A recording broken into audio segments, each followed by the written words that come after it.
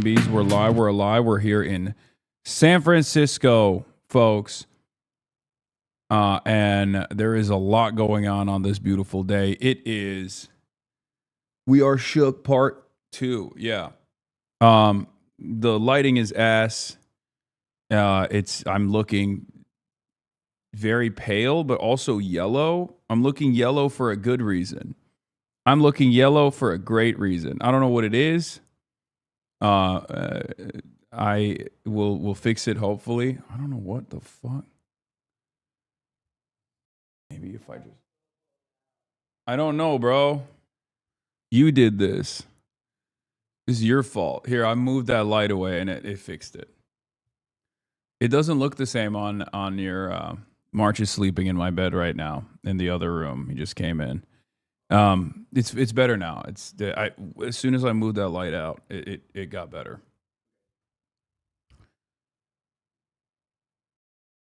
Why is the Parenti filter on? I don't know. Anyway, we're live. We're alive, ladies and gentlemen, and I hope all the boys, girls, and MBs are having a fantastic one because today's a beautiful day. Today's a wonderful day. Today, a tan in Puerto Rico would help. Yeah, true.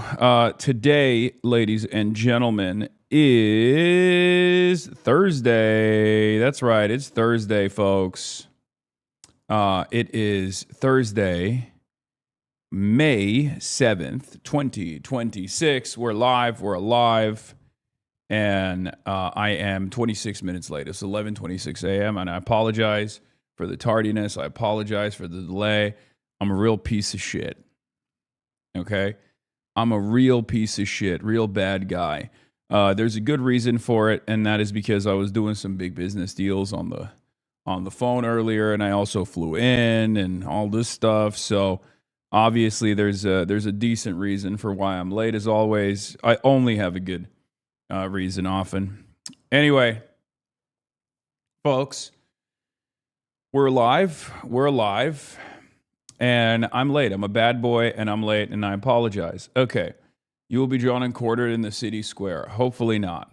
On behalf of the many San Francisco Hasanabi heads, will there be a meet and greet or just the usual? Oh, my God. Oh, my God. Magaphonics. I'm going to literally throw you to the counter protesters outside the venue tonight.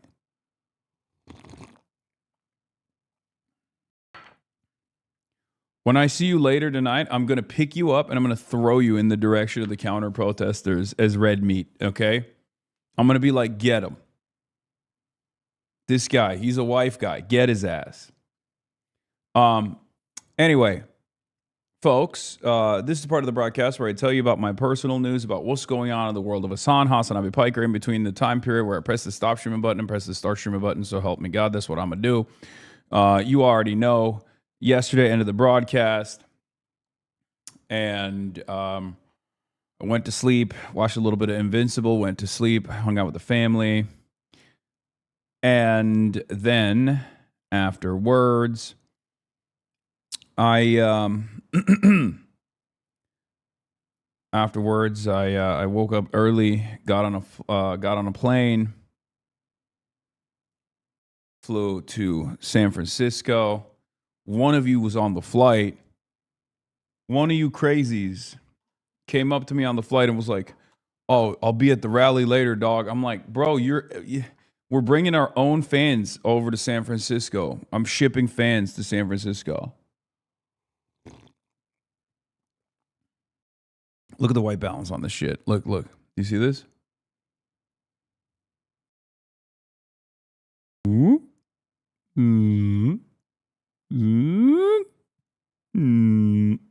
Yeah, we're bussing in fans. Anyway, but yeah, can I get a happy birthday? 'Tis my birthday. Happy birthday. So, as I was saying, I got on the flight, passed out. Don't know if they took a photo of me passed out. Obviously, luxury first class, ultra luxury first class. No lie flat. Obviously, it's an hour-long flight. And I got in, had a big business deal, phone call style situation. And then afterwards, I am live. I'm live and also alive at the same time. The UK elections are happening today. We'll obviously be talking about that. Go green, go greens. There's there's a lot going on in the world. Insane that you got to think about Loomer literally taking creep shots of you on flights now. It's not just it's not just Laura Loomer who I have to worry about taking creep shots of me. There's also obviously a lot of right wing elements within the Democratic Party as well, which I will be talking about in a second.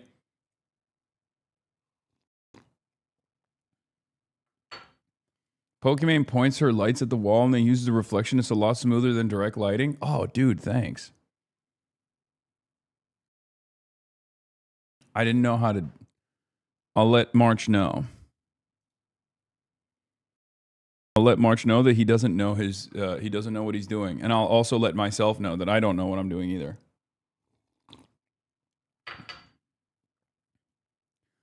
Anyway, yeah, that's it. Bro is never home. Home is where you make it. Home is where I have you by my side. Home is where I have my trusty live streaming broadcasting equipment. And that's why today San Francisco is home. Listen, home is when I'm with you, okay?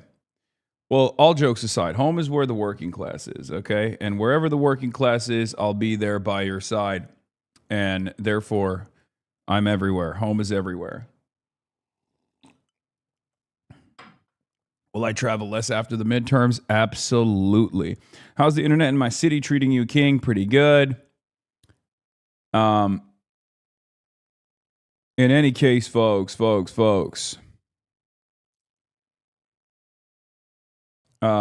We're live. We're alive. That's all I got for personal news. Not much else. UK elections. We'll be covering that as well. San Francisco. NSF. SF Dems condemn me. Epstein's Fury, Day 69. Tehran reviews U.S. proposal. Saudi bases reopen. Strait closed. Rubio with the Pope. Shoycott rally later. Get in now. Yeah. Yeah, day 69, dude. Nice. Y'all are children. Okay? Y'all are too old to be making jokes like that. Anyway, I glanced at my mom's phone when I saw your name. I asked her about you and she called you a bastard and said she hates you. Okay? Is this because I haven't called her back? Is that what it is? Yes, I'm a orgasm merchant. I apologize. You know, I give orgasms for free, but then, you know, I perish into the night. Sometimes never to return. Is that what it is? Is that why your mommy is upset?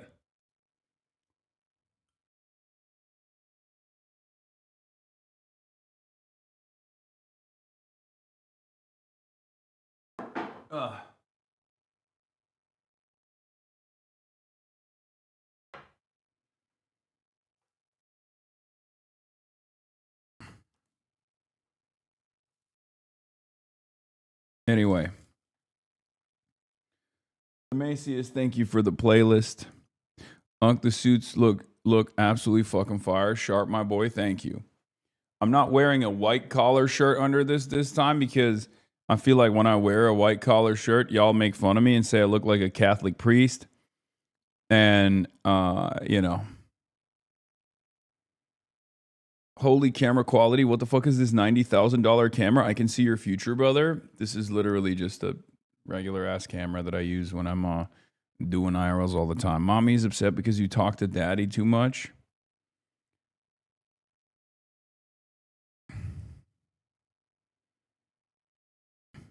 Yeah.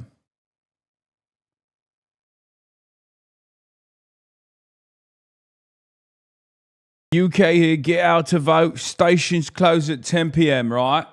Greenwich time. 10 p.m. Greenwich time, lads.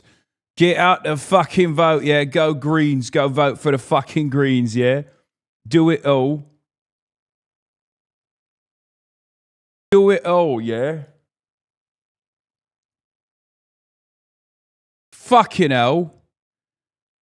It's time to fucking go out and vote, yeah? I love the UK. Except for the fact that a British man is trying to become the governor of my beautiful state. Don't like that. Don't like that one bit. Having said that, keep England English. I'm in favour. Right? Keep it fucking green. California accent, Greenwich. 12 articles since yesterday, lol. Jesus Christ.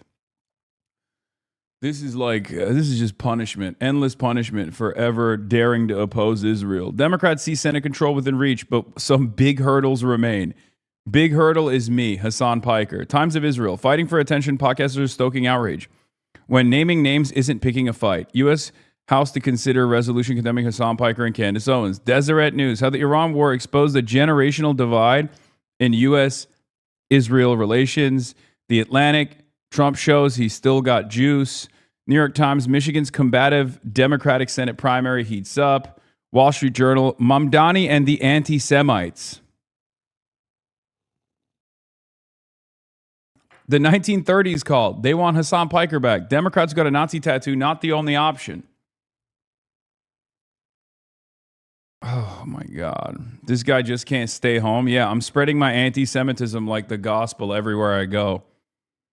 A deplorable subscribes to the New York Times, American thinker. SF Gate, left-wing streamer muscling his way into California politics. I was going to read this. I read this article.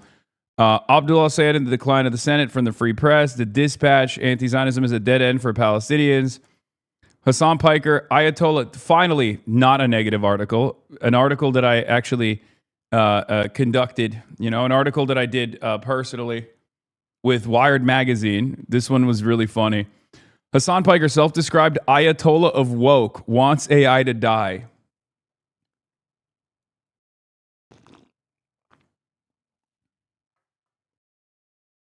Deseret News is a Mormon publication? Wait, really?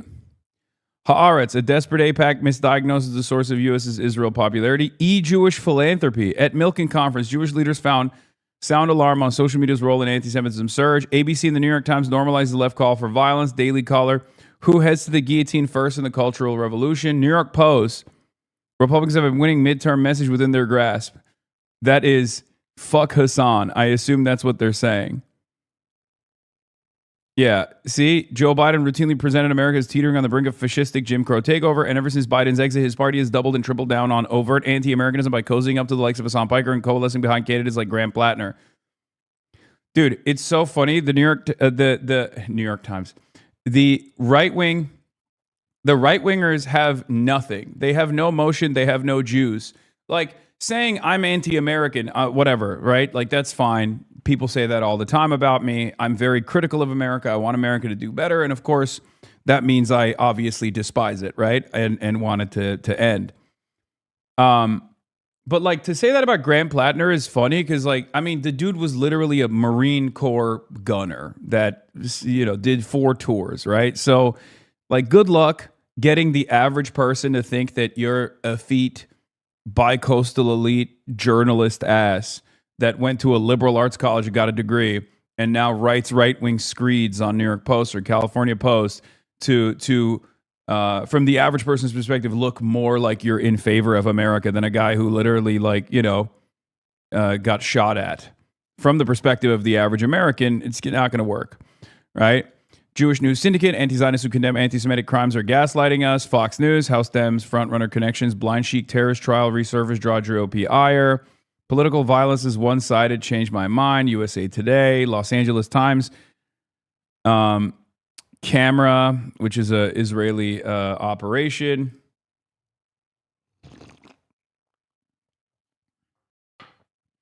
House to consider bipartisan resolution. NBC News. Ro Khanna says doesn't regret appearing on the blah blah blah blah blah blah blah blah blah blah blah blah blah blah.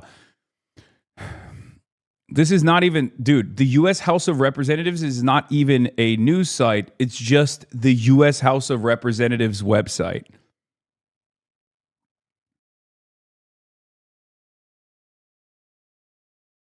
There's a San Francisco Chronicle article that came out. Hasan Piker that joined San Francisco rally for shortcut Chakrabarty's congressional campaign. The backlash has already started. Yeah.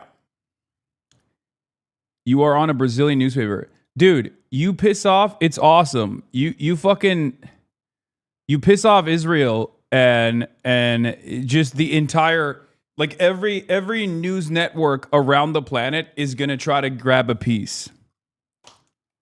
Okay?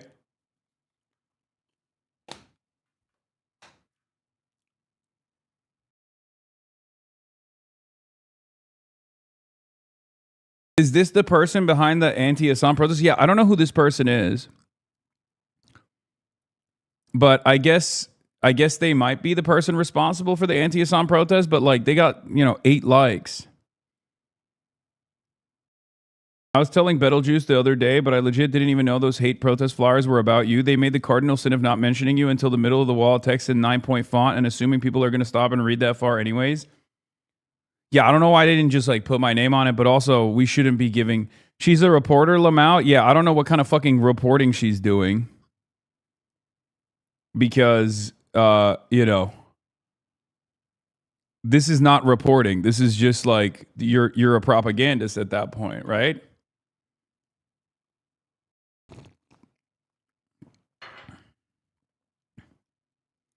Also, SF has a million of those types of activist posters. No one reads them. Yeah.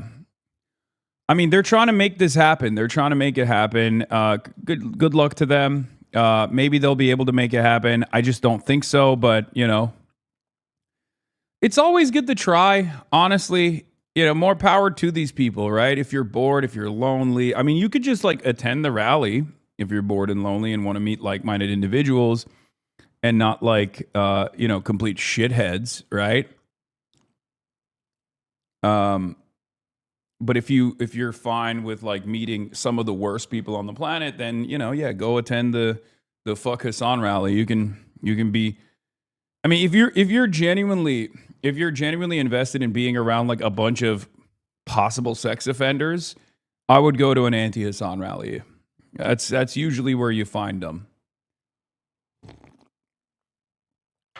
I don't know why that's the case, but that's usually how things play out.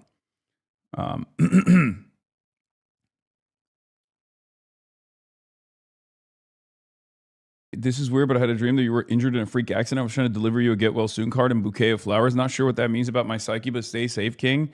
Yeah, maybe you should not watch as much then. A Majority Report raid? Hell yeah. Thank you. Shout out to A Majority Report. Hope you had a great stream. Anyway, let's keep going.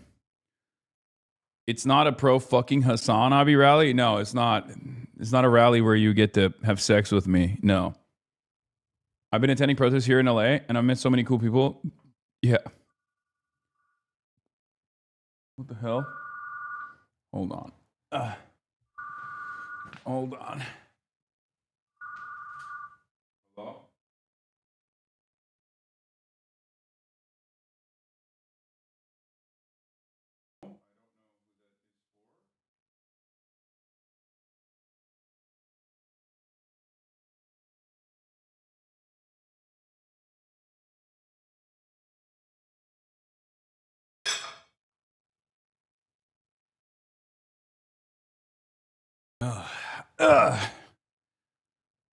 So many bots, Lamau. Yeah, they're all bots. Everybody that hits the mushy mushy, hello, they're all bots.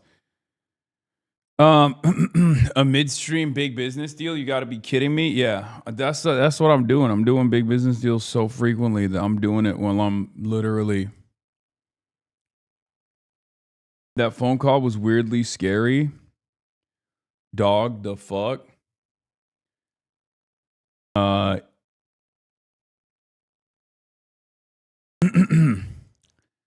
Anyway, let's keep going. Are you going to shop around and do an IRL before the rally? No, I don't think so. What is W the Pope? Where are you? I'm in San Francisco. All right. So, like I said, first story before we get to the playlist here, before we get to Trump claiming he won the war, even though before we get to all the situation monitoring that we will get to later in the day, let's start off. Let's start off here. So I'm supposed to be doing a rally with Shoykat Chakrabarty, who is running to take over Nancy Pelosi's seat. Wait, what? Ominous note from the CEO, Dan Clancy, on viewbotting. A note on our work to combat viewbotting from CEO Dan Clancy. There's been a lot of discussion recently about viewbotting on Twitch, and I wanted to share an update on our enforcement efforts. Viewbotting is bad for our business. We don't benefit from it, and we believe it harms the creator ecosystem overall. However, effectively combating viewbotting is challenging. As we deploy updates to our real-time detection algorithms, viewbotting companies quickly respond with updates to avoid detection. Also, our detection systems must be precise to ensure that legitimate viewers are appropriately counted. Today, we're introducing a new enforcement type that we plan to roll out over the next few weeks. For channels identified as persistently viewbotting, we will apply a cap to the streamer's CCV for a fixed period of time on all of the Twitch services. The cap will be based upon historical data regarding the creator's non-viewbotted traffic. Repeated violations will result in longer penalties. Streamers will be notified when an enforcement is applied, along with the duration of the penalty, and can appeal through the appeals portal.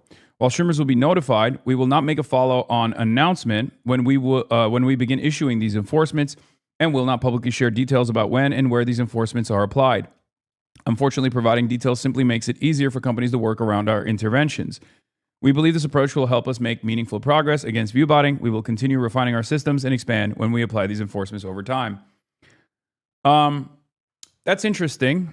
As you guys know, I'm very much in favor of combating viewbotting, as I am, according to my haters, who are, the number one trackers of viewbotters. Even my haters will say I'm out of the top content creators on this platform. I'm one of the only top content creators that has never viewbotted and never will viewbot.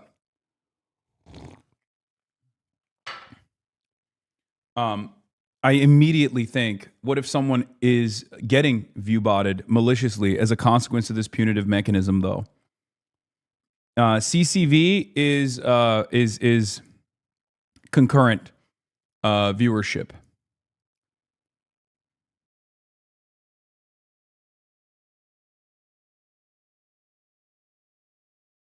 I'll never forget the 300K bot stream. I know.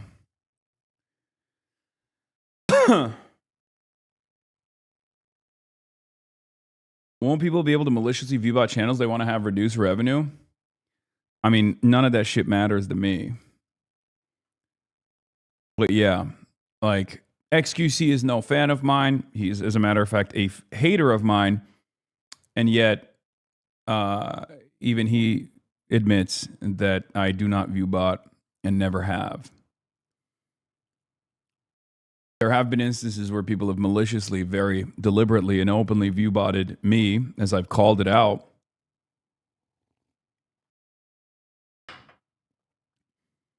But it does nothing for me. I don't care. I don't do sponsorships in general.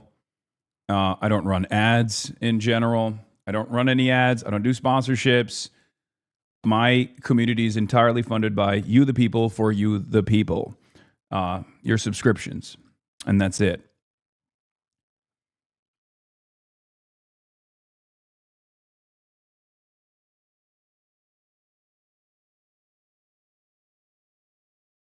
So that's the Piker Broadcasting Service guarantee. No view bots.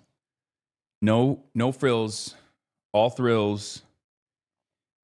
All the time. Bots and channels that don't want bots get banned. So no, people who don't want it or do it won't get punished. I don't think it works that way. The thing is, consistently viewbotting someone maliciously is too expensive. You would have to be a rich as fuck hater to maintain that change in the average baseline, buddy. I have some fucking insane haters, but I don't have it. I showed Speed stream yesterday in the Dominican Republic may have been viewbotted by Alafoca, who was with him. He peaked at 1.9 million concurrent. I don't know if that's the case. Put the reaction in the bag, Abby. What is this? If Jake Paul ever actually runs for president, the only viable option to run against him is going to be Hasan Piker. Hasan Piker is then going to say, I don't want to run for anything. And here's the thing about me. First of all, I don't fucking care. Second of all, aren't you a socialist? So why are you putting your own desires over what the population needs? Sorry. But if Jake Paul runs, our hand is forced. We keep showing up to the gunfight with fucking pocket knives. It's time to bring out the Smith & Wesson. First of all, we've already locked in the vote of every woman over 45, regardless of how they've ever voted before. It doesn't matter how they have previously voted. Why? Because there have been enough Hulu and Netflix documentaries that these bitches are ready to relive their JFK fantasy. Boom. Second of all, how was he going to get the man? Because there's going to be men who's there. Blah, blah, blah. No problem. I got it. And here's the campaign strategy for free. The NFL draft. First of all, you're going to need to understand it. But then you're going to explain to them how that is socialism. Who gets the first round draft pick every year? The shittiest team from last year. Why? Because it keeps the game interesting. It keeps giving everybody, trying to give the underdog a chance. Evens out the playing field, okay? Imagine Tom Brady won a Super Bowl. Imagine if after every year he won a damn Super Bowl, they were like, well, he deserves it because clearly he's the best. Or, the Patriots, they're the best team, so they deserve to have the first round draft pick because they're obviously the most capable. That's not fair, right? That's capitalism.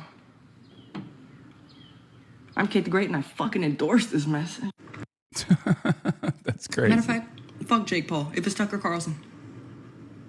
And I know that's 1,000. Still not giving a fall. She raised a good point. You can probably win a president, but just going on a tangent about the NFL draft on the debate stage for 5 minutes, and immediately demonstrate my lack of knowledge on this. Whoa, what the hell? Olivia Rodrigo liked the Hassan Instagram post from 2018. Is she a Hasanabi head? How do you guys find this shit? And yes, she used to be a Hasanabi head. I mean, I don't know if she still is, but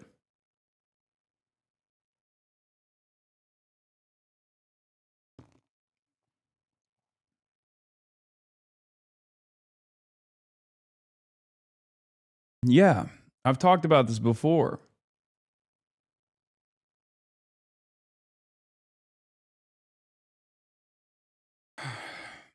How do you guys find this stuff? It's crazy.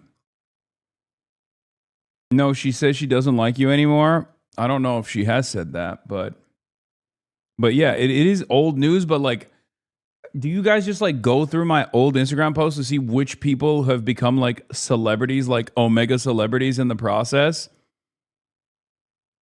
Is that how you do it? Like, how do you find this stuff? I don't even. I just asked her. She said you're fine.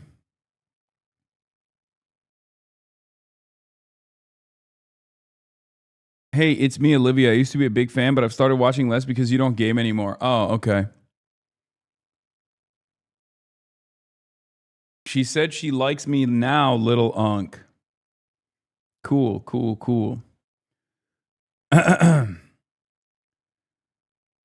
They just scroll your post, and if someone they follow follows you, it'll tell them underneath the post. It automatically pops up if you're following them. Yeah.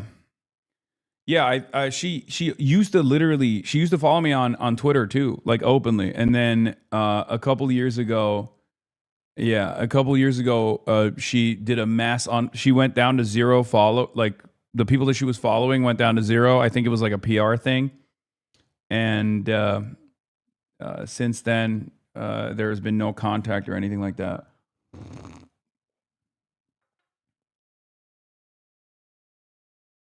But yeah, she's a OG. She's a OG Hasanabi head for many years. But she's with a fucking record label. Like, that's not, Record labels are check her logs, OMG. Yeah, this is definitely her real account.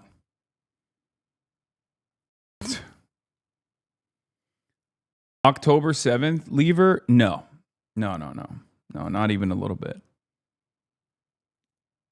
Just want to say I'm a bot boss. I'm sorry, but I'm chipped up and bricked up. Nice, Jordan. Theory. She unfollowed on October 8th, unfortunately. That's not... I don't know why you guys are doing it. Tim Robinson also follows you, I think. Also, by the way, Pog. People are adding your old photos to their wank bank and finding celebs that liked your post. Yeah.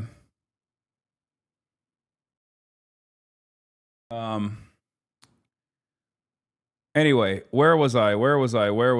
Please, are these glasses real or not? I am tired of asking. Hasan's fake glasses. Yes, of course they're real. I can't fucking see without them. Look.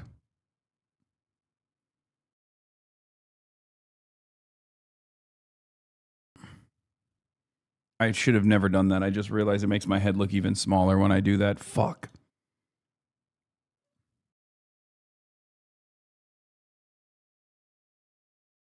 Emily Ratajkowski liked her GQ tub post? No, she didn't.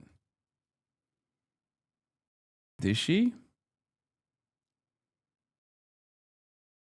Please cover the UK before the UK goes to bed. Fucking hell. Dropping the near attendant like evidence tomorrow? Sure. Unc, stop. It's bad for us to look through someone else's prescription. Yeah, you're blind now. I just ruined your eyesight. That's how it works. It's the same as wearing someone else's glasses for a brief moment. Yeah, near attendant was a Hasanabi head. No, I'm kidding.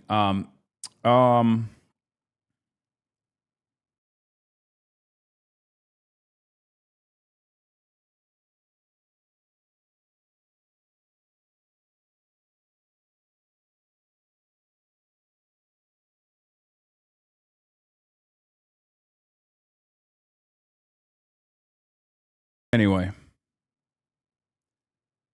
When you coming to Ohio? I don't know. Not planning on it anytime soon. Okay, so where do we begin? Our story starts with the rally that's supposed to take place later tonight. Okay, from 7 p.m. to 9 p.m. Pacific time, I will be doing a rally. Change the party with Chakrabarty rally with Shoykat Chakrabarty, who's running for Nancy Pelosi's now unoccupied vacant seat. Pelosi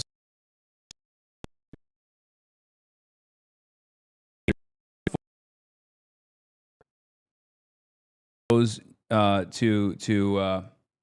she's decided not to run again, which is shocking to me. I don't know why she did that, but was there a brief F? Ugh. Is the internet getting busted? Interesting.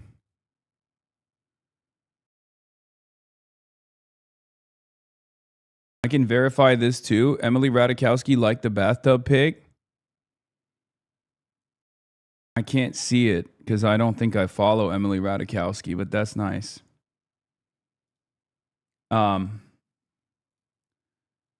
Anyway, we're back.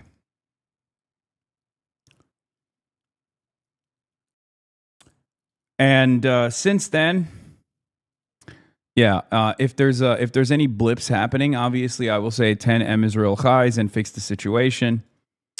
But since then, numerous articles have been written, and the San Francisco Board of Supervisors, the San Francisco Democratic Party, has come out.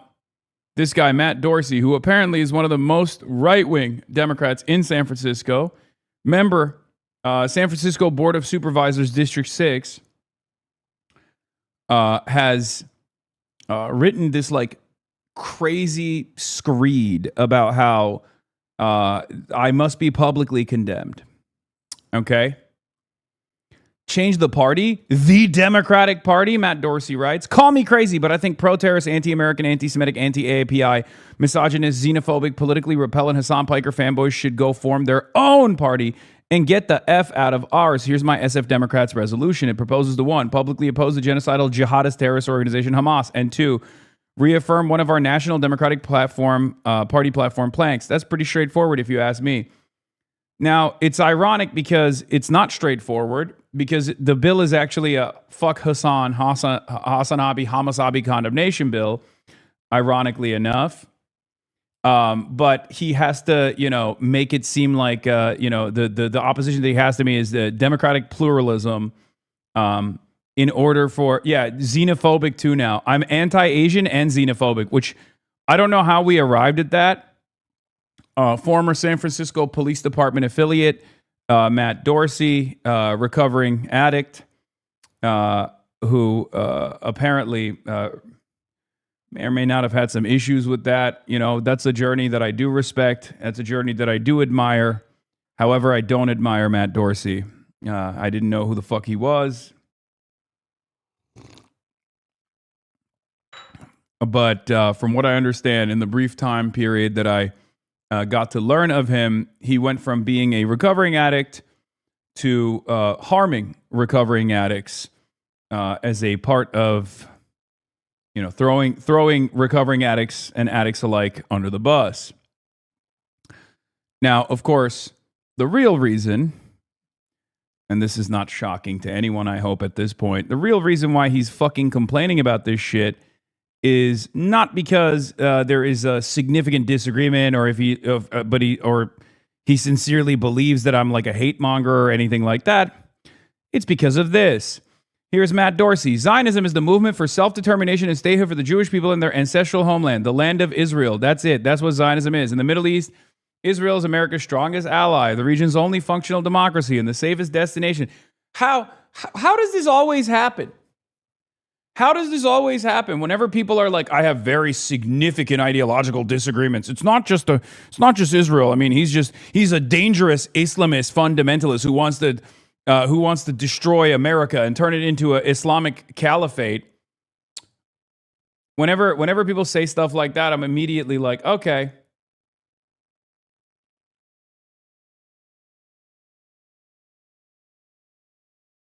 Let's go key search Israel in their previous tweets. It's always Israel. It's time to normalize Zionism and acknowledge that Israel's enemies are also America's Israel's, Am Israel Chai, American flag, Israeli flag, and then the LGBTQ plus flag. Huh. How did that happen? These people are basically servile dogs. Okay? I'll say it out loud. They are fucking servile dogs to Israel. They would sell out their immediate family members if it meant getting another paycheck from a Zionist organization. Okay? That's it. You are yelling at a fucking guy who wants Medicare for all, who wants the Democratic Party to actually fight back against the Republican Party. You're not even a functioning Democrat at that point. And it's the same for Josh Gottheimer too. Right? Yay, I'm a self-proclaimed Zionist too. I support the right of the Jewish people and national self-determination in their historic homeland, the land of Israel, which is all Zionism means. I'm also a proud Democrat, the party of President Harry S. Truman, whose recognition of the state of Israel it's like this is what I mean. Like, these guys will be like, why are you so obsessed with Israel? And then write shit like this. Okay? It's like, big dog, you can't say I'm obsessed with Israel when there is no other country that you would behave like this for, okay? I don't ever want to think about Israel for the rest of my fucking life. It would be a beautiful, beautiful world to live in if I didn't have to think about Israel. But unfortunately, it's servile dogs in American politics do their very best to make sure it's always top of mind. Okay? And for the record, the GOAT, Gideon Levy, also wrote, Zionism didn't go wrong. It was always built this way. Of course, you will never see an op-ed like this in a Western newspaper. And someone who says stuff like this, me, Hasan Piker, consistently gets called a fucking rabid anti-Semite, a virulent anti-Semite for this exact take. Okay?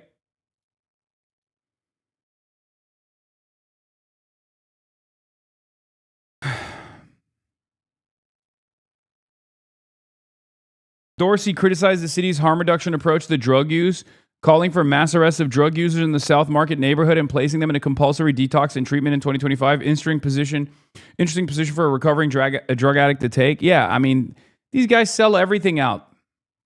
That's why I always say Israel's a pretty good fucking litmus test. Okay? If you are going to dick ride a foreign country this hard, then yeah, you have no principles, you have no values, you're bought and paid for. Okay? You could literally be a fucking recovering drug addict and sell out recovering drug addicts, ruin their lives further with unbelievably draconian policies that you implement.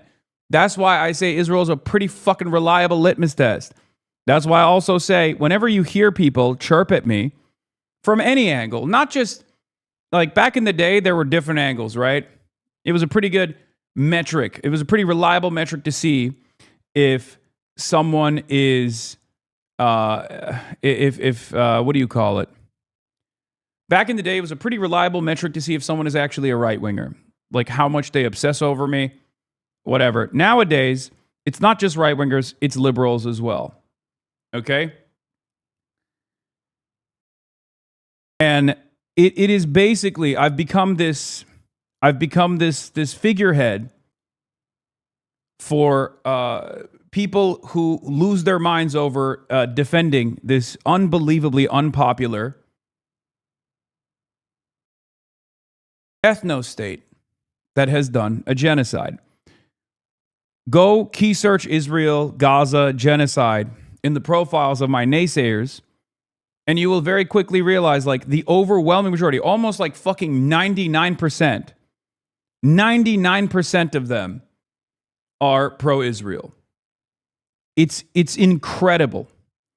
And they don't have like a normal approach to the subject either. They lose their fucking minds. They will go to lengths that I've never even experienced before in an effort to try and smear me, smear this movement, attack this movement in general, attack anyone associated with people like ourselves.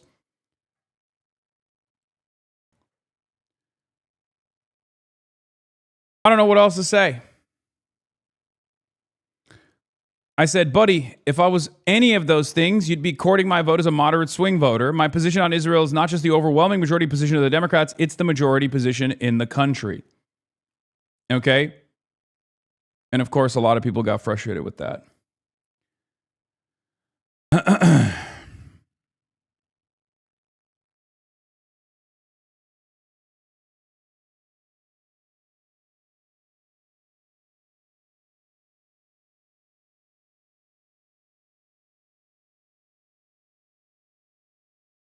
I'm anti-Israel and I just hate you for the love of the game. Yeah, the only people who are anti-Israel who hate me are either neo-Nazis or the ultras, like the MAGA communists who are, in my opinion, just opportunists for the most part. They will align with anyone and everyone like Andrew Tate or any of these like unbelievably reactionary conspiracy theorists in an effort to try to brand themselves as like outside of the box thinkers and shit like that. Those are the only people who like sincerely claim to hate Israel, but also genuinely have a lot of hate for me as well in their hearts.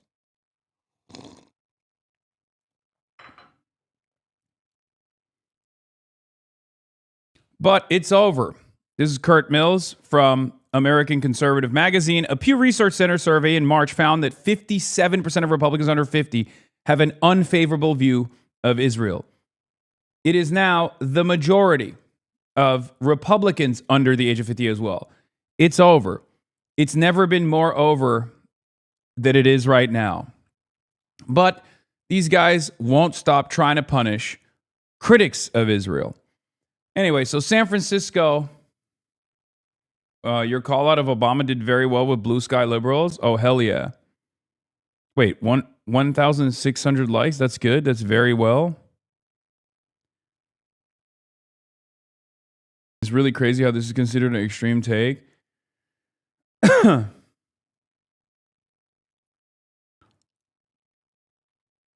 Will you be checking out our dark woke general on Blue Sky? That's good. Okay. Anyway, so San Francisco Chronicle wrote about this. Said Hasan Piker to join SF rally for Shoykat Chakrabarty's congressional campaign. The backlash has already started. Hasan Piker, popular but controversial left-wing political commentator, is scheduled to join San Francisco congressional candidate Shoykat Chakrabarty for a Thursday rally to boost his campaign to succeed Representative Nancy Pelosi. I think I brick a lot of people's brains, by the way. And I think part of the reason why I brick a lot of people's brains is because while the things that I say are unbearably woke, which Democrats fucking hate because they're right-wing, corporate, centrist Democrats who will never actually advance left-wing economic populism. So they think like they should just concede on the culture war stuff and become more like the Republican Party because they assume that that is the only popular way to win over support. So they'll literally say, I'm too fucking woke. But then the way I talk and the way I look is not very woke.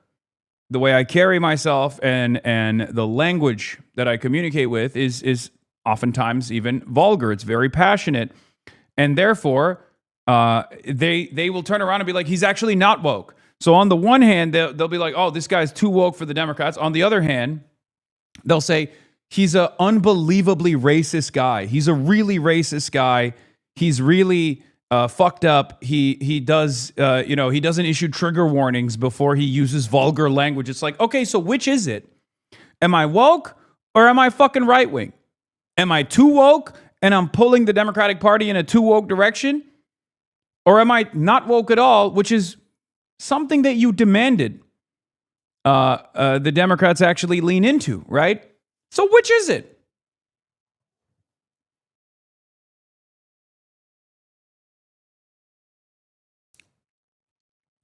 The backlash from Chakrabarty's opponents has already begun, led by a San Francisco lawmaker who says Piker has no place in the Democratic Party because of his past incendiary comments. Piker, whose social media channels have millions of followers, has emerged as a divisive figure in the Democratic politics in recent years. Jewish groups and moderate Democrats have condemned his remarks about Israel, 9/11, American imperialism, and Asian immigrants.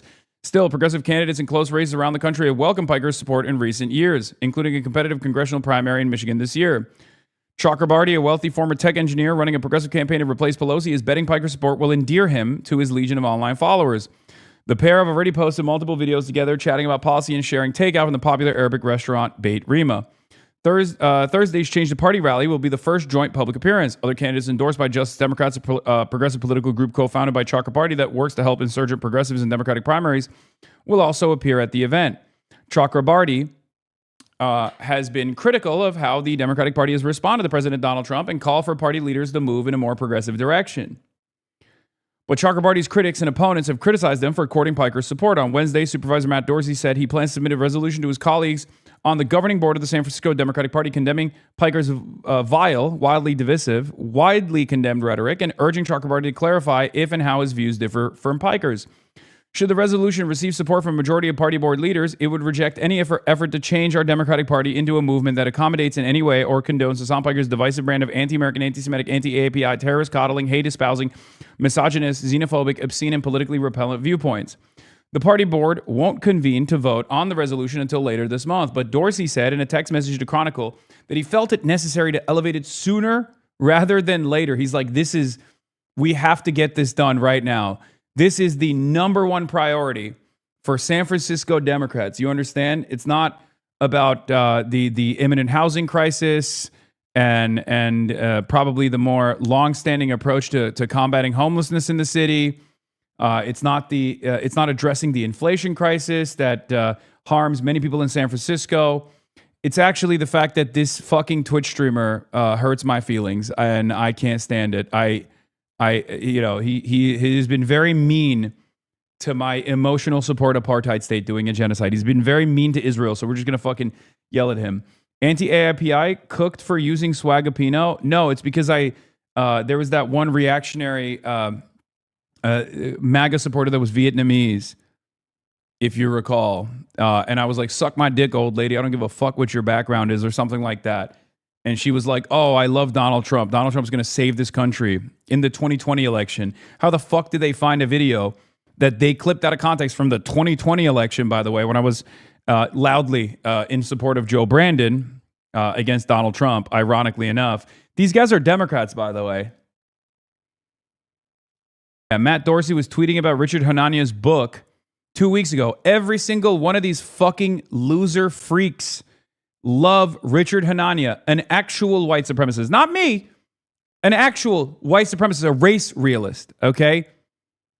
But Richard Hanania is pro-Israel, and Richard Hanania is no longer as openly supportive of the Republican Party because he realized the Republicans are fucking idiots, and he realized he could just like lean into the dumbass fucking liberals who will eat this shit up. They'll be like, oh, you wrote extensively about the genetic inferiority of black people, but you're also pro-Israel and pro-liberal Democratic Party now? Well, guess what?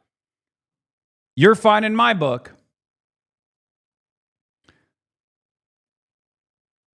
Richard Hanania, who helped write Project 2025. These Democrats are aligned with Richard Hanania, but they hate me. So who do they really represent? The same thing goes for Scott Wiener, by the way. He said the exact same bullshit. Scott Wiener went on Richard Hanania's podcast. Again, a guy who is literally not only an active white supremacist, a race realist, but a guy who has defended Jeffrey Epstein. This is Richard Hanania. And yet, these Democrats do not shy away from associating with Richard Hanania, but on the other hand, condemn me. Very interesting. Perhaps the only litmus test that they're applying is whether they're pro-Israel or not.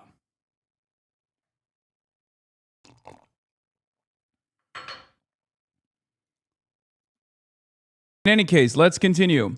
Dorsey said he's worried about the party's future, but he doesn't want the solution to mean elevating toxicity and divisiveness, as he believes Chakrabarty is doing that by featuring Piker at the rally. When I see somebody who's endeavoring to change the Democratic Party with principles that are just anathema to what our party is about and what could be really destructive to our ability to ever win a majority in this country, I think we have to call that out, Dorsey said. Tiffany Bradley, a spokesperson for Chakrabarty's campaign, responded to Dorsey's resolution in a statement Wednesday. Voters are facing dire crises, including rising costs of war and erosion of their civil rights by an authoritarian government, she said.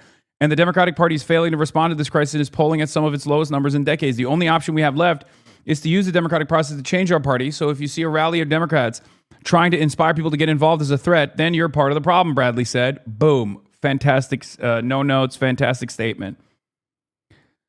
In April, the Republican National Committee resurfaced videos in which Piker expressed irritation with first generation, second generation, third generation Asian people who are dogs to white people. Supervisor Connie Chan, another candidate running against Chakrabarty, who was born in Hong Kong, condemned the rhetoric in a statement at the time. It is disappointing. Yeah, I was talking about Asian people who are being used in the anti-affirmative action decision, by the way. Think about that. Think about how fucking annoying this is. That's anti-Asian? Really? That's anti-Asian? That I'm fucking shitting on? I'm shitting on people that are presenting themselves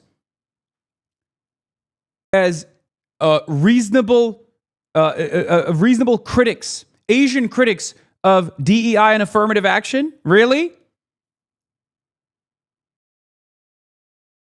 Yeah, don't be a fucking slave to white people then. Like, what do you mean? Don't advance white supremacy. It's that fucking simple. Why is this in any way, shape, or form, why is that sentiment considered anti-Asian?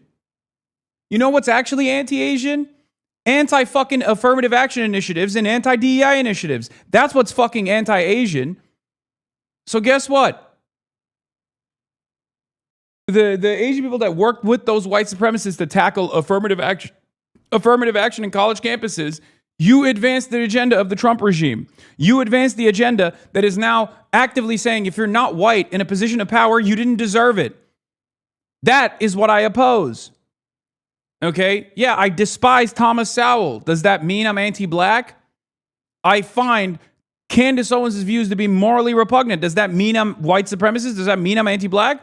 Or am I opposing white supremacy? Stop playing this fucking bullshit game. This is unbelievably reactionary. And the very fact that people are knowingly using the Republican National Committee's resurfaced videos as Democrats is disgusting to me. Okay? You're a fucking dupe. You're either cynically taking advantage of this or you're a goddamn dupe. I'm so anti-Asian. That's why I'm appearing alongside Shoykat Chakrabarty. That's why it's such a funny fucking line of attack. Am I anti-Asian or am I too in favor of aligning and having a cooperative relationship with China? Which one is it? Yeah, I'm too pro-China, but also anti-Asian at the same time. I don't know. I don't know how this works. Again, perhaps it doesn't fucking matter. Perhaps it doesn't matter at all. Perhaps it's just a cynical line of attack. And that's precisely what it is. You're on Fox News today. The fuck is this? Supervisor Connie Chan, another candidate running against Chakrabarti, who was born in Hong Kong, condemned the rhetoric in a statement at the time. It is disappointing when we've become used to people making inflammatory, even racist remarks to get clout online. We must demand that everyone, especially with those wide reach and influence, do better. That goes for political candidates too. I don't even have any smoke for Connie Chan, by the way. I don't think she's like a bad person at all. I think this is a very cynical line of attack to get one on Shoykat Chakrabarti. It's a little disappointing, especially considering that I know a lot of people that, have positive feelings about Connie Chan. And it would be shocking to me if Connie Chan disagreed with my assessment here about affirmative action and DEI initiatives and how sometimes Asian people play a willing role in advancing white supremacist values. I don't think she's in favor of that. I'm not in favor of that. That's who I'm criticizing. Piker stood by some of his most incendiary comments, including those about Asian immigrants, though he said those remarks have been taken out of context. While my sentiment is vulgar, I stand on my principles, Piker told Political Playbook in April, explaining that he had been speaking about a Supreme Court decision striking down affirmative action. I'm talking for 10 hours every single day, 7 days a week. Of course, there's going to be opportunities to clip me out of context. Responding to Dorsey's criticism in a social media post on Friday, Piker said his position on Israel is not just the overwhelming majority position of the Democrats, it's the majority position in the country. Piker's also been an outspoken and highly controversial critic of the Israeli government and what he describes as genocide. What I describe as genocide? You mean the United Nations? You mean what Amnesty International, Human Rights Watch, B'Tselem, the Israeli humanitarian organization, and virtually every fucking international body has considered a genocide, has openly called a genocide? It's not what my description is. Okay, it's the description of common... It's the description of every fucking institution that is tasked with dealing with this kind of stuff. Anyway, suggesting Israel deserved the October 7th attack. I did not do that. But in any case, many of them civilians. He's also said reports that Hamas and rape women during the attacks don't matter or change the dynamic for me. Piker's also spoken out against anti-Semitism and described it as a hate crime. Dorsey, who has maintained his staunch support for Israel, also wrote in the resolution that Chakrabarti should publicly acknowledge Hamas to be a genocidal terrorist organization and suggested that Piker and his fans should pursue the formation of their own party and get out of ours. Yeah, this is an unbelievable, packed, incredibly biased last paragraph there. I said, Hasan said Israel deserved October 7. Hasan said, it doesn't matter if rapes happen. Just leaving it at that.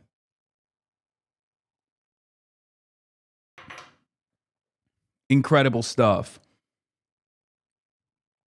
Obviously, you do understand, though, identity gets removed from any class context and then leveraged to forward the interests of power. You are racist if you critique Owens or Obama for his body count, and you are a commie terrorist if you advocate for working class interests. It hasn't changed much over the years. I know. I'll keep fucking saying what I'm saying, though, because I've been saying this for years. I've been saying everything that I've said in the last couple of years for this past decade. Okay? And guess what?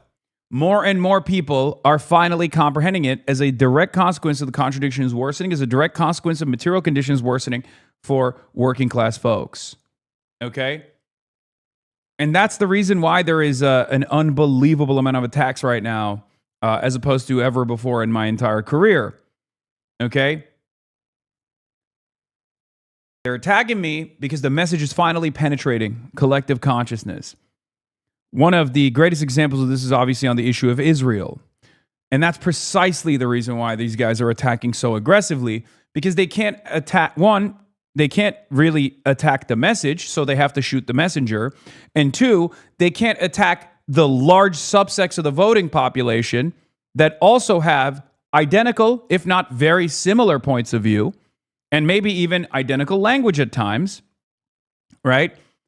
So they can't discipline the voters, so they try to discipline someone who's popular with the voters, or at least a subsect of the voters, right? That's what it is.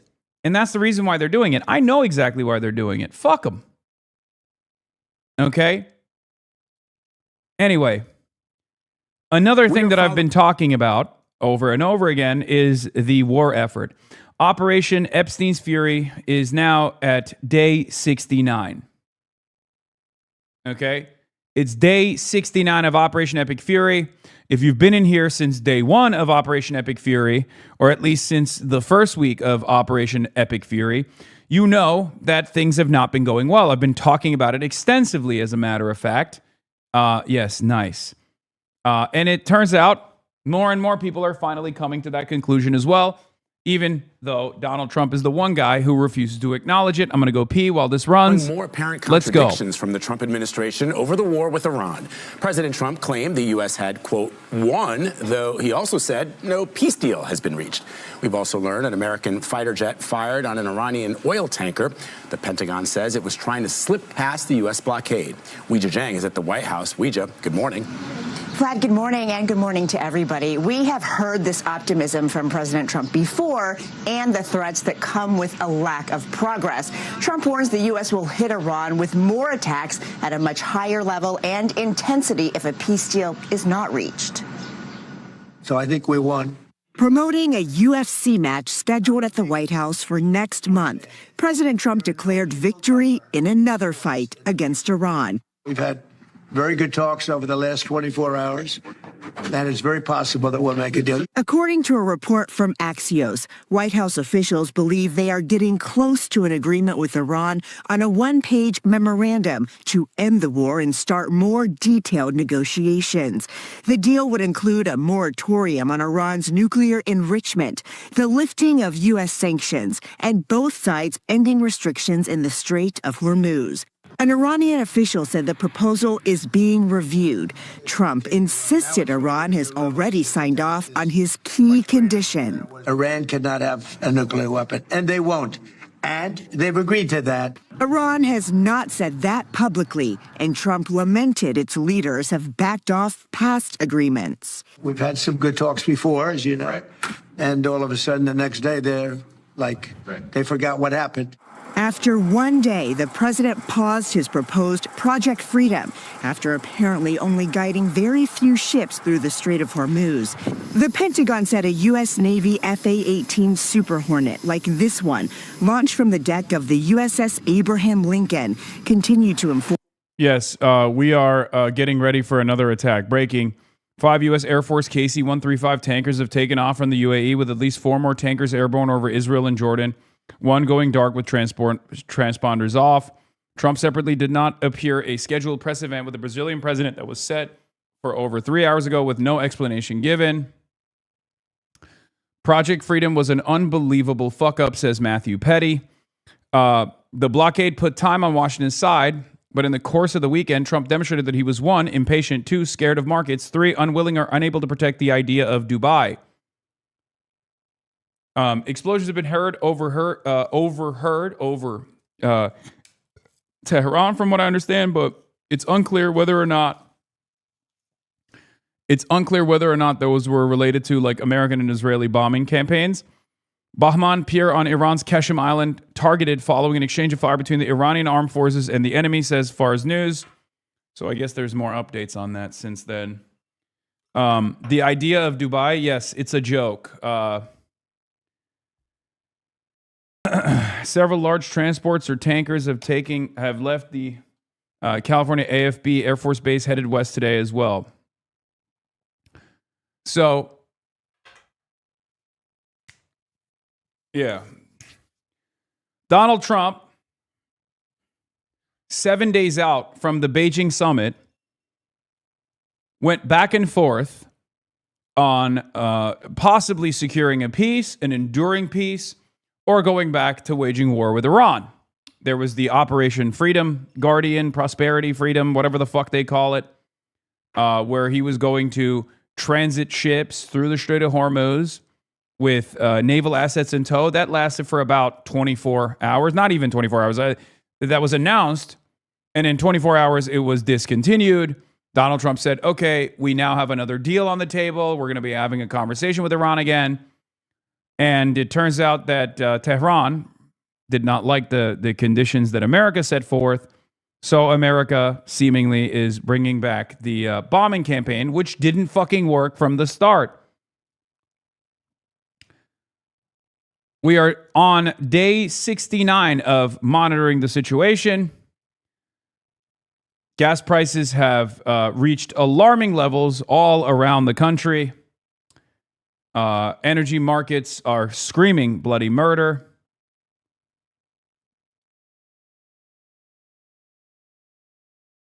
And yet, oh God, I gotta stop saying day 69. An American official just told Al Jazeera the reports about preparations to resume Project Freedom are false. Do with that what you will. I don't know, says Bonser Berry.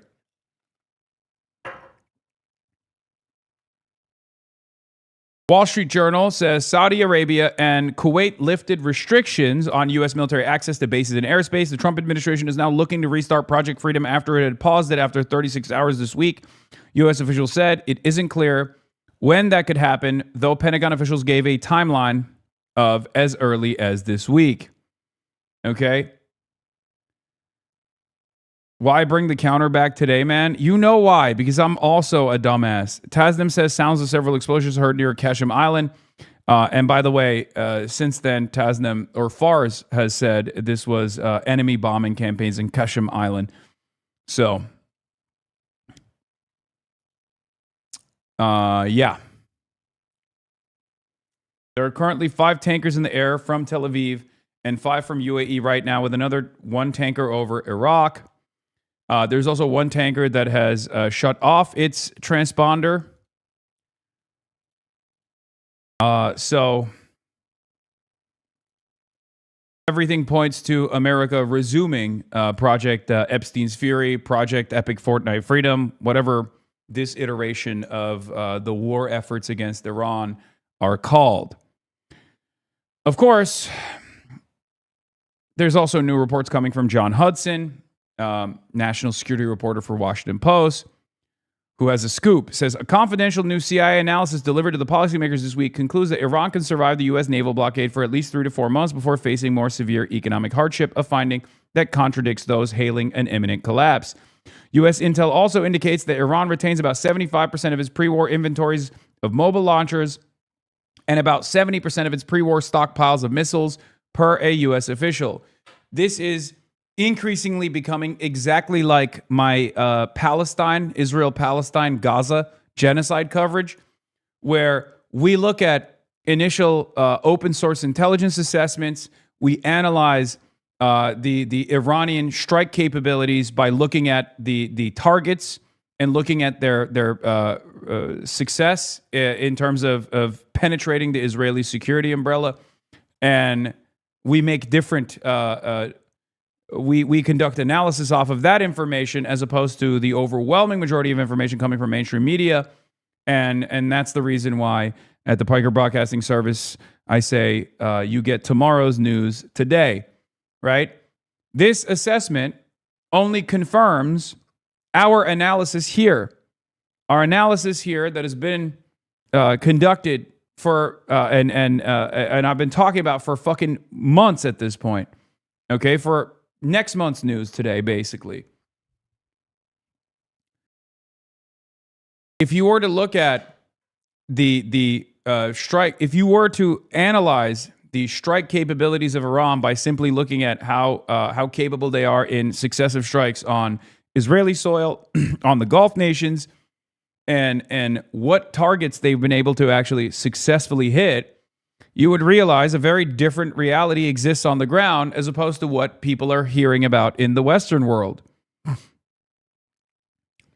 U.S. intel also indicates that, I mean, this is great, though. It's basically confirmation. The CIA is basically confirming what we have seen and what we've been talking about for the past 2 months now. Again, day 69.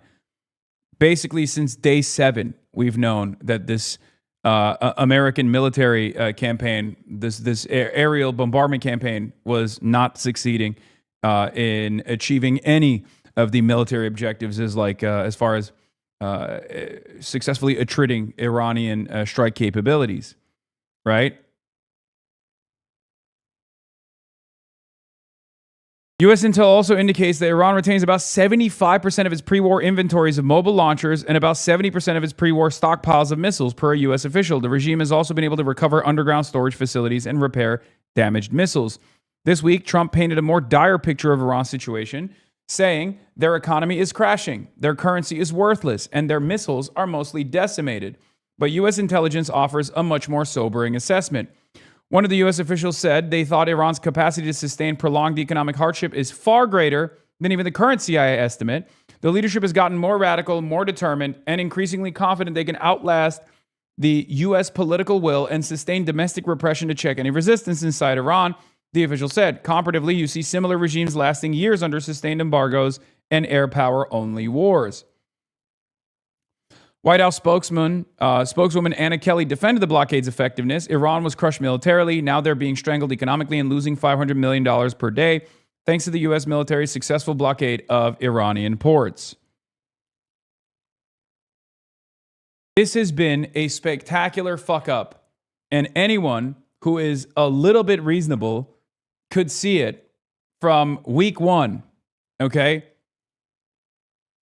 At some point, you have to realize, like, there's not much daylight between Asmongold's base style reporting on the matter and a lot of mainstream media outlets that, have foundation for defending democracy folks on, or pro-war, war hawk neocons on their broadcasts over and over again.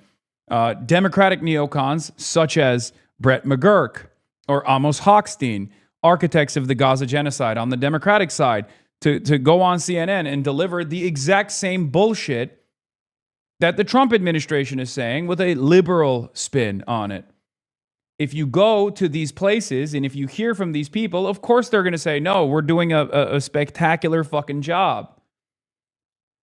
Mark Ames also has some choice words on this. The Team B counterpoint here is whatever the FDD Israel lobby says, just a few more blockade days, plus a few more bombing sorties, and the defeated regime is over. And though they're always wrong, presidents have a funny habit of going for the best massaged Team B intelligence.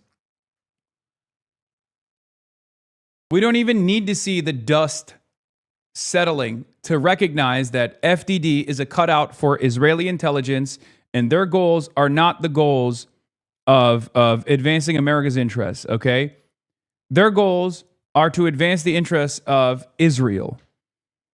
And it's very clear that the president and many in his closest circle are listening to these fucking idiots. The White House has literally used FDD policy papers in their communications throughout this war. Okay? They recently hired a FDD analyst to be a part of the negotiations team.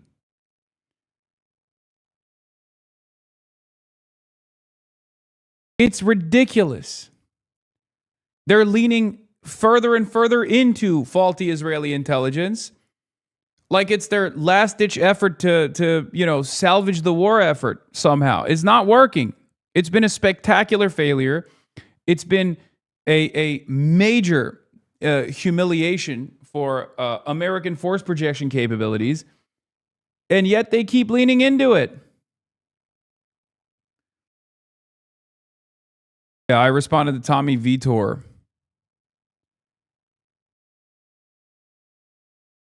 These neocon lunatics think taking down the Iranian regime is worth risking the Strait of Hormuz being closed for 8 months. Meanwhile, gas prices go up exponentially, entire economies in Asia collapse, and fertilizer shortages lead to famine. I said, good thing they put one of the FDD guys on the negotiations team. We clearly weren't sufficiently representing Israel's interests before. Tommy Vitor says, an org backed by autocrats who don't give a fuck about democracy. Perfect.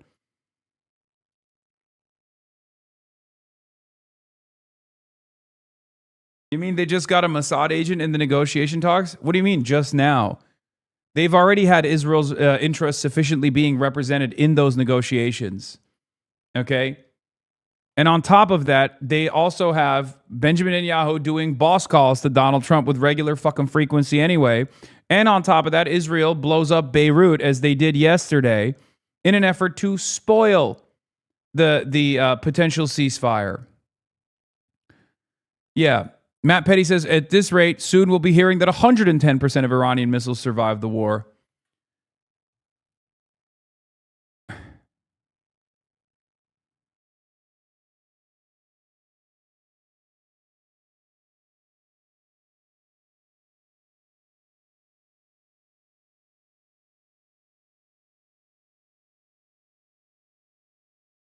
Yeah, the helpers. Yeah. Trump's new Iran negotiator is Israel's lobbyist who has denounced negotiations with Iran. Tapped to advise the special envoy for peace missions, Steve Witkoff, Nick Stewart previously condemned dealing with any of Iran's elected leaders. Okay, that's the guy. Yeah. Let's hear what he has to say about negotiating with Iran. This is the guy who was hired, by the way, to be a part of the Trump negotiations team this past week.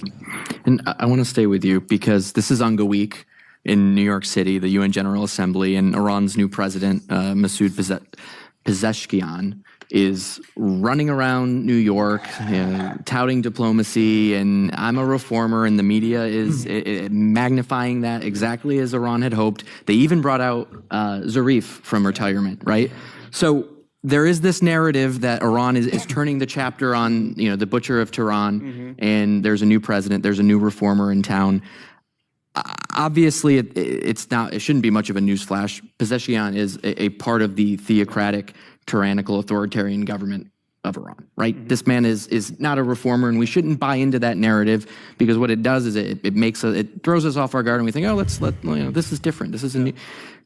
What do you say to that? Because that impacts policy, right? If we think that we have an honest broker across the table, we are coming to the table with a completely different mindset. And I think it's important we disabuse people of that notion. Speak to that. And I think if anybody else wants to chime in on this too. If Mr. Pezeshkian is a reformer, then I'm, Queen Elizabeth.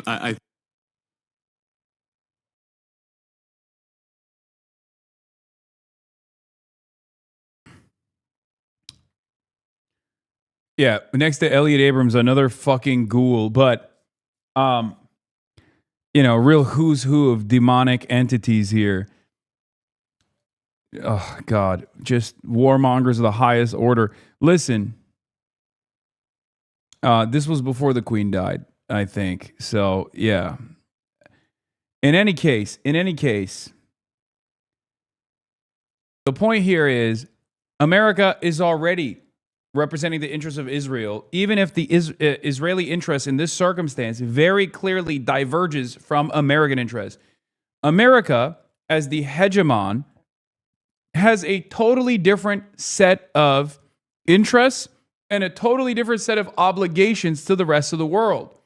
Its number one reason for existence, is number one justification for 800 military bases around the world, is the idea that they can be anywhere all at once, anywhere around the world in a matter of 24 to 48 hours, and they can dominate anyone militarily if a country dares impede on the free flow of commerce.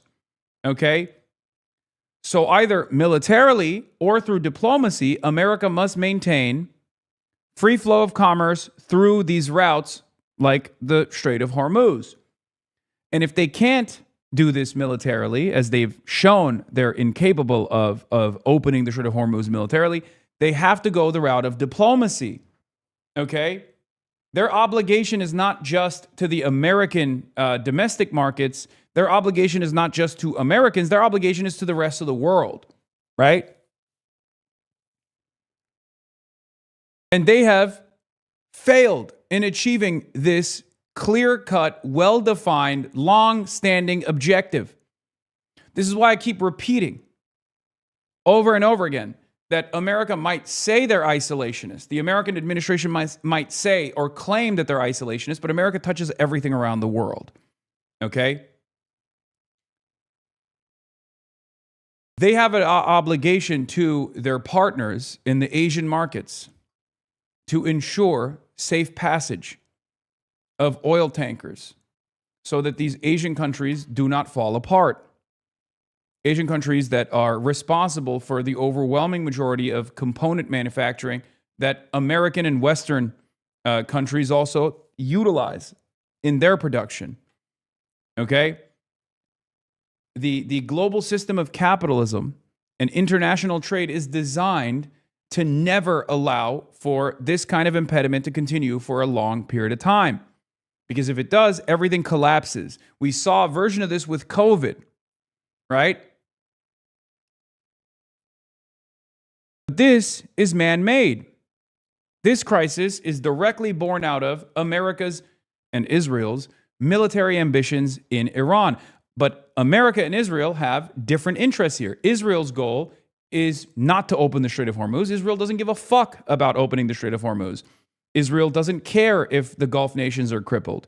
Israel actually benefits if the Gulf nations are crippled, whereas the rest of the world does not. The rest of the world does not benefit if the Gulf is lit on fire or if the Strait of Hormuz is blockaded, right? America, as the hegemon, must open the Strait of Hormuz, must allow international trade to continue in this pre-blockade levels, in the pre-blockade, pre-crisis levels that we're now experiencing. Do you understand? This is why I say Israel and America do not have goals that converge in this circumstance, but diverge from one another, okay? There's friction. But the American administration acts as though there is no friction whatsoever. The American administration acts as a pliant admin that will be willing participants in whatever Israel's design is in the region. And that is where we arrive at this issue. There are plenty of people making the reasonable assessment on the intelligence side, whether it be the CIA, on the State Department side, plenty of generals that have explained over and over again to Donald Trump that if they continue along this journey, that the crisis will only grow. There's only one option out of this to stop the hemorrhage, to stop the bleeding, and that is diplomacy. Okay? Everything points in that direction. And yet, there's one country that is no longer just a junior partner in this coalition, but seemingly behaving like the senior partner, Israel, that does not want diplomacy to take place. They do not want a sovereign Iran. I've said this from day one. Israel's goals since day one was very clear. It is the complete destruction, or at least the balkanization, or at least a failed state in Iran, turning Iran into Libya. Okay? That was Israel's goal.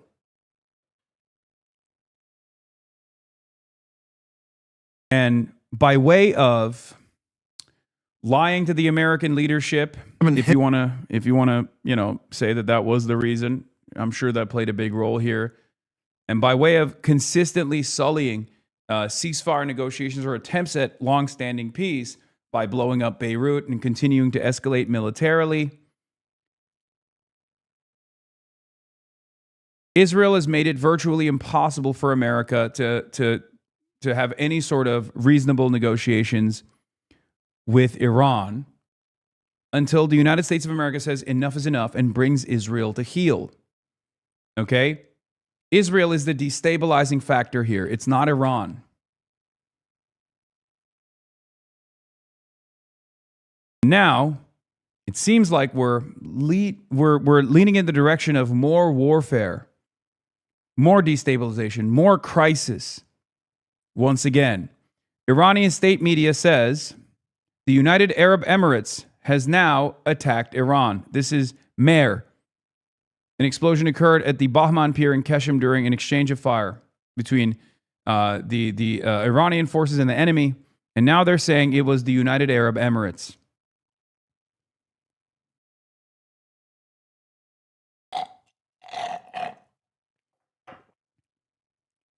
Iran will dish out a heavy price to the United Arab Emirates. 100%. From their perspective, they have to create military deterrence to ensure that this stops. This is how states conduct themselves. Okay?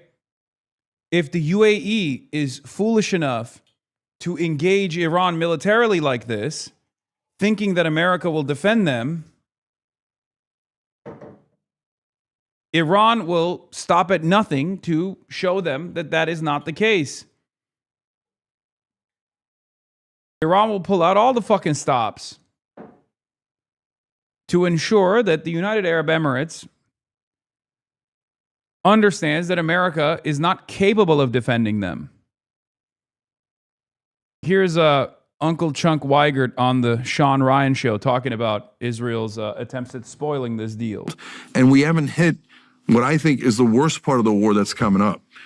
If we don't get the hell out of there, this is going to be an economic collapse like people have not seen. So why is Israel doing this? Number one, they want to take southern Lebanon, and this is all a giant distraction. Number two, they want the Iranians destroyed so they can't fund Hamas, Hezbollah, et cetera. So it's all about their interest, not our interest. But the parts people don't talk about, they just opened up the Leviathan gas field. For the first time, Israel now has a source of energy. And after the war starts, Netanyahu goes and brags on air, well, now that all those the strait is closed and other things are foreclosed, you're going to have to rely on Leviathan and Israel. Holy shit. Okay.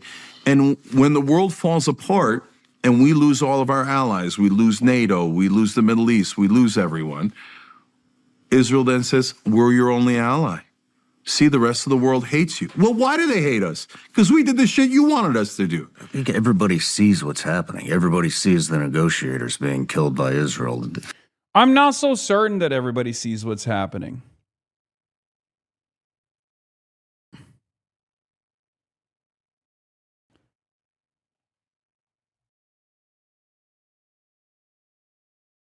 I think a lot of people are not paying attention at all, if I'm being real. I think a lot of people are totally deluded, understandably focused on their own day-to-day issues, and are not exactly aware. Their only experience with what's going on over there is the gas prices. They see the gas prices, they go, what the fuck is this? Why am I paying $70 more to fill up my tank? This is unbearable. What the hell's going on? Fix it. But it doesn't go beyond that. They don't really think about how we arrived at this predicament. I'll be real. And there are those who connect those dots, people like myself, and we get yelled at endlessly by those who want to keep the public confused, oblivious, sedated. And everybody sees it but us, but we see it. But our leadership, this administration, Trump, they don't acknowledge it. Why would you just... At least they shift the blame over correctly to Donald Trump, because this is Donald Trump's spectacular fuck up. Right? Donald Trump has played a major role in this fuck up. He is one of the primary responsible parties for the gas prices being the way that they are. But one must scratch the surface and look at who has also convinced Donald Trump that this would be a good idea. And therein lies the truth. It's absolutely Israel. Early reports and Donald Trump's statements, Marco Rubio's statements, caused people to recognize that reality. Even the New York Times' Maggie Haberman wrote extensively on the dynamic between the Israeli envoys and the Israeli intelligence, and how it differed from America's homegrown intelligence assessment. Whether it be the CIA or the entire intelligence community, or Donald Trump's own generals telling him that this would be a devastatingly bad decision to go to war with Iran. But it didn't matter. You have to look at who stands to benefit from what's going on currently. The rest of the world is damaged. The rest of the world suffers a global energy crisis, destabilization, inflation everywhere as a direct consequence of the manufacturing base of the planet no longer able to receive the necessary energy so they can keep up with demands, so they can maintain a steady flow of supply so that commerce can continue. You have airline carriers, like airlines in Europe, reducing their flights. This will impact deliveries as well.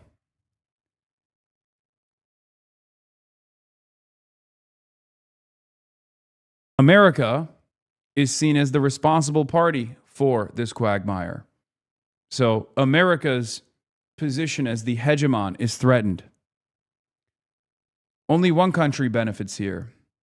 And they don't even benefit in the long run, but they at least benefit in the short run, because this allows them to take out one of their significant adversaries in the region that could potentially be a sufficient deterrence to their greater Israel project. The country that benefits is Israel. And yet, we continue. Of course, the U.S. blockade, shooting out the rudder of an Iranian oil tanker that the Pentagon said ignored, quote, multiple warnings to stay out of an Iranian port. President Trump insisted the agreement would also include the U.S. extracting Iran's highly enriched uranium, which is a key component for building a nuclear weapon. When he told us the same thing last month, Iran responded by saying it would not be transferred anywhere under any circumstances. Gail. All right, Weisha, thank you. Day 69 of the war has been a day of some optimism at the idea that there may be some sort of peace agreement, at least temporarily, between Iran and the United States starting sometime next week. If that's the case, then we'll all be very glad. But there are a couple of big spoilers in this that we should also be aware of. One, of course, is Lebanon, the war within a war. The Israelis are determined to try to finish off Hezbollah. They've got a very clear agenda to do this, whatever else happens in the war. And to that end, they've been increasing their attacks as Hezbollah have been aiming rockets at Israel. And yesterday, they attacked Beirut, southern Beirut, downtown Beirut again, and pictures of that came through today. They said that they were going after a Hezbollah command center, maybe it was, but the fact that they went into Beirut itself shows that the Israelis are determined to do as much damage to Hezbollah as they can in the days still remaining to them if there is a peace deal between Tehran and Washington. If they can't do that, then the thing they're also determined to do is to consolidate their security zone. Now, this is their security zone running inside the southern part of Lebanon. We've seen that before. We saw it between 1982 and the year 2000. But this time, look at it. It goes much further to the northeast than it ever did before. It includes Mount Hermon, the Syrian edge of Mount Hermon. The Israelis occupy Syrian territory on Mount Hermon. They've refused to give it up. The Syrians protest, but they take no notice. They also put military outposts between 5 and 10 kilometers inside Syrian territory. It's obvious why the Israelis are doing that. They want to protect the northern flank of the Golan Heights. The Golan Heights were captured by the Israelis in 1967. They were annexed by Israel in 1981. The world didn't recognize that annexation, but nevertheless, the United States recognized it under the previous Trump administration in 2019. Nobody else does. This is interesting. Kind of feels crazy that no one else in the world recognizes this annexation except for the United States of America, and nevertheless, Israel continues to annex it. Kind of feels like it necessitates some kind of militant resistance, no?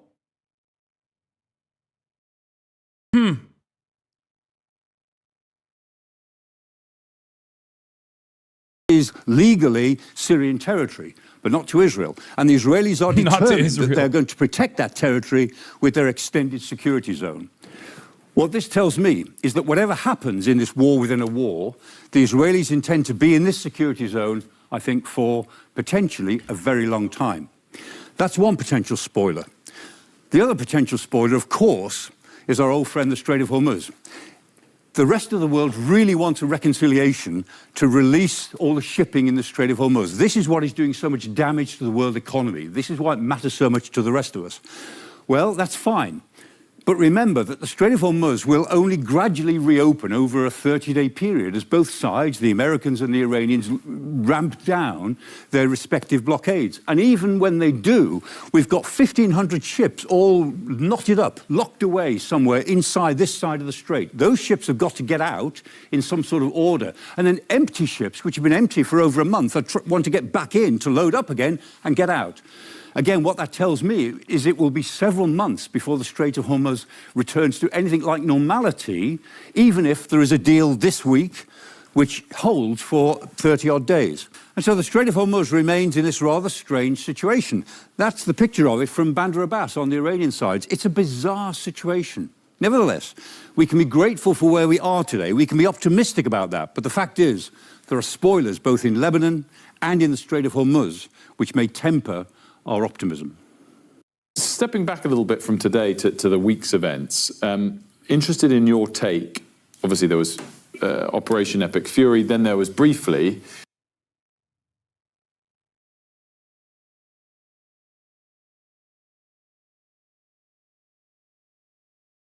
legitimately, what could be done on a world stage to get Israel out of occupying southern Lebanon? America must restrain and hold Israel accountable. That's it. There's no other way to do this. Whatever America says goes.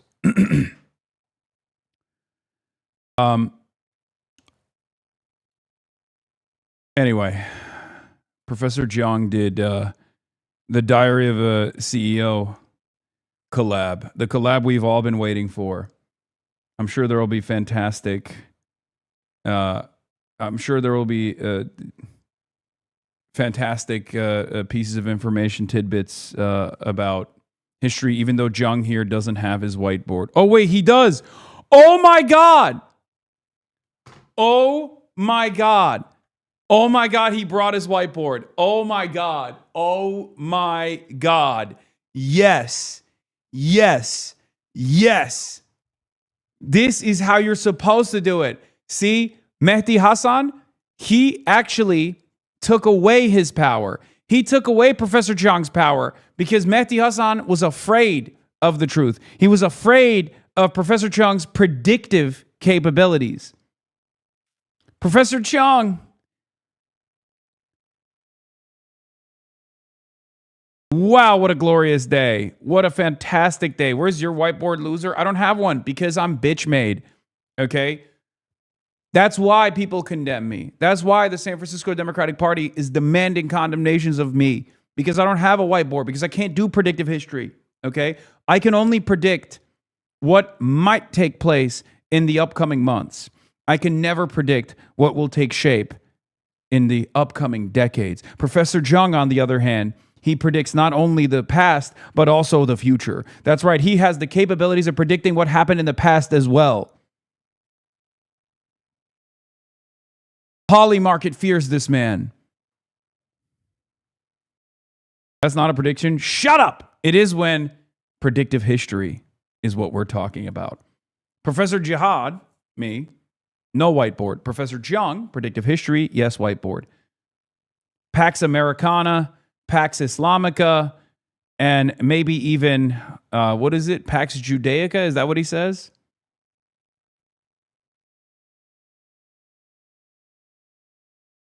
Yeah, that seems a little bit anti-Semitic, so I'm not going to go there, but you know. Professor Jiang, he'll go there. A wise sage, wise beyond his years. My goat, Professor Jiang. Okay, so fake professor, Professor Michael Clark, no whiteboard, says U.S. is desperate to get out of Iran. Let's take a look. This operation to try and escort boats out of the Strait of Hormuz. How hard was that for the US to actually deliver? Or could they have done had everyone wanted it to continue? Well, Operation Freedom, to get boats or ships out of the Strait of Hormuz, was a very big operation. CENTCOM had been working on it for a long time. They'd worked on it secretly to demine some a channel around the coast of UAE and Oman.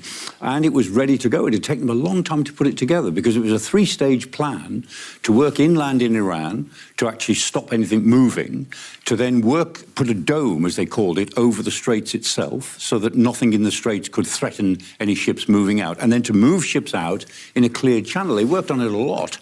And they began it. They got 2 American-flagged cargo ships out with a couple of American destroyers shepherding them out. And they thought that was the beginning of it. Pete Hegseth said, was it 2 days, 48 hours ago, he said, right, hundreds of ships are now waiting to go through. And within a couple of hours, President Trump had said, no, we're not doing that. I guess my reason for asking with that point is, do you think, therefore, it stopped because it couldn't or wasn't going to work, or because there was diplomatic pressure, whether it was from the Saudis, whether it's ahead of his trip to China? Why did President Trump stop pursuing that plan when, obviously, as you said, there'd been so much work going into it? Yeah, I think probably two things. One is that it wasn't obviously going to reassure the tanker owners and the crews to give it a go. The idea was, once they see it working, they'll all want to get out, so they will. But we all thought it was a bit of a long shot, because it would have to get 1,500 tankers out and then more tankers back in. There's lots of empty tankers out there waiting to go back into the Gulf to load up again to resume trade. So it was always going to be a long process, and it was a big operation. But I think against that too was the sense that President Trump feels boxed in for diplomatic reasons, and this summit he's going to in China next week, I think, looms large for him. He didn't want to go with this thing unresolved. And, he always expresses diplomacy as if it's a game of cards, as if it's a poker match. And if that's the case, then he looks as if he's folding. He looks as if he's just decided he's got to fold, at least for now. Now, you never predict, because, even this week, we've gone round a complete circle inside 48 hours. And, my heart goes out to the planners at CENTCOM, Central Command. They're in Tampa and in Doha, the forward base in the Gulf. They must be banging their heads on the desk. All the planning they do, and it's just undercut in a Truth Social post, and everything goes into a different direction. They must wonder, what are we supposed to do with this sort of political direction that we're not...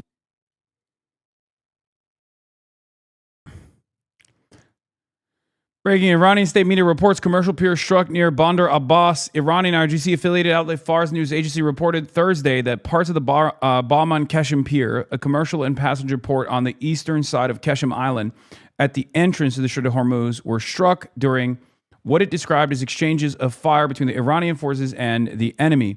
IRIB also reported sounds of explosions in the area. Further details were not immediately available. Since seizing control of the maritime traffic in the Strait of Hormuz, Iran has mandated that vessels transit through a specific corridor located between Keshem Island and Larak Island. Okay? So will this be another tit-for-tat endeavor where both parties, or not Iran necessarily, but America claims that the ceasefire is still holding? Or will this extend into another arm of this now 69-day long conflict? Wait. We can only wait to find out more, right? We can only wait to figure that part out.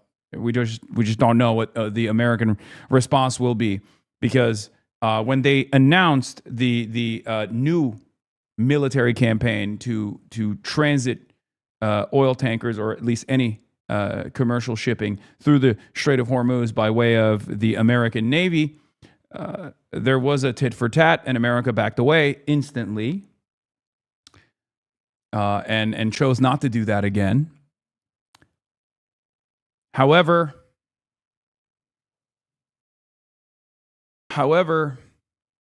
time is running out for Trump to pack this up before his Beijing summit. So I don't know what the calculation here is at all. What's your sense on how optimistic or not we should be about these peace talks? Oh, I think we've arrived at the point where the United States is desperate to get out, and is looking for a way out that can be presented as somehow better than the 2015 deal, which is what Trump departed from, and he wrecked that deal in 2018. And so he's got to find a way of making the deal he might now come to, at least an interim deal, a 30-day ceasefire where they talk about lots of things. In reality, it will look spookily like the 2015 deal, but in slightly worse conditions, because the Iranians now have a more hardline leadership than they had in 2015. They now know how easy it is to block the Strait of Hormuz, to make them unnavigable very, very easily, which they couldn't have done in 2015. The technologies are different. Against that, that's not true. One advantage is that that's literally not true. They have had the capabilities of waging asymmetric warfare since the 90s. Okay? Since the 90s. The only difference now is that their technology has improved, and it's actually less costly. There's less of a human cost, for example. They can do it with go-fast boats, mosquito boats, and commercial vessels that have been reappropriated for military use. in their Mosquito fleet that they have. But outside, and they have drones as well. But even in the past, since the 90s, they've had the capabilities of utilizing asymmetric warfare and suicide bombing, for example, to be able to render commercial traffic impossible in the Strait of Hormuz. So that's not true. They've always had that capability. They knew they had that capability. It's not like a surprise to them at all. They just never flexed that capability because they always thought they could potentially negotiate with the West. Even though there was clearly no ambition from the West, and one might even consider it naivete to assume that you could deal with the West as even partners here.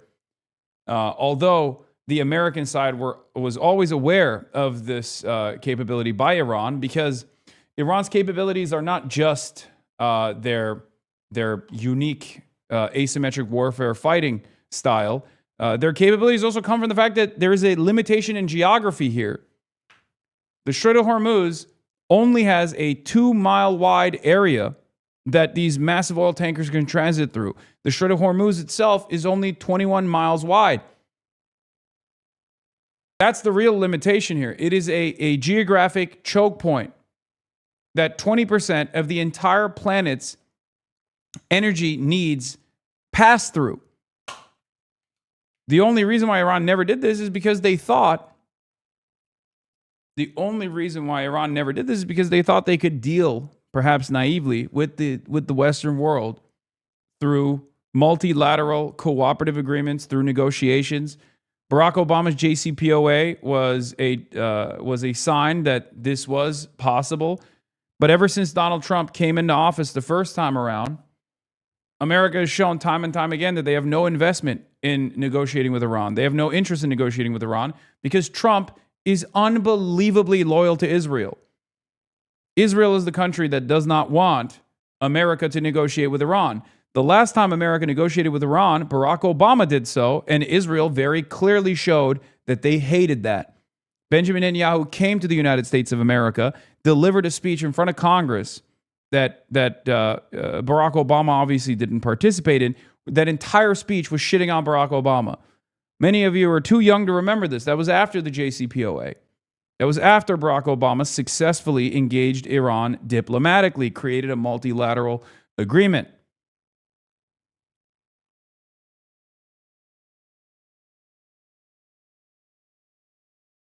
And as a part of that negotiation, we gave Israel a MOU, Memorandum of Understanding, for 10 years. $3 billion a year for 10 years. $38 billion to consistently fund the Iron Dome. And even then, Israel was not happy with the JCPOA. Donald Trump became president. He ripped it apart. And since then, we've turned up the pressure on Iran. And obviously, the last thing that we did was the last attempt at negotiation by Iran and the last instance of perfidy by America and Israel, not dissimilar to the events that unfolded in the 12-day war, was a negotiations process where Iran was seemingly open to concessions on the maximalist demands that Donald Trump had made. And how did they get paid for it? Donald Trump and Israel engaged in a decapitation strike amidst the negotiations process and ended up killing 160 plus little girls at school on the first day of those bombing campaigns. This is what led to Iran blocking the Strait of Hormuz and starting their mosaic, decentralized, horizontal defense system, and where they started pummeling the Gulf and pummeling Israel over and over again. That was 69 days ago.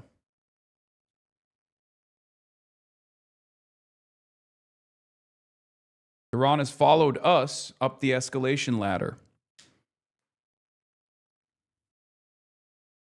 This entire time. And even after all of that, there's still an opportunity to negotiate. And yet it seems America is still invested in bombing Iran somehow. And that's where we're at.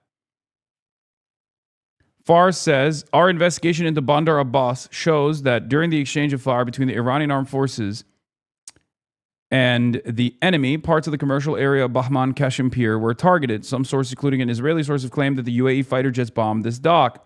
A thorough investigation of the dimensions of this incident and verification of the claims made is still ongoing. What I'm gathering so far is that 2 hostile drones were shot down over Bandar Abbas separately. There was an explosion at the Bahman Kashmir dock across from Bandar Abbas. A senior Iranian military official also told IRIB that they struck an American ship that was attacking an Iranian tanker in the strait. Israeli journalists have said that Iran may have targeted 2 U.S. destroyers transiting eastbound out of the Strait of Hormuz in response to the U.S. interdictions of Iranian tankers earlier. Developments in the Persian Gulf this evening, as I understand them. Iran recently attacked American missile destroyers in the Strait of Hormuz area while they were making their way out of the strait. The Iranian attack came in response to the fact that a few hours earlier in the afternoon, U.S. military forces attacked Iranian tankers as a part of enforcing their blockade on Hormuz. In Israel, they are closely monitoring the developments in the Gulf. So now the remainder of the Iranian Navy is attacking the American naval assets in the region. This is an escalation. We are moving away. Every step in this direction is a step away from negotiations. We're moving away from negotiations. This, once again, benefits Israel tremendously. Iranian nuclear facilities are much more destroyed, much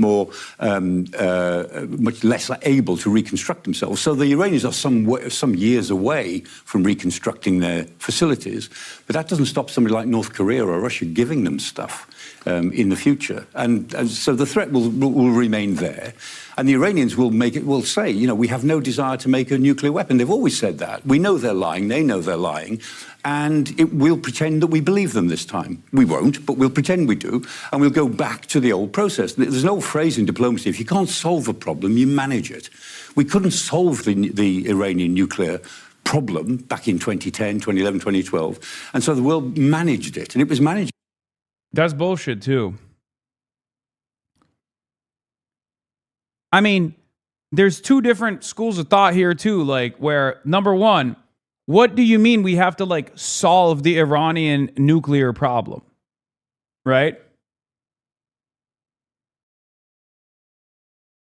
Oh, shit. Donald Trump weighs in on the New York 17 Democratic primary, calling Effie Phillips Staley a fraudster.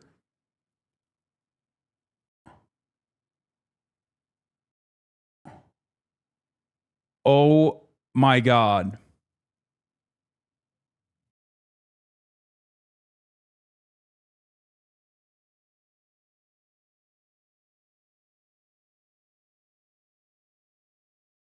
Oh my God. I mean, that's a W boost, I think. Yeah, I also responded to Mike Lawler. Oh, they're fucking scared, dude. Oh my God, they're so scared. Holy shit.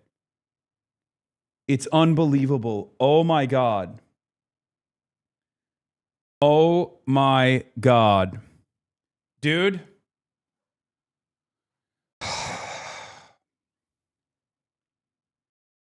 This is a little bit terrifying. Okay.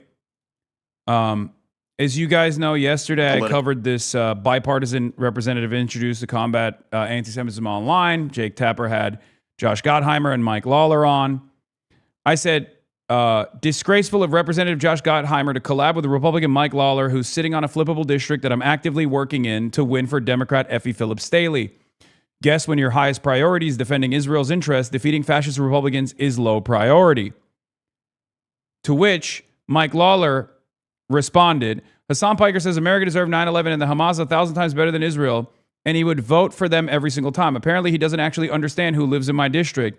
Hasan the Hun, I welcome you to come to my district any day and tell the cops and firefighters they deserve 9/11 and tell my Jewish constituents that you support a terrorist organization and we're okay with innocent Jews being slaughtered. Effie for Congress, please make sure you let us know when he's coming to campaign for you. Effie for Congress responded, these are the same cops and firefighters who lost health care because of you, and the same Jewish voters who are at risk because of your endless Middle East wars. Keep talking, Mike. The more you do it, the worse it gets for you. I also responded to Mike. And I said, your constituents like paying $4.50 a gallon so Trump can wage Israel's war? You brutalized your constituents last time you held a town hall, little man. Your days in office are numbered, and you know it. And now, Donald Trump has gotten involved, directly calling out Effie Phillips Staley, our candidate in the race, when the Democratic primaries have not even taken place yet. Why is Donald Trump calling out Effie Phillips Staley before the Democratic primaries have even taken place? Why is Mike Lawler writing bipartisan condemnation bills alongside Representative Josh Gottheimer to call me out?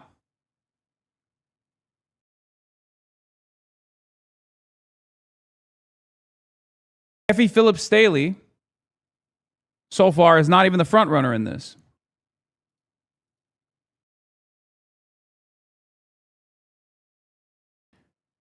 Mike Lawler claims, the petitions filed by Effie for Congress had significant fraud. This morning's ruling, while allowing Effie to remain on the ballot, made clear that her campaign allowed numerous individuals to fraudulently collect signatures.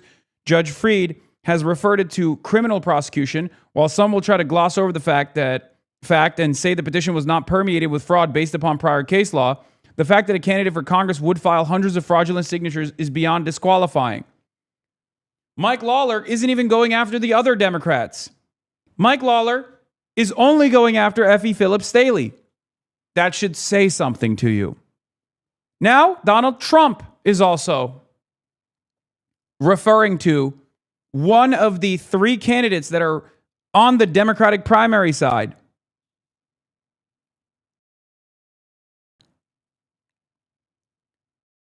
Why is that the case? Why do you think that's the case? Congressman Mike Lawler is doing a terrific job for New York's 17th Congressional District. Mike will most likely be running against a radical left Democrat named Effie Phillips Staley, who loves high taxes, open borders, anti-Semitism, men and women's sports, and transgender for everybody, among other crazy ideas. Effie Phillips Staley's campaign has just been caught cheating, red-handed, trying to file hundreds of fraudulent signatures to get on the ballot. Justice should be sought, and the fraud should be investigated immediately.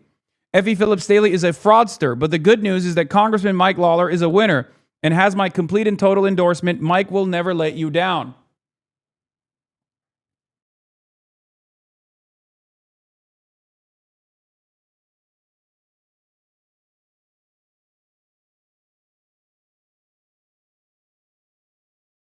Oh my God.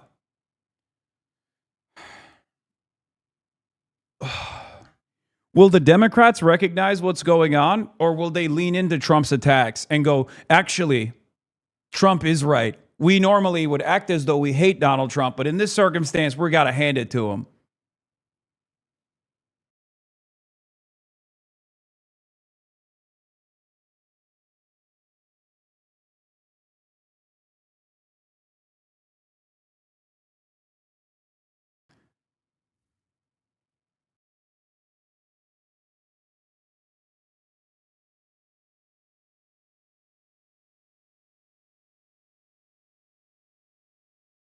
You know the answer?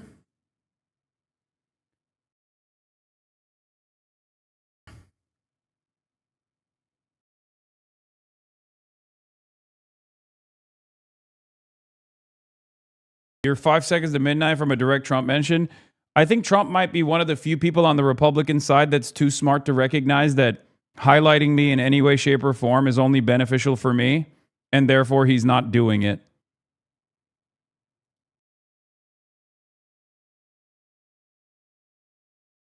Yeah. Jason Beeferman. Effie for Congress calls Mike Lawler's unsuccessful lawsuit to kick her off the primary ballot embarrassing after a judge ruled in her favor. Today, Mike Lawler was overwhelmingly defeated Today, Mike Lawler was overwhelmingly defeated his desperate effort to silence thousands of Democratic voters and disenfranchise more than 100 volunteers who powered my grassroots petition campaign. A judge has officially ruled in our favor. My name will appear on both the Democratic and Working Families Party lines for the June 23rd primary. This embarrassing loss exposed the lengths to which Mike Lawler will follow the MAGA playbook to subvert our democracy. As a co-sponsor of legislation to deny millions of American citizens their right to vote, Lawler has once again shown that he is a foot soldier in Donald Trump's attempts to slide our country into authoritarianism and fascism. We are in a pivotal moment in our history with Trump and Lawler actively trying to tear down the very institutions that protect us. If we are to restore America's faith in democracy, then we must vote MAGA Mike Lawler out in November.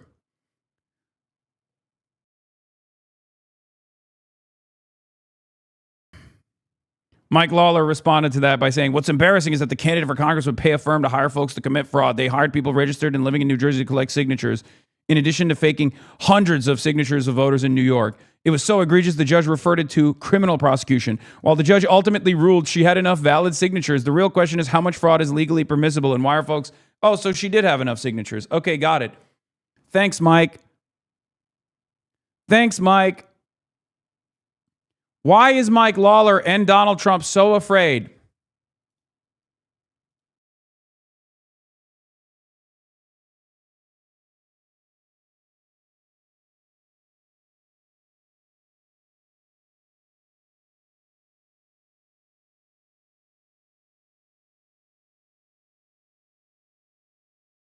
Why are they so afraid? That they're actively weighing in on this race before the Democratic primary.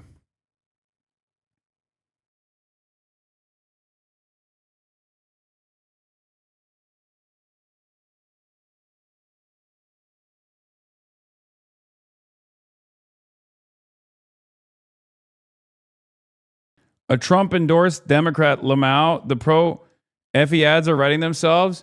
No. Mike Lawler is not a Democrat. Mike Lawler is a Republican. There's a Democratic primary taking place.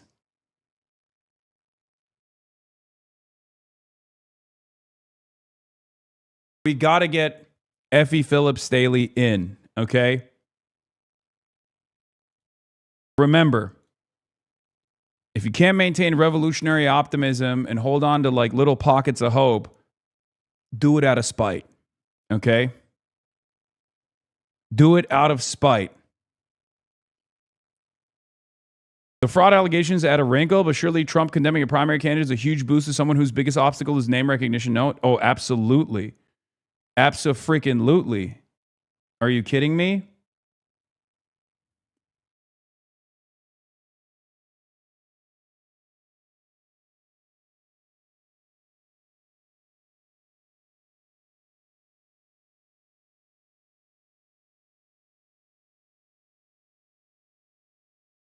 But spite burns quick? Okay, but it can be tinder to ignite your passion.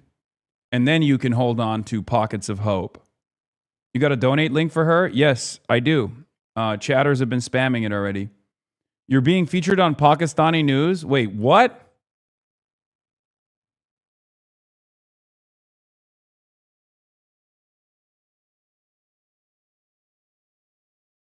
Yeah. SecureActBlue.com/donate/Piker to support Effie Phillips Staley.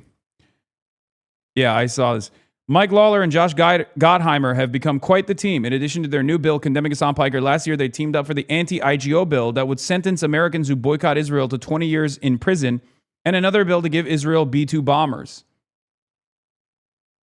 Israel first, man. That's it. There's one party that transcends above all American interests, and that is the Israel First Party. You got Democrats in the Israel First Party. You got Republicans in the Israel First Party. Damn near the entirety of the Republicans, with the exception of Thomas Massie, are in the Israel First Party. And a big chunk of the Democrats are there too. Some of them are too shy. Some of them obviously are too shy to admit it. Okay?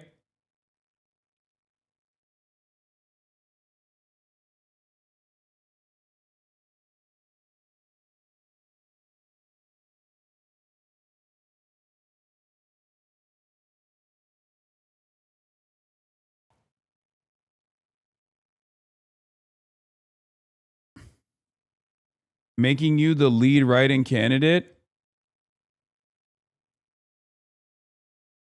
against Cory Booker? That's funny. Okay, chatter.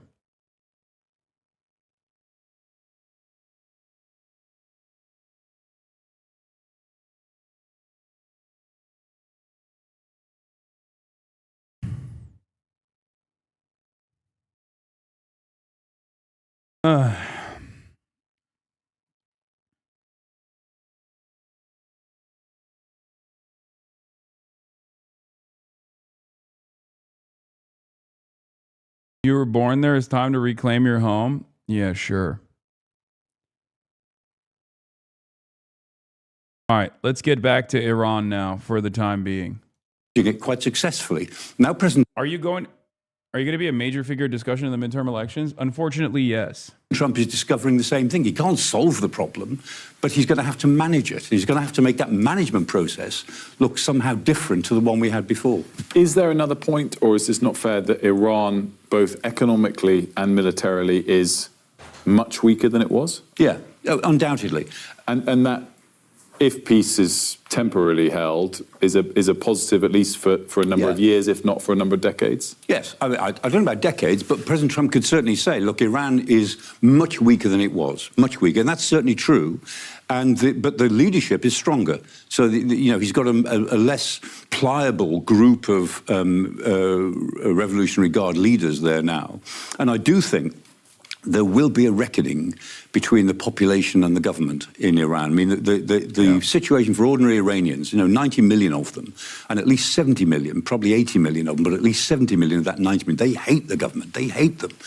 And there will be a reckoning, but probably not soon, maybe in a couple of years, maybe 4 or 5 years. There will be a reckoning. And when that reckoning comes, I'm sure it will be very violent, which it might not have been before. But it will occur. I think, President Trump and Benjamin Netanyahu will get their regime change, but probably not while they're in office. It'll come down the road. There will be a new Iran emerging out of this, because Iran is in such dire straits economically compared to where it was a year ago. You mentioned there President Trump and Benjamin Netanyahu, and I'm just interested because obviously before you were talking about how America wants an off-ramp, right? They want to get out of it. What does Israel want now? Yeah, they don't want the war to stop because Israel's got its own war. So this war within a war is Israel's war on Hezbollah. To once and for all to hit Hezbollah so hard it will demolish it. And Hezbollah is Israel's main opposition, really. I mean, Israel has never bothered too much about Hamas. It suited them to have Hamas in Gaza because it kept the Palestinians split. They've never much worried about the Houthis, who were just a nuisance from their point of view in Yemen. They worried a lot about Iran because Iran was their big problem. And they think if the Iranian problem has now been at least mitigated by the destruction, now their main problem remains Hezbollah.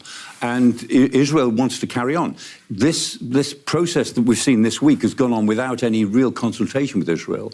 And so two things are happening. One is that Benjamin Netanyahu is seeking reassurances from the Trump administration that they won't give in too much, that they will stick to a tough plan on nuclear negotiations, and that getting the highly enriched uranium out of Iran, this 400 kilos or so of highly enriched uranium, must leave Iran to some third country. That's probably going to happen.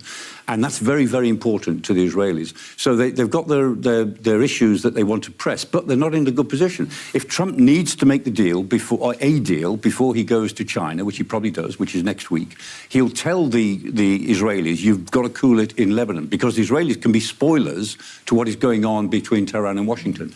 And the Israelis are very anxious now, I think, to do as much as they can against Hezbollah in the 4 or 5 days they've got left before they're told they must stop.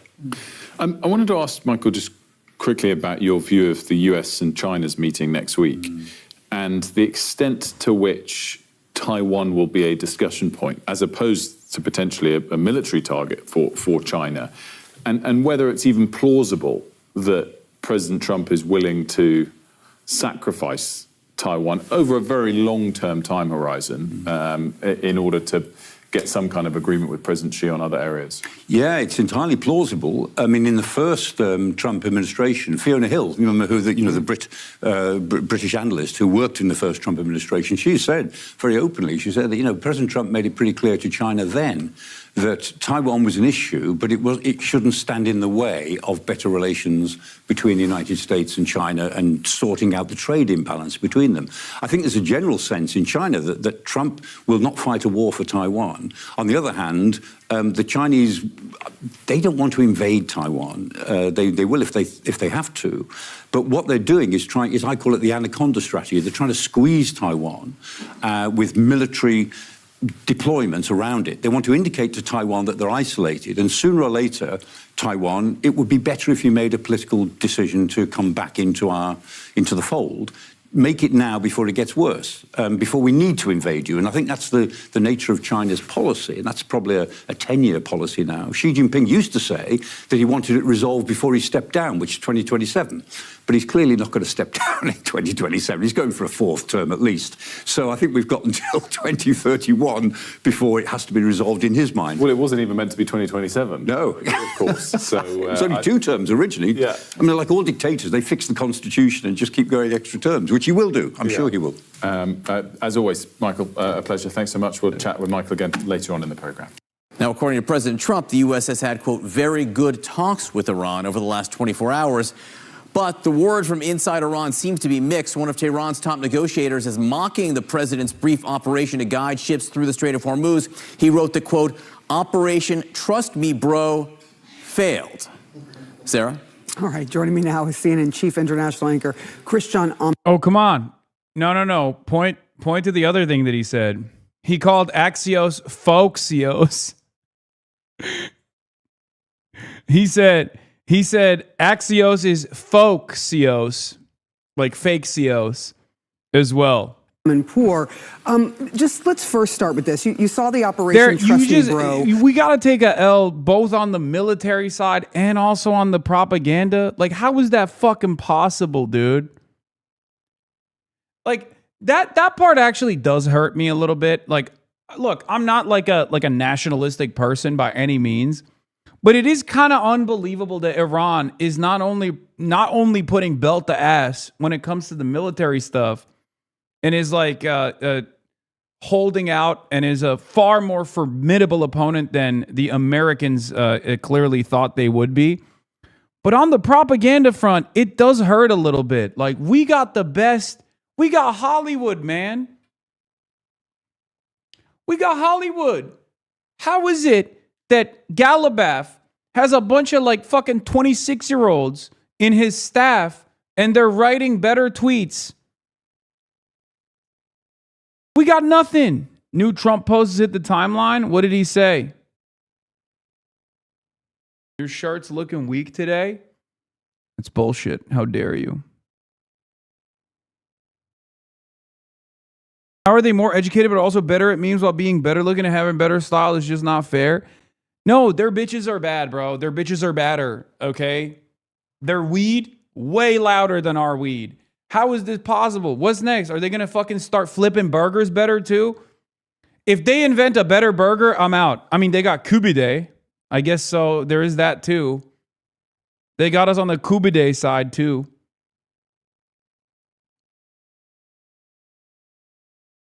Bullshit, man. It's fucking bullshit.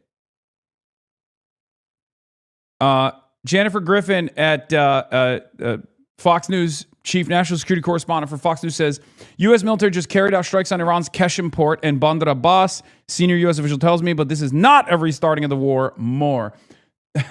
Okay, so I guess it wasn't the UAE. It was America, or at least America's taking ownership over the strikes on Keshem port in an effort to, I guess, hopefully try to preserve the idea of Dubai. Air defense is now active over Tehran. So they're back. So it's back. It's back on. They're like, no. This is a ceasefire, but you don't understand. This is a ceasefire where we're just, continuing to fire. That's just a unique kind of ceasefire that you've never actually experienced before, where we just keep firing, and Iran fires back. So I guess it's not a fucking ceasefire at all. That was put out by one of the chief negotiators. But you also heard Donald Trump spoke to Fox News on the phone saying this should be wrapped up in a week. So what are you sort of expecting at this point when you hear all these different views at the same time? Well, I think they are the same views that we've been hearing. First, defiance from the Iranian side and a very sophisticated trolling activity. And secondly, President Trump literally talking all the time to various individual news organizations or in press conferences or whenever the camera is in his face about what actually he thinks is going to happen. What is absolutely clear is neither the United States nor Iran wants to go back to full-scale war. It is not in anybody's interest, neither the US and the rest of the world nor Iran. So now the question has always been for the last weeks of this ceasefire, who has the highest patience level and pain threshold?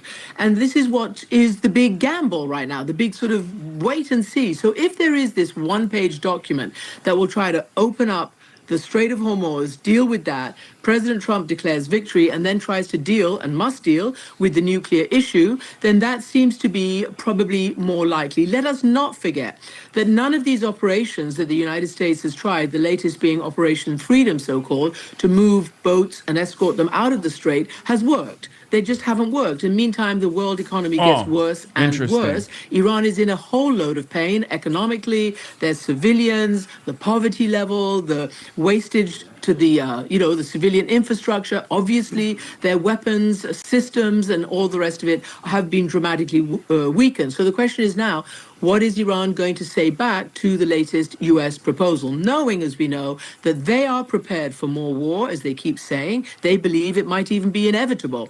The United States doesn't want it, even though it has so much military personnel and weapon systems and everything sort of in that region ready and prepared. So I think that this is, again, a little bit of wait and see. And I think also, let's face it. Counterpoint to Amanpour. This is the crucial takeaway, says Gregory Brew, senior analyst for Iran and oil at Eurasia Group. The data suggests Iran has months of time before it really feels the crunch, but the capacity of the regime to absorb pain and to mete it out to the populace suggests a longer and perhaps indefinite timeline. So, I mean, this is a little bit of that classic, like, oh, the Iranians are more authoritarian than us, therefore they can hold out. They did this with like the Liberation Day tariffs back and forth as well with China, where they were like, well, China is authoritarian, so they can absorb a lot of the economic shocks. I mean, at the end of the day, if you're talking about waging war against the country, like, yeah, of course they're gonna clamp on members of the population that engage in destabilizing acts. But ultimately, what matters is who gets the holdout for how long. And it is clear that America, or the rest of the, not even just America, but like the global economy cannot withstand 4 months of a unlimited blockade on the Strait of Hormuz. They can't.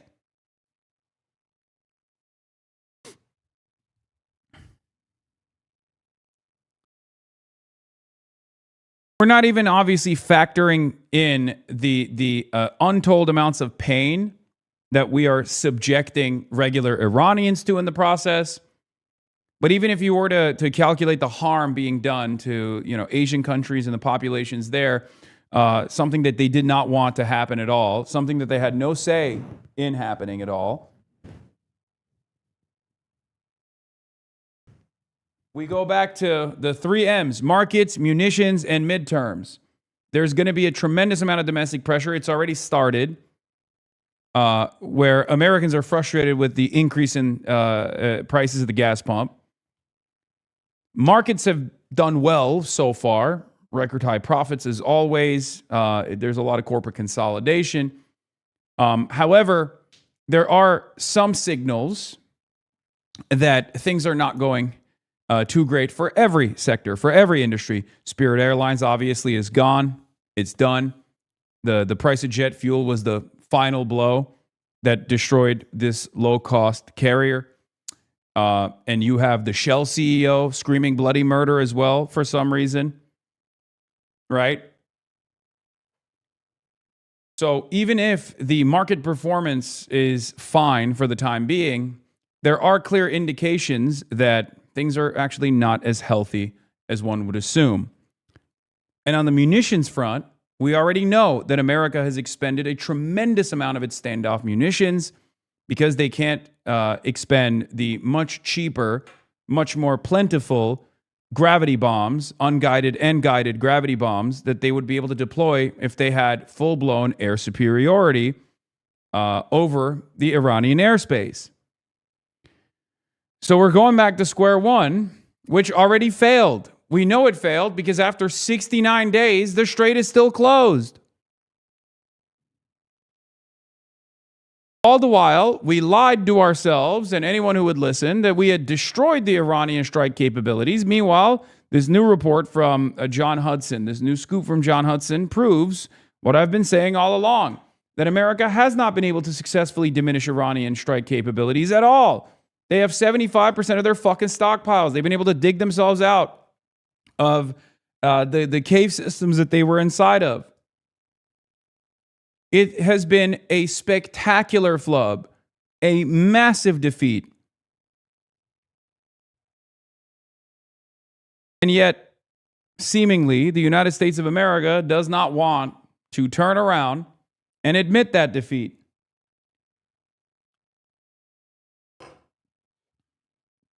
The Strait of Hormuz was not an issue before the war started on February 28th. It was not an issue.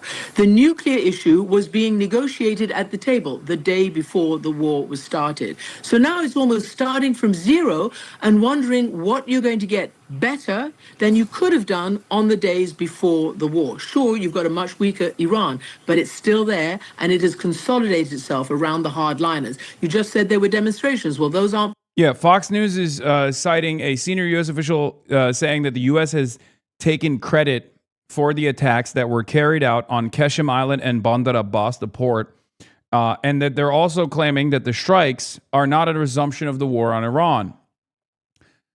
Okay, so what does that mean? Like, you can't just say, oh, this is not a resumption of the war. We're just doing some strikes on Iranian soil. At a certain point, America is using the Israel technique of saying, no, there's a ceasefire still implemented. You cease, we fire. So now it's absolutely up to Iran to reestablish military deterrence. Is it a ceasefire? Will America continue claiming it's a ceasefire even if Iran starts firing back as they did so this past week?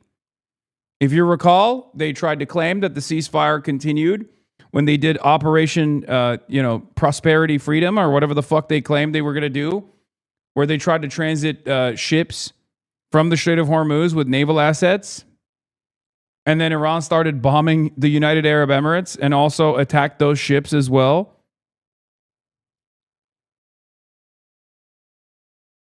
Jennifer Griffin says, the strike on one of Iran's oil ports comes 2 days after Iran fired 15 ballistic and cruise missiles at the UAE Fujairah port, eliciting anger from Gulf countries after top Pentagon leaders said Tuesday that the Iranian strikes did not rise to the level of breaking the ceasefire, calling it low-level attacks that didn't rise to that level. President Trump abruptly called off Project Freedom to open the Strait of Hormuz and guide ships through the strait after announcing the start of the military operations on Sunday.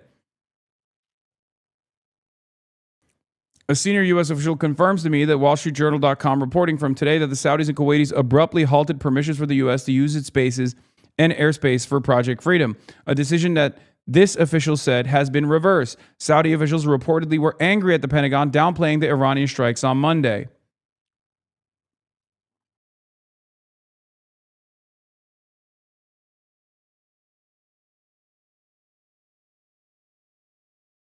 The Gulf states genuinely think that they could just get away with allowing the Americans to utilize their soil to do strikes on Iran or to violate the ceasefire conditions set forth by America and Iran.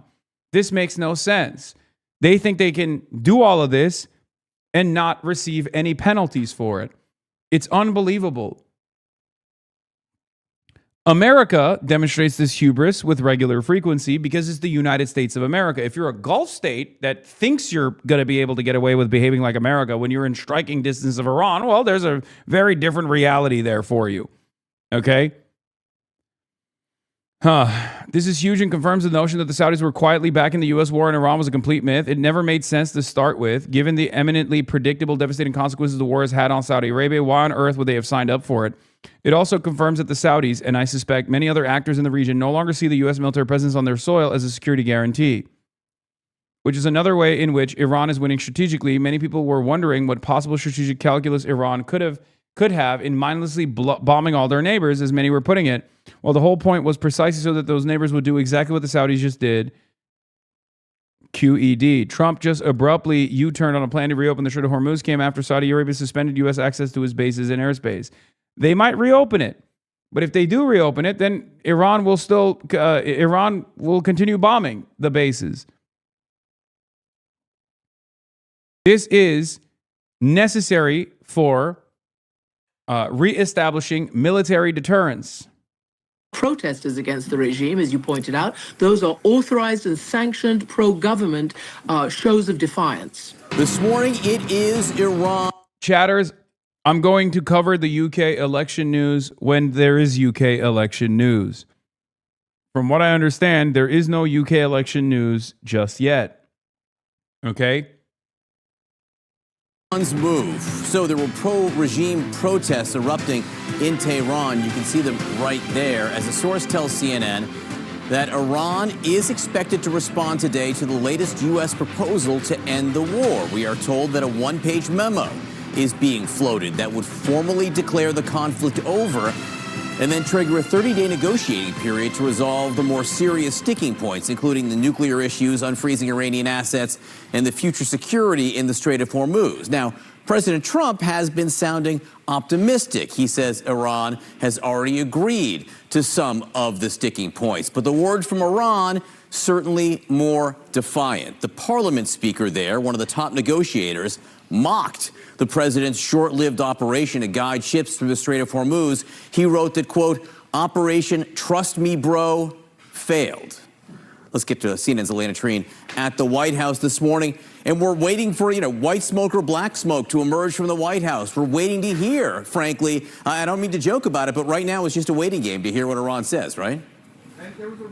No, absolutely. And I did appreciate your Pope joke, given that we know the Secretary of State, Marco Rubio, is expected to meet with him today. But to go back to the topic at hand on Iran, look, we heard from the spokesperson for the foreign ministry in Tehran said that they had received the U.S. proposal, that they were studying it. And the expectation we have gotten from our sources is that they are expected to deliver a response to that proposal today. Now, of course, the Iranians, what we are hearing is that it is expected to be positive. I think a key question, of course, is what is positive for the Iranians is not necessarily positive. Black smoke means a new gas price has been chosen is great.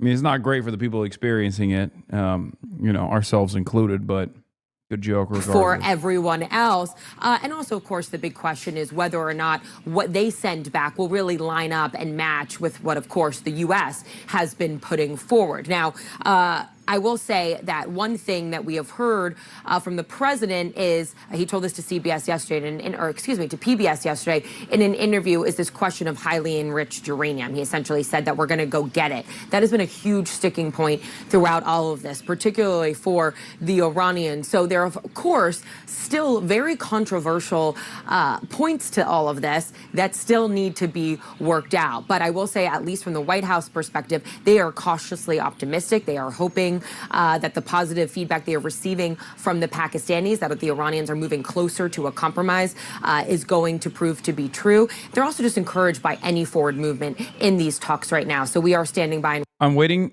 a Twitch streamer from the U.S. to find out whether the Green Party won my council or not, lol. Yeah, brother. Wait till you find out that the leader of the Green Party is also a friend.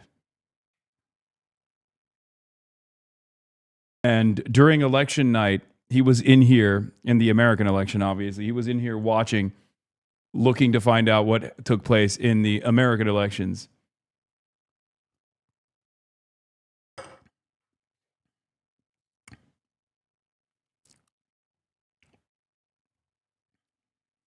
Yep. Zach Polanski, Hasanabi head. We are wherever the working class is. If the working class is international, as it is, then we're there. First results are at 4 p.m. PST, and apparently most results will be coming in tomorrow. Waiting to see what exactly the Iranians put forth, John. Do you have any sense of where things stand at this moment? Based on what I know, and it's not classified information, there is a framework. It's nebulous. It provides, in effect, for an extension of... By the way, Blumenthal, you might be shocked to hear this, but Richard Blumenthal, unbelievably pro-Israel.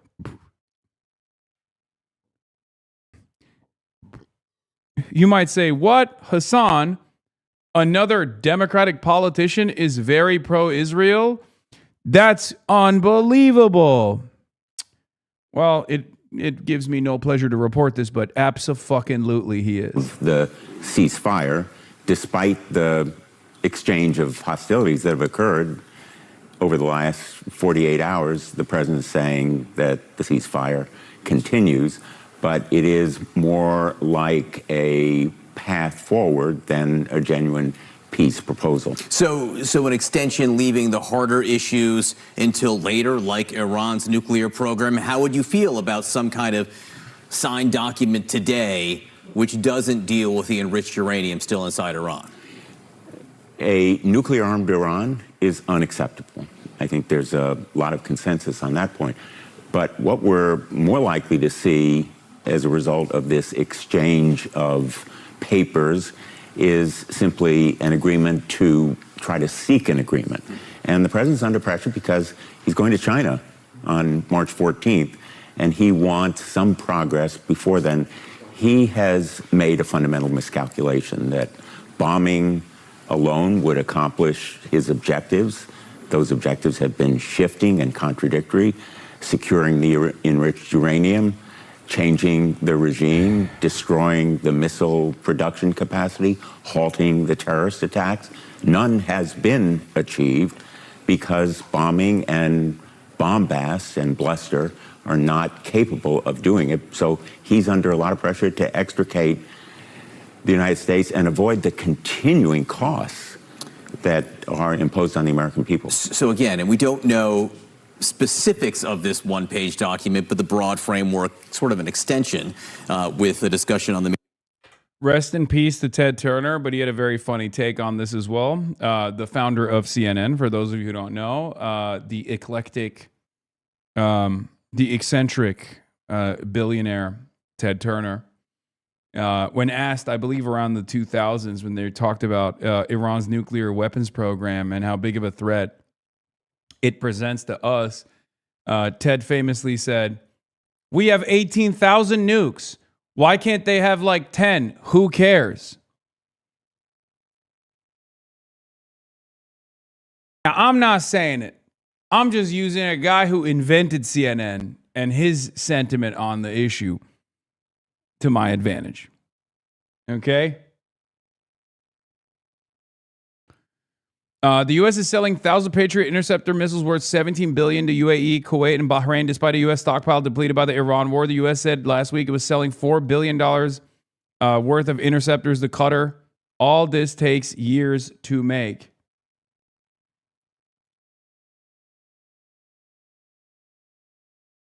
Major issues to come.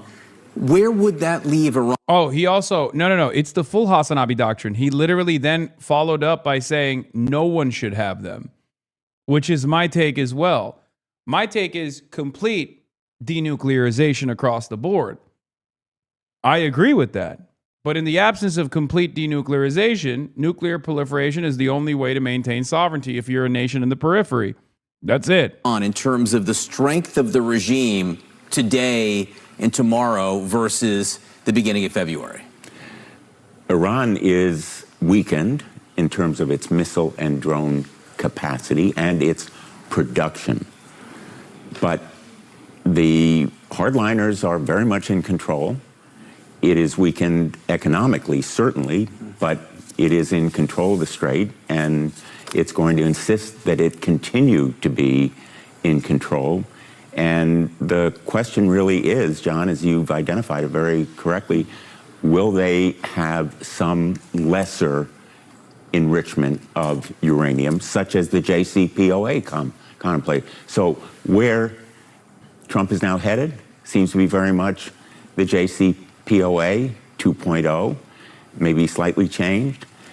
And it could have been the result of negotiations, not a war that was based on a fundamental miscalculation. Secretary of Defense Pete Hegseth says, and I'm paraphrasing here, that essentially the United States holds all. To be fair, regardless of how pro-Israel Blumenthal is, he was in support of the Iran nuclear agreement. Fair is fair. At the Hasanabi broadcast, we call balls and strikes. Blumenthal was in favor of JCPOA, so I'm glad that he's one of the few fucking Democratic Party congresspersons who's actively calling out that there was a successful diplomatic process that took place under the Obama administration. And I'm talking about like back in the day, in 2015, he announced his support for the Iran nuclear agreement as well. The cards. Is that how you see it? Does Iran have no cards this morning? Iran has a... Were most Dems against JCPOA? I wouldn't say most Dems were against it, but some of them were too shy to let their opinions be known. And there were others who were actively against it, like Chuck Schumer. Chuck Schumer was literally against the JCPOA, okay? There's levels to this shit. That's my point. There's levels to like Israel dick eating, okay? Some people eat it a little bit. Some people take a little nibble of the dick. Some people full throat it, okay? Some people throat it all the way down. Guac guac 6,000. Chuck Schumer, deep throat, okay? A lot of cards, and you're seeing them in real time. Americans are paying much higher prices for gasoline, but not just for fuel, also for food, everything from mattresses to medical devices, everything dependent on petrochemicals and plastics. And the world economy is at risk, all because Iran still holds cards. And here's a lesson. You can't count on war being quick and easy. You can't base it on bombast and bluster or bombing alone. And the costs of this war have yet to be fully felt or calculated. And I would just emphasize this point. This administration has concealed a lot of the costs.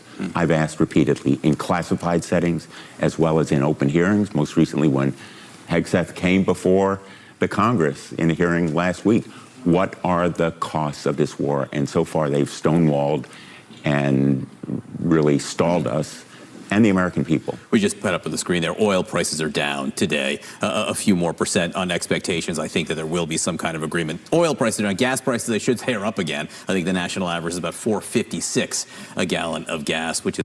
Fox News just showed Kyle Kalinske. Oh my God, oh my God, oh my God. The dark woke brigadier general is finally getting the Fox News noti. The Fox News notice. Oh my God. It's happening.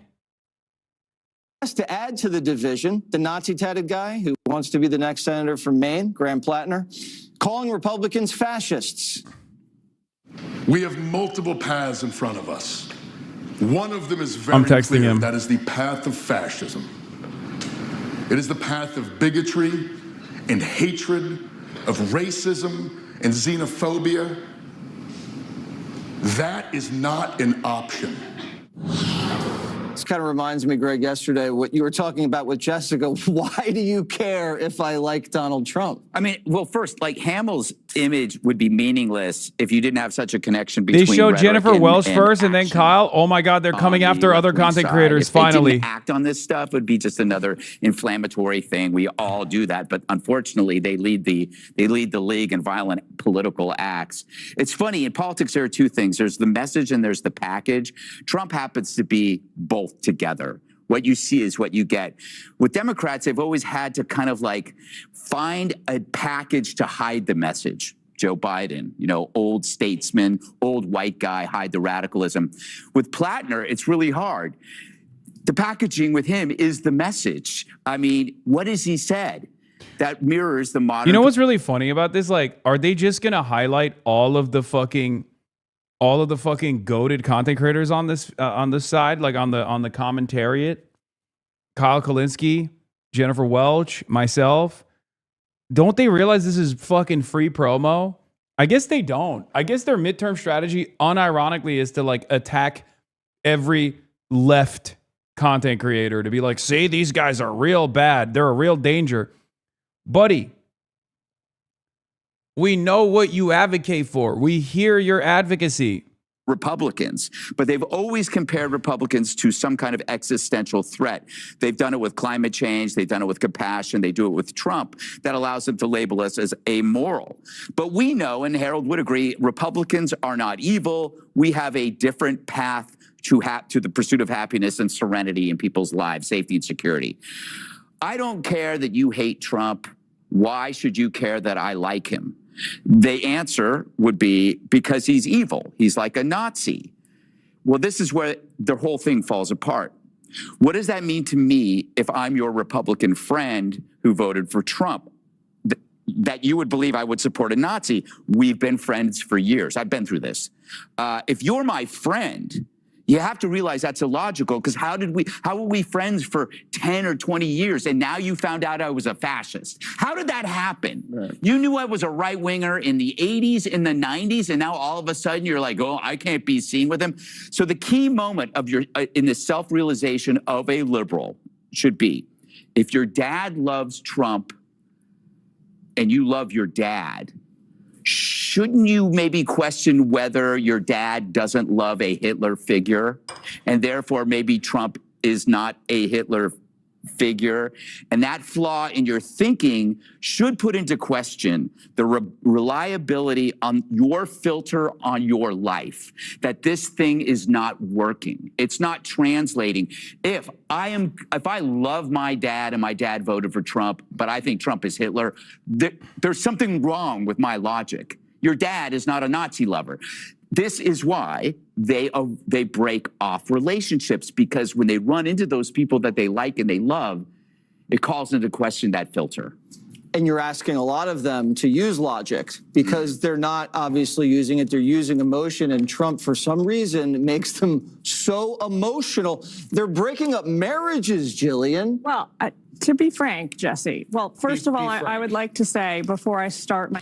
I think after losing your goddamn mind about me, about Graham Plattner, about like numerous Democrats for the past 2 months, you can't say that the Democrats are being hysterical, right? I just don't think you can keep saying that, because you have behaved hysterically. You don't have to be in love with them. Mm-hmm. You don't have to marry them. Like, you just have anyway, to... I don't care about this. This is irrelevant. I was excited about the prospect of dark woke general Kyle Kalinske getting a mention. But seemingly there is no more mentions of dark woke general Kyle Kalinske. So let's get back to monitoring the situation. And also, this university in Central... we will be covering the... We'll be covering the UK elections as well. For all the British out there, fucking hell, the Greens are running an insurgent campaign, taking away the fucking old corrupt Labour Party that has decided to be right wing, basically fucking Tories. Iran is claiming that the U.S. has broken the ceasefire, vows retaliation. Reports in Iran say a spokesperson for the Qatar al-Anbiya central headquarters accused U.S. forces of violating the ceasefire by attacking Iranian oil tankers near the Strait of Hormuz and launching airstrikes on civilian areas around Bandar, Qamir, Shirak, Qashem Island, allegedly with the support from regional allies. Iran says its armed forces responded immediately by targeting U.S. military vessels in eastern Strait of Hormuz and south of Chabahar, claiming significant damage was inflicted. The statement warns that Iran will continue to respond forcefully and without hesitation to any future attacks. Kind of feels like the ceasefire is over. And the American destroyers in the Gulf, according to Bonserberry from 2 minutes ago, are still under attack. Mehr News Agency says a new explosion has occurred in the city of Bandar Abbas. Informed sources to Tasnim say 3 American destroyers near the Strait of Hormuz were targeted by the Iranian Navy. The attack on the hostile American destroyers was carried out using missiles and suicide drones.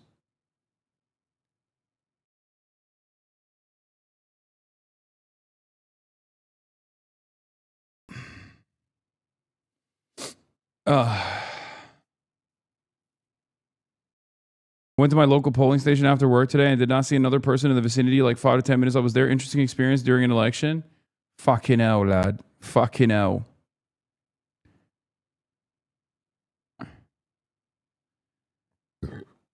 Bro, reform is going to win in a landslide. Unfortunately, normies have fallen for the slop. No, I know. I know that there is a lot of, the reform is actually popping. I know. It's unfortunate. How does a drone become a suicide drone? Isn't it a robot? Yeah. Iran is considered by the US and Israel one of the very first stages in Iran's nuclear supply chain. It was struck in mid-March by the US-Israeli campaign, and it's one of dozens of sites across Iran we've been analysing to see how much of its nuclear supply chain has been wiped out. And the answer is not as much as the US and Israel would like. That university you just saw has been under US sanctions since 2012 for researching and developing weapons of mass destruction. It's a reminder of just how long the US has been tracking Iran's ability to make nuclear weapons. And we found that in these latest strikes by the US and Israel, while much of the production process has been substantially damaged, some of the most important parts of this process, the stores of highly enriched uranium, may not have been touched at all. Let's start at the beginning of the supply chain. Alongside the research, the process starts at places like these, Saghand Uranium Mine, where the raw material, uranium ore, is mined. In recent years, Saghand Mine has expanded significantly. You can see widening pits, growing piles of earth, and diggers. We looked at recent imagery since the latest strikes and found no evidence of damage. In fact, from between the clouds, you can still see diggers operating at the site. So far, this indicates this stage of the nuclear supply chain may remain untouched. Next, the mined uranium ore is transported to production plants like this one in Ardecan. Here, it's converted into yellowcake, which is a type of concentrated uranium. We found this plant was substantially damaged in recent strikes on March 27th. An image taken the following month shows little change, suggesting the Iranians have not rebuilt this site yet. After this, the yellowcake is taken here to sites like this one in Isfahan to be purified and converted into uranium hexafluoride. And it's this stage of the supply. This is only one element of the war efforts, right? On the one hand, it's clear that the Iranian nuclear capabilities have not been destroyed in the way that America suggested. And on the other hand, there's a far more damaging truth.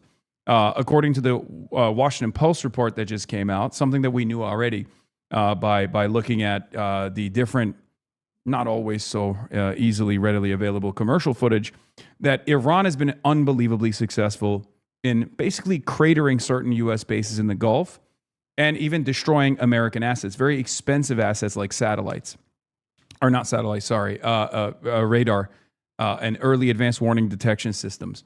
So they've been able to effectively shut off the United States' network of eyes and ears in the region.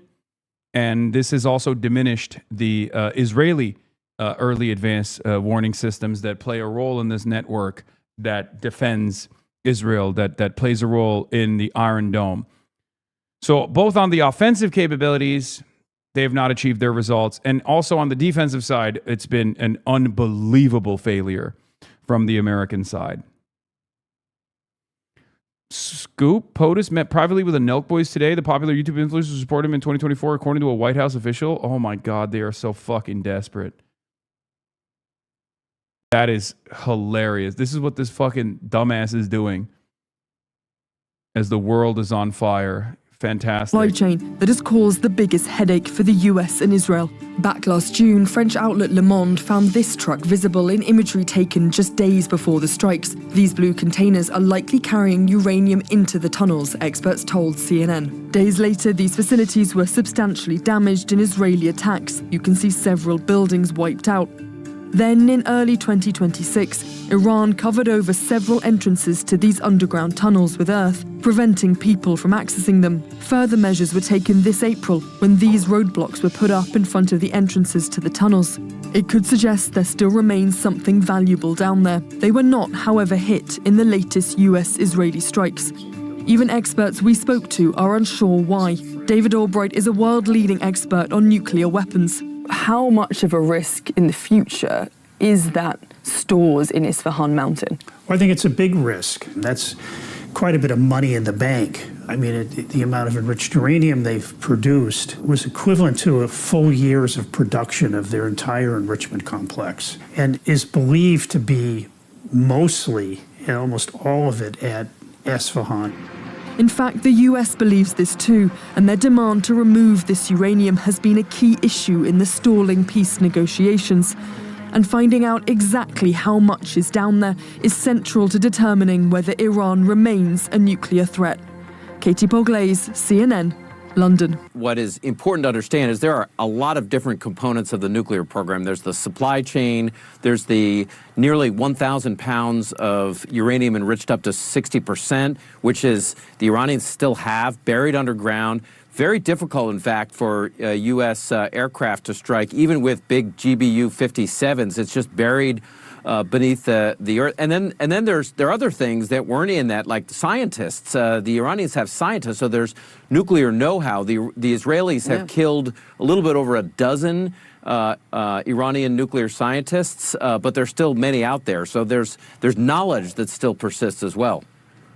Yeah, I mean, it just, you know, impossible to just kind of eviscerate or obliterate the whole thing, obviously, as had been put out there.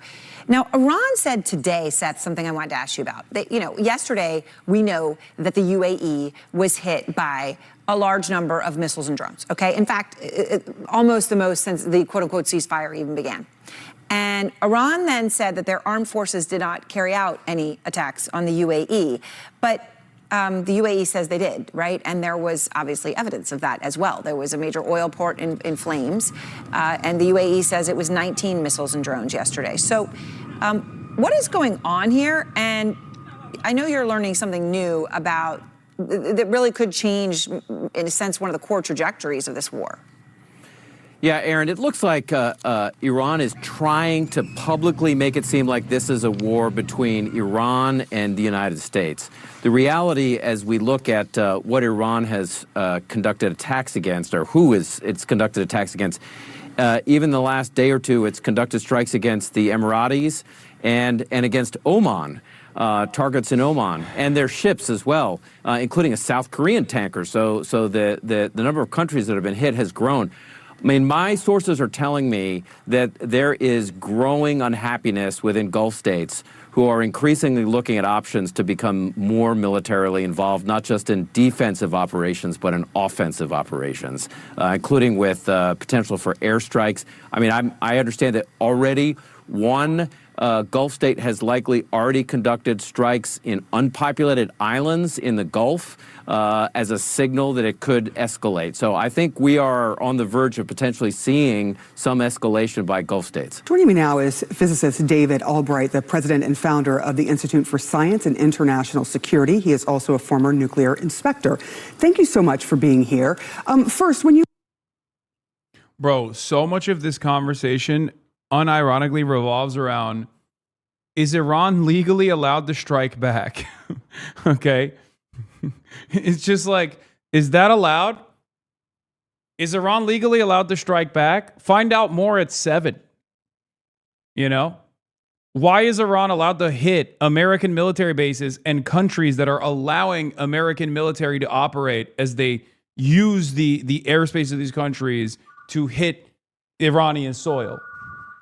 Look at the images, satellite images, about Iran's nuclear capabilities and what you know about its capabilities from before all of this.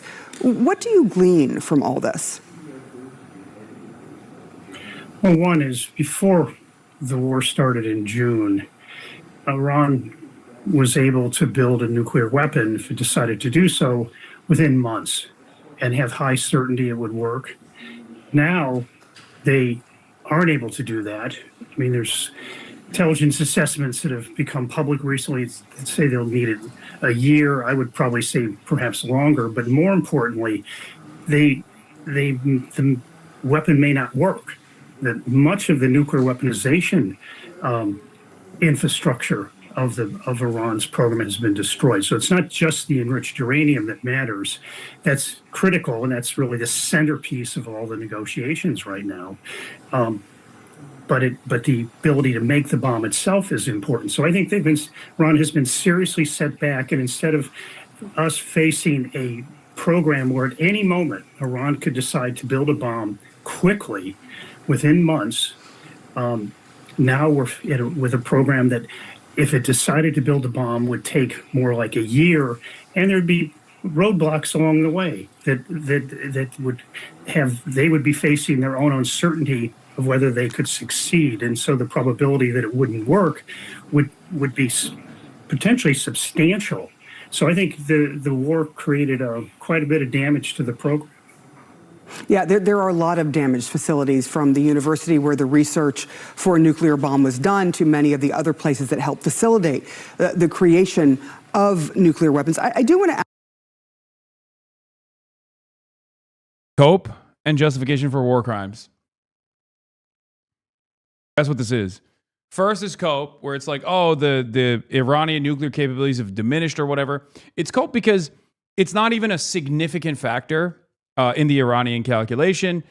The nuclear program, or the enrichment of the uranium, was entirely done as a negotiation, as leverage in the negotiation process. And a justification for the war crimes comes from the attack on wait, hold on. Doors open.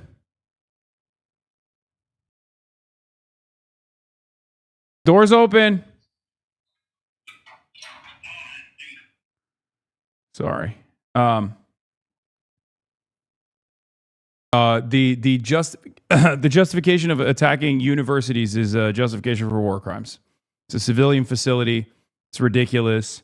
It's no different than like blowing up MIT or some shit. Okay, but of course, because it's Iranian, we get to entertain how valid this is. It's fucking bullshit. Ask you about sort of what's happening right now. The Secretary of State says that the combat part of the war is over. The president says just this morning that negotiations are underway, or they're promising. If the goal is to keep Iran from nuclear weapons capabilities, what must be part of the agreement when it comes to how it's handled, when it comes to how Iran is moving forward or not with their... When did the United States bomb a university? They bombed multiple universities in Iran alongside Israel. Nuclear program. Well, there's a couple things. One is the enriched uranium stocks that Katie pointed out are very important, and those have to be part of a deal to preferably, from a U.S. point of view, remove the enriched uranium from Iran, and you want to create further roadblocks on Iran's ability to build the bomb, and that's a very good way to do it. Another part of it, though, is that Iran has to they've got to commit not to build nuclear weapons, and I, from my point of view, they've got to admit that they do it. They always deny it, but we know they've been working on nuclear weapons for decades, and so you have to have a commitment not to do it, and then you have to have some good inspections that verify that the program has ended. And so I think that's, and I see from some of the reporting that the Trump administration is considering that, but that's always one of the hardest things for Iran to accept, because I think no matter what they want to be able to reconstitute to build nuclear weapons, to have that option, if not actually implement it. And these negotiations have to just end that ambition on the part of Iran. The war has made that goal much harder for Iran to accomplish, but it didn't end it. We're looking at some imagery here of some of the bombings of Esfahan, and also, though, where the uranium is mined, and it looks like Iran is providing more more info than the Pentagon. Iran's Joint Military Command says the U.S. carried out airstrikes in civilian areas with the cooperation of some regional countries. Amazing that Iran's military is putting out more information on potential U.S. military strikes than the Pentagon itself. No, they have. They have. It's more and more of it has been mined since those initial strikes. They've openly recognized it now. Do we have any sense of how much enriched uranium there is and how difficult it would be because Iran, that's the one thing they do not want to do is give that up?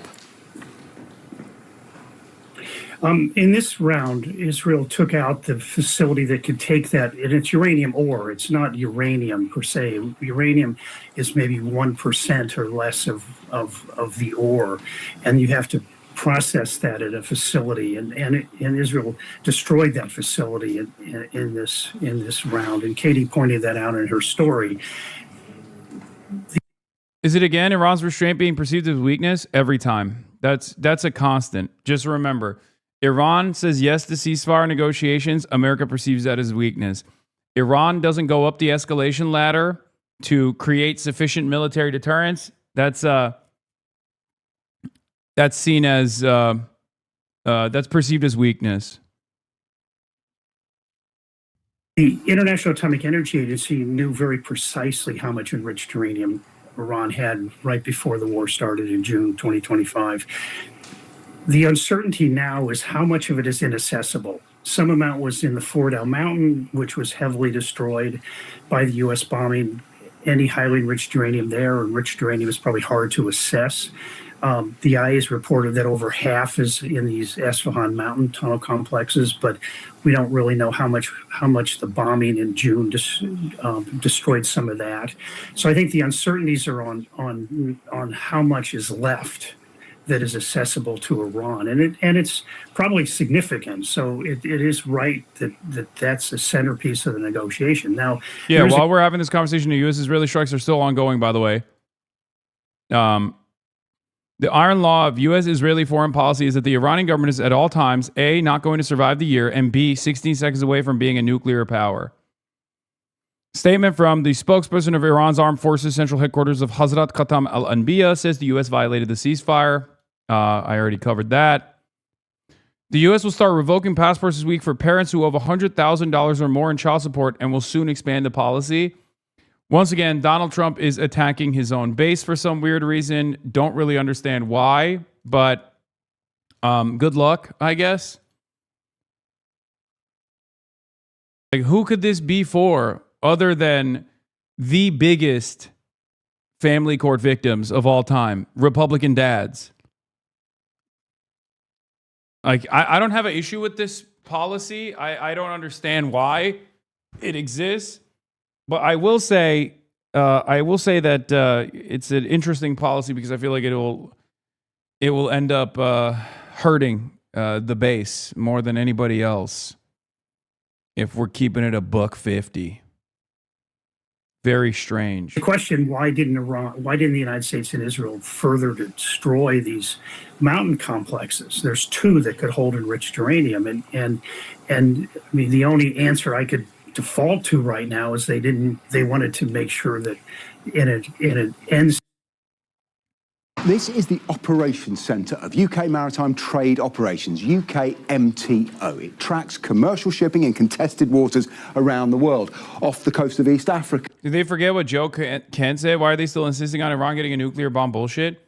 Brother, I don't know how to explain this to you, and perhaps one day you will understand, but they're fucking lying, okay? They have to create reasonable, probable cause for why we're engaging in this kind of military action and why gas is now $4.50 in Mike Lawler's district.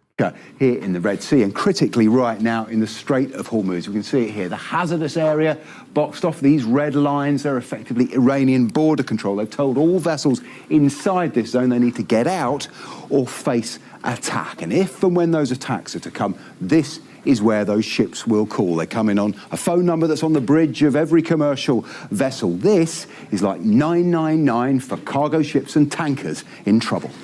Can you confirm the name of the vessel again to me, please, sir? And how can I help you?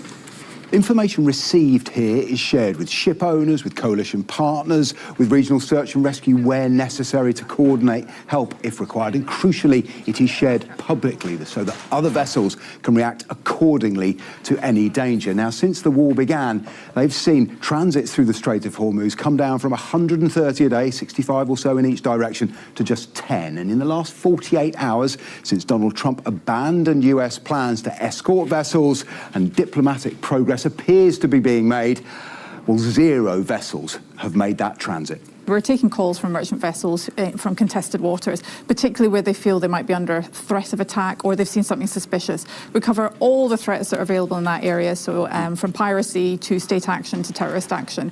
We're sharing verified and can be alarms going in the background, sirens, and sometimes we've even heard shots as well. So our watchkeepers are trained to keep clear and calm at all times. Until there is more certainty on how safe it is and where it is safe for their seafarers to go, they are not able to make those movements. So they're really looking for leadership and stability before they can start to recover. And we'll need to start with some kind of evacuation, humanitarian evacuation, because we've got around 20,000 seafarers who are stuck inside the Straits at the moment. With more than 800 vessels stranded on the western side of the Strait of Hormuz, even if and when the waters are safe, it will take weeks for them to clear and months before global supply lines return to normal. And here, they'll watch all that happen. We are seeing those historic swings in the price of oil with every headline about the Iran war. And now we have learned that the Justice Department is investigating a series of suspiciously timed trades just ahead of major announcements about the war by President Trump. Sources tell ABC News that the DOJ, along with the Commodity Futures Trading Commission, are probing at least 4 trades in the oil market where traders made a total of more than $2.6 billion betting that oil prices would drop right before they actually. Oh, I'm sorry. I didn't realize that being a fucking excellent trader was illegal. Okay. In this circumstance, it might literally be illegal, but whatever, dude. I didn't realize we were punishing greatness. Also, the Commodity Futures Trading Commission is not going to investigate shit because the people that are making these incredibly strategic decisions to make the perfect bets at the perfect time, they're making these fucking decisions because they're in these rooms.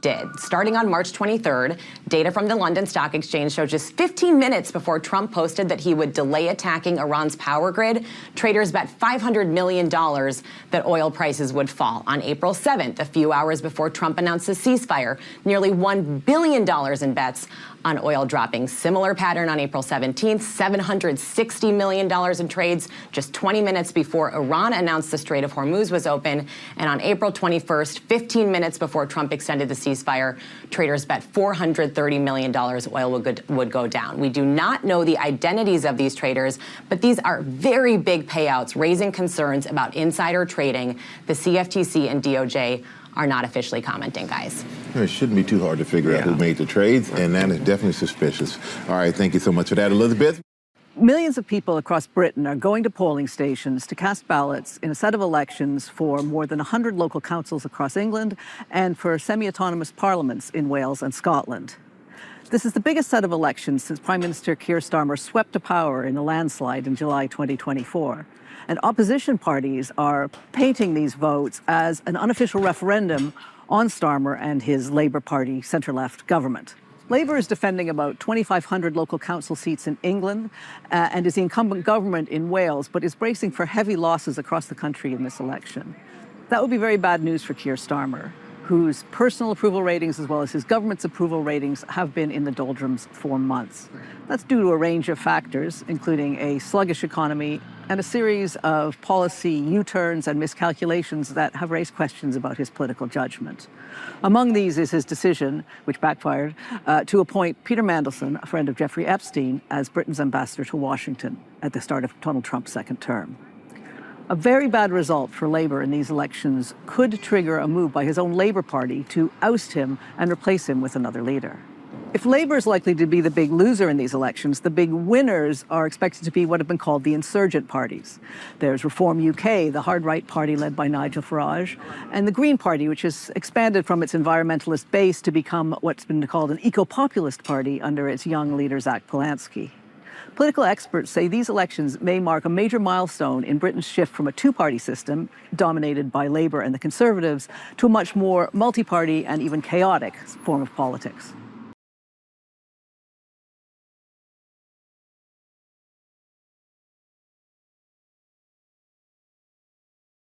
Bro, this is dude, I hate British media so much. Okay. What they're hitting him with is the dumbest story of all time. Okay. They're claiming that Zach Polanski was misleading the public about being involved with the British Red Cross because he said he was a spokesperson and he was never an official spokesperson for the British Red Cross, but instead actually did a bunch of charity fundraisers where he spoke at the Red Cross. I cannot fucking believe that the comparison between Zach Polanski in this circumstance and Nigel Farage is Nigel Farage getting bribed to the tune of £5 million versus Zach Polanski saying, "Oh yeah, I did a bunch of events with the Red Cross," and claimed that he was a spokesperson, even though he wasn't a spokesperson in an official capacity.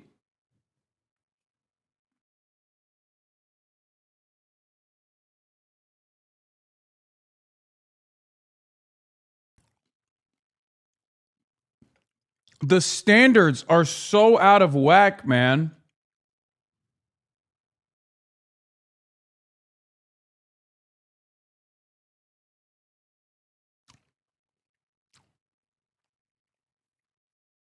Is this a joke? British chatters. I'm being pranked, right? Like they're showing this is a joke where they're basically like, haha, look at how silly we can get with unbelievably improper framing. Like, haha, this is what it would look like if we were genuinely terrified of an ascendant insurgent left flank candidacy and are actively trying to undermine it. Like, haha, this is the level that we would go to.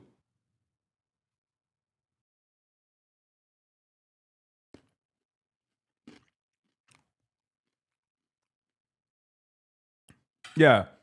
It must be that dry British humor I hear so much about, and I'm just incapable of understanding. This can't be sincere commentary, right? I choose not.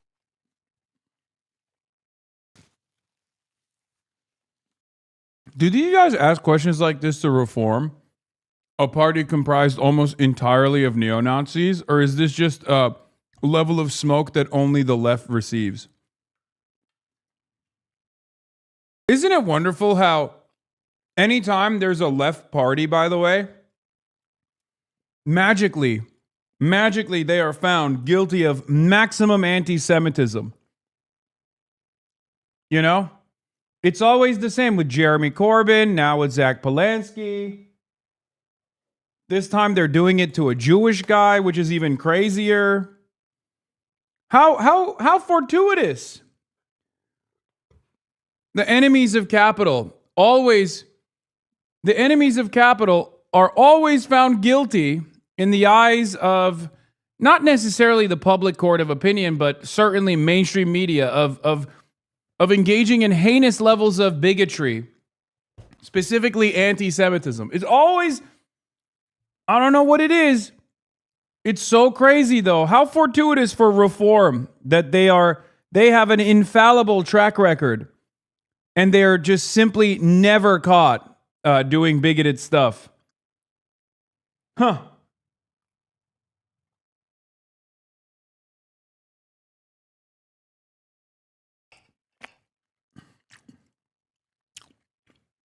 Interesting. I'll be honest. I will admit this over and over again. I cannot believe how much worse it is in British media Like, British media is actually, maybe it's because of the consolidation of power. It's all Oxbridge people, right? It's all people representing their class interests and stuff. But the way that they talk about this stuff, the way that they so shamelessly hammer on the point of Jewish safety as though it's at odds with Palestinian safety. It's unbelievable. I cannot comprehend it. It's just so much worse. This is like, you guys think about like Jake Tapper, right? Jake Tapper is an op of mine and is incredibly, Jake Tapper is vile, right? With his Islamophobia and very smarmy, very elitist with the way that he communicates on certain issues, right? However, it's British media is like every day is Jake Tapper all the time, times 1,000. Like, British media makes Jake Tapper look like a humanitarian rights worker in comparison.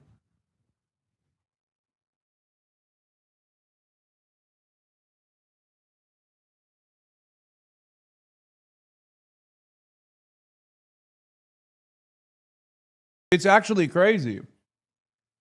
Like, I don't think if Jake Tapper did this in American news against like Bernie Sanders, people would probably call him out. People would be like, what the fuck are you talking about, dude? Calm down, you know? Whereas this is all I've seen from the attacks that Zach Polanski has endured. It's like, it's literally every time he goes on a TV show, they're like, don't you feel like you're the number one Jew hater in London? Don't you feel like the Green Party is running around saying, Sig Heiling every day, all the time? Don't you feel like you if you win that you're going to trigger a Holocaust 2 this time in London directly? The fuck?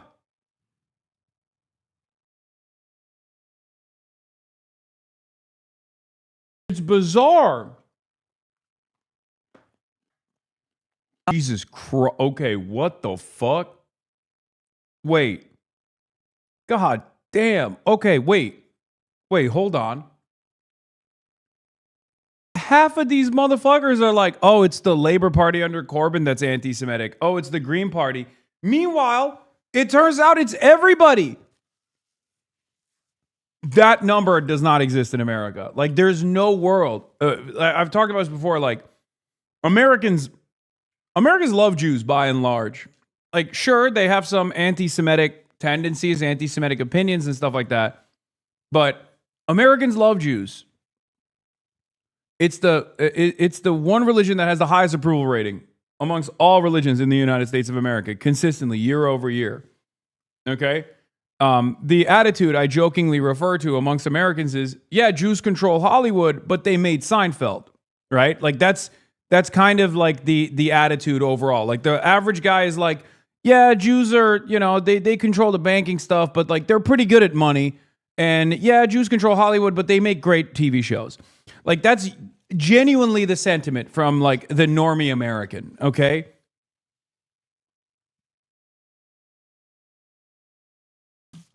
But if you got like a country that's saying, 40% of the population is like, yeah, if Jews would leave or if they stay behind, who gives a shit? I don't really give a fuck.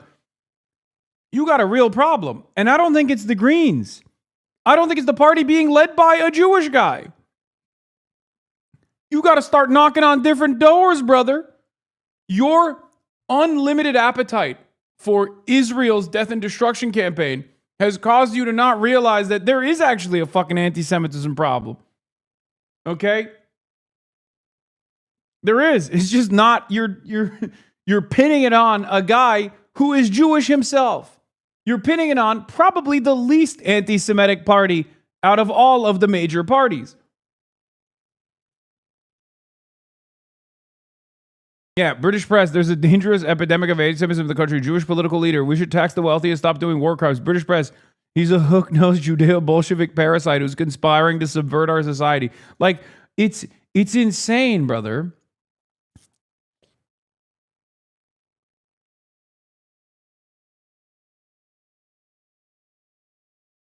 or that Jewish people are welcome in Yeah, this no, country. he's been on the receiving end of heinous cartoons. Like, let's be real, okay? Cartoons are cartoons. Some have the tendency to, like, if you're making people look grotesque, no matter what. I mean, this is an ancient tradition, just like anti-Semitism, ironically enough. Sometimes when you make someone look grotesque, when you're making a political cartoon, it's gonna look, anti-Semitic, and this is one of those instances, right? But my point is, if this wasn't Zach Polanski, if this was someone who was pro-Israel, for example, if it was a Jewish person who was pro-Israel, for example, or even a non-Jew that was made to look this way, but is a, prolific pro-Israel non-Jew, the media would go crazy over it. They would be talking about it endlessly. They'd be like, look at what they're doing. It's their stormer. Radio Rwanda was just making jokes too. What? American Jews have a safe and secure homeland. It's called America. The only thing making them less safe here is Israel. Wait.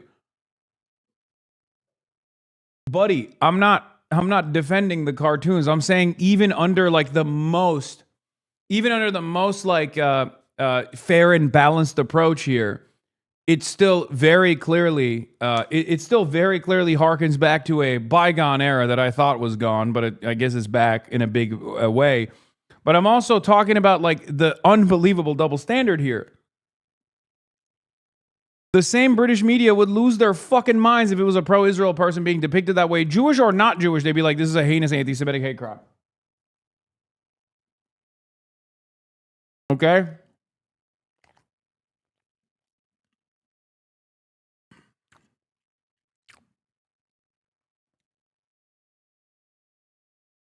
What the fuck is Hesa Papa?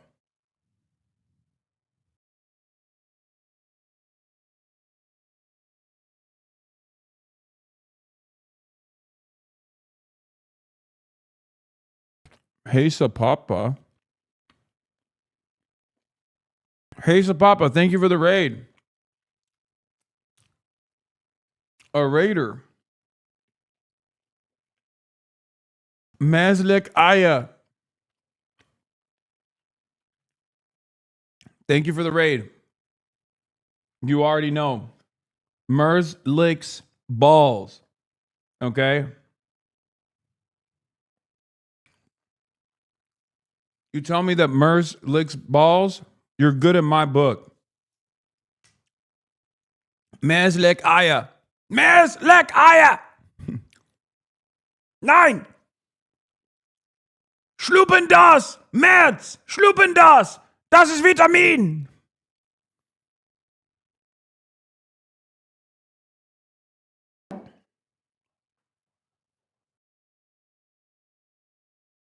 Monka German?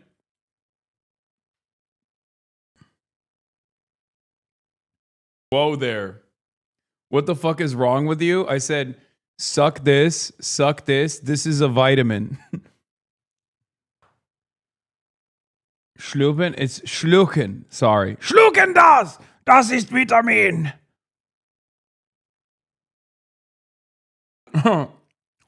Oh, I didn't know it was like that. Oh, my bad. No, you can't call out shit, Excuse me. It doesn't matter that Israel committed a genocide and everyone knows it and everyone has called it out at this point, every humanitarian rights organization. Don't you feel like you should stay quiet? Yeah, let's wait another fucking decade, dude. Let's let him get another genocide off, you know what I mean? Let's let him do one in Lebanon too, and then maybe then the Gaza one we can actually finally say is a genocide. At which point, don't say anything about the Lebanese genocide if that happens, Also, the thing that's really fucking annoying about this conversation is then these guys will also tie this back up to Jews, where they're like, well, don't you feel like it's hurtful to Jews? Buddy, what the fuck does this have to do with the Jews?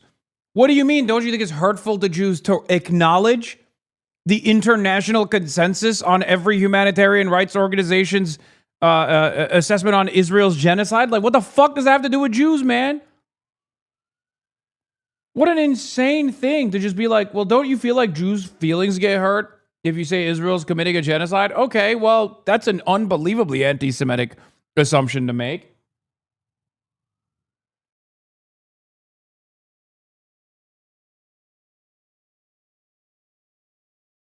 But also, why does that matter?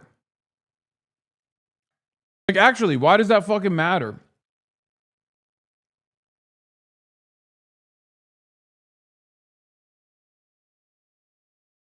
Why would that matter? Like, the idea that, like, oh, we can't do... Sorry, we can't do desegregation in our school system because, what if white people's feelings get hurt? Like, oh, you can't say that the Jim Crow laws are racist because white people's feelings are getting hurt. Okay, I don't give a fuck, man. That's a thing they got to deal with on their own if that's the case, right? Build a fucking bridge and get over it. Get the hell out of here.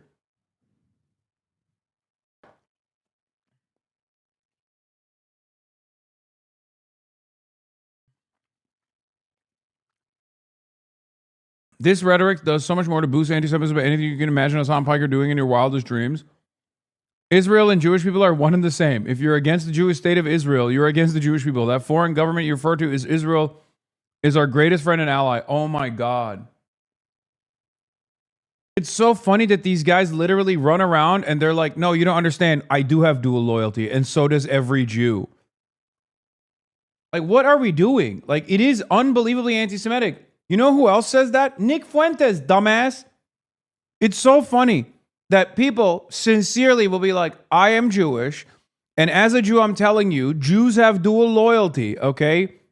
They only care about Israel. And if you actually say, no, I don't think that's the case, then you're fucking anti-Semitic.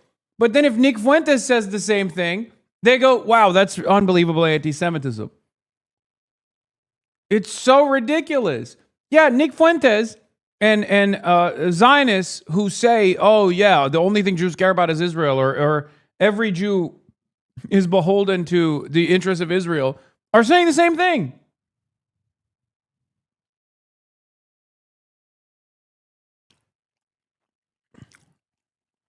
The difference is Nick Fuentes points to that false conflation and says it's a bad thing, and therefore no Jew must ever be trusted. But Jewish Zionists and Christian Zionists point to that conflation as a defensive shield for some weird reason. And long gone are the days where that actually works as a defensive shield. It's gone. It doesn't work anymore. People don't fuck with Israel. So all you're left with in that situation is a false conflation between an unbelievably unpopular state doing war crimes and the entirety of the Jewish population. My God. Beast mode, beast mode, beast mode. I mean, people will get mad about this statement. There's many different ways. This is probably one of the most perfect ones. One of the perfect answers to this question. I like the Zoran answer too. It's like, look, Israel in its current formation is an apartheid state, is doing a genocide. Of course, those things are unacceptable. So no, as a Jewish ethno-state, no, of course it's not allowed to exist. No ethno-state should exist. No ethno-state has a right to exist. The question is, did Nazi Germany have a right to exist then, right? Did Rhodesia have a right to exist? Did apartheid South Africa have a right to exist? Oh, no, they didn't. And it was handled, right? And the same goes for Israel. This question is silly. It's a silly question.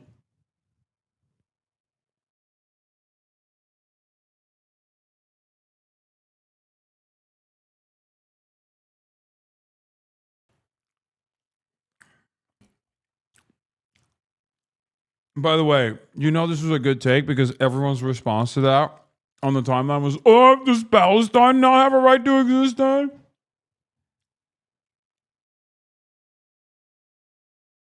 Yeah, I don't know if you know this, but currently, Israel is the sovereign nation in this entire region and is dominating the lives of Palestinians, okay? So thank you for acknowledging that Israel doesn't have a right to exist as an apartheid state.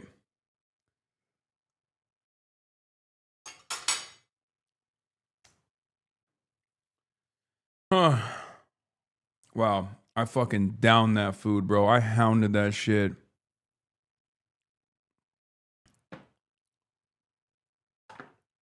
It's just so stupid that people run around talking about like, oh, I know you want to bring up genocide, but that's totally a secondary concern to what I want to talk about, which is Jewish feelings around the issue of Israel. What are we doing? What do you mean? It's genocide, man. Like, what the fuck are you talking about? What are you talking about? Even if it wasn't genocide, even if it was just unlimited war crimes, like, what do you mean Jewish feelings? The fuck?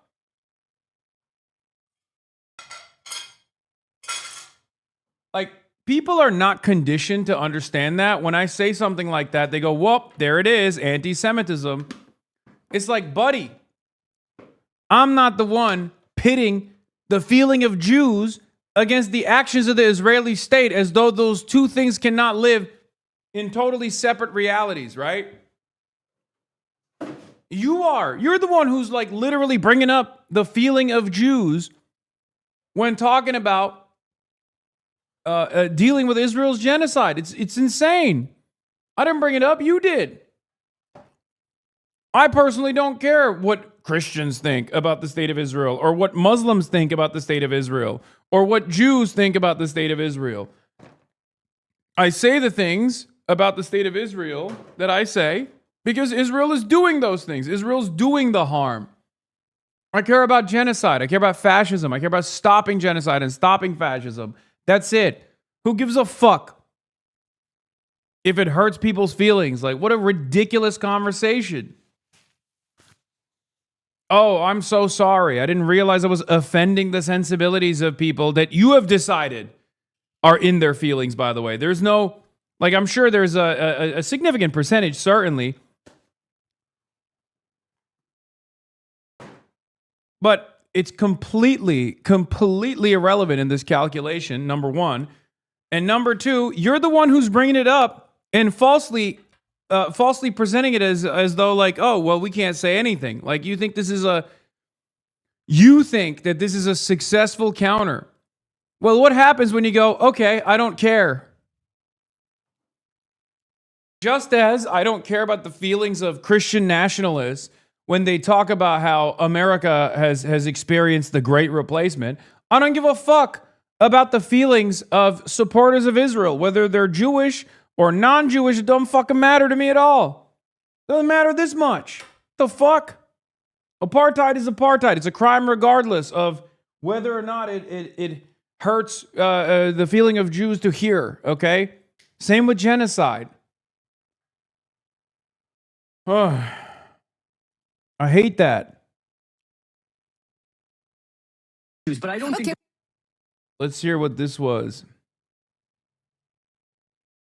Ashok Kumar, political economist, dismantles the Green Party anti-Semitism smear. Let's take a look. Or about issues, but I don't think Okay, well, let's do that. Let's talk about issues. Because one thing I think we can all agree is a big story is the fact that we are seeing a massive increase in physical and verbal attacks on Jews in this country. The stabbing of two... Hey, Hasan, long-time VOD enjoyer, just wanted to let you know my Chub brother heard of you for the first time as the Ayatollah of woke that wants AI to die. Thanks to Wired. Keep up the good work. How did he react? Did he think it was funny, or did he get really mad? Because like sometimes chuds can have a good sense of humor when they hear stuff like that. They could be like, "Hey, yeah, that's kind of funny. I didn't know libtards could make jokes." There's like two different kinds of chuds. There's the chud that's like offended at everything, Unfortunately, that type of chud has become way more commonplace as of late. But then there's also like chuds who are just like normie chuds who kind of laugh things off, you know? Jewish men by an alleged suspect currently who's already been charged, believed to be an Islamist attack, has caused great concern. We've big summits in Downing Street, and we're going to be fast-tracking hate crime prosecutions and the like. Now, there's no doubt at all there is a problem of anti-Semitism within the Green Party, because the Green Party itself is investigating no less than 30 candidates who have been publicly identified as having made, posted or said or written blatantly anti-Semitic things called.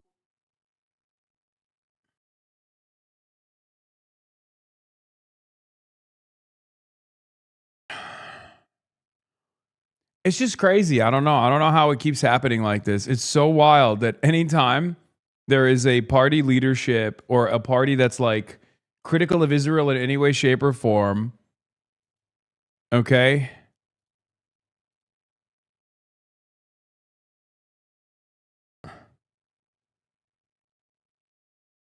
Anytime.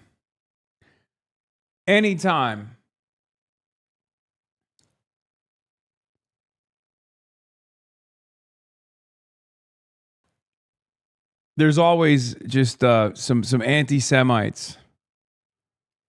There's always some anti-Semites around. They just like deploy it. Jews, vermin, rats, celebrating the October 7th massacre, suggesting that Hamas are, resistance fighters. Wait, what do you mean? Suggesting that Hamas are resistance fighters? That statement in and of itself is not anti-Semitic, man. What the fuck are you saying? I mean, that's literally just true, okay? It's just objectively true. They are a part of the Palestinian resistance. What the fuck does that even mean?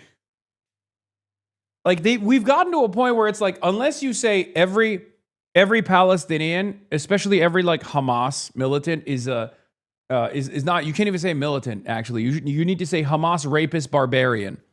When you say Hamas, you have to say baby beheader. Otherwise, it's anti-Semitic. If you even dare to question whether or not Hamas have beheaded babies, you're also anti-Semitic.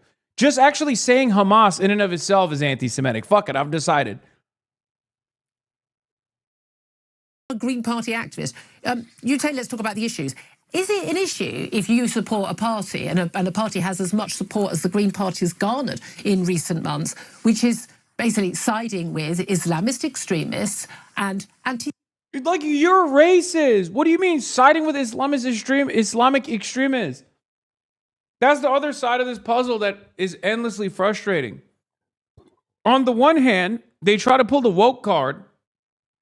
And then on the other hand, and this is how Zionism works, it's a very racist ideology.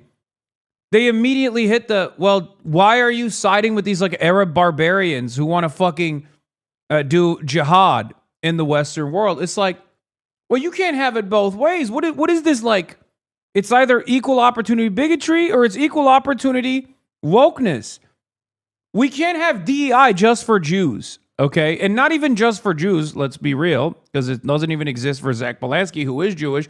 DEI just for pro-Israel Jews. What the fuck is this argument? It makes no sense. It literally doesn't make sense. You can't just be like, wow, it's really messed up that you're attacking white men like this. How fucked up of you. So much for the tolerant left here. Okay, so much for the tolerant left. So much for the tolerant left. You're a pedophile because you're trans. Boom. It's like, okay, well, I guess you're not woke at all. Why am I expected to be woke then? The fuck is this shit?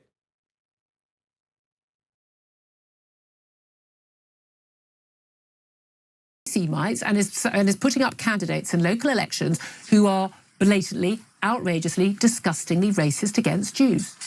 Oh, okay. So self-assured too. She's like, yeah, I really cooked on that one. Firstly, we have over 4,500 candidates.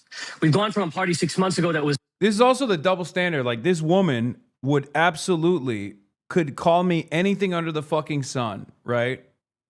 I mean, she's doing it to Muslims in general here, like calling them Islamist jihadists.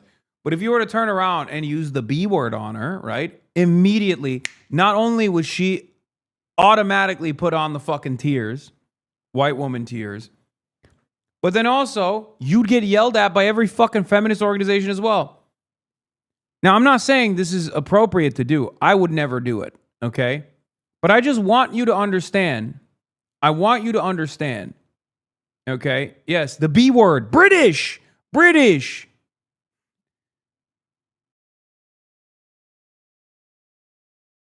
But do you see what I mean? It's not even like this is not even like, oh, society cares a lot about feminism. Clearly they don't, right? We live in an unbelievably misogynistic, patriarchal society. That's not my argument at all. But I'm saying that there is like a priority of permissible bigotry and a system of varying degrees of stigma.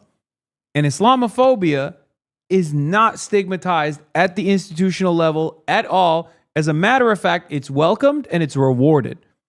It's incredible. 60,000 to now having 230,000.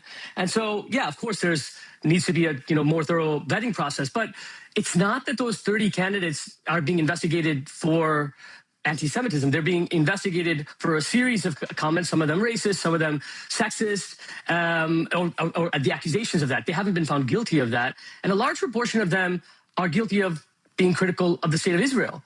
Some of them, of course, are anti-Semitic, but a lot of them aren't. I think, but no one's being investigated for being critical of Israel. That's not true. That's not true. The list was released by a Labor dossier this morning. I'm sure you've seen it, and they are, for example, retweeting the Bob Dylan lyrics about debt to the IDF. I'm sorry, Julia, but that's not a crime. We're allowed to criticize and even call for the death of a foreign army. If I said debt to the IRGC, should that be criminalized? If I said debt to the Russian army, should that be criminalized? Should I be deselected as a Labor candidate or a Reform candidate? The or a vast Green majority candidate? of these candidates Absolutely are being not. investigated. I think there are parties that have platforms, and those platforms are the policies upon which we run on.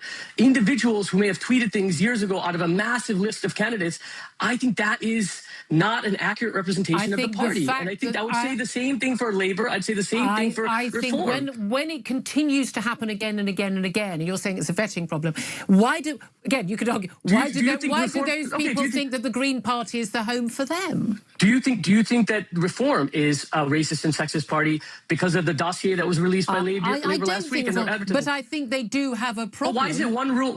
What? You don't think Reform is a racist party, but they have a problem with racism, but you think the Green Party is an anti-Semitic party? What? Dude. These guys don't even try to entertain impartiality. Wow. This is just like the Tory leader going on TV and being like, no, I think Tommy Robinson, Yaxley Lennon should be able to do his anti-refugee rallies because they don't harm Jews, which they do, by the way. So that's also ridiculous. They do say anti-Semitic shit at those rallies. So it's, holy fuck, you scared the shit out of me. So that's also ironic in and of itself. But pro-Palestinian rallies are deeply anti-Semitic and very scary for Jews, so they cannot continue. It's crazy. Like, they're not even doing the whole, like, oh, bigotry is bigotry. It's unacceptable no matter what. They're like, no, bigotry only goes one way, and that's the Green Party.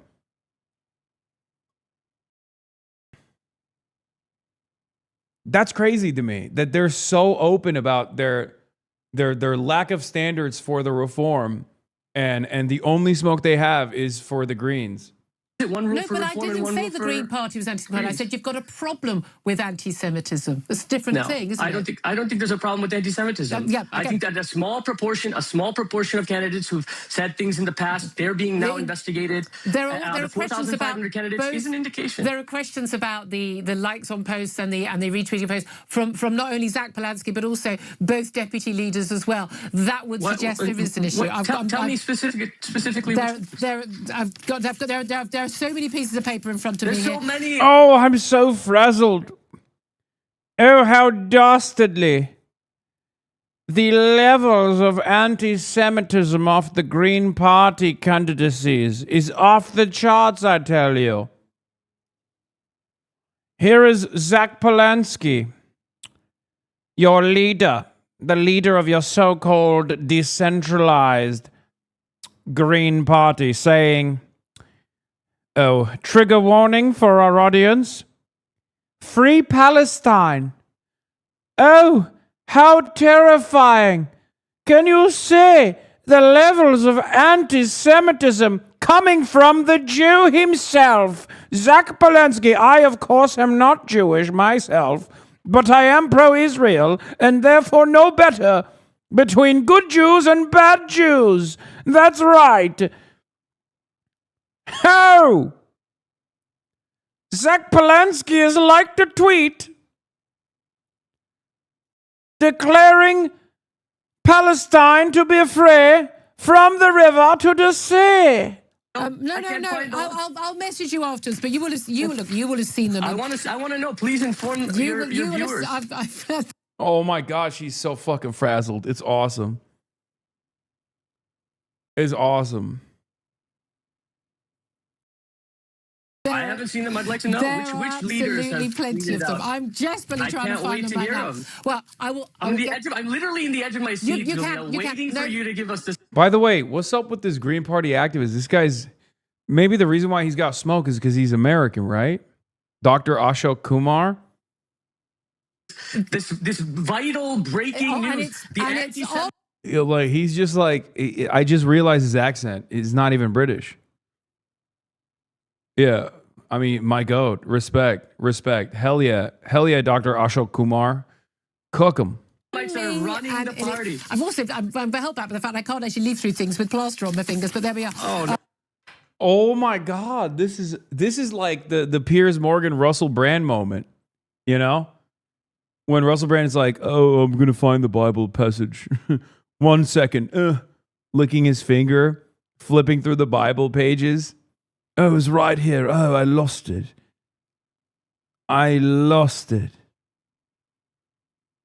Well, you know, these are issues. Green Party leader shared a conspiracy theory. Rachel Millward, co-deputy leader, shared a conspiracy theory about the Golders Green attack in which 2 men were stabbed. Shared a post which claimed a third victim of the day was Muslim had been erased to suit a weaponized, desperate narrative. That's just the truth. Oh my God, that's the one you pulled out. That's one of the anti-Semitic conspiracies.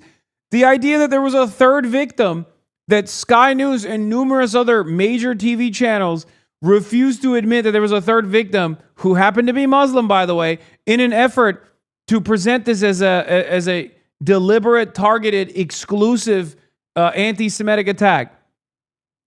That's not an anti-Semitic conspiracy. That's just what happened. That's what you guys did. Okay? That's crazy. Just saying what happened. Saying what happened is an anti-Semitic conspiracy. Okay. If you don't call this a heinous Islamic crime, a jihad, which I'm sure people that look like you love, right? Muslim man, right? Then you're a heinous anti-Semite, which I already knew. Because you're brown and Muslim, I expect you to be anti-Semitic. That's why you would vote for an anti-Semitic Jew like Zach Polanski, the chief architect of anti-Semitism. Perhaps worse than the Ayatollah, who you love and admire, I assume. You brown boys. You congregate and foment anti-Semitism as you narrow your eyes. I mean, that's just one example. Mohsen Ali is. Wait, but how is that an example? You just read out, for example, earlier that there were 2 victims of that attack. In fact, there was 3 victims. The first victim was Muslim. Why is it an anti-Semitic or conspiratorial?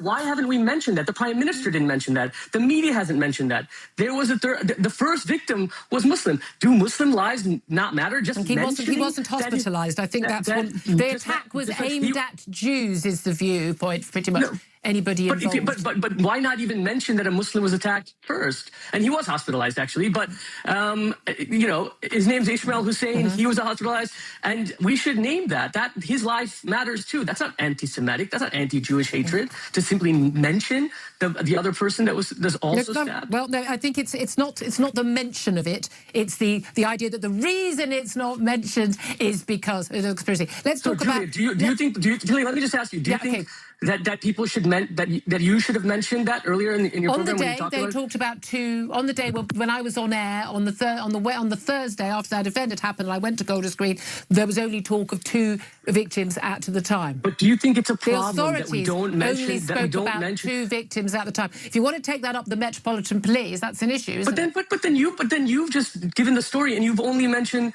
2 of the victims. I think three were stabbed. Okay, but the Met Police. I can't say it. He should be like, you should say it. Say it out loud. How many victims? Was it 2 or was it 2 or was it 3? How many victims were stabbed? What was the religion of the 3rd victim, the 1st victim?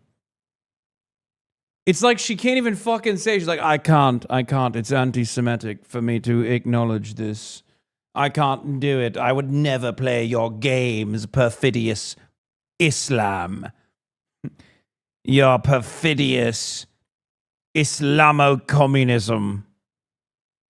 How dastardly, appalling, wanting me to say 3 victims rather than 2. Ah. Yes, I bet you'd want me to use numbers. What's next? Arabic numerals?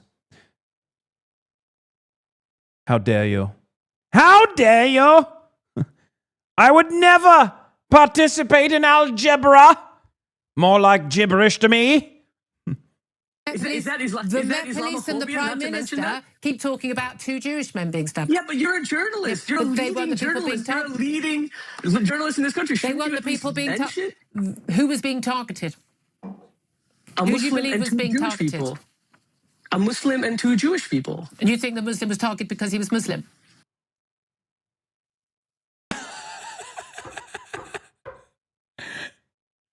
She's like, actually, I've decided it was 3 victims of anti-Semitism.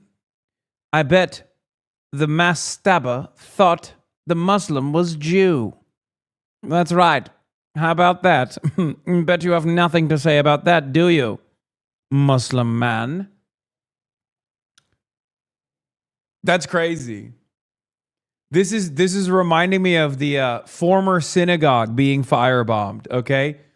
Yeah, it's been a mosque for a decade, okay? At that point, it's not a former synagogue, it's a mosque, okay?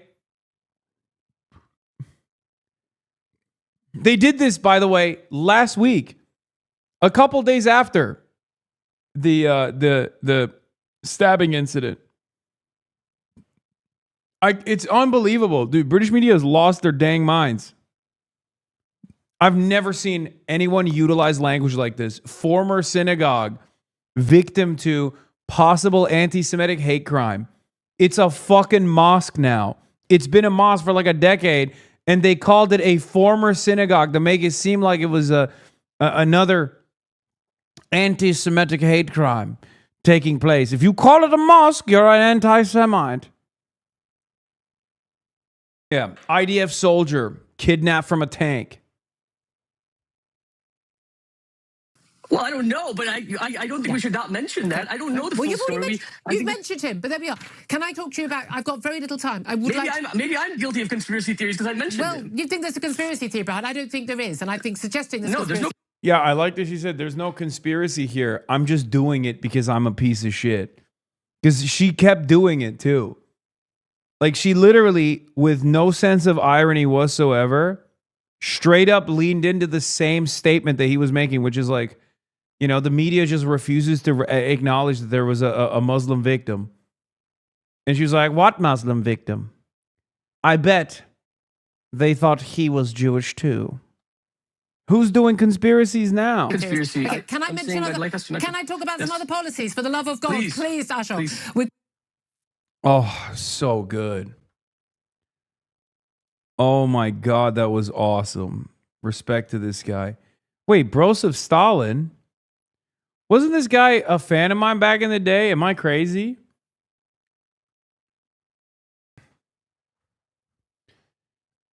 I feel like I remembered that.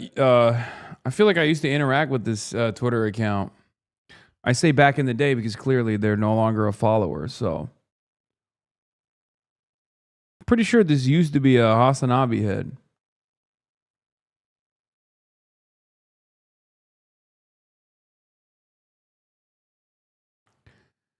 Trump says the ceasefire is going, it's in effect. Trump says retaliatory strikes on Iran are just a love tap.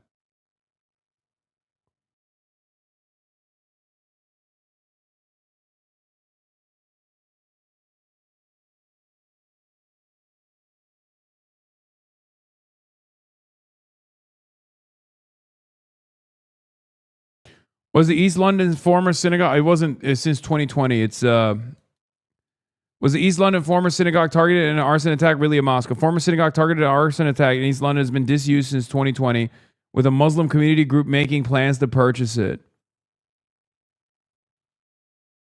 Did I glorp? Did I glorp again? Can you guys? Hello? Can you hear me?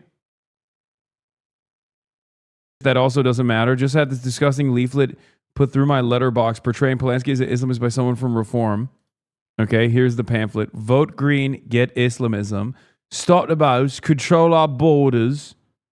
Wait, is that how you spell borders? With an A in England?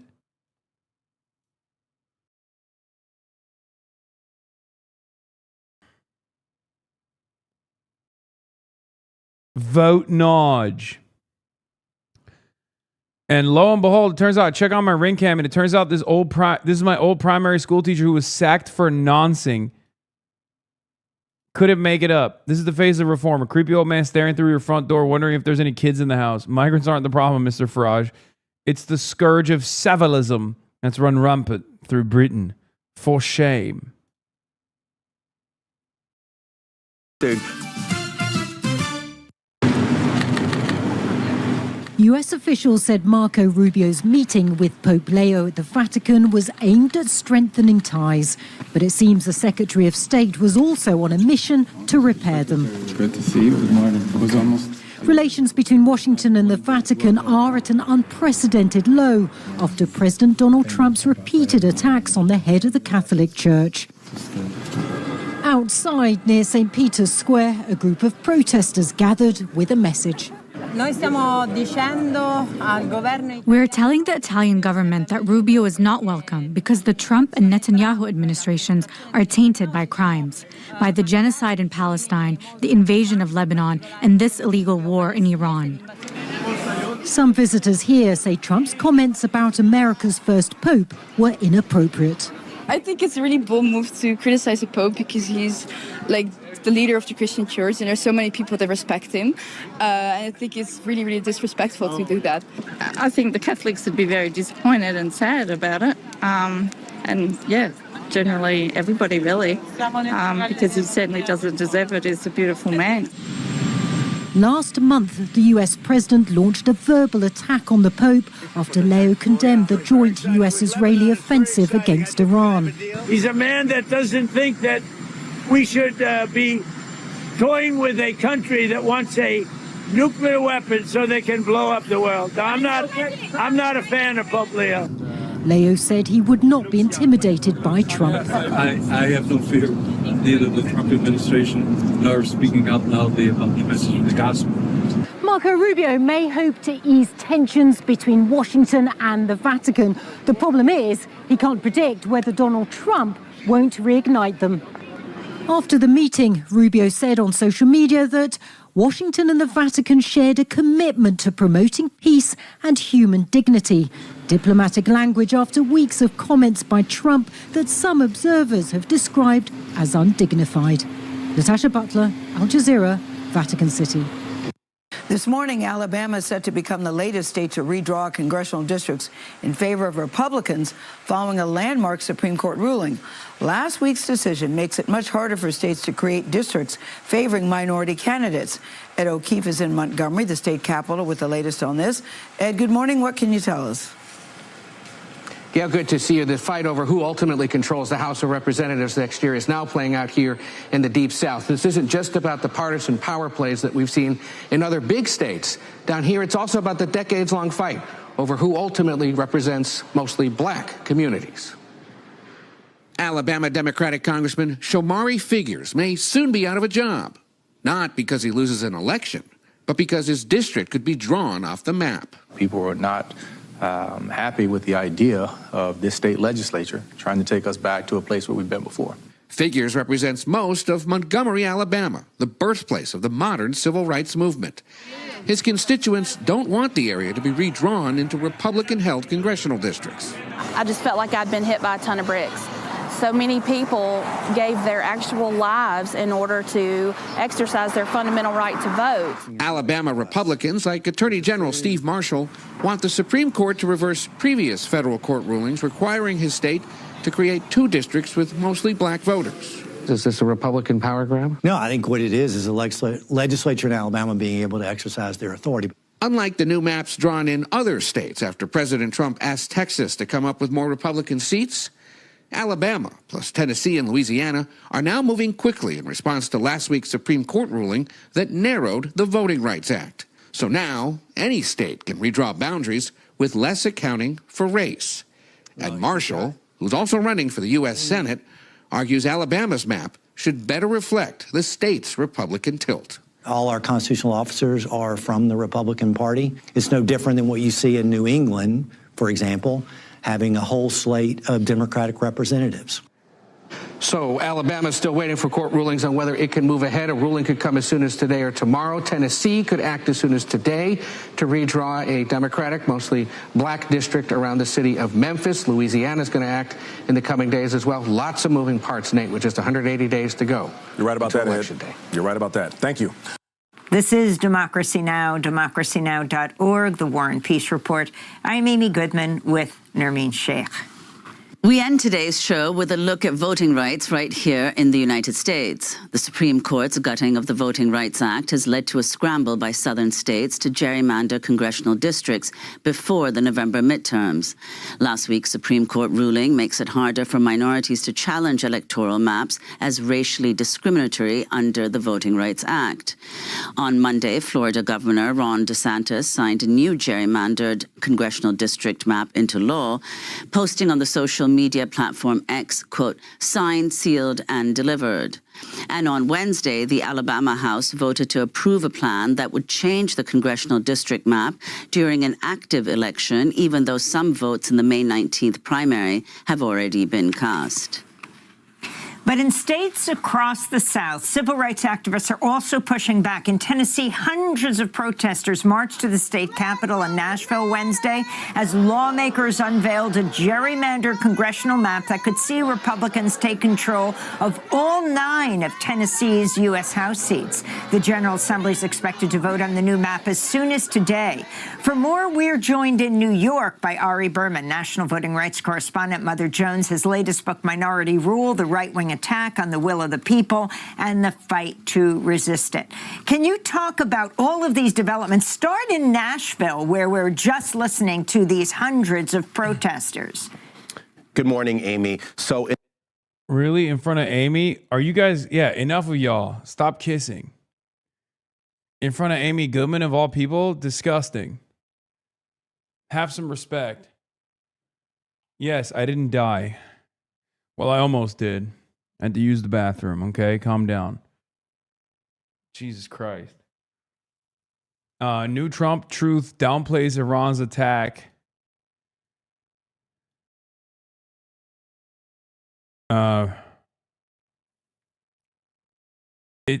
I see the tack that they're taking in response to the insider trading allegations is that it's an Iranian psyop. This is a lie. Axios didn't report even once over the last 3 weeks that a deal was imminent. The Iranian regime, its state TV, and its bots and influence accounts on social media are pushing this lie. What do you mean? Are my eyes deceiving me? Or is Barack Ravid just simply hoping that people don't remember that every Sunday night,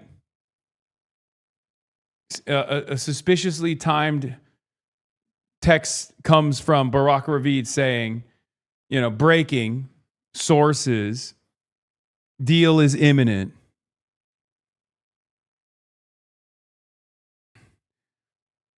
Axios reported 5 times in the 19 days that a deal with Iran was imminent, 5 times, and no deal materialized. It appears the reporter known as Barack Ravid, along with friends of the U.S. government, may be profiting from market volatility.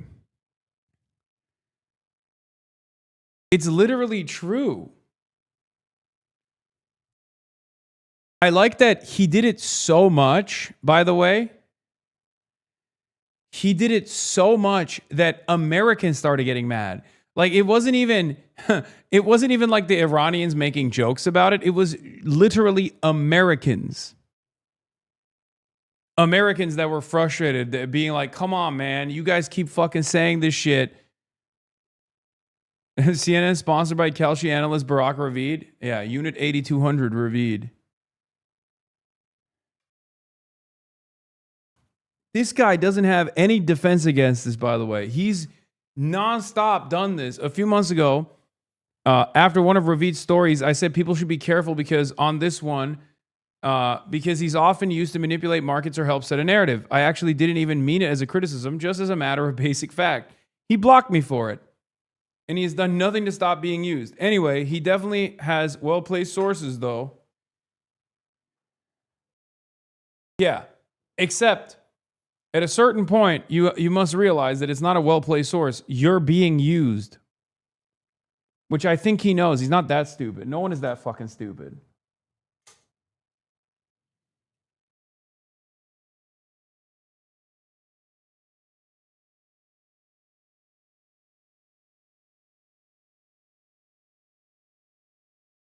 The pile on Barack Ravid is wildly unfair and ridiculous. He's a great reporter. The rest is noise. Everyone get back to work.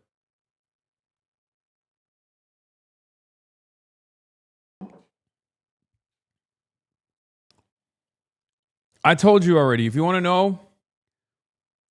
know what the what the American government wants you to hear, or what the Israeli government wants you to hear, go to Barack Ravid.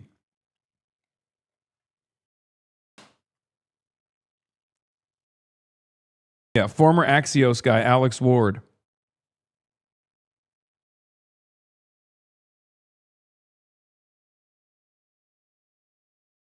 Or wait, he's not. Was he Axios?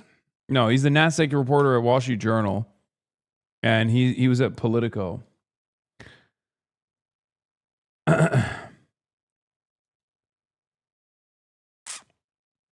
I have been marked safe from making unwise financial investments based on Barack Ravid's reporting for 2 years now. Praise God. Yeah. Late to this because my algorithm is not primed for financial Twitter, but there's a wide-scale revolt underway against Barack Ravid's reporting, and everyone from Newsom to Kinzinger to the Iranian government are piling on. It's so funny that he's mad that like, dude, it's Newsom, governor of California. Gavin Newsom is now fucking shitting on Barack Ravid and his like fake breaking deal imminent according to sources. Nonsense.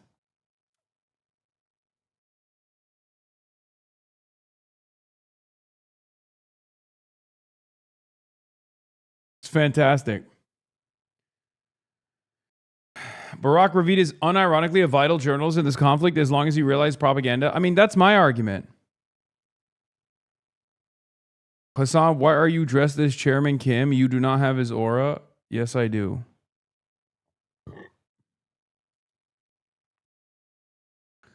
Wait, what? Third Way is distancing from you and saying McMorrow condemning you is not their fault? JVL gives Plattner somewhere between a 5 and a 33% chance for being the Dem nominee in 2028. And I don't think that's crazy at all. Floated similar on a pod last fall. I read it. May I scoff now? Sure, but after your gambit to go after Abdul ended up boomeranging and hurting Mallory, I'd think you might be open to other POVs about what is happening on the ground. You think a DC-based think tank's letter and Politico had a huge impact on voters in Flint? I'm flattered, but I doubt it. Also, we'd like Dems to retain some baseline level of decency since, as you'd agree, Republicans have abandoned that. What was the point of doing it if not to have an impact? And no, I don't think an average voter in Flint cares about this, obviously, but it has undoubtedly created a distraction for Mallory that was totally unnecessary and did zero to hurt Abdul.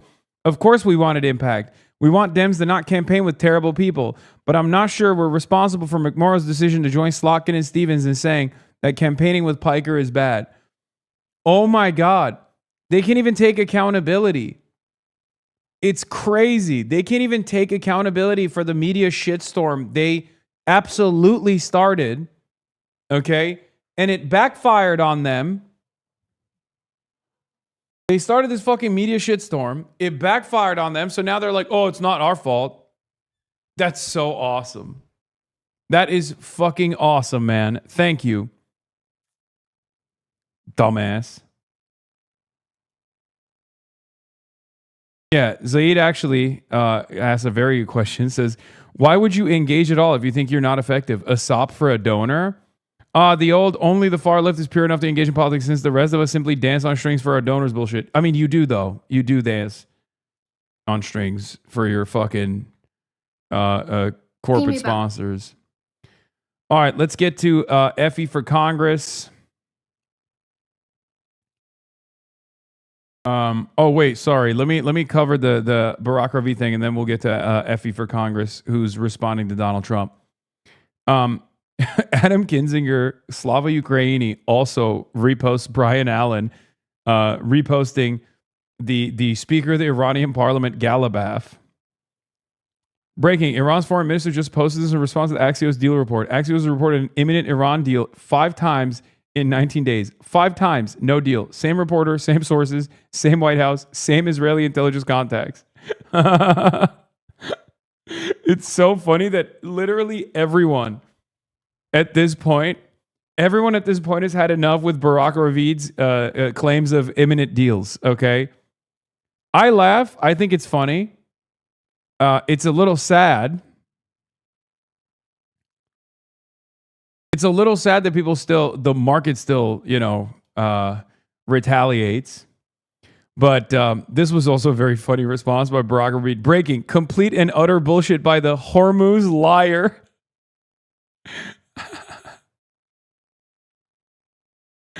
Yeah, the last remaining group is going to be the hogs that are mad because they can't do insider trading. Only Trump and his cronies get to do it. IDF Unit 8200 vet turned Axios disinfo dump, Barack Ravid, is melting down after being exposed for his role as Trump, Kushner, and Witkoff's water carrier. He spent over a year anonymously citing these miscreants to help them manufacture war on Iran and manipulate markets. Time after time, his reports are discredited and or shot down by Iranian officials. And now everyone who's paying attention is on to him. I mean, but like, how did it get to this point for people to comprehend that Barack Ravid was absolutely just, saying whatever the fuck Trump wants him to say every time? Or whatever the Israeli government wants him to say every time. Like, it doesn't make any sense to me. Like, it should have been pretty obvious that he is a bullshit artist who is just a stenographer for the Israeli government and the American government at times. Like the 700th time that he did this. He hasn't stopped doing it. He's going to keep doing it tomorrow too, by the way. Now everyone's paying attention is on to him. In an exchange with Obama's ambassador to Israel this February, Ravid exposed how deeply invested he is in the Trump-Kushner-Witkoff corruption game, issuing a full-throated defense of their main channel for conflict profiteering, the ironically named Board of Peace.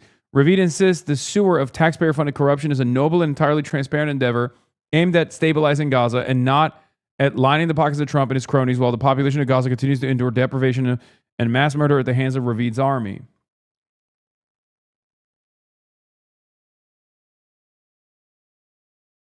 Yeah.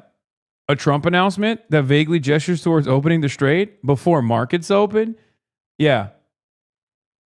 Every time. You think it's an accident? Every Sunday night, Barack Ravid. I've tweeted about it too. I've literally tweeted about it myself. I'm like, oh, here it comes. Sunday night. You already fucking know. That's the expectation. Sunday scaries and a Barack Ravid tweet saying the fucking Strait of Hormuz is about to be open any day now. What does the community know? Nearly 920 million in crude oil shorts were placed 70 minutes before Axios reported the U.S.-Iran were nearing a 14-point deal to end the war. Oil then plunged 12%, with the position gaining an estimated 125 million. This has happened repeatedly during the conflict. Why does the whole stock market keep falling for it? Oh, God, don't even get me fucking started, man. Because the stock market, in my estimation, and I'm a humble non-economist, okay, a dumb guy, a layman, the average Joe. But from my uneducated, totally speculative assessment, the stock market is not pegged to any reliable fundamentals. It's just on pure hopium at this point. It has consolidated capital so much that there's just a bunch of rich people holding on to a hope and a dream that it keeps growing, okay? That the number has to keep going up. Otherwise, all hell will break loose. That's it. Anyway, let me close off some of these fucking tabs. It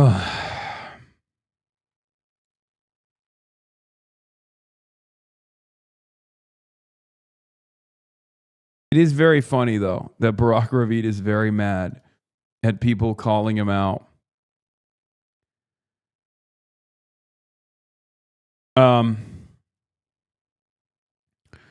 Yeah, Timmy Facchiola kind of defends me, but not really.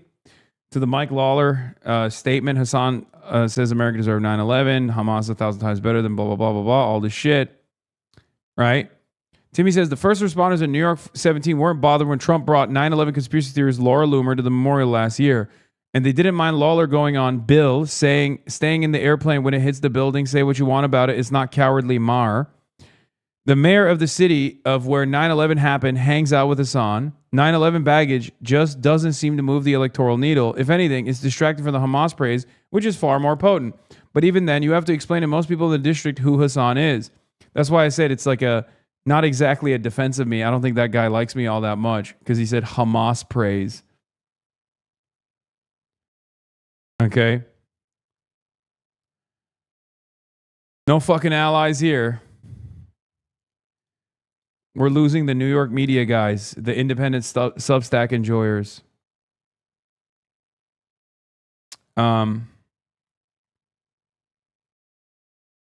Marching guest? What do you mean?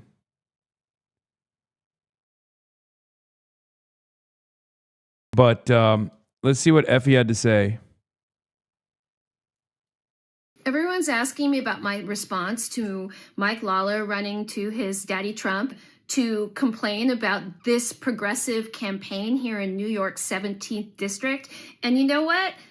Mike Lawler should be worried. Donald Trump should be worried because what this campaign will do is put people first. That means healthcare we can afford after Lawler and Trump has taken it away from millions of people. That means housing that we can afford, something that they have done nothing about. That means bringing the price of gasoline down, which is out of control because of this senseless war that Trump started and Mike Lawler supports. So I guess they have a problem with progressives like me who want to see things happen for the American people and not senseless wars. If you want to see Mike Lawler lose, if you want to see Donald Trump's agenda end, we need you. We need you right now. It's so funny that Mike Lawler is so legitimately worried about the third place candidate right now. Like, let's be real about this. I like Effie Phillips Staley. You guys know this already. But it is kind of remarkable that New York 17, it's a purple district. It's a flippable district, right? Like, obviously Trump cares about it to a certain degree. He doesn't want to lose another Republican district in the House of Representatives. But like, there's a Democratic primary taking place, and they're attacking Effie, who is in third place, right? Like New York 17 polling, there's a Democratic primary that's supposed to take place, and Effie's in third place right now. Now, hopefully after this, that will change, right? And the reason why they are so adamant about attacking her early on and trying to remove her from the playing field is because I think the Republicans are aware that left populist sentiment is undefeated. Okay? It is genuinely impossible to go against if you are a Republican. The antidote to right sloppyism, endless posturing about migrants and transgender people and stuff like that, is left-wing economic populism, good policies. Centrist democracy, centrist Democrats do not have an answer for it. That's why they find themselves constantly conceding on these culture war issues, rather than put up a fight on the culture war issues and simultaneously shift people's priorities in these elections back to material changes that will benefit them. Okay? Obviously, Effie does want to do that. She is doing that. She's for Medicare for all. She's unbelievably critical of Israel, right? These are the type of policies that centrist Democrats, corporate Democrats are terrified of advancing because their donors don't like them. And that's the reason why you get these like shitty ass moderates usually in these districts. Not because the voter base is demanding it, but as a matter of fact, you get those guys because that's a way to still control the uniparty attitude. That's a way to control the uniparty principle on never giving voters what they deserve. Okay? And I think that's the reason why, even though she's, she is an insurgent candidate that is chasing behind the corporate Democrats in front of her, Donald Trump has put the beat on her, and the Mike Lawler has tried to get her taken off the rolls. And Mike Lawler is so worried about Effie that he even went to Daddy. He ran over to Daddy.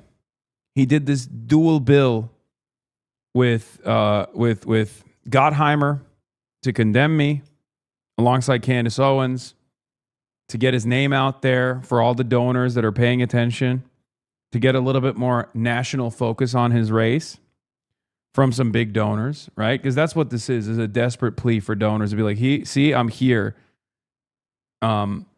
Please defend me. Defend my seat. If you're a pro-Israel donor, Democrat, Republican, doesn't matter. I'm your guy, right? Like that's what he's signaling with that bill that he's doing with Josh Gottheimer. And Josh Gottheimer is a piece of shit who is willing to give that to Mike Lawler. This is the backdoor dealing that's taking place here. One Democrat, one Republican in the House of Representatives, both pro-Israel. So their loyalty transcends beyond party lines at that point. So for that reason, because of how terrified these people are of potentially another insurgency in the primaries with a true leftist, true left populist candidate that's critical of Israel, that is pro Medicare for all, because they don't want to lose that seat to someone who is outside of the confines of permissible politics in this country, a do-nothing Democrat or a far-right Republican, they're pulling out all the stops. Please make a contribution today, this minute, to this campaign at effieforcongress.com. Your money will help us knock on doors, will help us make phone calls, will help us turn out voters to make sure that Mike Lawler doesn't go back to Congress to carry water for his daddy, Donald Trump. The man holds literal contempt for his constituents. I've been to his town halls. He literally looks down on his constituents like he's our overseer. No, I know. I called him out for that shit too. This is my district. Please help us get rid of Lawler. Thank you for bringing attention to his opposition. I know. I hate that son of a bitch. Are you able to perform well here? Hours of fun. Guess the party. Co-UK. What the fuck is this?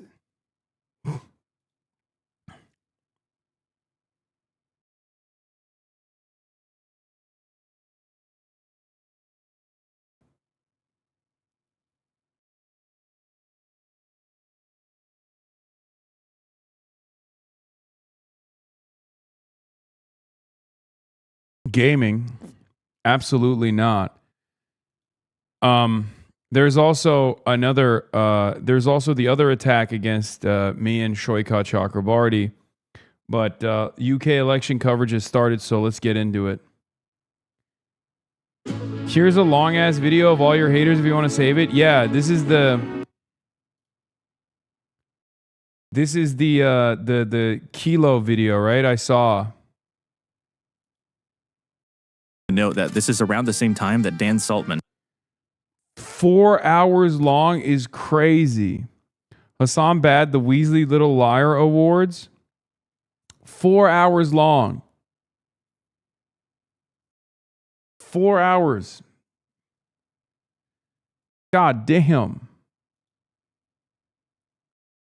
Yeah, it's I mean, I highly recommend you go watch it for sure.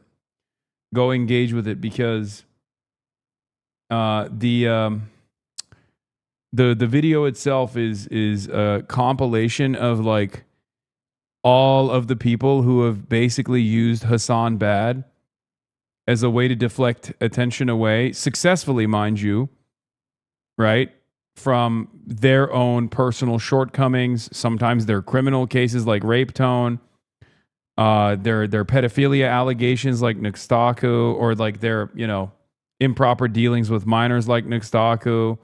I don't even know what this one is about. Nicholas Dorio's dishonorable mentions to Dan Stalkman, I assume.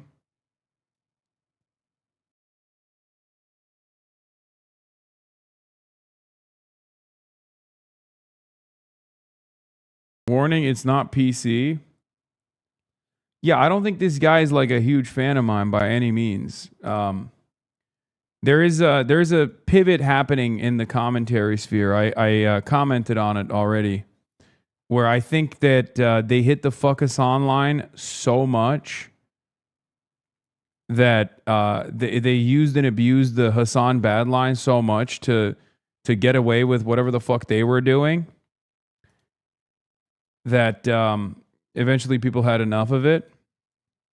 Here, this is the intro video for it, but for the last substance, this account says, for over a year now, the specter of darkness has been looming over the Hassan Bad crowd. This Thursday, May 7th, kilotonics will finally descend upon them and dole out their reckoning. The darkness isn't some monster lurking under the bed or a ghost in the closet. It lives inside, waiting for the moment when you're too weak, too broken, too distracted to defend yourself. It doesn't need to scream or roar. It waits quietly, knowing that patience is its greatest weapon.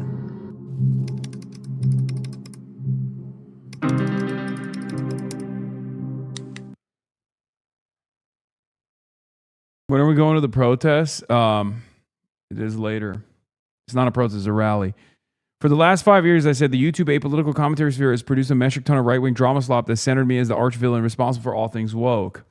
It even led many of them to take a pro-Israel stance. Glad to see that environment shifting, is what I said. You said it's funny because this video is cringe in a lot of the ways that the haters are too. Yeah, sometimes you got to fight fire with fire, buddy. Listen, I'm not in a position to fucking deny aid, okay? No matter where it comes from at this point. I'm literally in the crosshairs. Engaging in a 15-front war here. The biggest front? My own fans. New administration, reform leading it. Now, what that means is not necessarily reform having an absolute majority of the 42, but reform could well become tonight the biggest party in the council. Yeah, I mean, they are. Reform probably is going to be the biggest party in the council. Definitely worth it to watch the Ethan part of the video on your stream sometime. It clearly shows Ethan's obsessiveness and hypocrisy.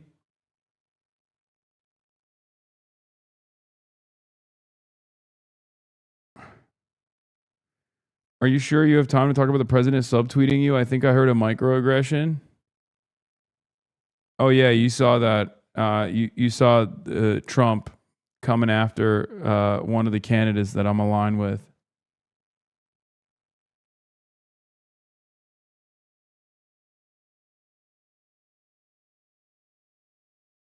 What was I going to watch? There was another thing I wanted to watch. Oh, Professor Chung. My Professor Chung. Professor Chung, World War III has already begun. Let me explain. In 2024, you made 3 predictions that have come perfectly true. Like Trump would start a war with Iran. And you've made a series of new predictions. Yes, and I'll explain each prediction one by one. Okay, so first, I predict that Trump will get a 3rd term. But isn't this constitutionally illegal? It's not. The president now has emergency war powers, and so he can actually delay the election. My second prediction is Iran is now a forever war, and the United States will institute a national draft, meaning that if you're between 18 to 24 in America and you're male, you'll be automatically put into the draft system. And they just passed a law that says that starting December, you will be automatically registered. Which means you're obliged to go and fight. Exactly. Next, the world will move towards an AI surveillance state. So everything you do online is being recorded to figure out how to control you. And then this is the most controversial prediction. This is pretty bad. And I'll explain why. And also, I will tell you why this war can only lead to World War III. Why there's a very strong possibility that the American empire will collapse. And also, I'll show you what the Russians will do and how the private bankers are controlling you. I'm not owned by anybody. That's what you think. So let's talk about that. This is super interesting to me. My team give me this report to show me how many of you that watch this show subscribe. And some of you have told us, according to this,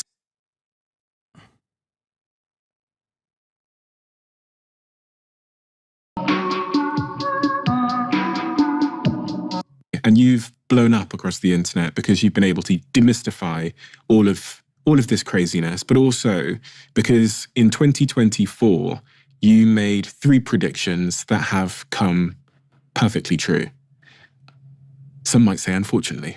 Unfortunately, yes. What were those 3 predictions? My first prediction was that Trump would win in November 2024. Second prediction is that he would start a war against Iran. And the third prediction is that the United States would lose this war, and in losing this war, this would radically reshape the geopolitical landscape. How did you know that Trump would start a war with Iran? The simple answer is this. The United States have invaded Iran because it has no choice in the matter. If it were not to invade Iran, it would lose its empire. Its empire is based purely on the US dollar, the petrodollar, which is a Ponzi scheme.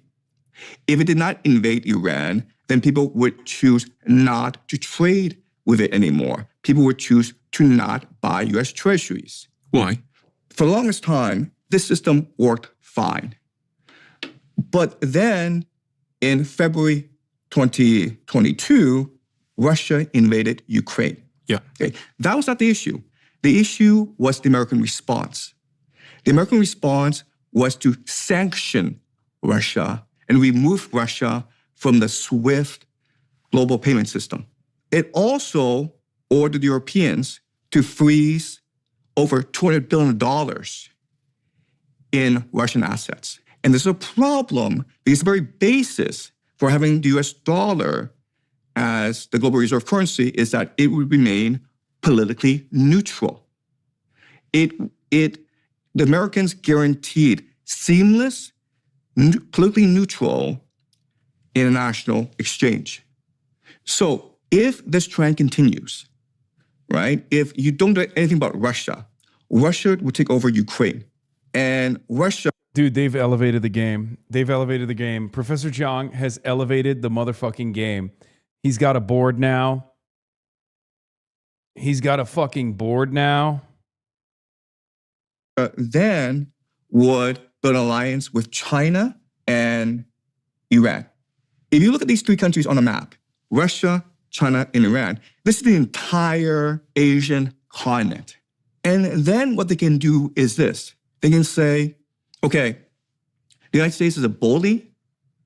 They force us to play by the rules. They get very angry if we don't play by the rules. So let's not play with the United States anymore. Let's just trade amongst ourselves. Listen, I didn't steal from him. He stole from me. He's wearing a suit. Okay?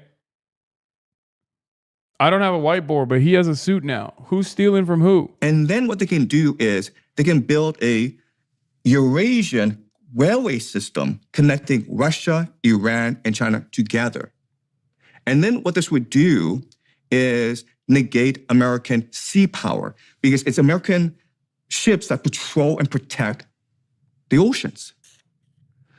And then what would happen is the world, Europe, Middle East, Africa, India, East Asia, would look at this trading bloc and think to themselves, wow, these guys, the Russians, Iranians, and Chinese, they use gold as their medium of exchange. Gold is valuable. The Americans, on the other hand, use US dollars as the medium of exchange, which is not valuable. So am I better off with the American system or with this new BRICS system? What's BRICS? It's an acronym. It stands for Brazil, Russia, India, South Africa, China. So am I right in thinking, because Iran, Russia, and China were colluding, it threatened US dominance, which is driven by the world using the dollar as the primary currency for trading? That's correct. Okay, so they felt they needed to invade because then they can control more of the Middle East? Right. So by attacking Iran, certain things happen. Okay? The first thing that happened is that China is now cut off from Middle East energy. China receives anywhere between 50 to 6% of its energy needs from the Middle East. Not just Iran, but also Qatar and Saudi Arabia. A lot of people say that China today, it's reliant on renewables, solar, wind, and that's true to a certain extent. Remember that China, it is an industrial powerhouse. So it needs energy from everywhere and everyone.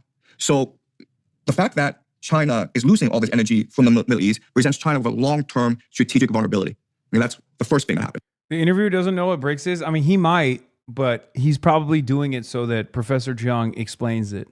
Second thing that happens is that Europe is in a lot of trouble. Because remember, because of Russia's invasion of Ukraine, Russian energy was sanctioned.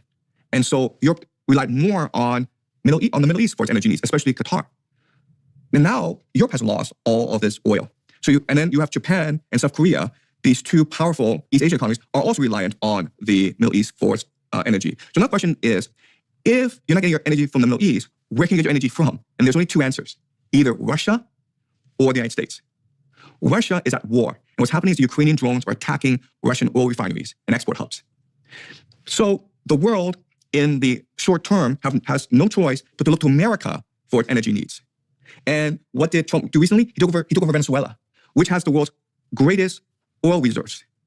He's threatening Canada. He's threatening Greenland, Mexico, Colombia. If Trump controls the entire Western Hemisphere, the entire world has to beg Trump for energy and resources. And this saves both the US dollar as well as the American empire. So as part of your prediction in 2024, I believe it was, you said that the US would lose this war. Right. Why did you predict that the US will lose this war with Iran? Because the American society does not have the political will, does not have manufacturing capacity, does not have the risk tolerance to fight this war in Iran. Basically, America wants to fight this war as cheaply, as easily, and as quickly as possible. Right? So Trump, he's so dumb, he's brilliant. I mean, he's not wrong about a lot of this stuff. He's right. America doesn't have the manufacturing base. The American population doesn't have the pain tolerance. So all of that stuff is correct. Trump really thought that. I'm just waiting for him to say something unhinged, you know? If I sent my airplanes... Because, like, remember, this is 9 minutes in, okay? Professor Jiang will cook for, like, 85% of the conversation, and then the last 15%, he will say something so spectacular, so utterly unhinged, that it causes you to question everything he said leading up to that moment, where you're like, how can these two thoughts be trapped in the same mind? Nothing he's saying is like incredibly complicated. I've said many things that are similar, except for the last 15%. To strike Tehran and kill the Ayatollah, they would just surrender. That was like literally his plan going into this war. He paid no attention to the culture. He paid no attention to the history of the Iranian people. He had absolutely no respect for the nation. And when you do that, when you disrespect your opponent, when you underestimate your opponent, and when you yourself are not willing to commit to the fight, you're going to lose. So is Iran's game just to draw this out as long as they possibly can? How they, because he's taken out the leaders. And then do you also think that Trump thought that if I just bomb the leader, then everything will sort of regenerate itself and we'll be fine? What was the sort of fundamental misunderstanding? There's a lot of confusion as to how this war started. Even today, no one actually knows how this war started. But I think that Trump, given his personality, he was convinced that if he killed the leadership of... What do you mean? We definitely know how this war started. The fuck? Of Iran, then they would have no choice but to surrender. And his proof of concept was, of course, on January 3rd of this year, Delta Force went into Venezuela, kidnapped Maduro, and they completely surrendered. So in Trump's mind, he wanted to replay the Venezuela scenario. And he didn't realize that Iran is fundamentally different from Venezuela. The short answer is he is a reality TV star. He thinks in terms of optics. He doesn't think in terms of like geopolitical strategy.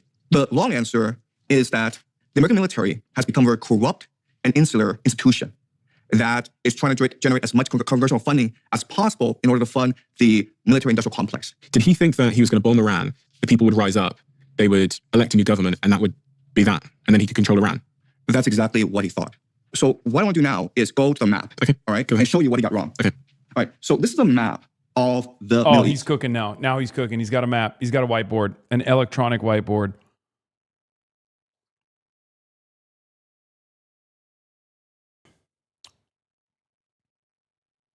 This dude did a hangout with the actual anti-Semites who can't be named on Twitch anymore. He literally did a one-on-one conversation moderated by Sneeko with Dugan.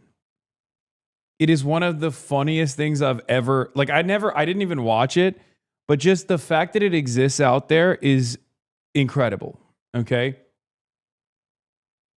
A goddamn English teacher for high schoolers in Beijing with a fucking YouTube channel was having a conversation with, love him, hate him, and I'm not exactly a fan, one of the more consequential Russian thinkers of the 21st century, like the guy who is perhaps most responsible for the invasion of Ukraine.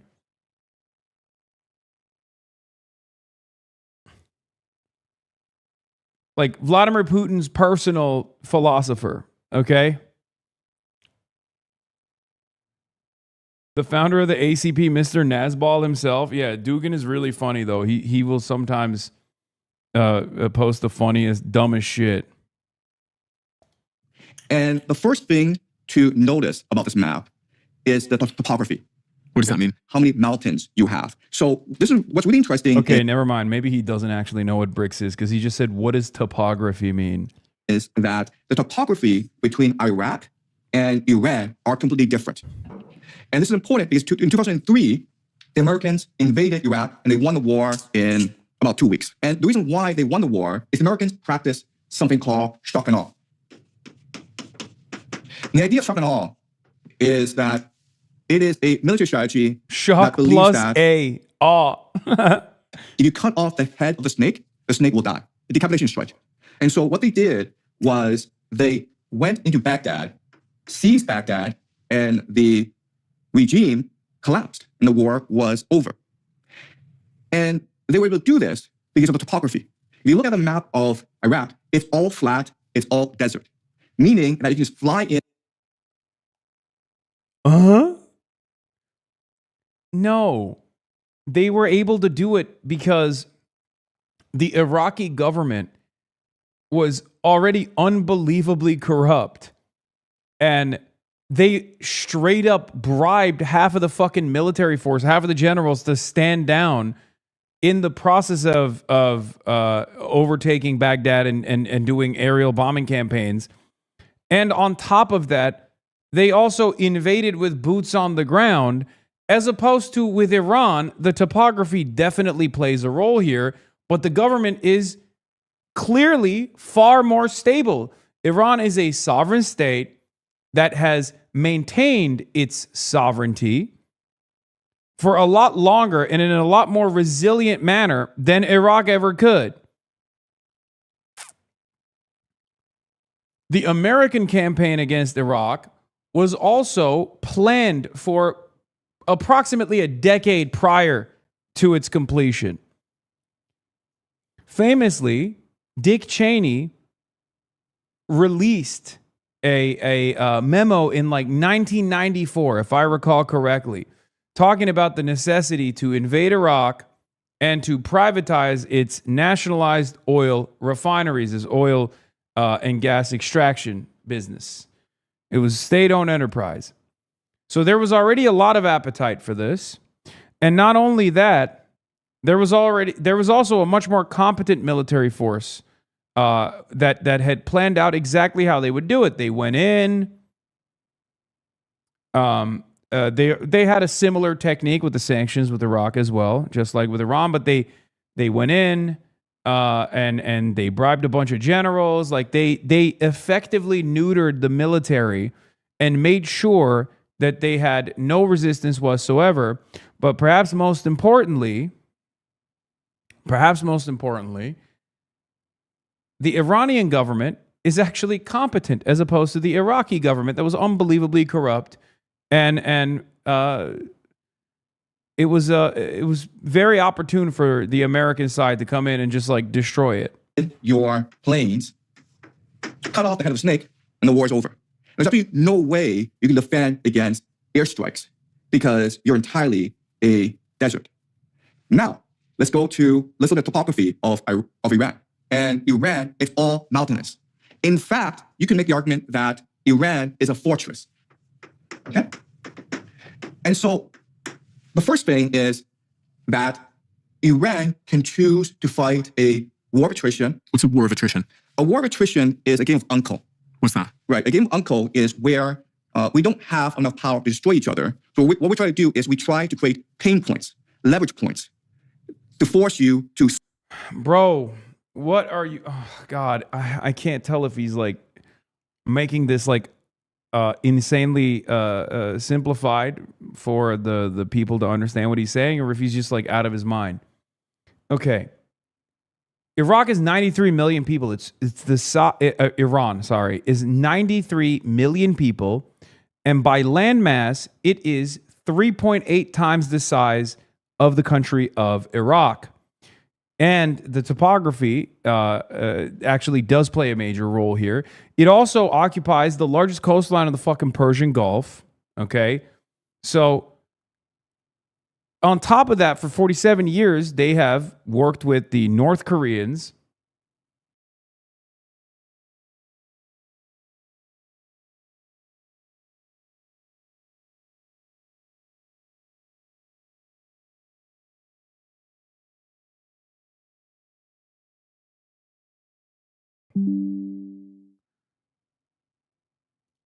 Professor Jung came after me. Professor Jung said no.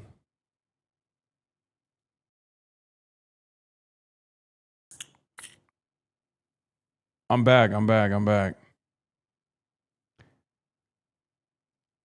Professor Jung said, "How dare you talk shit?"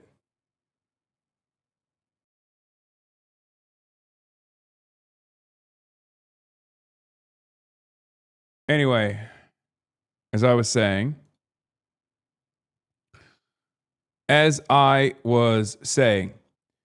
so Iran also worked with the North Koreans to develop these incredibly sophisticated underground bunker systems, underground missile production facilities, underground silos,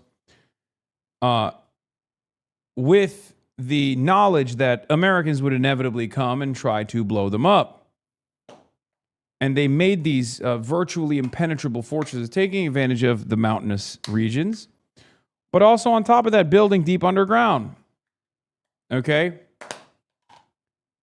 And that's precisely the reason why their missile stockpiles have not diminished in the way that the American side claimed they had.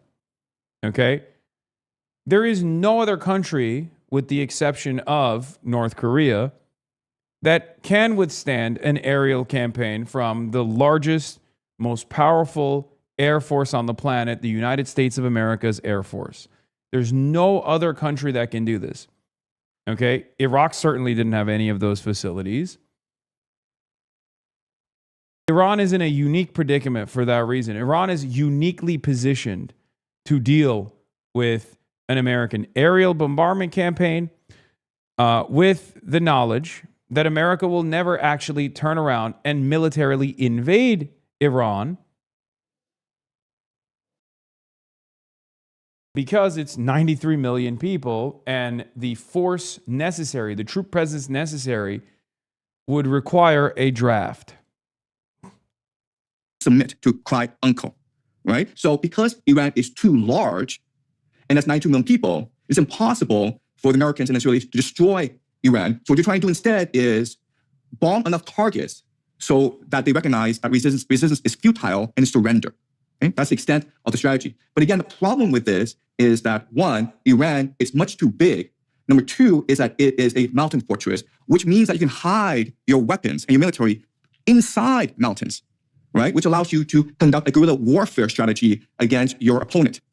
And this is exactly what Iran is doing right now, where their underground missile bases are hidden inside the mountains, and then they're able to strike targets throughout the Middle East, primarily American bases, but also energy installations that are key to the American petrodollar system.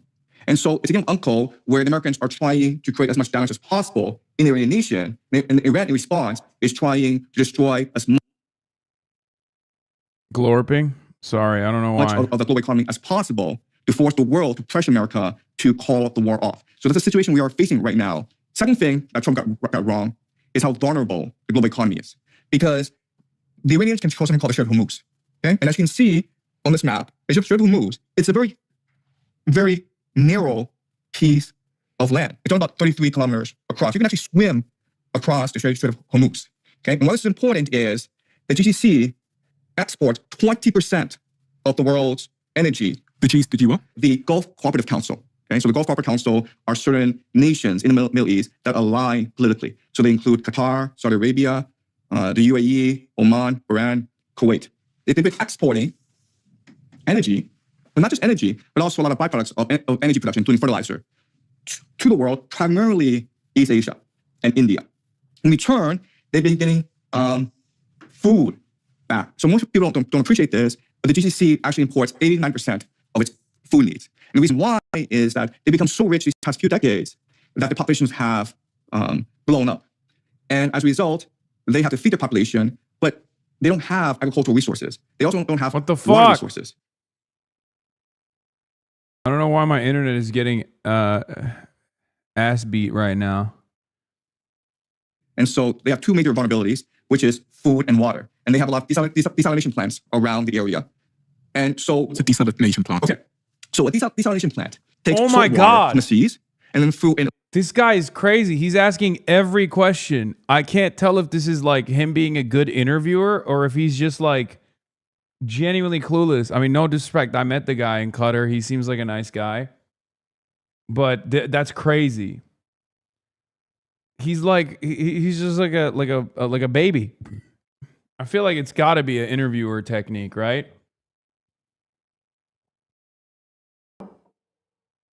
No, he just understands his audience. No, it's a part of the thing. Okay.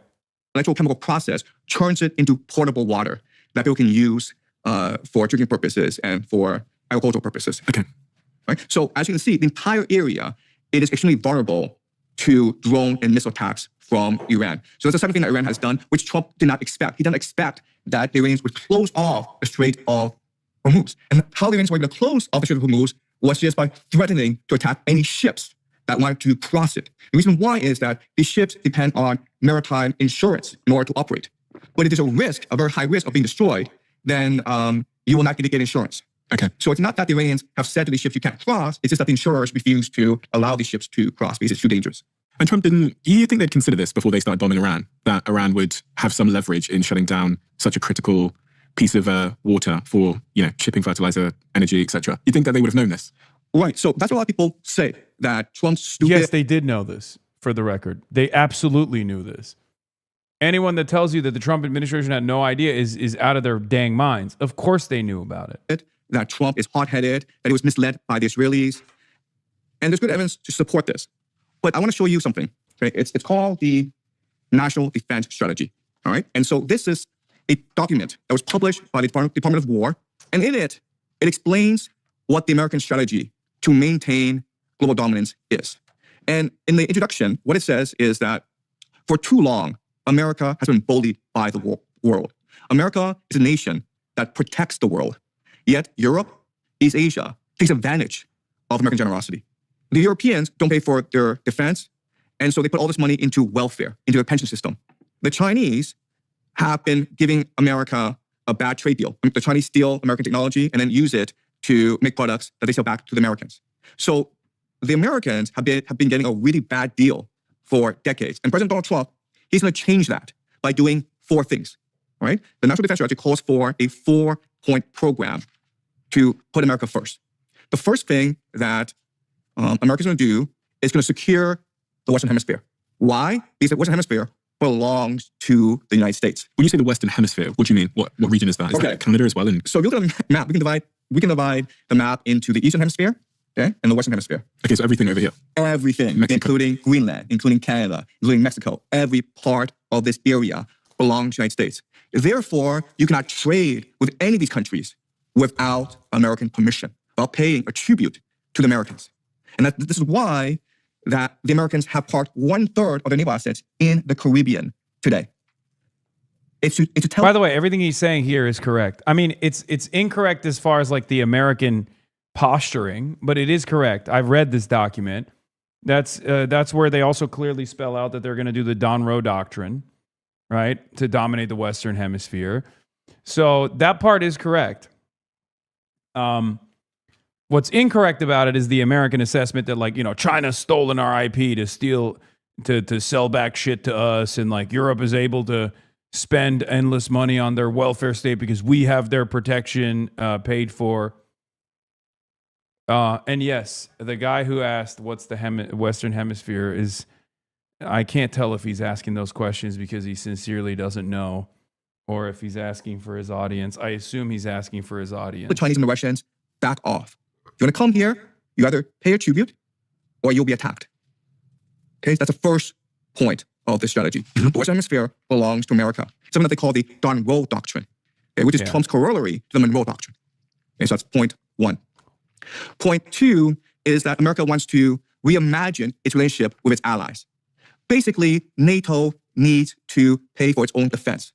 NATO needs to go fight Russia in Ukraine. America will provide support, it'll provide weapons and financing, but NATO needs to do more work. And in East Asia, South Korea and Japan need to do a better job of keeping China in check. Okay, that's point 2. Point 3 is specific to China. And the idea is the United States does not want to destroy China. The United States does not want to humiliate China, but China needs to be put in its place. China needs to respect the power and the reach of the United States. And how the United States is going to do this is by strangling China economically, right? So you look at if you're only a political commentator in real life, what the fuck are you doing here? Just wondering, genuinely curious. What? Map of China, most of its trade goes to something called the Strait of Malacca. Wait, Chinese IP theft isn't really a thing, or is it just overblown? Chinese IP theft is a handshake agreement. Here, do you think that since we started trading with China, that all of these companies were not aware that China was just like recreating the same technology with Chinese names? Like, do you think that they just like caught him by surprise? No, they all knew, but they wanted to take advantage of the cheap labor. And that's it. It was always a handshake agreement that we ship our jobs to China and take advantage of the low-cost labor force in China. And in exchange for that, you, China, get to recreate the same exact shit, a little bit cheaper, of course, and you can sell it. Now, of course, in 2026, this doesn't even happen any longer. Actually, roles have been reversed.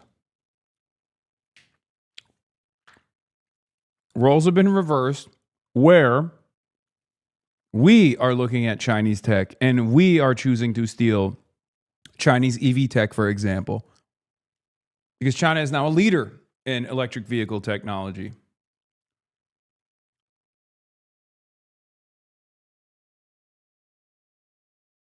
The Strait of Malacca is the most important maritime choke point in the world. All America has to do is park naval carriers inside the Strait of Malacca, and China will lose 90% of its energy exports. But if they parked them there, China would still go through, no? No, because you have to go from the Strait of Malacca. So America has something called the first island chain. Okay? And the first island chain prevents China from reaching the Pacific Ocean. The first island chain includes South Korea, Japan, Taiwan, the Philippines, and Malaysia. That blocks China from reaching out into the Pacific. So in order for it to access trade, it has to go through the Strait of Malacca. And through the Strait of Malacca, it can access India, Africa, and the Middle East. Okay. Right? And so by positioning naval carriers inside the Strait of Malacca, it creates a blockade, and China would have to pay a toll in order to access the Strait of Malacca. And the fourth one? And the fourth one is to reinvigorate America's defense manufacturing sector. So supercharge the U.S. defense industrial base. That's exactly correct, yes. Yeah. All right. So what this means is that the Pentagon, a few weeks ago, went to Detroit and talked to Ford and General Motors and said, you know what, because of this war in Iran, we might need you to stop making cars and start making more munitions and drones. How do you know they said that? They published it? They published it, yes. Really? Yes. So the United States went to Forbes and GM and said, we might need you to start making weapons with your factories. Yes, and they're happy doing this because the profit margins are much greater for weapons than for cars. This is the Pentagon, so you can charge them as much as you want, and they'll pay for it. Whereas you make cars, it's for the consumer market, and they may not buy your cars, right? So you're like Ford or General Motors. The best deal in the world is to go make weapons for the Pentagon to fight these wars in the Middle East that can go on for forever. So we're in a situation where, okay, look, if you read the news, if you talk to a lot of people, Trump's an idiot, and this war in Iran makes no sense at all. But then if you just read the National Defense Strategy that is on the Department of War website, and anyone can go there and download it for free and read it themselves, it's a very clear roadmap of what America needs to do in order to maintain. No, he's still an idiot because if it still fails, just because you have a logical through line between action and reaction and you have goals, doesn't mean that it's a smart initiative. Yes, Donald Trump has a grand design for the way that he is, posturing around the world. I talked about this with the trade war that he was trying to wage against China, right? The goal there was to decouple the rest of the trade partners from China by force. It didn't succeed. Just because you have a goal doesn't mean that you're going to succeed. It's like me saying, I'm going to play in the fucking NBA at my old age. At 34 years old, I'm going to play in the NBA. That's my goal. How am I going to achieve that? By eating donuts. Okay? Shooting a couple basketballs 3 times a day and then eating donuts every day. Okay, I have a goal in mind. I set out on this adventure, but I didn't take the necessary steps. And I don't even have the solid fundamentals to be able to ever play in the fucking NBA. Just because you have a goal in mind doesn't mean that it's smart to implement. You see? You understand? Hegemony. And so let's just summarize the major points. The first major point is to maintain control over the Western Hemisphere and create a fortress America. Which is why he invaded Venezuela and he says he's going to invade Cuba. Exactly. And also Greenland. Look at all the countries that he's named over the past year. Greenland, Canada, Mexico, Venezuela, Cuba, Colombia, Nicaragua, Honduras. It's all the Western Hemisphere, right? And they're all together. Second point is to create divide and rule all around the world. So imagine a situation where in Europe, NATO fights Russia in Ukraine. In East Asia, China fights South Korea and Japan. In the Middle East, Iran fights the GCC allied with Israel. What does America do? America can now sell everyone weapons and resources and finance it. This would be back to World War II. But it makes them weaker as well, generally. That's the point. Yeah. Right? And then what would happen is that $40 trillion that America has in debt, it would disappear because it would be absorbed by the world. Right? So you can say, look, Trump's an idiot, but if you actually look at a map and how America wants this world map to play out, it makes perfect sense. So the war is going well for Trump? The war is going very well for Trump. Really? Yes. But you said in your prediction that he would lose the war. Right. What's your definition of lose the war? losing the war means that America would send ground troops, Iran would survive Israeli invasion, and this would be so politically damaging that chaos breaks out in the United States, and the U.S. ground invasion is forced to retreat, and the United States is forced to retreat from. That's not even okay. See, this is where Professor Chung, this is where you lose me. Okay? What do you mean it's going well for Trump? It's going spectacularly poorly for Trump. It would have gone well for Trump if Donald Trump could have pulled off a Venezuela in Iran. That would have gone well for Trump. He would have already been in Beijing by this point in time with two major fucking cards holding, two major points of leverage that he's holding in his hands. Control over the Strait of Hormuz, where a lot of the Chinese energy supply transits from, and also a shutting off of China's entry point into the Latin American continent, South American continent, Venezuela. He would have been able to reduce China's allegiances, or at least like have leverage over China's energy partners, with the exception of Russia. And at which point, then you just basically give the entirety of Ukraine to Russia, and then you fucking call it a day. Now you have developed sufficient leverage against the manufacturing base of the entire planet. So if they were to ever come back to you and say, hey, we're going to apply export controls on critical components that you need for defense production, for example, America could turn around and say, all right, well, we're shutting off your energy faucet. Good luck. Okay? It's almost like mutually assured destruction that way. But instead of nukes, you got nuclear options in trade. China's nuclear option in trade is its export controls. Because China is a monopoly on the refinement and procurement of all rare earth minerals, some of which are necessary for defense to build those bombs, and critical components that are necessary to even put in microchips and shit like that, which America has had leverage over China on as well with microchips, semiconductors. The rare earth export controls, rare earth mineral export controls, is a major point of leverage that China has over the United States of America. It's one that China actually utilized in the last Liberation Day tariffs conversation. America needs something to counter that. And given the political control that it had over the GCC, it could at times leverage that relationship. But it's clear that China made tremendous gain in terms of developing longstanding relationships with the Gulf nation states and with the rest of OPEC Plus, that they no longer could do that. So for them, the best possible thing they could do is control the Strait of Hormuz and control Iran. Problem is, they failed. So no. The war is not going great for Trump. He's wrong. The Middle East. And you still think that's going to happen? I still think that's going to happen. So you think the United States is going to put ground troops in, Iran are going to resist, and then chaos is going to break out in the United States? Yes. So let me explain to you why ground troops has to be sent. Okay. All right. Okay. So in phase one of this war, which started February 28th, which lasted for about 6 weeks, the intention was to decapitate the regime. And you do that by striking Tehran, and you do that by striking the military bases and installations throughout Iran. It's what the Americans call shock and awe. And the point is to force the Iranians to call uncle. But that's not what happened. To give up. To give up, basically. Because what the Iranians did was they responded by attacking U.S. bases throughout the GCC. They closed off the Strait of Hormuz, and they rallied their people. Okay? So rather than surrender, the Iranians basically doubled down. Okay? That's phase two of the war.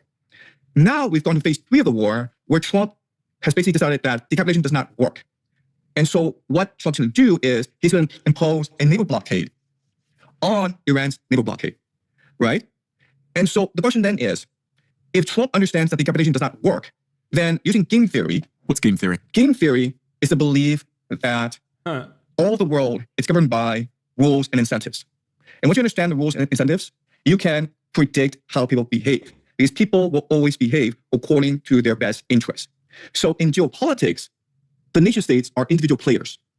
And each nation state is trying to use its resources and its advantages in order to pressure other nation states to obey it. Okay? So Trump recognizes that the Iranians have closed off the Strait of Hormuz, but not only that, but the Iranians could also use the Strait of Hormuz to finance the war, meaning that now they're forcing ships to pay a toll of $2 million in order to cross it. And so this is a huge advantage for the Iranians. And so Trump has said, no, I'm going to blockade your blockade, negating Iran's advantage over the Strait of Hormuz. So we think about it, again, using game theory, I want to discuss what the Americans will do in order to force the Iranians to capitulate. Okay? So I would say there's a 3-point strategy. The first strategy is economic strangulation. You basically destroy the state's capacity to finance the war. And there are 2 ways that Iran is financing the war so far. The first is using oil exports, right? 90% of Iran's oil goes to China. And this is Kharg Island. Okay, this little spot here is Kharg Island. And this is where Iran will export 90% of its oil overseas. That's the first mechanism. Second mechanism is the Strait of Hormuz, where the Iranians now can collect tolls, right? So what you have to do is you have to eliminate both of these finance mechanisms. You can close off both with a naval blockade, okay? So that's strategy 1. Strategy 2 is you need to create as much chaos within Iran as possible. You want to turn this fortress into a prison. And the way you do that is by stirring up ethnic tensions in the country. So if you look at a map, ethnic map of Iran, what you will discover is that the Persian people are primarily in this area, in the middle of the country. But you go to the borderlands, okay? The border areas, it's primarily ethnic minorities. And there are 2 ethnic minorities in the country that have always been problematic for the government. The first problematic people are called bullocks here in southeast Iran by the Pakistani border. They have a history of insurgency against the government. Okay? Second people that have been problematic are the Kurds, who are primarily in the northwest of the country. So if you are the US government, if you are the military, your strategy is to establish forward operating bases in these areas. A forward operating base is a spearhead of the military, where you insert ground troops to hold an area in order to resupply, in order to push further into the territory. Okay, so a forward operating base would be the US putting troops into the northwest and the southeast, and then using that as a way to move forward into Iran? No, you don't want to move forward into Iran because it's too large. You don't have enough forces to move into Iran. What you want to do is this. You want to establish forward operating bases in these areas in order to arm and train ethnic insurgents that you can also finance as well. And you do this because you want... These results are crazy. Reform is winning everything. Yeah. Go back to when I was in Croatia, when Keir Starmer won, to see a real predictive history moment.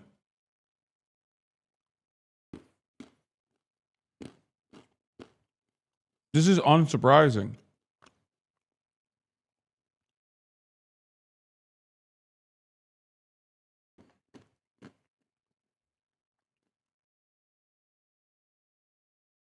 But the promising thing is there's unbelievable gains here for the Greens.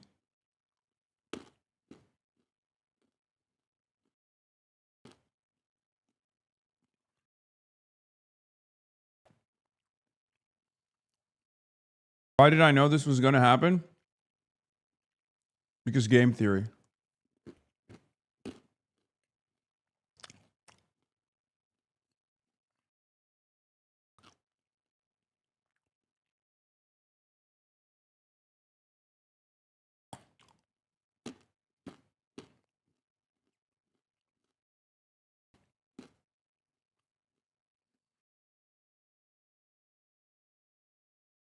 Yeah.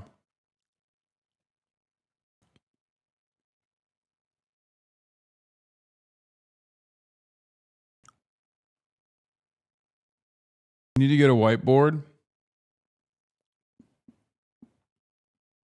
Yeah, maybe then people take me seriously.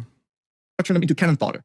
You have to force a response from the Iranian military, right? So if they come in... Yeah, we're just lucky that there is an actual opposition party that people can lean into. Without the rise of the Greens, it would be even worse. You understand that, right? Without the rise of the Greens, there would be no outlet whatsoever.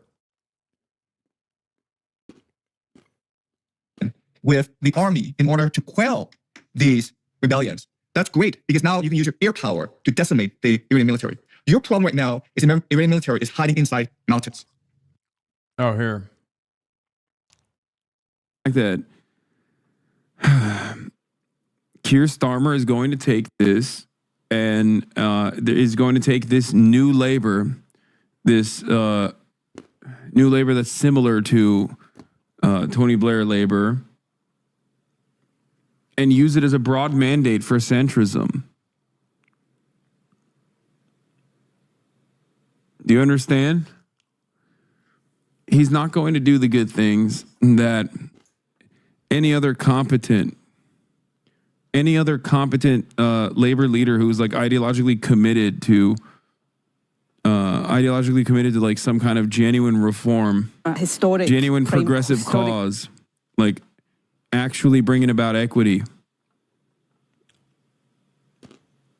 would be able to do. What did you feel when you walked in through the door for the first time? I suspect he's actually feeling a lot of relief. I mean, I certainly felt, I know David Cameron felt in 2010, that we had delivered for all of our supporters. There's an enormous sense of, thank God we did it. And I think also, from Barry served waiting, never challenge this and Sure, about how much better Keir Starmer. Watch this space. In the upcoming days, everyone is going to talk about how much better Keir Starmer is than Jeremy Corbyn, and that centrism won in the UK. And it's the solution. It's the antidote to far right politics of the Tories. Okay. What's happened? I think actually within the manifesto, you look at the promise on growth, they're going to have to deliver on those. You look at the promise on the environment, they're going to have to deliver on those. I think that there's something I think about the Lords, and look, the Lords is an abomination because of the Liz Truss putting in about 4. Is it safe to travel with COVID and Hantavirus going around? The Hanta seems pretty scary. Dude, am I crazy, or isn't that just like something in a cruise ship?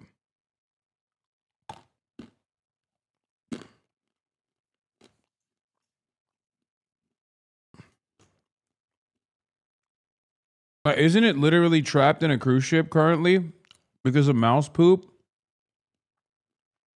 No? It's in the USA now?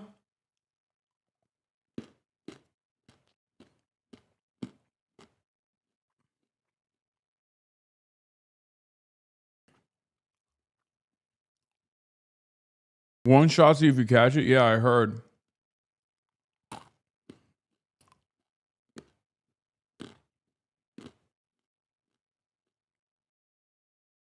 Nope, a couple of people left the cruise before it was caught, and they were on flights. Incredible. Well, good thing we got RFK Jr. in charge. Fuck it, we ball. How are you not up to date on this?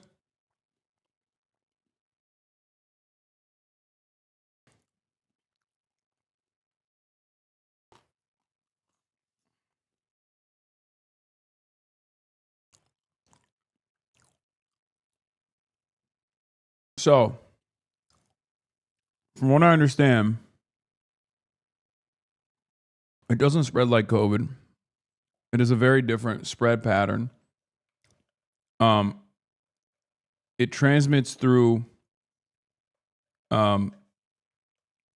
It starts from rat poop, right?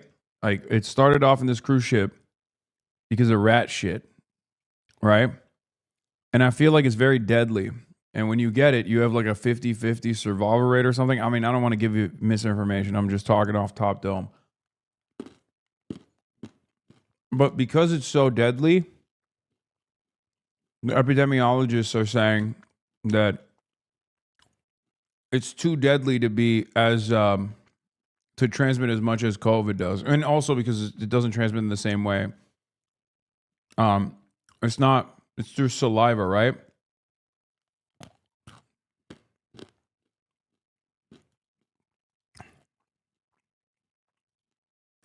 Here.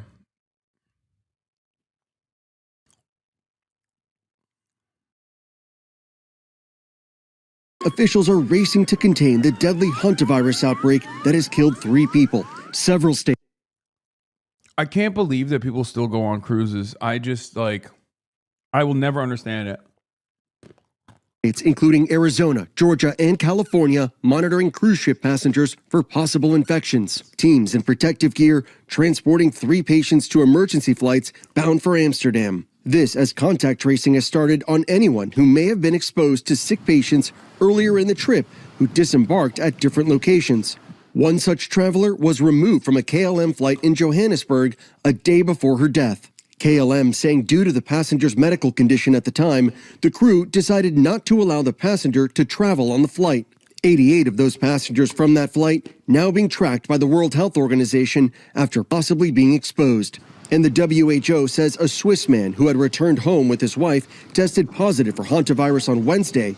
He remains hospitalized. There are now 11 suspected cases of Hantavirus infection from that ship, 5 testing positive in a lab. Hantavirus is a respiratory infection with no treatment and can kill up to 40% of those infected. The World Health Organization says testing so far identified the rare Andes strain, which can spread from person to person. That is the species that has been identified on the cruise ship. And so that's why they're starting to worry more and more about the potential for person-to-person spread on the cruise ship.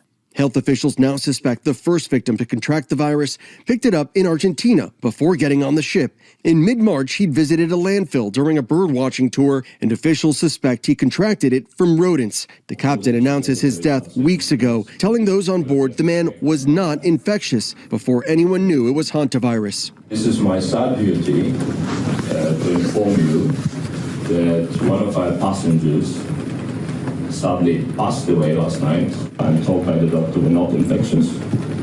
So the ship is safe when it comes to this. But dog, this is literally why cruise ships are terrifying to me. I just don't understand why people entertain it. Like, you're just stuck. You're just stuck on a fucking floating trash barge that has a litany of diseases in it. It doesn't make any fucking sense. You're scared of water? No, man. It's not that I'm scared of water. Like, sure. I'm afraid not of the water, but I'm afraid of the ocean. But like, I'll go out on the sea on a boat. I'm not afraid of boating.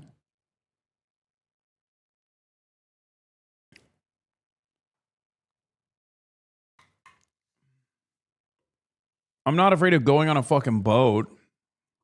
I'm not afraid of swimming. I'm afraid of taking unnecessary risks. And I feel like the cruise, what you get out of it is nowhere near worth the pain. The downsides are endless for incredibly limited upside, which is just a shittier version of going to a fucking all-inclusive resort. It's objectively a shittier version. It's on the sea, and you can like maybe get a day off at port.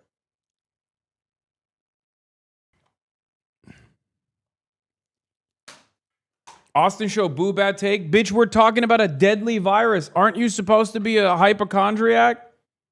Fuck you mean boo bad take? What kind of hypochondriac are you, Austin?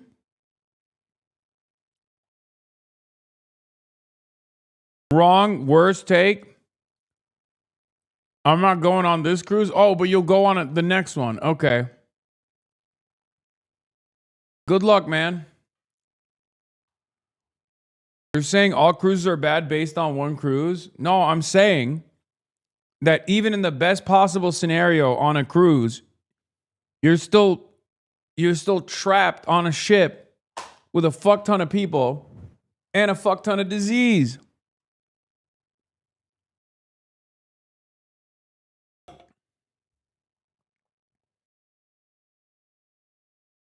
What about an airplane?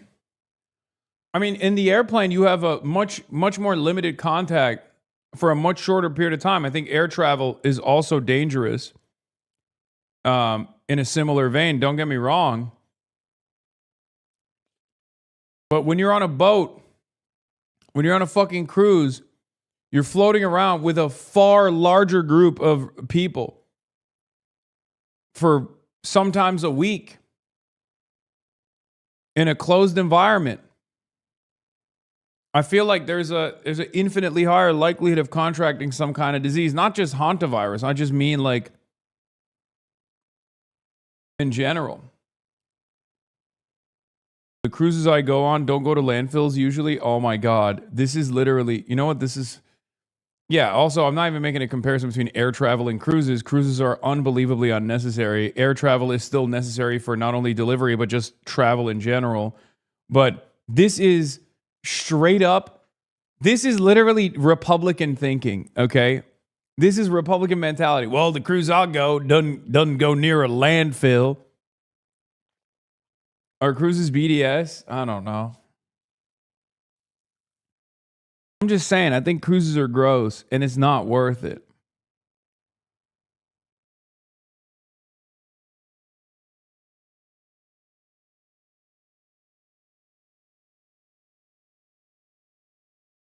Airplanes have good air filters and HVAC, plus on a cruise, tons of people eat close together, go in pools, limited hand washing, etc., etc.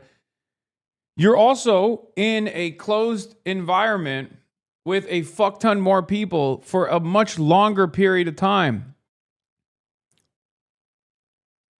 That man likely spread it to his wife, who also died. Ruhi Chenet was a passenger on the ship and says the cruise continued as normal. Since we were not informed of any contagious disease, everyone was relaxed.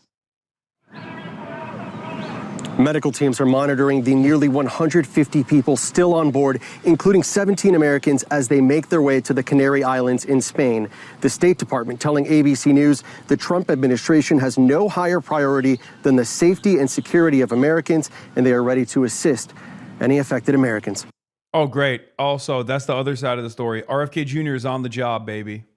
Health officials around the world are racing to contain a deadly outbreak of hantavirus that's linked to this cruise ship in the Atlantic. The Dutch airline KLM says one of the ship's passengers, who later died after contracting the virus, boarded a flight in South Africa before the plane's crew decided she was too sick to travel. The Georgia Department of Public Health says 2 people who returned home to the state after getting off the ship are being monitored right now, and one Arizona resident who was also on board is also being... Bro, you know her ass wasn't wearing a mask either. Like, just sick and traveling, no mask whatsoever. Watched by officials there. And according to the New York Times, California residents were on the ship as well. CNN's Randy Kay looks now at how this virus may have spread. This was an expedition boat, and many of the people on board were doing bird watching. Turns out a bird watching tour may be the source of this hantavirus outbreak. According to the Associated Press, 2 Argentine officials investigating how this started said their government is leaning toward the idea that a Dutch couple contracted the virus while bird watching in the city of Ushuaia, Argentina, before boarding the ship. The AP reports the couple visited a landfill during the tour and may have been exposed to infected rodents. That 70-year-old Dutch man was the first to die on the ship, days after they left port in Argentina. His 69-year-old wife died about 2 weeks later. The rest of the people on board, including nearly 150 passengers, are now on a 3 to 4 day journey from Cape Verde to Bro, stop the cruise. What are we doing? What do you mean they're on a trip? They should stop and wait it out, okay? You just drop ship. Like, what do you mean you just keep going on the cruise? What are we talking about? I feel like I'm not going to say sink the ship, right? But just, you know, put it near a port somewhere. Keep a watchful eye on the cruise. And, you know, drop ship medical personnel every now and then with the necessary gear. And they just do the treatments on the ship. Or maybe port it up next to a goddamn medical ship and transfer some of the patients by necessity. The fuck do you mean we got a floating petri dish in Cape Verde that's on his way to different hotspots? I feel like this isn't this at that point is a bioweapon, you know? Am I crazy? That is what they're doing at the port? Okay. Reef in the Canary Islands. Spain has agreed to receive the ship there. Upon arrival, the plan is for all passengers to be taken to a nearby airport and sent back to their home countries. No. What are you doing? No. Keep them away for now. What? Yes, you are. That's against WHO regulations. WHO is what I say to the World Health Organization. Am I crazy? Shouldn't people get like properly vetted, properly treated before they just travel internationally all around the world with what I suspect is an unbelievably deadly disease? What the fuck?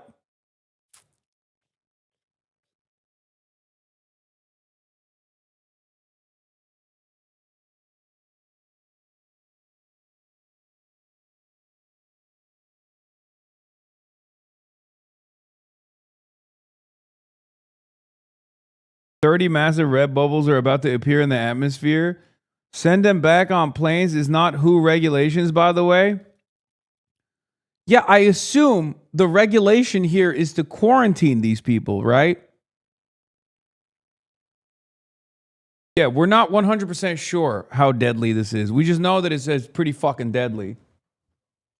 We don't know. The genetic sequencing samples of the Hantavirus strain of the outbreak suggest that the virus is nearly identical to the version seen in Argentina and is not mutated in ways that would make it a greater threat. According to Tulio de Oliveira, director of the Center of Epidemic Response and Innovation at Stellenbosch University in South Africa.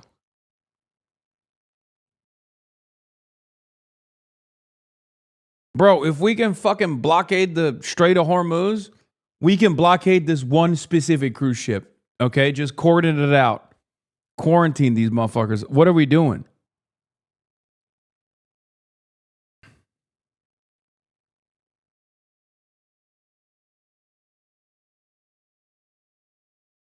Sometimes I feel like they're just playing around, you know? The global leadership is just like, yeah, fuck it, let's ball. Let's make things fuck it, roll the dice. Let's make things interesting, okay? Shit, we just came over. We just went over this a couple of years ago. Why not again? You know? Maybe we can blame China for this one too.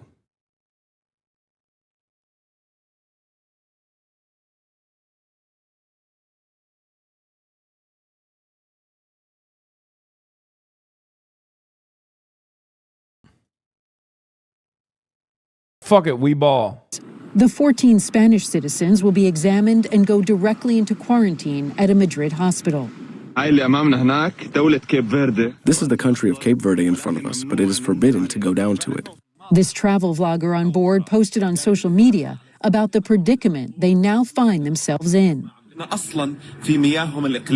Today was supposed to be the last day of our 35-day trip on the Atlantic, but it is clear that our journey... 35 days, bro? 35 days? What are you, Christopher Columbus? What the fuck are you doing on a ship for 35 days? What the fuck are you doing on a ship for 35 motherfucking days, bro? This is what I mean. People that do cruises, we're entirely separate organisms. I feel like I have something in my brain that you guys don't, or vice versa, where you have something in your brain and I don't. Okay, where I hear the idea of being out in sea for 35 days with a bunch of random motherfuckers, okay?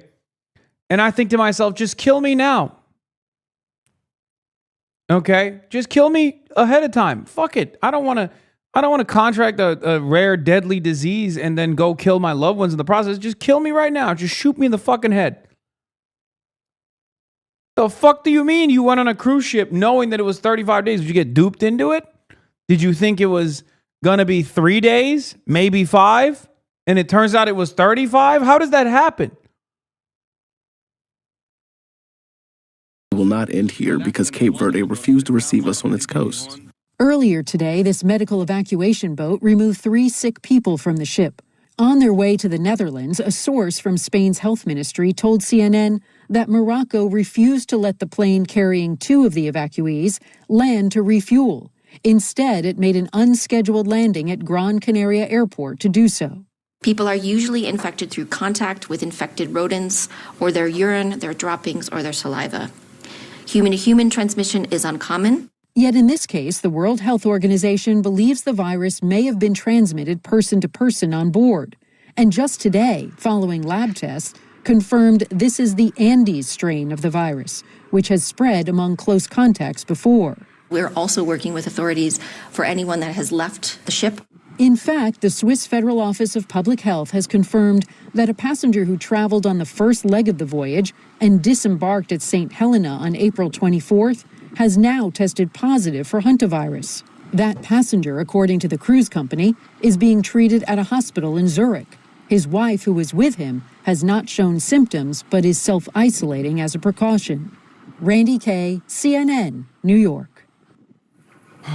And today, a German woman who may have been exposed to the virus on board that ship was picked up by a convoy of emergency vehicles after being flown to Amsterdam.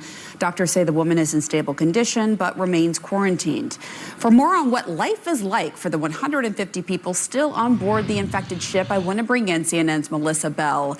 Wow, I mean, personally, this would be my worst nightmare, to be on this ship, knowing what's going on with this virus that can incubate for up to 8 weeks, right, Melissa?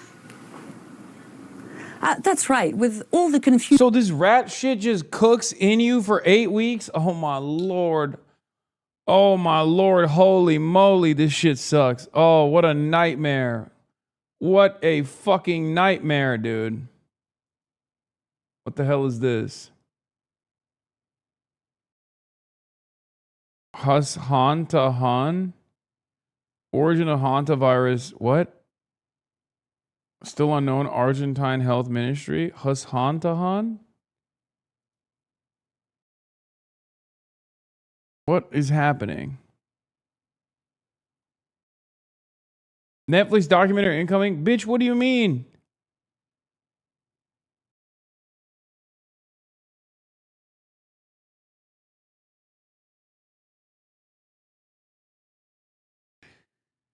I will never understand it. You will never be able to convince me. They released a picture of the passenger who disembarked and flew to California. It was really funny, man. Oh, we got a funny guy in here doing funny business. And uncertainty that has gone on the ship itself. You know, we've now seen the video of the initial captain's announcement that was made the day after that first patient, the Dutchman, died, explaining that he died and that they believed that it was natural causes and so on. And it was only later, much later, that it was understood that this virus had been at play. The company... It's bizarre. Hantavirus almost never jumps from human to human like this. Usually it's coming from into contact with rat feces or something. Cruise ship chef. Yeah, that's crazy. It must have mutated or something. Huh.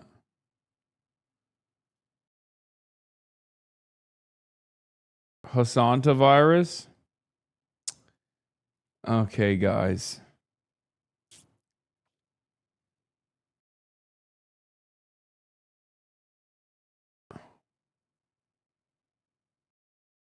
In April 2026, a group of people boarded a cruise ship in Argentina. 5 days later, one of the passengers started feeling ill, and 5 more days later, he wasn't alive anymore. No one knew what happened. When the ship arrives at St. Helena Island 13 days later, on April 24th, his body was examined at the hospital. His wife, who accompanied his body, wasn't feeling well. The next day, she took a flight from St. Helena Island to Johannesburg, South Africa. When she lands, she collapses at the airport and then passes away. The cruise company hadn't confirmed that these deaths were related to a medical situation on board that boat. But the same day, when the wife passes away, another passenger on the boat becomes ill. He's evacuated to South Africa and admitted into the intensive care unit.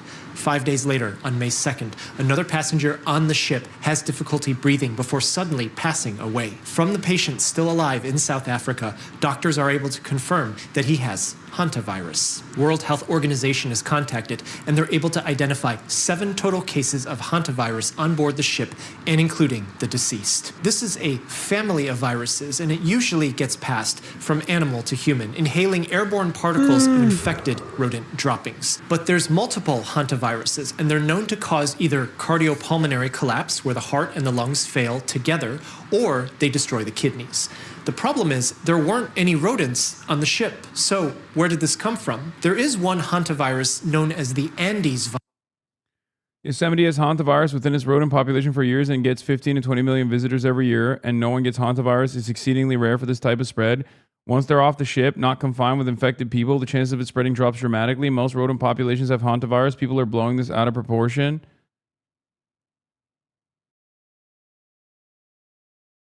I mean, I feel like this is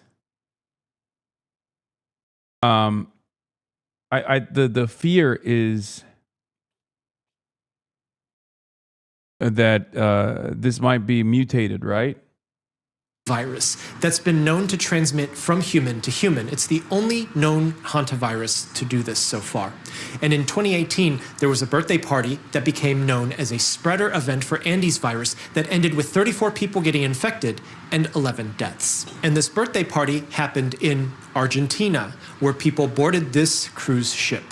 As of the time that I'm posting this, they're still confirming if it is actually Andes virus. They're contact tracing the people who are on the flight with the wife who died after landing. The doctor on board the cruise ship who would be seeing passengers with symptoms is also sick, suggesting that this could be Andes virus because human-to-human contact. Now, on the flip side, it's not that hard to get sick sometimes on a cruise ship. This is the cardiopulmonary collapse version of the virus, so there's no known direct treatment other than to get a machine to oxygenate blood during the time that the lungs are shut down, which is usually just a couple days for this virus, so you have to identify it early. So those people who are on the ship now that folks are aware of this, you should be able to get treatment in time in case you have symptoms. This isn't new. This particular one doesn't happen that often. Last year, Betsy Arakawa, Gene Hackman's wife, passed away from a hantavirus found in New Mexico. And that's the state where we found hantavirus in the United States for the first time back in 1993. I wouldn't panic over this given the information that we have. Just make sure that you wash your hands often.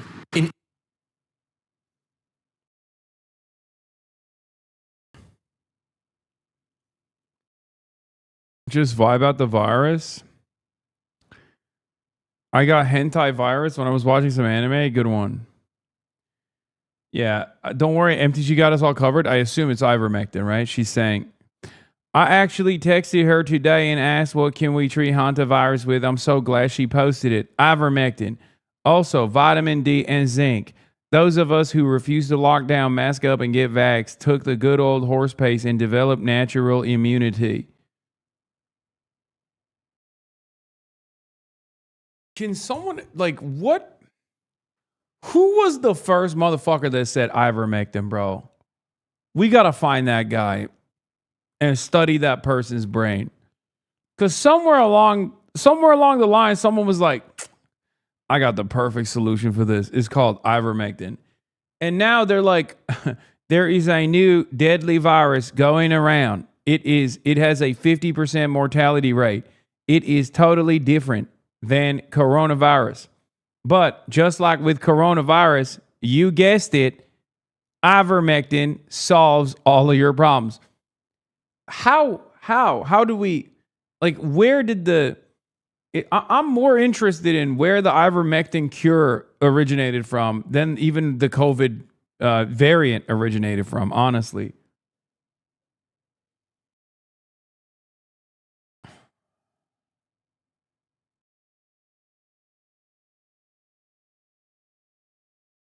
It's incredible how resilient this meta has been. It's incredible. People just straight up think ivermectin is a one-stop shop cure-all. It's an all-purpose cure. Yeah, Bray, CBD is also very effective at mitigating symptoms.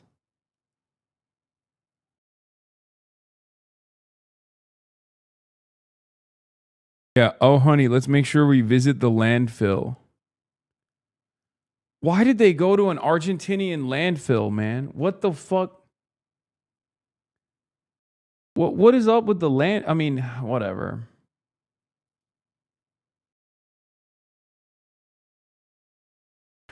I'm sorry, I'm not going to watch a chat GPT wall of text on Twitter, okay?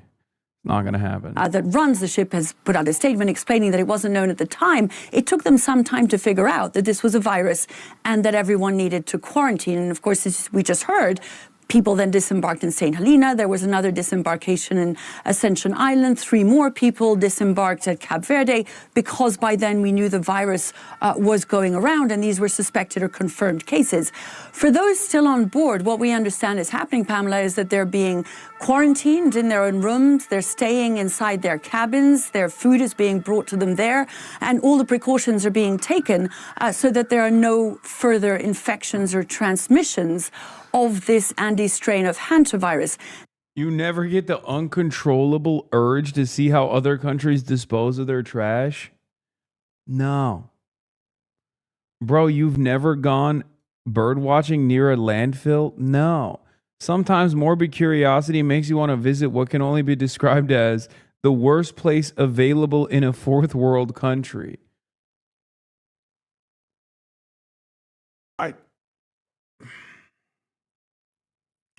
Am I crazy? I don't get it. I think that's a controllable urge.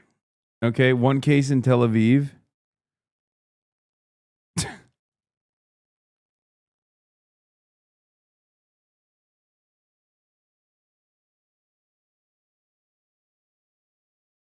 They just want to be involved in everything. Okay. Oh, this was us too. Okay. Classic. Classic Israeli behavior. It's like, oh, this is actually a indigenous Israeli virus too. Yeah, first you got hummus, then you take falafel, couscous, everything, and now Hantavirus too. Let the people have something, okay? Oh, no, this was us too. We invented it. Yeah, just like those little cherry tomatoes. We invented the Hantavirus too. Hantavirus. That's why it's like Hamas, Hantavirus, Hamas.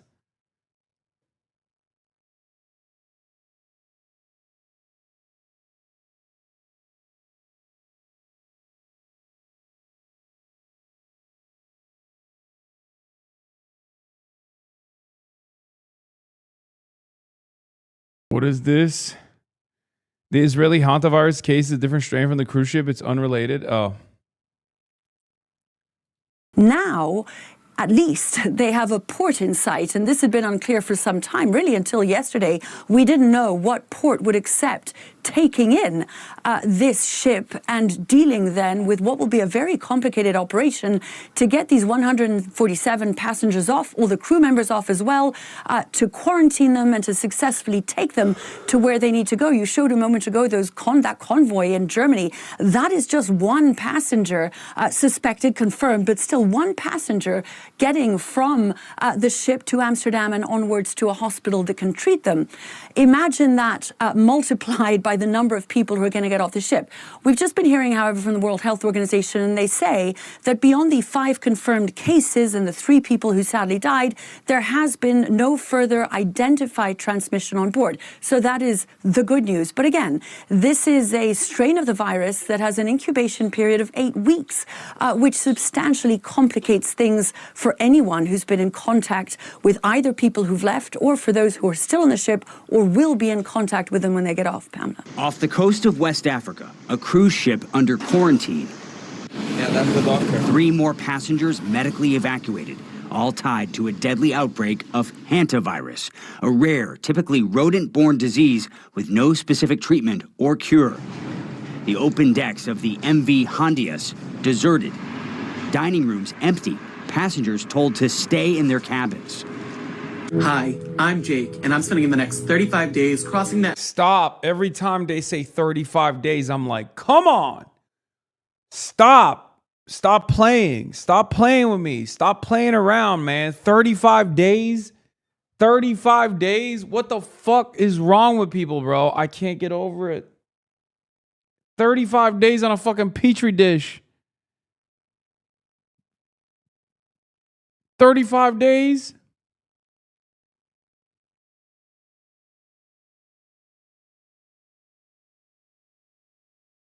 Bro, I thought since the invention of air travel, mankind has lost the need, unless they're transiting oil through the Strait of Hormuz, okay, in an oil tanker or in one of those like massive ships, to be out at sea like that.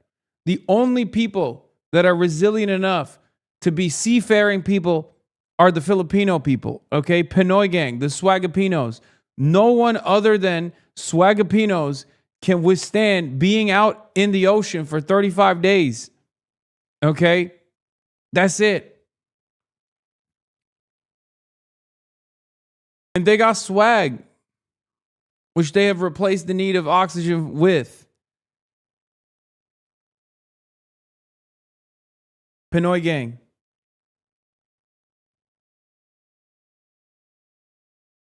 I just...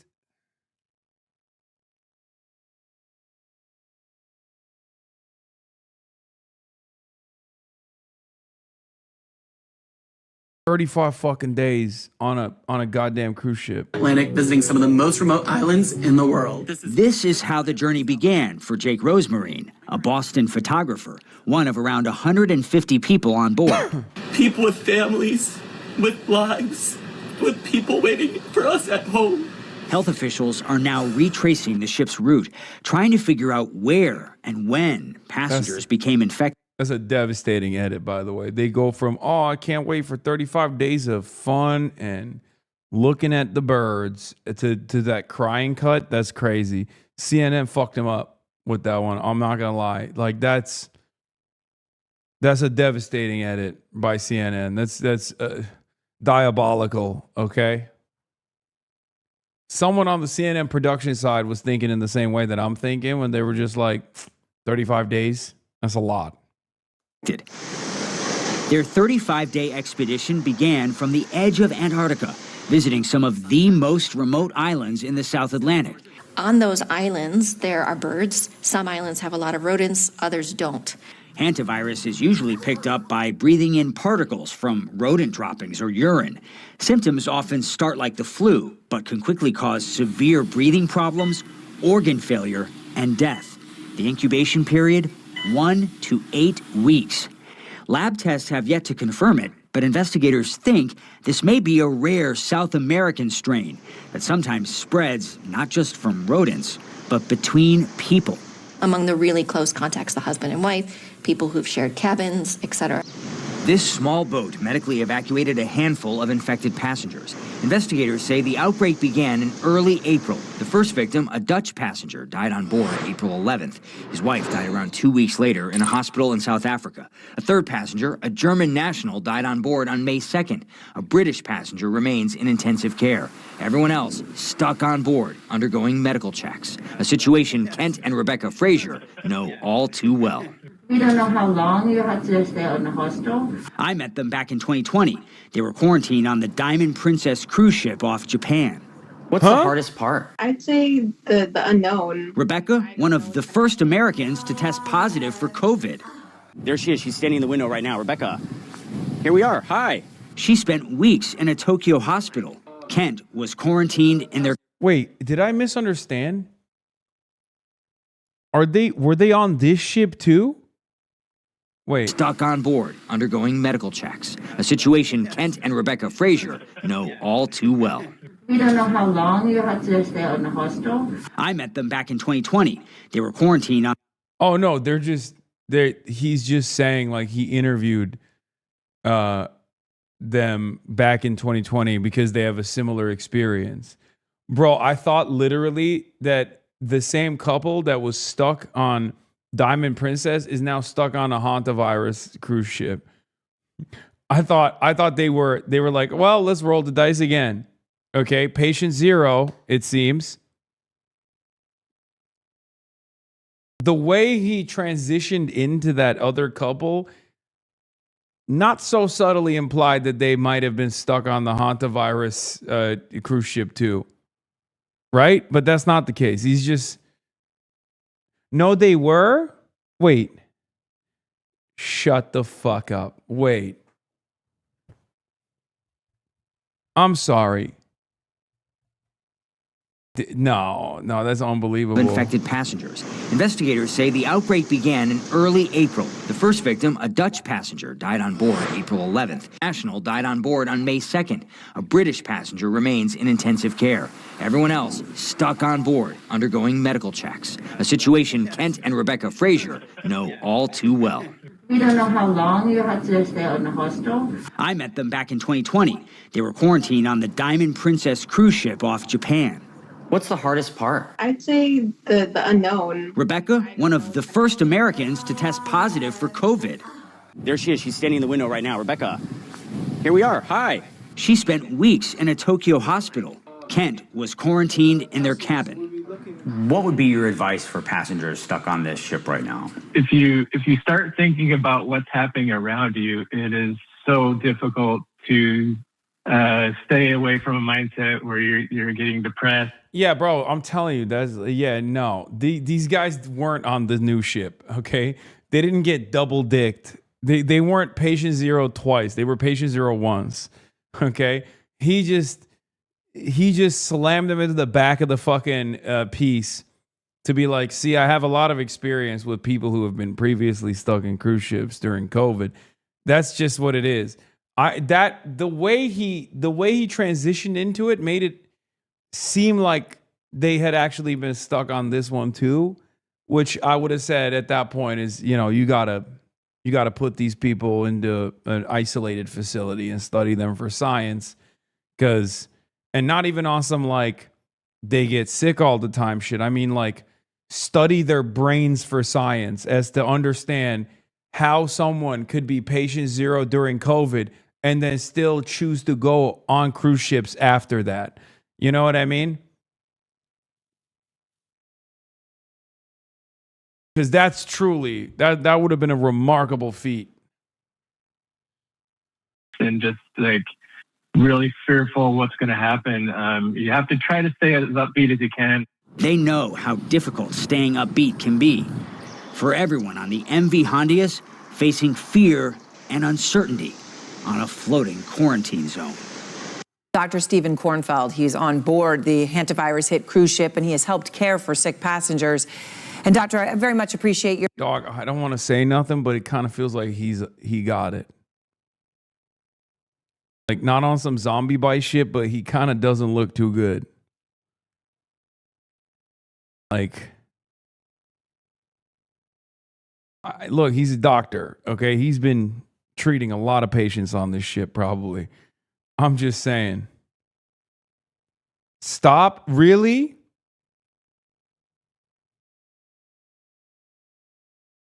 Bro, are you telling me sincerely that this doctor looks good? He looks like he's been treating patients with Hantavirus for the past 2 weeks. That's what he looks like. Your time, of course, you're on that ship right now, and you started out just as a passenger, but you're a doctor. So when this started, you ended up helping. Bro, if I'm a doctor, maybe I'm a bad guy, but let's say I'm on a fucking cruise ship and there's a deadly disease going around and everyone's like, is there a doctor here? I'd be like, no. Is there? I'd be like, oh yeah, echo. I would echo it. I'd be like, yeah, is there a doctor? Is there?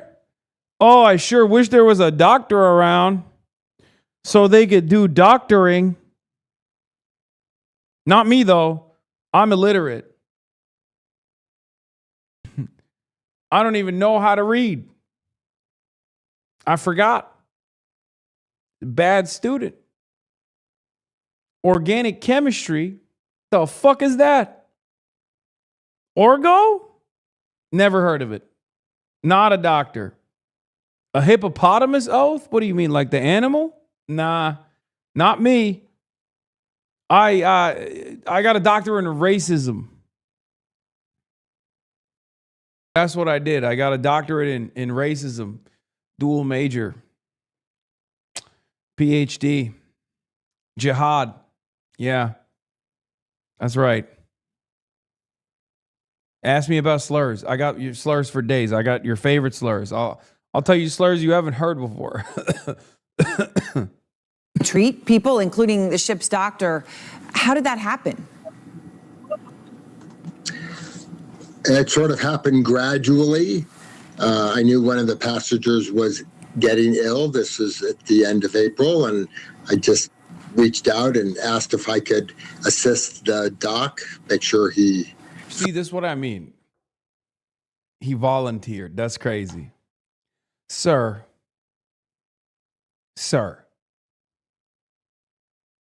there's a doctor on the ship already, okay? Yeah, that's crazy. Felt he had adequate coverage, and I was told that the doctor was also sick. So over 12 to 24 hours, it became clear that there were a number of people sick and that they were getting sicker. And I sort of fell into the role of becoming the ship doctor. I know you treated the ship's doctor and that he was eventually, you were telling us, actually evacuated off the ship, which left you caring for other patients as well. I mean, can you describe the sorts of symptoms that you've seen, doctor? Well, there were 3 patients that seemed to be... Also, you know this motherfucker's a bird watcher. Okay, look at this shirt. That's a bird watching ass shirt right there. That's... That's definitely a look. Okay, 100%. That guy's a bird watcher. I see that guy out in the wild, I'll be like, that's a bird watcher.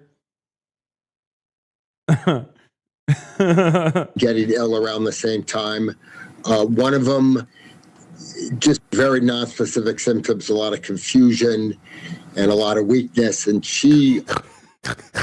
That's his landfill bird watching shirt.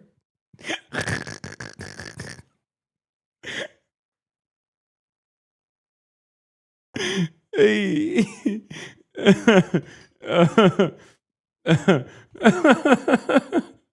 That's so stupid. Stop.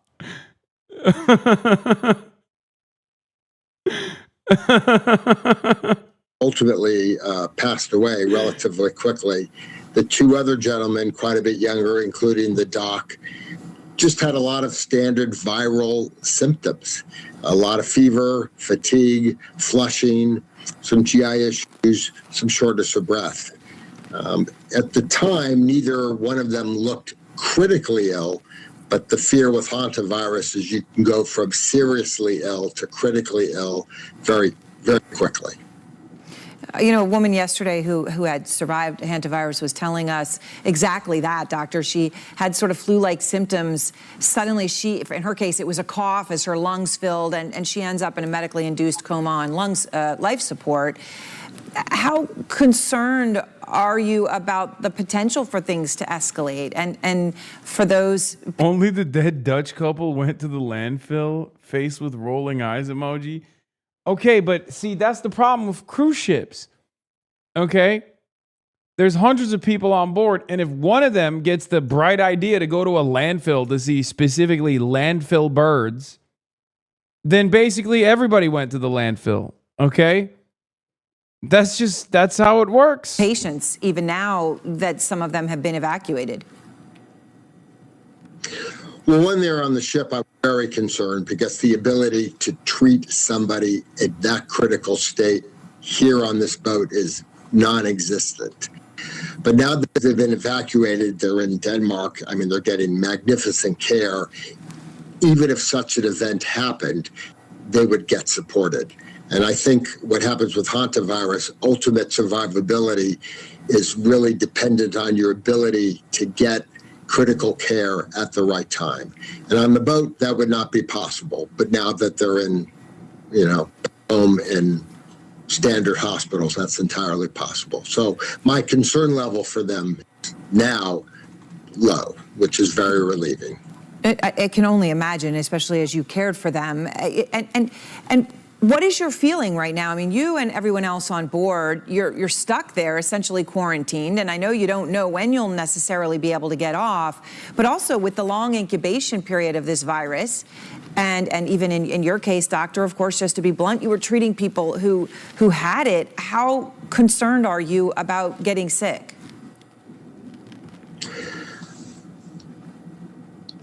Early on, we didn't. Do we have... He's getting worse, by the way. No. Look, the doctor's getting worse. The camera's getting worse. Do we have like PTSD from COVID? Do we have COVID-induced PTSD, you think, chat? A little bit? Because you got a lot of people in the chat being like, oh, Trump said this. Kind of reminds me of, COVID days. It's kind of like John Fetterman. COVID and John Fetterman, two very similar concepts. You've been burned so hard by COVID that you're now like, this is COVID. Same with John Fetterman. You've been burned so hard by John Fetterman that you think like everyone could be John Fetterman. I could be John Fetterman. Sometimes I wake up in the morning, cold sweat, after a long night of dreaming that I was John Fetterman all along. Going around and walking around in circles, walking into traffic. I wake up from that drunken stupor, realize I'm not John Fetterman. I say, thank God. I'll have that. That it was Hantavirus until maybe May 2nd, May 3rd. But I started treating for people May 1st, just kind of have a feeling that this could be infectious. So from the beginning, I was trying to be very careful with masks and gowns. And once we found out it was Hantavirus and a second case happened, making it seem likely there was an infectious form, I was able to find some aprons and some goggles. I did a lot of hand washing and clothes washing. I think Hantavirus is hard to spread, even though on the ship it seemed to spread. And Dr. Kornfeld, do you and everyone else that's on board right now, just given that you have no idea when you can get off and if you'll be allowed to, what is the mood and how long do you think you'll be on board this ship? Well, How are you going to have a speech tonight? Sleepy? I'm so sleepy. Dude, I did not sleep a lot last night. I'm just going to down like some energy bevs. I'm going to slam them. Couple brewskis, couple energy bevs, back to back. Hope that it helps. You know what I'm saying? Just fucking down in them shits. Boom, boom, boom. Because I'm about to go up on that stage tonight at the rally and be John Fetterman, John Fetty Wop. I'm like, hey, what's up? Hello. I'm going to give San Francisco Chronicle something to write about, if you know what I mean. Okay?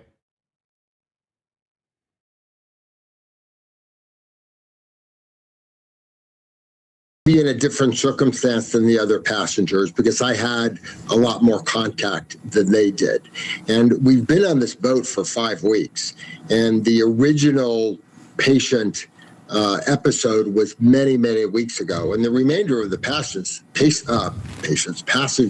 have really had no contact with any of the sick people recently. So in some ways, most of the people on the boat have been in quarantine, isolation for 3-4 weeks.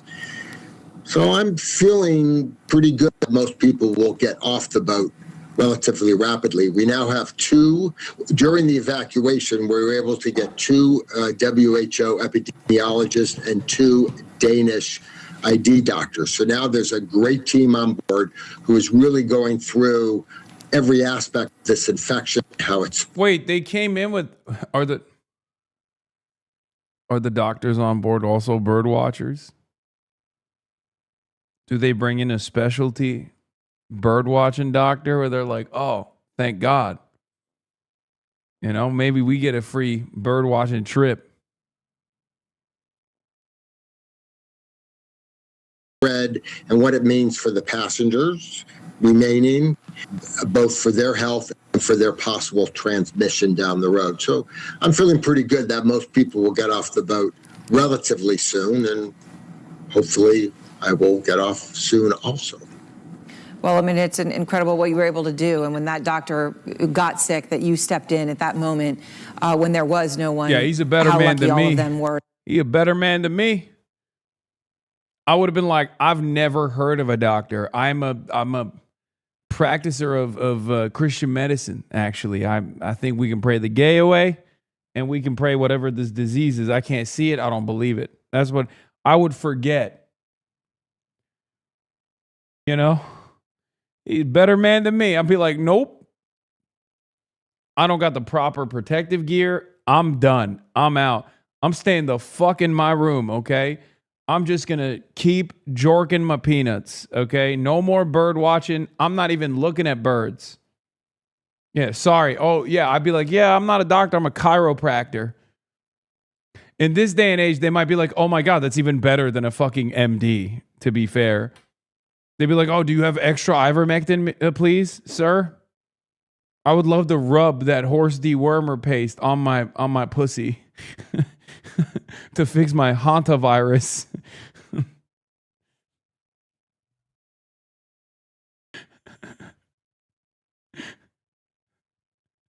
To have you there on that boat. When you hear Dr. Kornfeld talking about the situation on board, when they realized it was infectious and his role obviously in helping the ship doctor treat patients and then treating the ship doctor himself, who then was evacuated, what do you take away from everything that you just heard? Well, it's good to talk again, unfortunately, Aaron. But a couple things that I take away. First, what's happening on the ship is quite severe. This is a serious virus, and you hear it from the doctor, and we're very fortunate he stepped up. But there are a couple things that catch my attention in that last segment when he was speaking. I think it's great he's taking precautions like aprons and goggles and hand washing. But there is evidence that Hantavirus, the Andes strain, spreads. Is everyone on the ship bald? Yeah, no, this is real. Brooke Jenkins, as district attorney in San Francisco, it's my solemn duty to safeguard the city for his people and posterity. If Hasan Piker enters San Francisco city limits, he will be immediately arrested and prosecuted to the fullest extent of the law. Yeah. It's crazy, though, because that's a joke. Except yesterday, someone from San Francisco, the San Francisco Democratic Party, did genuinely do this sincerely. So, while this is a joke,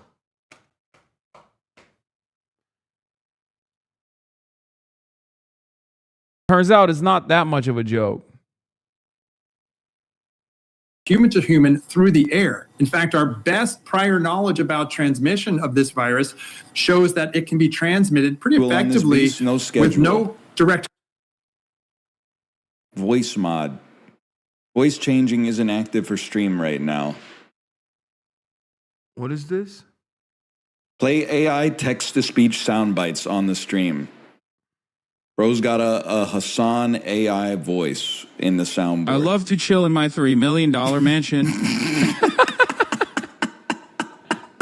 Bro's got an AI Hasan soundboard under his video player, man. That's so crazy.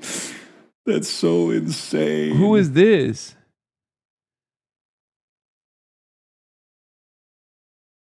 Is this just like a random guy that he was... You got a schedule on this beast? No schedule. Voice mod.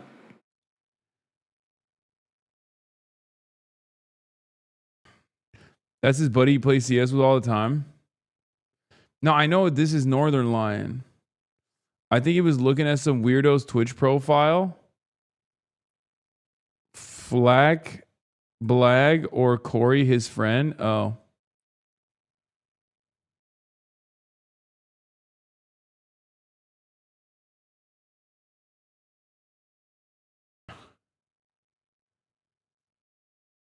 Why does Northern Lion's friend have a soundboard, AI soundboard of me saying things I say all the time, like, I love to chill in my $3 million mansion?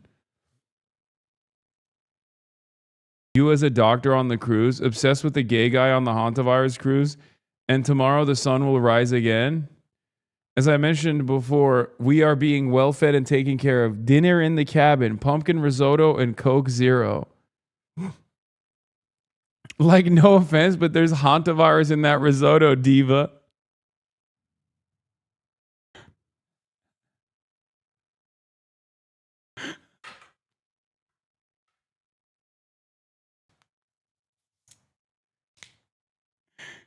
Such a vibe.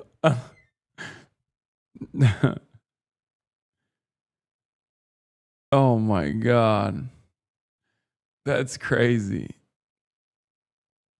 You look like a 90s anime version of what people think a hot Turkish guy looks like? What?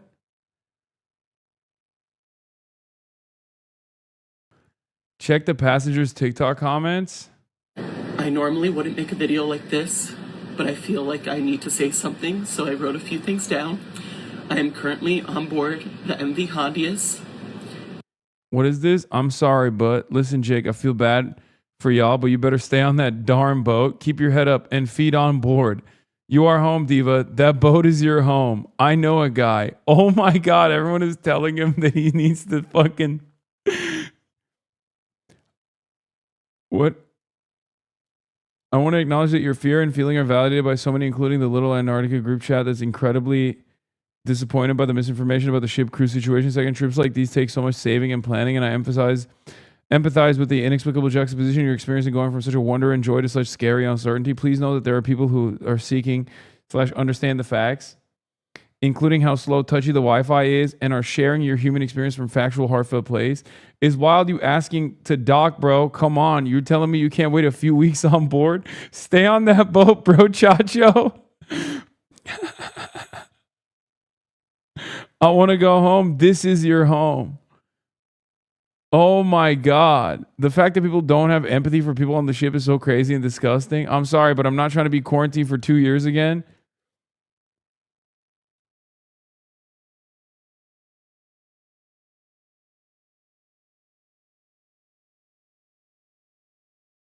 The AI TSS thing looks to be a sponsor thing. And of course, AI bros hate you. This is what it links to. Okay. It's not surprising. And what's happening right now is very real for all of us here. We're not just a story. We're not just headlines.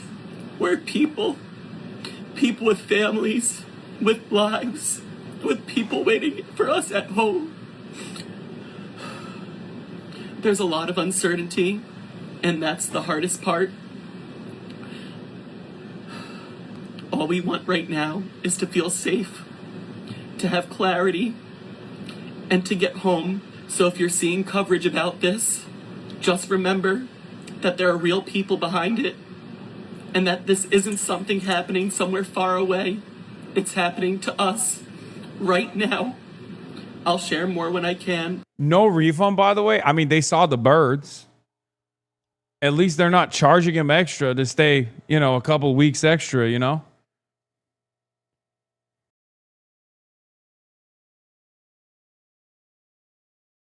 I'm sorry, did you see the birds? Well, guess what? No refunds. Wait, there are people behind the virus? What do you mean? There are people... Yeah, these are the people behind the virus. They invented it. What does that even mean?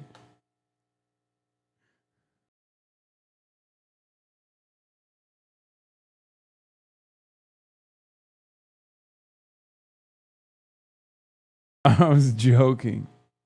But for now, I just ask for your kindness and understanding. Thank you. I normally wouldn't make a video like...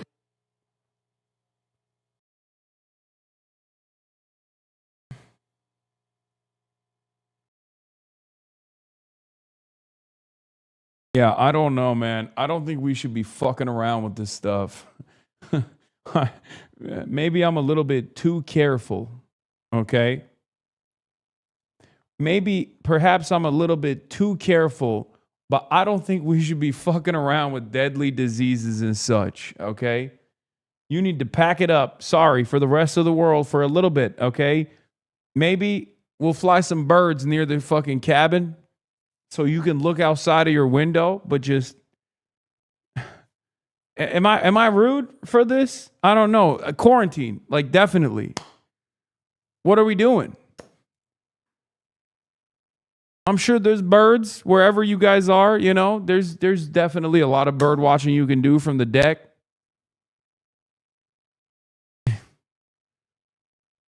Just that's it. Take it all in.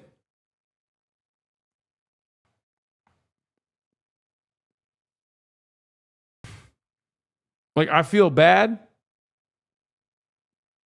but also we can't be taking a risk, you know? Contact. So I would urge him and everyone on that ship and everyone treating these. Shut up about the fucking birds. Man, do you think I'm a bird watcher? Do you think I'm the type of guy that would go on a 35-day cruise to look at birds? Do you think I'm the type of guy who would go anywhere near a fucking landfill in Argentina of all places? I'm the last guy. I'm the last guy in this predicament, okay? And this is part of the reason why. You never know. Patients who are infected to pay attention to the things we've talked about all throughout COVID, good ventilation and good filtration. So let me just talk about something. Just the other side of this problem is that, like, we got RFK Jr. in charge, man. You know what I'm saying? We got motherfucking RFK Jr. in charge. Like, we can't risk this, okay? We can't risk this. It doesn't even have to be deadly. It can be a light breeze that's taking us out. It's taking like millions out. RFK will find a way to make this as deadly as possible. You understand me? Just saying. He's going to be like, oh, use ivermectin and bleach for Hantavirus, which is fake. It's made up. You should just take ivermectin anyway. We're fucked. We're fucked. We're fucked. No CDC. We're fucked. Because this is obviously the crucial question, right? This whole issue of whether it's droplet spread or airborne. This is a strain of a virus that I know people know about. You know, there was an outbreak before. They contained it. They shut down an area in Argentina. They contained it. So what makes you, in what you're seeing, have this concern about airborne, which obviously is something that can affect where this goes from here significantly? Yeah, Aaron, I think there were early and obvious signs even before we did the sequencing to determine what strain this is. Remember, there's the hantavirus normally spread through rodent droppings, but there is a strain, the Andes strain, that is spread human to human. And there was evidence that was happening early on before we even knew it was the Andes strain, because one person infected someone many weeks later. The ship doctor is sick. Prior investigations have shown pretty efficient spread without any direct contact. So we knew this was spread not just through, definitely through human to human, but also through the air. And that means we have to take these additional precautions. Once again, just like our many discussions during COVID, I hear a lot of great precautions being taken, great investigations being done, but very little about what is happening with these ships' systems in terms of the ventilation filtration, keeping people safe. And that hasn't fully been communicated. The acting CDC director put out a message today that says this is not spread. It's only spread through direct contact. But the New England Journal of Medicine article about that prior outbreak is very clear that there are many instances where there is spread with no direct contact at all. Right, which is obviously crucial. Now, you heard Dr. Kornfeld talking about how long everyone's been on board and what a quarantine might really mean in context of the long incubation period. And we have a question from one of our viewers. They ask, it's said that it can take 8 weeks to become symptomatic. The passengers shouldn't be allowed into the public until they're completely cleared. You know, what is that a fair way to look at this? I mean, how long do you think people should be quarantined who are either on that ship or in contact with someone who was there? Yeah, I mean, this is the big challenge with this virus, the long incubation period. And now we have people scattered really around the globe that are being properly tracked, isolated, quarantined. And again, we can look at the past literature. That study was very in-depth about the prior outbreak, and they did get it under control. But what they did was they quarantined and isolated people for 40 days because of the long incubation period. So unfortunately, this is a key factor in us trying to figure out, how do we keep people safe? How do we prevent further spread? I mean, what we're all tracking right now is that potential secondary spread. And then how do we minimize those who are infected from infecting others? Wow, wow, wow. No offense to guests I've had on the show. AOC did Ilana Glazier's podcast for an hour. And of course, there's a tremendous amount of talk around this. Okay, but before we do that, here's Donald Trump, the guy that you definitely want to hear from. I don't think anyone should be panicked or worried. Our CDC is competent, one of the best in the world, and our Surgeon General who sells vitamins and RFK Jr. are probably the most well-equipped to tidy this up. Don't be a panicking. Yeah, no, that's what I was thinking. I was thinking like deadly disease spreading. Thank God RFK Jr. is manning the ship. That's usually what I think. And I also think, thank God Donald Trump is the president because it worked out really well last time. 1 million plus dead Americans. Unbelievable levels of vaccine hesitancy here in the United States of America. We basically rolled back the clock on other diseases that were damn near eradicated as a direct consequence of inoculation campaigns perishing overnight due to the unstoppable vaccine hesitancy campaigns. So definitely a very cool time to have any deadly disease manifest. Very cool.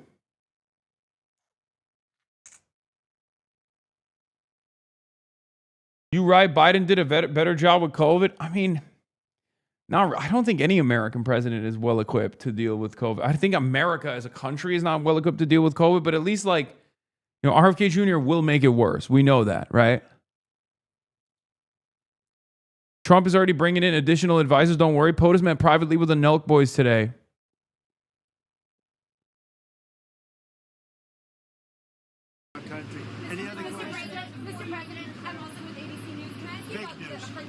Fake news. Have you been briefed on the virus? Yes, I have. Can you tell us what you learned in these briefings? Well, I think you're going to be told everything, and you already have.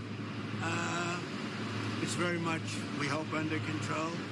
There was the ship, and I think we're going to make a full report about it tomorrow. We have a lot of people, a lot of great people are studying it. It should be fine. We hope. Should Americans be concerned that it's going to spread? And how are you working to get those I hope not. We'll do the best we can, yeah. To get the Americans that are on the ship home. Our country. Any other questions? Mr. President, I'm also with ABC. Oh, he said, I hope not. Have you been briefed? Well, I'm convinced things are good. Never better. He said, I hope not. He's asking construction workers about Iran. They're doing the job. They're working hard. And does anybody think Iran should have a nuclear weapon so they can blow you up? No.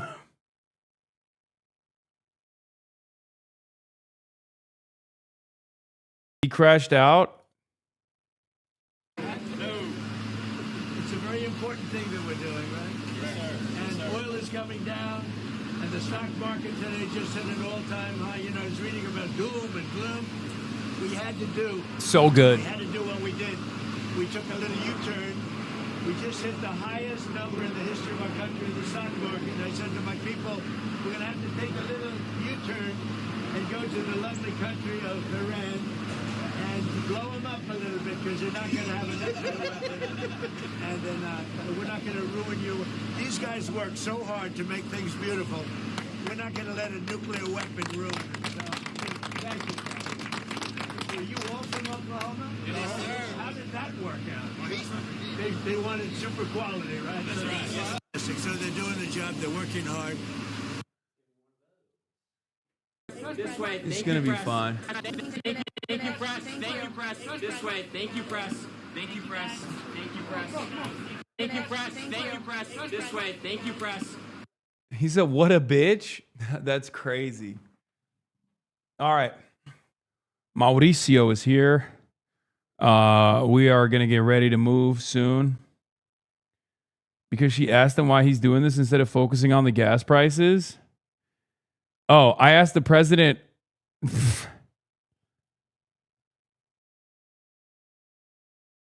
I asked the president why focus on these projects now amid the backdrop of the war in Iran as gas prices soar. He said the question was stupid and a disgrace to the country, saying he's fixing the reflecting pool.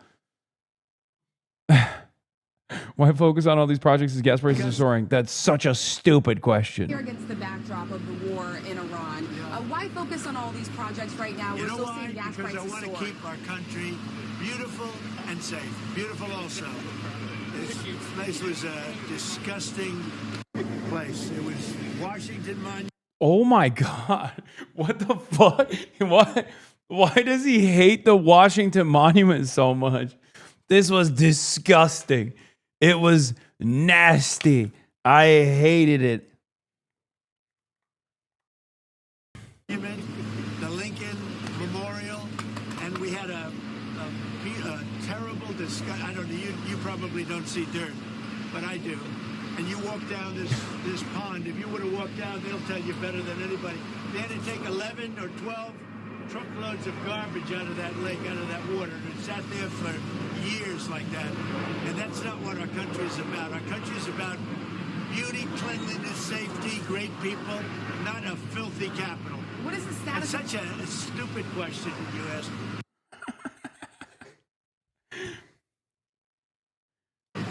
We're fixing up the reflecting pond to the Lincoln Memorial, the Washington Monument, and you say, why are you fixing it up? Because you can understand dirt maybe better than I can, but I don't allow it. This is one of the worst reporters. She's with ABC Fake News, and she's a horror show. She's saying, why would you bother fixing this up? Why would I? Oh my God. Why is he so mad? That's like that's a little weird, no? That like this is a little too aggro. Am I crazy?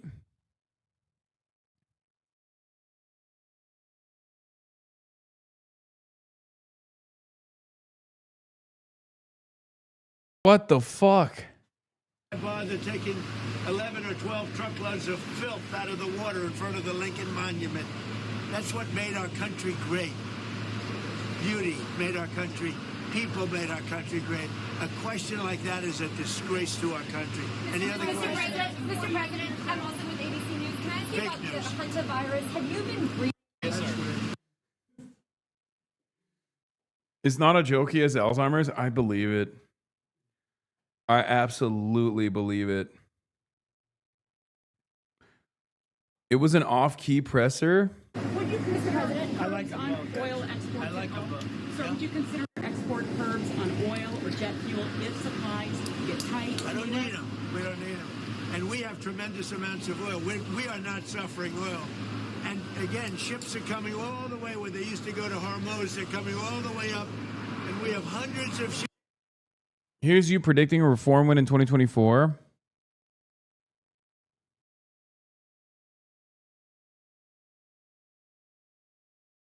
That's my prediction. I hope I'm wrong.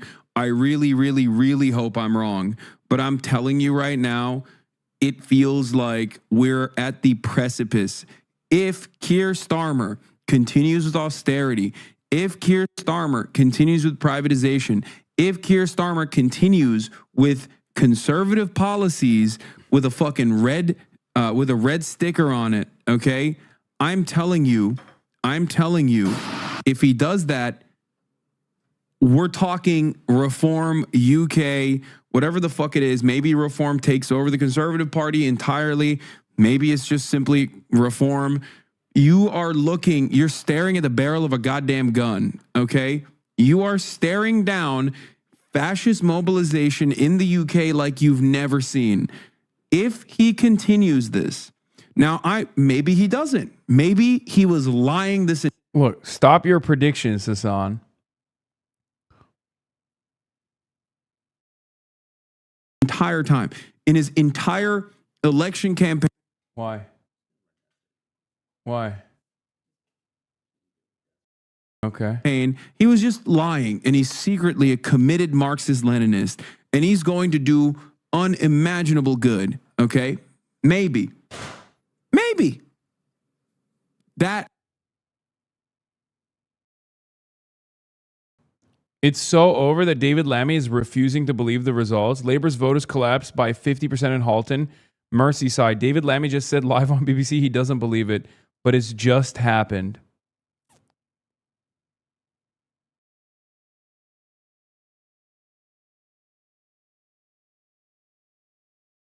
Hit 10 again, big dog? Yeah, I will. Would be incredibly hopeful.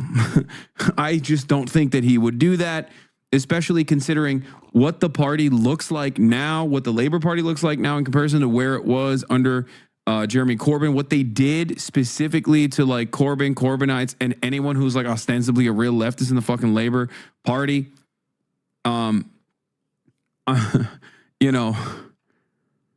Starmer as a white hat centrist is hilarious. Yeah, he just like faked it. He faked being a centrist, and now you will see the real red labor wave is actually red for communism. The spirit, the specter of communism is haunting the UK. Okay. The sun broke out.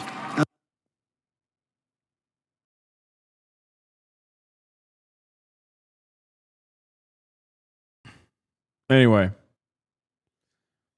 turns out that's precisely what's happened. Okay, that was on July 5th, 2024, one day after, or right as the UK election results were coming in, and Labour, despite securing less total votes than Jeremy Corbyn did, had more seats, right? Labour had won. Everyone was celebrating. I gave you my warning. I said, you look like you were on a cruise ship. No, I was in a hotel. I was in a hotel in Croatia trying to give you guys analysis in real time. Labour MPs thought these results would be terrible. None of them thought they would be anywhere near as bad as this. Yeah, I don't see how Starmer survives this, for the record. I don't know what they do going forward, but it's very clear that Labour is not going to...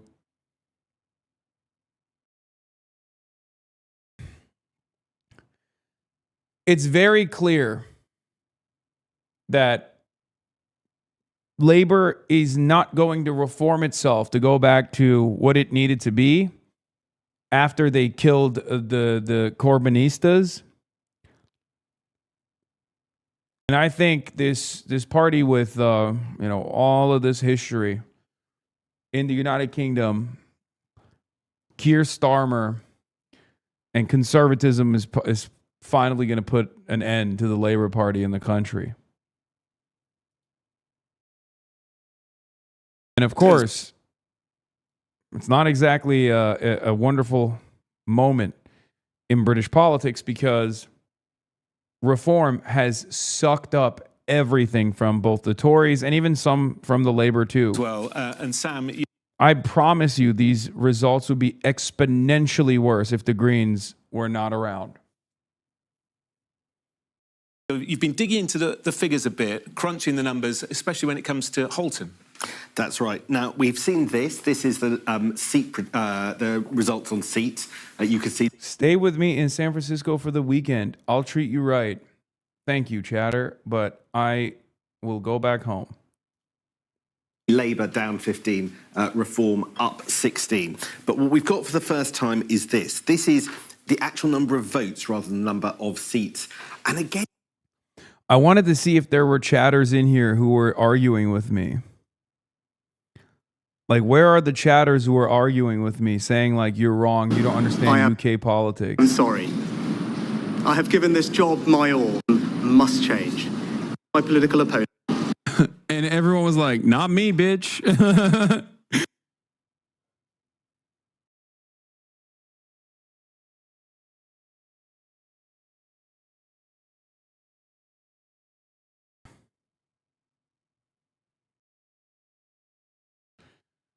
Fuck reform. They're actually Nazis pretending like they're the best thing for the future of this country and people are falling for it. I genuinely don't even know. I don't even understand how people can get so fucking duped. But then again, I'm an American. And guess what? Bunch of dumb motherfuckers here voted for Donald Trump. And that is a similar system to the two power planks in the British structure. Right? You got the Tories, and now a branch of that is a far more illiberal party, Reform, right? Whereas here in the United States of America, the Conservative Party became MAGA, right? It basically changed from within. Instead of like an outside third party, the MAGA movement was able to turn the entire conservative movement, the entire Republican Party, into this behemoth, this fascist behemoth. And the Labor Party is not dissimilar in many ways to the way that the Democratic Party operates, right? Exact same conciliatory tone, exact same inability to address economic problems that people are facing, exact same results.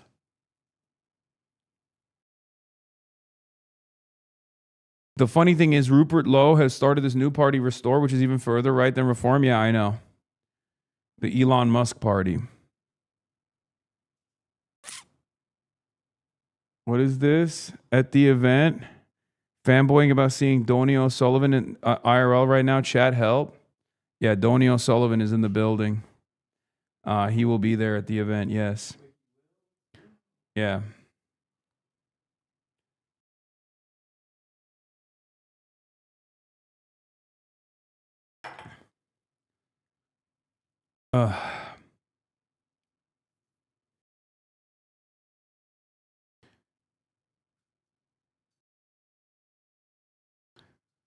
Will you finish the Professor Chiang video tomorrow?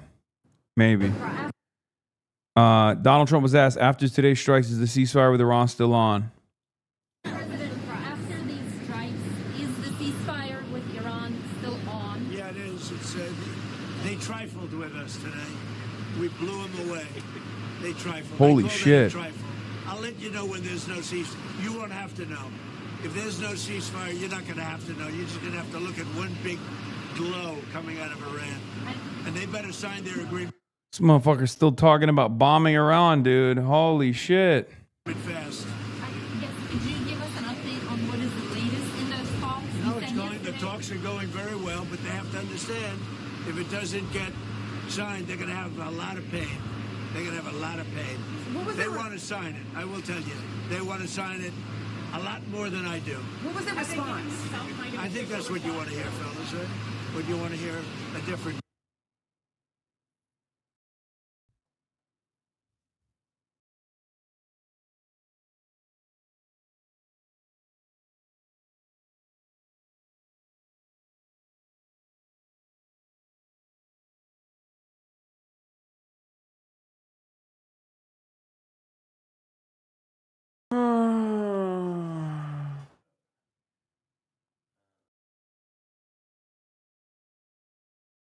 This isn't a negotiation. It's a hostage situation, plain and simple.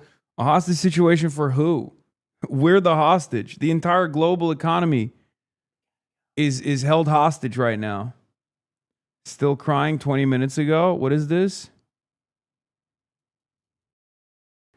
A Yale professor is actively sitting on a State Department advisory committee, uses her free time to spew radical and fake Democrat talking points. This is the same school that gave Hasan Piker a platform to spew violent anti-American garbage.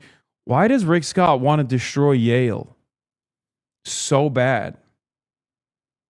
Did he have like a bad experience when he visited or something? What the fuck's going on with this guy? He's out of his goddamn mind. It's so strange.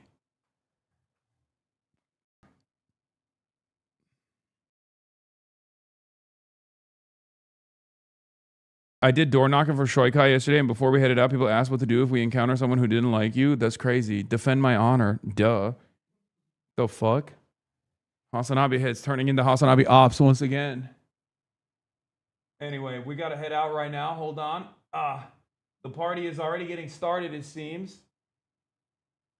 To the chatters that were there, was there a big counter protest?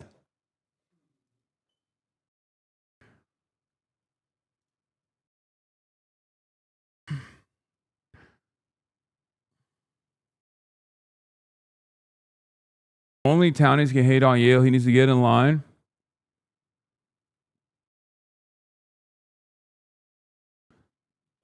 Hold on. I'm going to pee real quick while this plays. Incredibly clear, incredibly stark picture.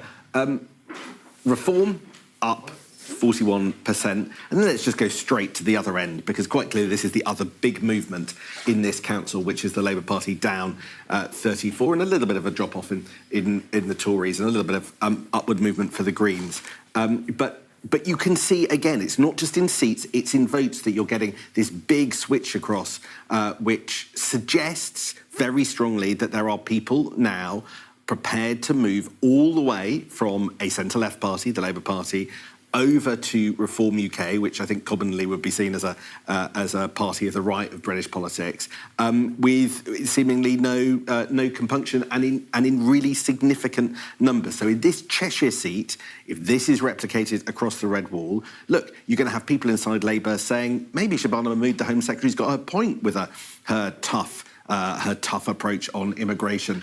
That's immigration pretty much the top issue for Reform UK. I'm sure Aisha would agree with that. And I think that the debate inside the Labour Party, Jonathan, just got really tricky because we are in a situation where so many of Labour MPs felt, I think for the last 6 months or so, that the answer to Keir Starmer's woes was just to look after its left flank a little bit more. But results like the ones we've just seen suggest that there aren't easy answers, that the party is likely bleeding in two different directions at both ends. So one of the big consequences of this set of elections might have been to put Shabana Mahmood's reforms sort of into the dust cart. I'm not sure with the early results that we're seeing that that's going to be entirely possible.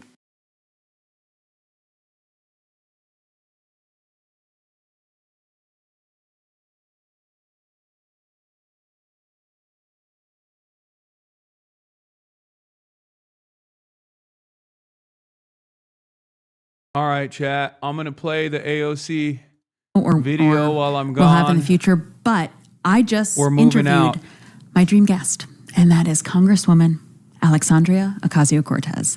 OMG, it's AOC. Wow. You know, you see AOC doing her thing, messaging so clearly in real time on social media and on, going on shows and talking. But then to have the privilege of meeting her in person, it's the same person. This is very different, I mean, from many famous people you meet, but certainly not elected officials. AOC is the Democratic Congresswoman for New York's 14th district, representing parts of the Bronx and Queens. And she won not initially against a Republican. The big goalpost she had to hit was winning against an incumbent Democrat, 10-term incumbent Joe Crowley. And when she challenged this guy in 2018 as a former waitress and organizer, the daughter of working-class Puerto Rican parents in the Bronx and Westchester, she won. She won 56 points to 43, and then she won the general at 78%. So AOC is known internationally for fighting for working families, a real brawler for real working people. She's championed Medicare for All, a Green New Deal, and she's aggressively anti-corruption, pro-worker, and anti-establishment. The news cycle is just strategically horrific and such an onslaught, but to see AOC as somebody in power working so hard for you and me and for a better future, that is something I'm grateful for, even just from a distance. But wow, what a privilege to interview her IRL and up close. Welcome to It's Open with Ilana Glazer, and I hope you enjoyed this conversation I had with AOC. I did.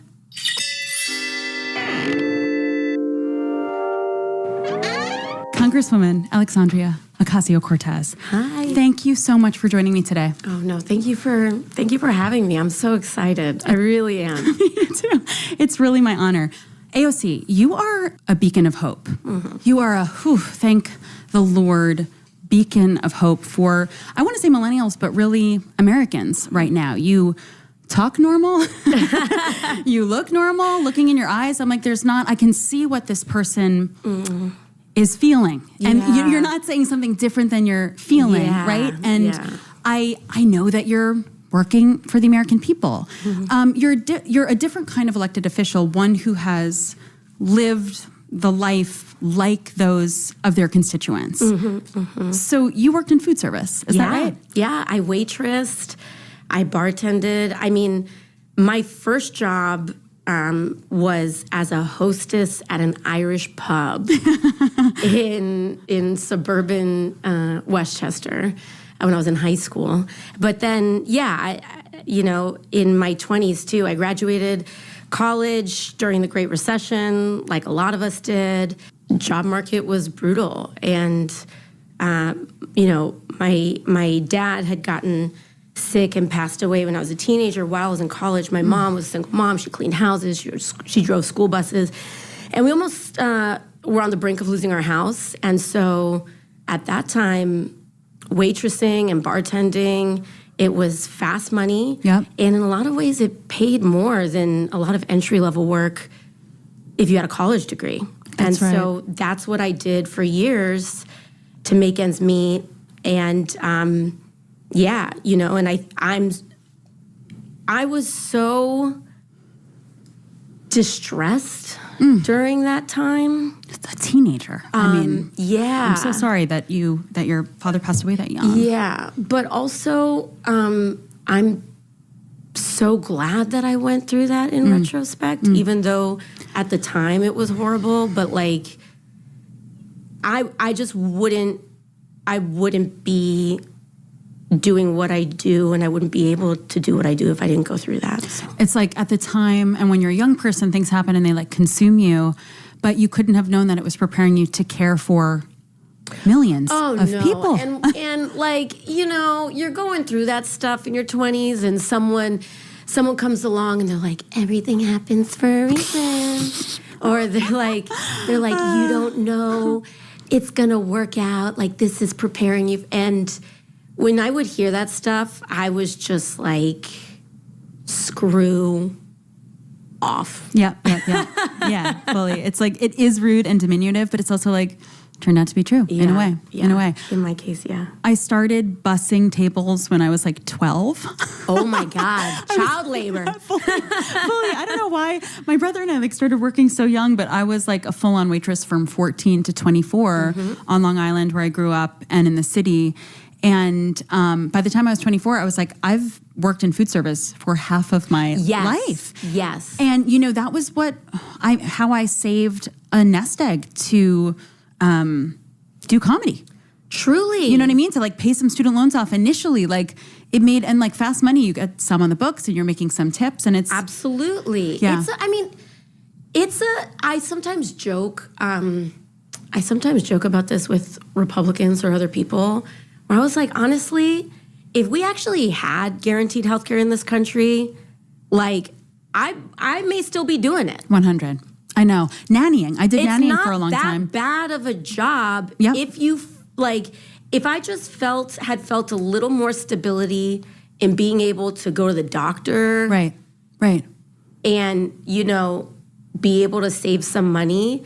It's dignified, good, honest work. You're talking to people, you're getting out, you have a community. Yeah. I totally agree. Childcare, you know, I have a little kiddo, and I talk to people in childcare who are, you know, have a childcare provider, and it's like this work is typically so undignified, diminished.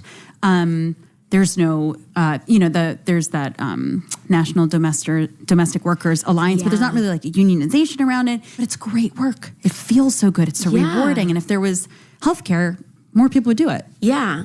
And I liked doing the job because in a way, it's like you really feel like you are doing something real, right? Like, I work in food. This is what I do. Like, there's a lot of skill involved. Yes. Front of house, you know, a lot of order of operations, a lot of management, a lot of like food knowledge. Yep. I really grew to love that industry for sure. The way the system is rigged, let's talk about it. So the system is rigged for the ultra wealthy.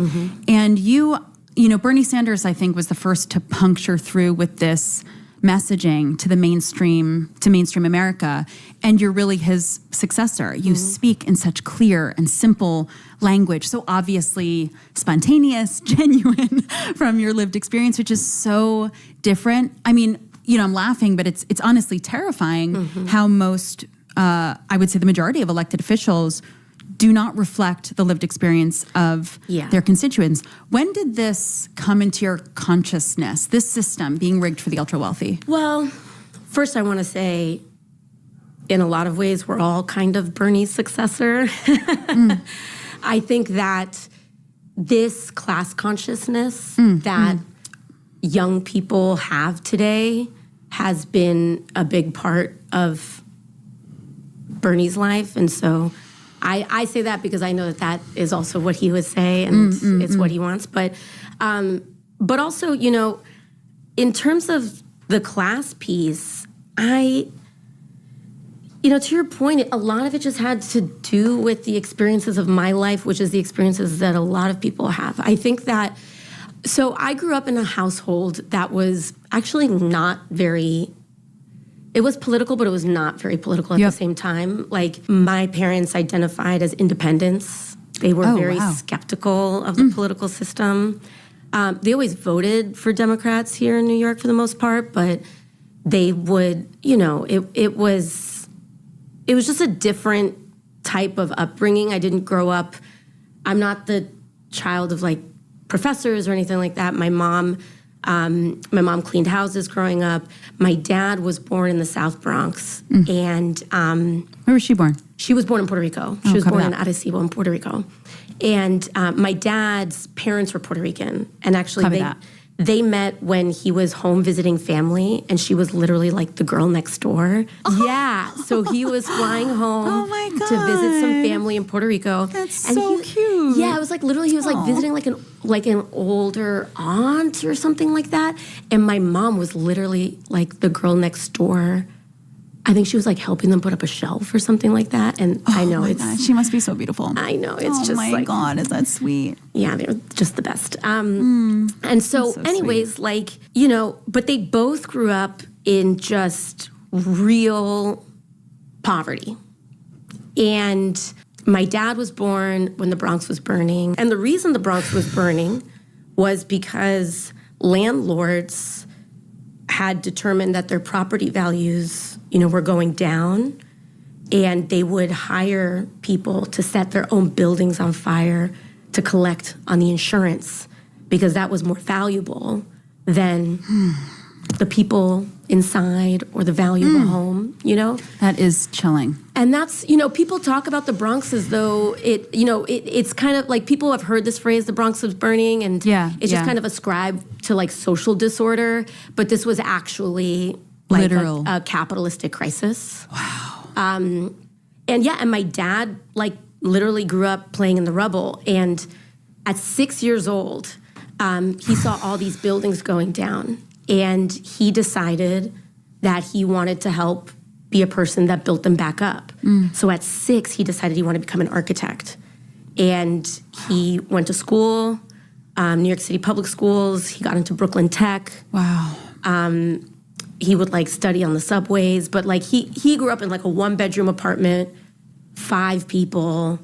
Wow. It was crazy. And my mom grew up well, she was originally born in a rural area in Puerto Rico, Utuado, and then they moved to this other area of Puerto Rico. But like, you know, my parents really, really, really came from nothing. Like, so, you know, I grew up around this real fidelity to the American dream. Like, if you work hard, you can make it. And so and they did. Yeah, and they did. They did. Like, my parents, I think about this now. My parents, they bought an apartment in the Bronx in their 20s, and it was like $40,000. Wow. You know, like, what? And like, when I say that they did, it's like, but even think about where you got to in your 20s, and you're like, shit, I gotta work my ass off to pay my debts and help my mom and all this. But it's like, you know, this dream, it's like this like loop that is this scam, but then it also is an opportunity. Like, you are amazing. You have become this beacon of hope and this speaker. And it's like, it's confusing. We're so totally tricked. And we're also like tricked out of our own history of these genocidal frameworks on which our country is born. But then also there is this opportunity. Yes. And it's amazing. But I think the missing piece is the practicality, the affordability. You know, I've been thinking lately about messaging of affordability, how this is actually human rights. Affordability is the on the ground, structural, practical, functional framework for human rights. Yeah. I mean, well, this is, and there's history with that. You have FDR had released an economic Bill of Rights, and he had released this framework that included things like the right to retire with dignity, healthcare, which became then the foundations for Social Security, Medicare, and so on. And it's true, because what had become the turning point for me was that, my parents had been doing it. They came from nothing, and they scrapped, and they built their way, and they worked so hard to the bone. These people have no fucking patience. It's late too, though. All right, let's open it. What's up, everybody? We're back. We're live. We're alive. And we are on our way to the Shoykat Chakrabarti rally. Boo, I know you were listening to AOC. I miss her already. Okay, well, while I can't deliver to you AOC, I can deliver to you AOC's former chief of staff, Shoykat Chakrabarti, for those of you who don't know. And he's running to fill the seat vacated by Speaker Emerita Nancy Pelosi here in San Francisco.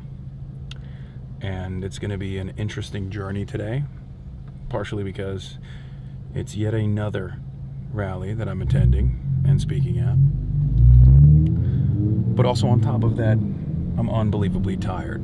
Part of the reason why I'm tired is because I flew in this morning from Los Angeles, and to stay on First Street. And that wasn't great. It wasn't a great idea. I didn't get to sleep too much. Turn right on Harrison Street. Hasanabi, where's the nearest parking? Please help. Okay. Love that this always somehow finds a way to turn into a customer support line for many of you. I've seen photos from the event so far. It seems packed. Don't know if the event is actually packed or not. Maybe the photos are duping me into believing that we got more motion than we actually do. But there are going to be other people at the rally as well, alongside myself, some of the other speakers, including people who are also running for office. Milot Quiros and Daria Lisa from New York, who I've had on the show before, I've had on the broadcast before, and Angela Gonzalez Torres. Jamal Bowman, former congressperson, will also be at the rally. As far as people running, it's Angela Gonzalez Torres, Milot Quiros, and Daria Lisa Avila Chevalier, and also Alexandra Rojas from Just Democrats is also going to be there as well. Some more Perfect Union people will be there. It's a real who's who of the insurgents that are running around all around the country, In a quarter-mile drop-off head. who want to not only run to build a better future for this country, but also change the party from within, which seemingly has been a terrifying prospect for a lot of people in the Democratic front, in the Democratic Party. So terrifying that the San Francisco Democrats had a, I don't know if they're a council member or not, this one guy who used to be in the San Francisco Police Department doing PR for them, release a statement demanding a condemnation of your boy. This also comes on the heels of Mike Lawler getting Donald Trump to attack another one of my candidates, Effie, in the district Mike Lawler currently occupies a seat in. Matt Dorsey is the name of the San Francisco Board of Supervisors member, District 6, a Israel First Democrat who is apparently very offended by my presence in San Francisco and by my presence within the ranks of the Democratic Party. Your candidate, our candidate,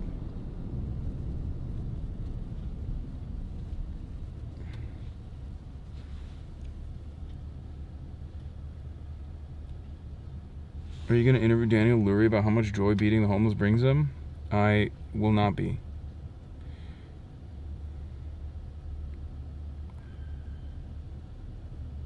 I drove all the way to San Francisco from SAC. I'm excited to see you. Did we just bring a bunch of out-of-city folk that can't even fucking vote for Shoycott in here? What the hell? You guys in my car? If you guys need anything? Okay, thank you.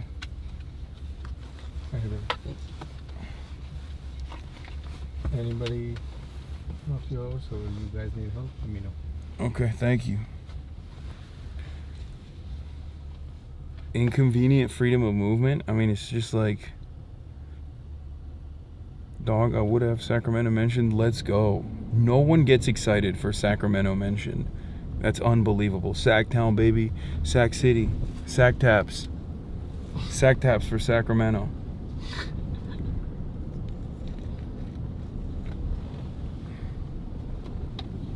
Drop off head.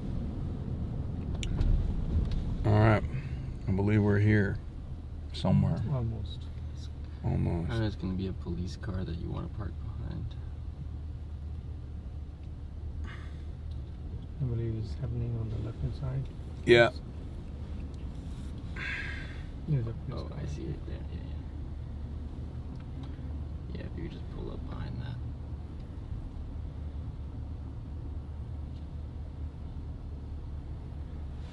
Is that the protesters? It's like 10 people.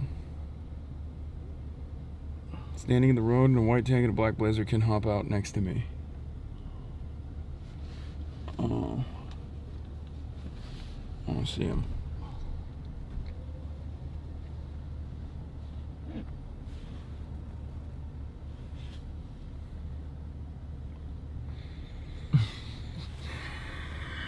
Do you see him? What are you laughing at? San Francisco's funny, man. Why?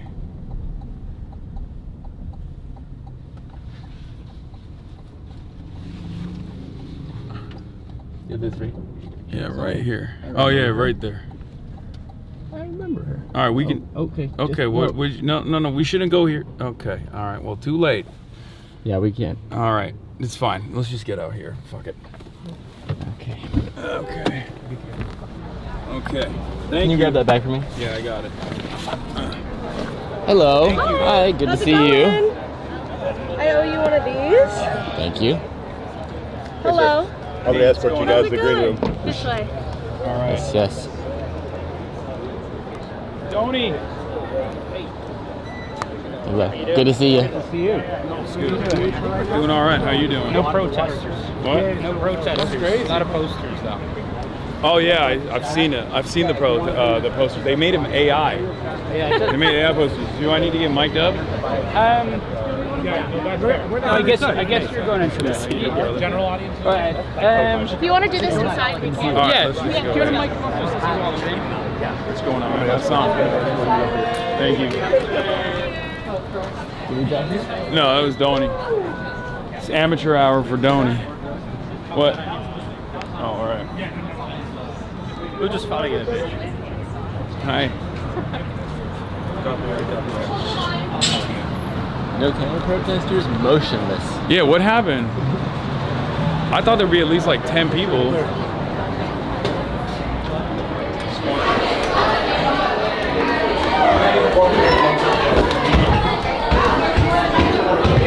Sorry, chat. The lighting's gonna be fucky for a bit till we get try to figure out where we're at.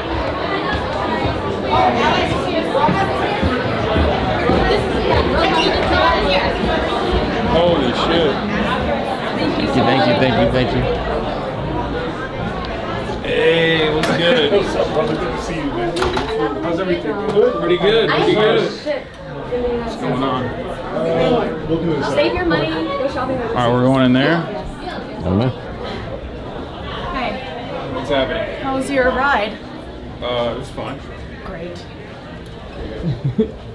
You want anything? Water, tea? No, I'm good. Right here? Where's good? Well, actually, that's not. That's a lie. Are there energy bevs or anything like that? Oh, yes. Hey, what's up? What's up? How's it going? Thank you for doing this. Pretty good. I know you are dead tired from doing like 1,000 of these. Yeah. I was gonna say if there's any energy bevs, we both need them because we just flew in and we're tired. Hi, by the way. Hey. March, nice to meet you. Nice to meet you. Nice to meet you. It's chilly in here. Is it too cold? Nah, it's fine. I don't care. I You got multiple layers on. I got jackets for days. I got the mic for CNN on me still. Oh. Yeah. Yeah. Okay. You just interviewed me. Yeah, I don't know where Donnie is. He just gave me the mic and he didn't show. He didn't follow. Well, I guess we could just take that. Okay. Yeah, I think I can it's better to let him know it's on you. Yeah. Yeah. Don't say all the secrets. Yeah. Don't say all of the secrets that we. Go in. Yeah. Don't leak them. How are you doing this with the streaming? Are you like you take the day off from streaming? No, I'm streaming right now. It's live right now. I'm live right now. Yeah, I never Yeah, stop. so don't say all the secrets, actually. Yeah, we never stop. That's wild. I got your mic. There's no protesters. I thought that there would be at least a couple. Turns out when the billionaire super PACs try to arrange a protest, nobody shows up. Yeah, it's wild that the AI posters they put out with like 6 fingers didn't do it for somehow San Francisco. Somehow the organic, grassroots-driven pro-billionaire movement Yeah. did not materialize today. We're gonna give that back if you wanna. Yeah. Okay. Okay, great. There you go. All right. Oh. It's a good showing though, right? It's a packed house. Packed. Yeah, the last time we did one of these, we had a venue half the size. And so we're like, we gotta go bigger this time. Okay, I think that's we could have good. gone even bigger than this. I realized. That's crazy. I mean, the thing I was really excited about is I literally on Monday, Emily, my campaign manager, she had the idea. She's like, hey, why don't we fly in some of the other Justice Democrats candidates, kind of show the whole thing? And I was like, no, it's too late. Like, no one's gonna agree to show up on 2 days' notice. So they literally all booked their tickets that night. It was crazy. Amazing. I saw Maylot's going on your stream. Yeah. Later. Yeah. She's gonna be in town. See, this is why I need a energy drink. This is why I need an energy bag. Yeah, one of choice. I mean, it doesn't really matter. Yeah, it's perfect. I'll take anything right now. Beggars can't be choosers. So what's up with this venue? Do they have drinks? They do have drinks. You want? No, I'm working. When have you been sober while working? This is the first time I've heard you. Why are you acting different in front of Shoykov? It's okay. He's a degenerate. Not a congressperson yet. Okay. But once I am, I'll throw you in jail, I guess. That's crazy. I have plans after. I actually do. You have plans after? Yeah. What the fuck are your plans after? I'm gonna go to the Regency Ballroom to go Really? see Kedema play. My friends are gonna be there. Wow. What the fuck? Yeah, it's a good night for me to be in SF. That's crazy. You planned out your day. That's great. No, this is how he is every time. Really? Yeah, every time. Every time. Oh, perfect. Hell yeah. Sugar free? Yeah. It's great. I'm good. I'll take one. I got my tea. This is fine. Thank you. How many of these have you done at this point? I don't know, like 4 or 5, not that many. Yeah, I'm going to a peptide rave later. Yeah, it's all the rage. Yeah, we're gonna do retatrutide. Right, we're in SF. So. And different GLP agonists. We're trying them all. It's gonna be a fiesta. You wouldn't know about it. I didn't invite you because you're already frail. So. He's booked up at the Regency Ballroom tonight. Yeah, I can't didn't. show up. Yeah, it's super cool. It's all the rage. Everyone's talking about it. Yeah, I'm gonna go back and pass out after this. I know. That's why I didn't invite you. Otherwise, I would. All right. Well, you napped in my bed for hours while I was live streaming. So that's great. How did you what made you decide to start doing it? Was it one candidate who pestered you until you did it, or it was Abdul? Was it Abdul? It would be Abdul. He's very. He didn't good at pester me. He just asked, but I was like, sure, why not? He was the first time I actually went and did a rally, and then I think everybody saw at first when I did it, everyone was like, oh, this is going to be devastating for Abdul. It's going to ruin him. Yeah. How dare you? Third Way was sending out mailers and pamphlets, sending out questionnaires, which is ironic because they were the big anti-questionnaire people from the groups. Right. And then, lived long enough to become the villain, I guess. They became the questionnaire sending group. And then there was all this media commotion around it. And then he surged in that same time frame, not because of me or anything, but like I think with all the media attention, it certainly helped get name recognition out there, and he already had the solid fundamentals, and he surged from like third place to in the last couple of polls to the first place. Yeah. So ever since then, every candidate has been like, "You want to do a rally?" Right, I know. Like, because if you go to Michigan, yeah, you want to do a rally.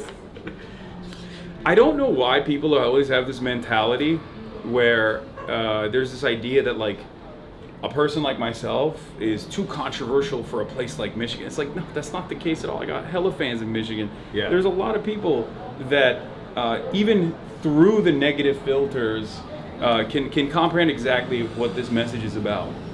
And so I think the thing is, like, that's what they're worried about. Trump literally started attacking Effie Phillips Stanley.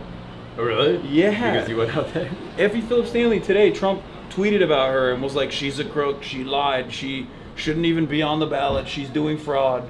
That's wild. Yeah. Of all the people for him to go after. Yeah, I think Mike Lawler was afraid. What's good? Hey, Jamal. Talking about my hood. Talking about my Yeah. hood. That's my hood. Yeah. What's going on, man? Did you see? I saw the shit. Did you see Trump tweeting about Effie Phillips Stanley? Yeah, it's crazy. They're scared. And she's not even like, she's in like third place in the primary. She's not like. Oh, that's the thing that's crazy. But they're trying to do like, because I saw this whole thing happen with AOC. Like that's the one playbook they know is they pick somebody and they're trying to turn you into like the #1 villain, but it's not gonna work. It doesn't work. You're a streamer, you know. Yeah. It's like. But it didn't even work with AOC. All it does is it generates tremendous disapproval from Republicans. Yeah. But liberals love AOC. I know. And that's the thing. Like my favorite, because they try to do that resolution condemning you and also condemning changing the party. Which stick with that message. Please sign on to that. Anybody in the Democratic Party here. But it's just like my counter to that is like that picture of like you with AOC and Zoran and like all of the darlings in the national progressive space that Fox News put up. Yeah. And be like, yeah, this is who they're going after. Yeah, the dangerous radicals of the party are like some of the most popular politicians in the party. It's like Bernie Sanders, AOC, they put Abdul in there. It's very funny predicament, but I think it's I genuinely think Republicans are stupid enough to make this a midterm message. Because they have nothing. What are they going to run on? Oh, the economy is great. Okay, gas prices are low. Can't run on that. No new wars can't run on that.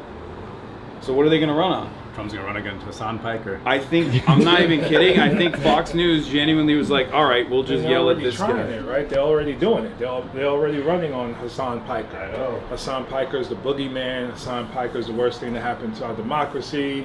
If anyone who's connected to him, we got to vote against them. The thing about Effie's district that's crazy, we're talking about a suburban district twice removed from New York City. So this is like the suburbs. Yeah. And Zoran, Bernie, AOC, super popular in this district. Like plus 64 popularity in this district. AIPAC in the same district is underwater, negative 32. Jamal Bowman is more popular in this district than AIPAC. And this is a suburb one district over from where I lost in 2024. So talking about the shift that's happening. So Lawler is trying to get her off the ballot in her primary. She don't even got nothing to do with Lawler. Because he knows she's his biggest threat. Yeah. And now you got Trump weighing in? Yeah. It's fucking crazy. The thing is, it's like a surefire way to make sure she wins the primary. Yeah, I think. I mean, we'll see. We'll see what happens. We still because the Democrats, the county Democrats also immediately condemned her. Are we supposed to be moving? No, I think I've got a thing. Time to go? No, I think I got some press. He does. Oh, okay, yeah. You could chill. I want to introduce you to someone. Where's Elise? In the nicest way possible. Can you sit on my butt? Yeah. Because it looks like shit over here. Yeah. Let me fix this real quick. It's coming off. Oh, that's. The Shoykot wall. Yes, thank you for fixing that. Of course. You're not fixing it. I actually wrote it. You made it worse. It's okay. I'm not gonna shoot that high up anyway. You're good. It's fine. Okay. You'll just fall on my head. It's all good. Yeah. That way the lighting's actually on you and not behind you. Yeah. True. Just saw me mess up.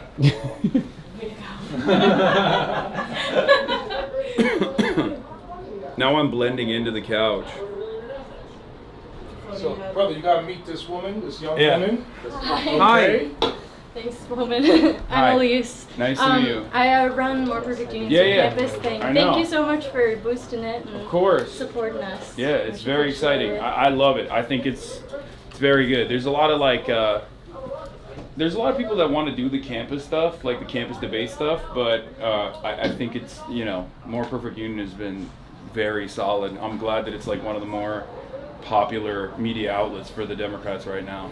Yeah, not Yeah. for Democrats, Yeah. for actual people, and we're hoping to be a tool in the arsenal for DSA, YDSA chapters, and we're gonna teach them how to make video and support Yeah, their I work. told Faz, I'm like, whatever you need me to do, I'm there. I'm down to do it. It's much appreciated. Yeah, Yeah. Hannah's great. She's been we've been going back and forth, and really Hell yeah. appreciate it. Yeah, thank you. Yeah, whenever you guys are doing campus tours or anything like that, I'll be there. Listen, she was killing it before More Perfect Union. Okay, That's why they sought her out to bring her in. She was on Capitol Hill lobbying her ass off for young people when I was there in Congress. And she's a real leader. And no, she's dope. She's dope, man. She's co-founder. friends. Co-founder of an. Do we name that organization? I think we should. Or what? Do we not name them? Who?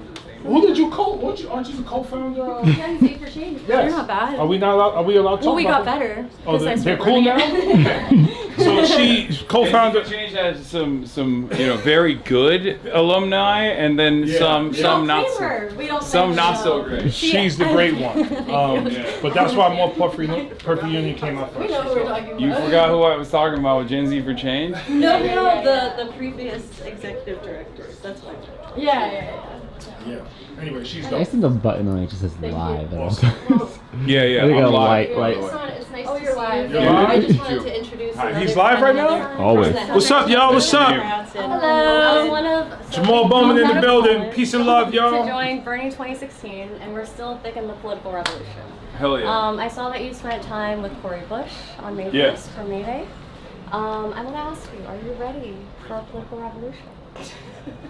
Are you ready for a political revolution? I'm ready for. I see the work that you're doing, and I'm so grateful that you are among the most prominent voices deterring this red pill pipeline. Right? I'm trying my best. We absolutely need it. However, we need people organizing, not only just in the streets, but local businesses, all of our communities. Right? Mm-hmm. I'm from Organized Power Numbers.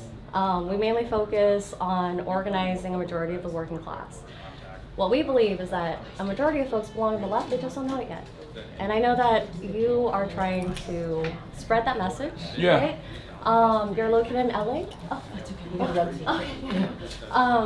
Anyway, would love, you've met Alex Q in LA. She's a part of our team. Mm-hmm. She's a part of All Things Labor. Mm-hmm. It's a social media platform that talks about workers' rights. We know that union density has been decreasing over the last couple of decades. Yeah. But really, the only way that we can actually have a political revolution is that we are organized power numbers from the bottom up, right? Anyway, all that to say, I know you're connected to Alex. Just wanted to thank you for all of the wonderful work that you're doing. Thank you for the work you're doing. And we will see you. All right, nice to see you guys. Are you down to do candidate interviews now? Sure. Okay, cool. I mean, it's not going to be like a full-blown interview. I've already hung out with the candidates. Or I guess yeah. chat. Yeah, we can just hang out. There's no obligation if they're like, sitting around and I don't know, if they're not busy. Yeah, sure. We're doing that Yeah. here? Yeah. Or is that cool? Yeah, if that's cool with you, we'll send someone in. What I'll actually do is I'm gonna just post it up right here real quick, and then if you could show me like the riser or where I can prop up later during the main event while they're doing that, that work? Sure. Just so I can get like a check of the space. Are we gonna do button mics or are we gonna do shotgun? I mean, I'm just gonna keep it. Oh, for the actual thing? Yeah. I'm gonna go out there and see what it sounds like. Okay. and then make that decision. Okay. I'm so sorry. Can I have a photo with you? Yeah, let's do it. I can take it. Yay. Thank you.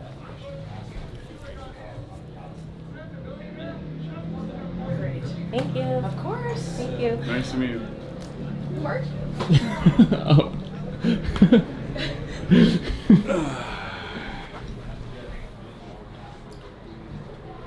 When do I speak? I think in like half an hour. Okay, I'm gonna leave this here. Let's try to get you.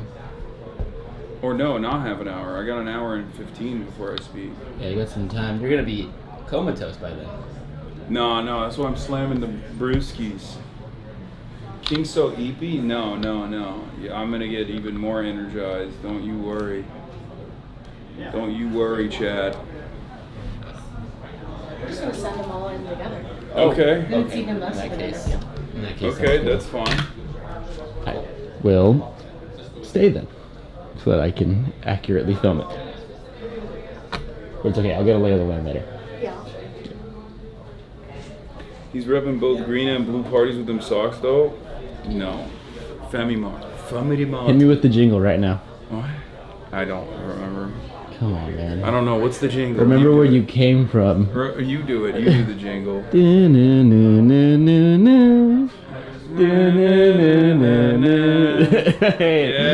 Came back. Tamago-san no doku desu ka?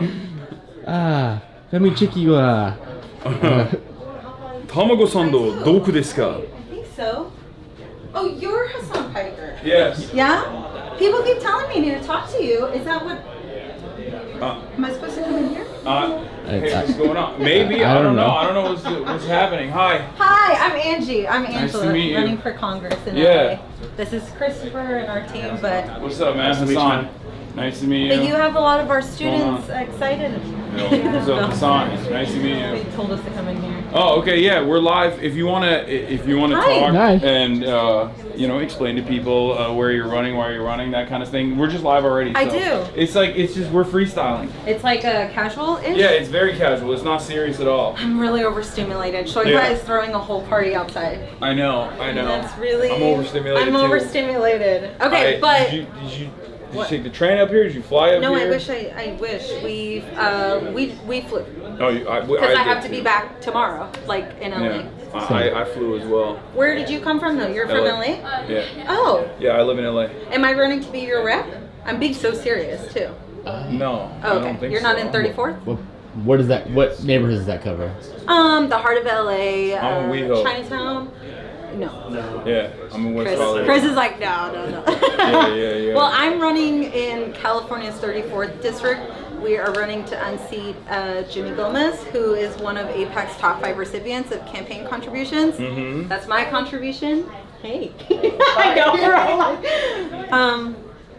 and I'm born and raised in that community, and I'm proud to be running. Yeah. Sorry. No, come in here. Hi, what up? Hi.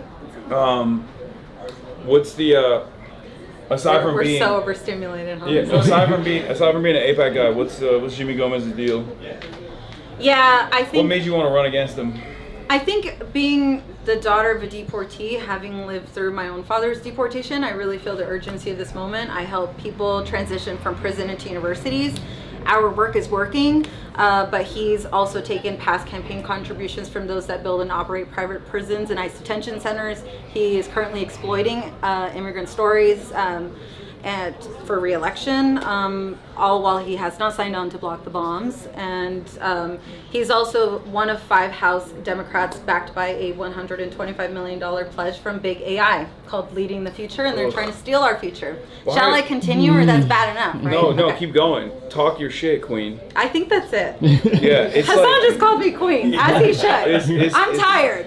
It's AIPAC, it's AIPAC, all the packs. It's all the pack. It's Yeah. also, wait, can I say, as a renter, as someone working 2 jobs like so many other Angelinos just to keep a roof over my head, though I went to UCLA like he did. You know what I mean? Like I did everything right, and the goalpost keeps moving. And the cost of living keeps getting in the way of us being able to live our lives.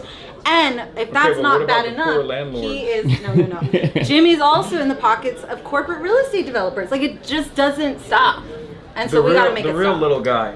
the productive forces in this country. Not labor, but Chris is rent loving seekers. this right now because my team are people who we've been working as community members for so long to try to get his attention, and I think we got it. So we're backed by Justice Dems, also California Working Families Party.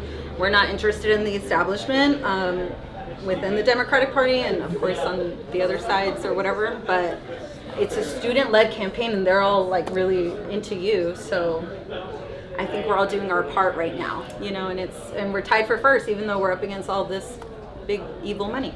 Hell yeah.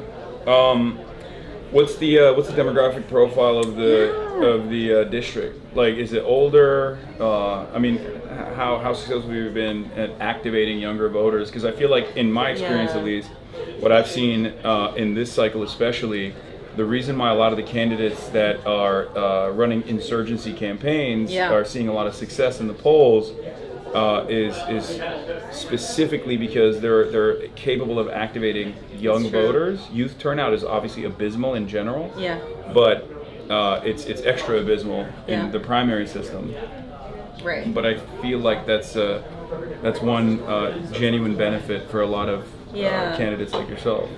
Yeah, it is one of the youngest district. California's 34th district is also one of the largest immigrant communities in the country, and I feel like a lot of people are mobilized around like their parents not being able to vote. Like, you know, my dad being deported, I feel that. And people younger than me, but also my age, feel like the opportunity, but also the responsibility to vote this time, because things are really bad in LA, and so when we have nothing left to lose, I'll speak for myself, we have everything to gain. And so, yeah, it's also predominantly Latino, but it's multi-generational. The district includes Little Tokyo, Little Bangladesh, Chinatown, East LA, unincorporated parts of East LA, which is so important to amplify because federal representation is quite literally their only representation. And so yeah, a lot of people are turning out. I work with people who are voting for their first time after serving time, you know, and whether they're 18 or 74, we're getting a lot of first-time voters excited to vote for an advocate for justice on the ballot. Hell yeah.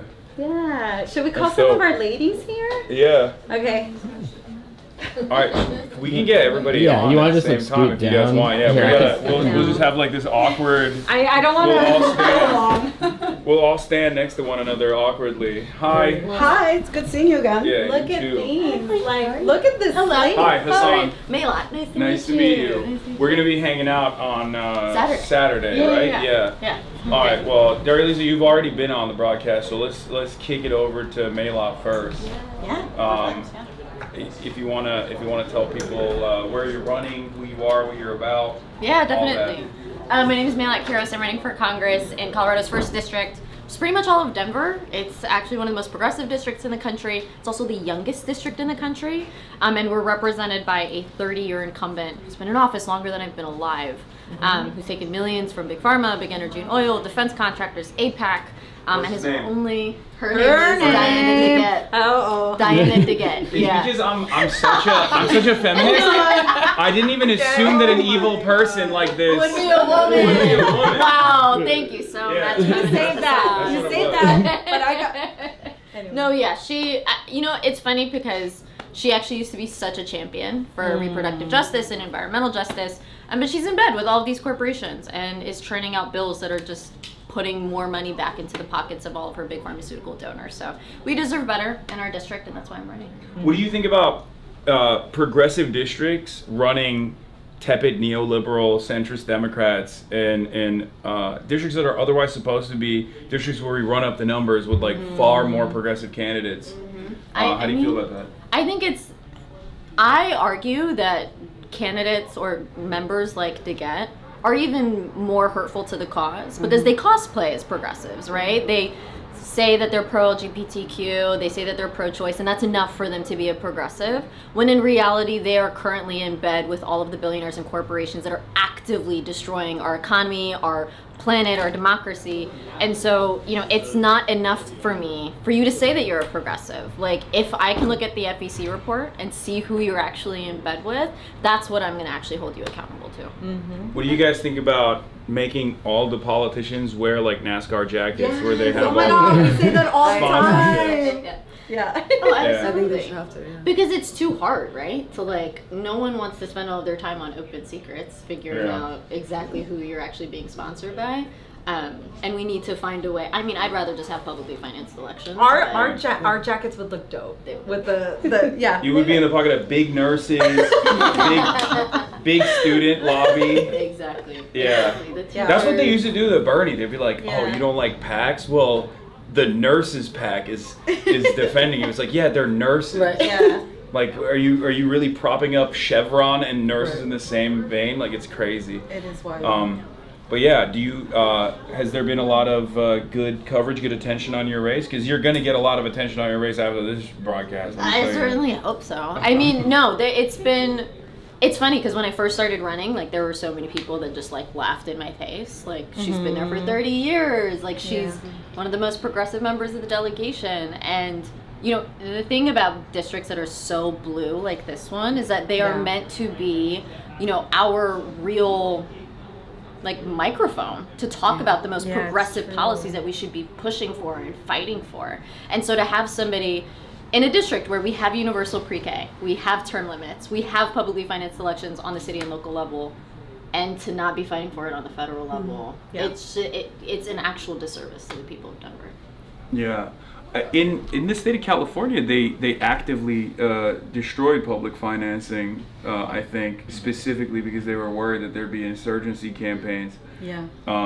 But I think it might be on the ballot this time. I'm not sure. You should know. You're running. I don't know that though. I don't know. Maybe that's not the case. Maybe I just made that up. Did you make Chat, that up? correct me. I'm Not a political Chat. commentator, but you know, Chat will know. You know what's really funny about this, by the way? So I go to like events with other Twitch streamers and stuff. I don't know if you guys are familiar with like Clavicular. Have you ever heard of who Clavicular is? I don't even know what Twitch is, to be honest. Okay, it's a live streaming platform. Okay. But like, there's a bunch of like Zoomers now. They all love streaming. I'm 34. I'm an old man. I'm the oldest person in these rooms that I'm in.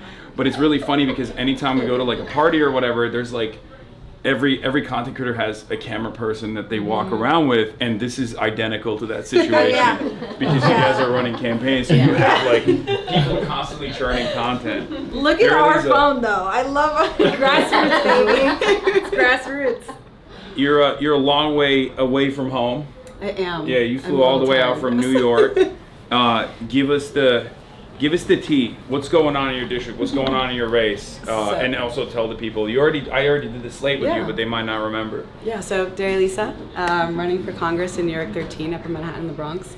I'm challenging Adriano Spoyat, who is a 5-term incumbent, and he's terrible. I just, does nothing for our people, Talk your shit. takes so much money from APAC and real estate corporations, like the very same ones that are pricing us out, who make our housing just like horrible, right? And never fix anything when we need it fixed. And so, and also takes so much money from the CEOs of corporate hospitals that left nurses striking for 6 weeks out in the coldest winter we've had But don't you feel like they grind harder? Oh, because like the nurses, like they learn how to not grind if they're harder. outside. They're not even, they can't be doing their jobs. Like they're if getting outside acclimated. They're demanding. getting acclimated to the cold. No. In like different conditions. It was brutally cold. It was like very brutally cold. But I'm so glad that they won their contract, and so they are truly some of the toughest among us. But no, Espaillat is the worst, and so it was just time to challenge him. He's been too comfortable in that seat for too long, doing nothing for our people, and we just deserve fighters. What's your district's demographics look like? It is predominantly people of color, so it covers Harlem, Washington Heights, Inwood, El Barrio, all the way up to Kingsbridge in the Bronx. And so, it's mostly Latino, Black American, Black immigrant community. More and more, there are more young white folks moving in, but it is a very young district. It is also the second poorest in the state, and by some measures, the country. And I think it's just outrageous that in one of the poorest districts in the country, rent is $4,000 for a 2-bedroom apartment. And it's so, this Espaillat is in bed with these corporate landlords who, you know, don't care about the conditions in our buildings. The other day there was actually a fire on Inwood, Dykeman and Broadway that killed 3 people, and I think as of yesterday 4. And it's just, you know, this is the conditions that folks are forced to live under, with no regard for the lives of the people who live in our district. And our representatives are actively turning a blind eye to this because they're bankrolled by these corporations. Are we getting them on the bad landlord list? Oh, the folks whose that building was in? They were already being sued actually for another building that was adjacent to it, that had like numerous violations that That's were crazy. Yeah. So what do you guys think about the fact that you're in 3 totally different parts of the country, and yet a lot of the things that you're advocating for, you're all running for Congress, a lot of things that you're advocating for are very similar. Do you feel like there's a universality to many of the problems that we're experiencing? Now, obviously, all 3 of these districts are blue districts, right? Yeah. So people make that argument. People could be like, this doesn't work elsewhere. But I disagree with that notion. I think that these are issues that every American in every district is facing.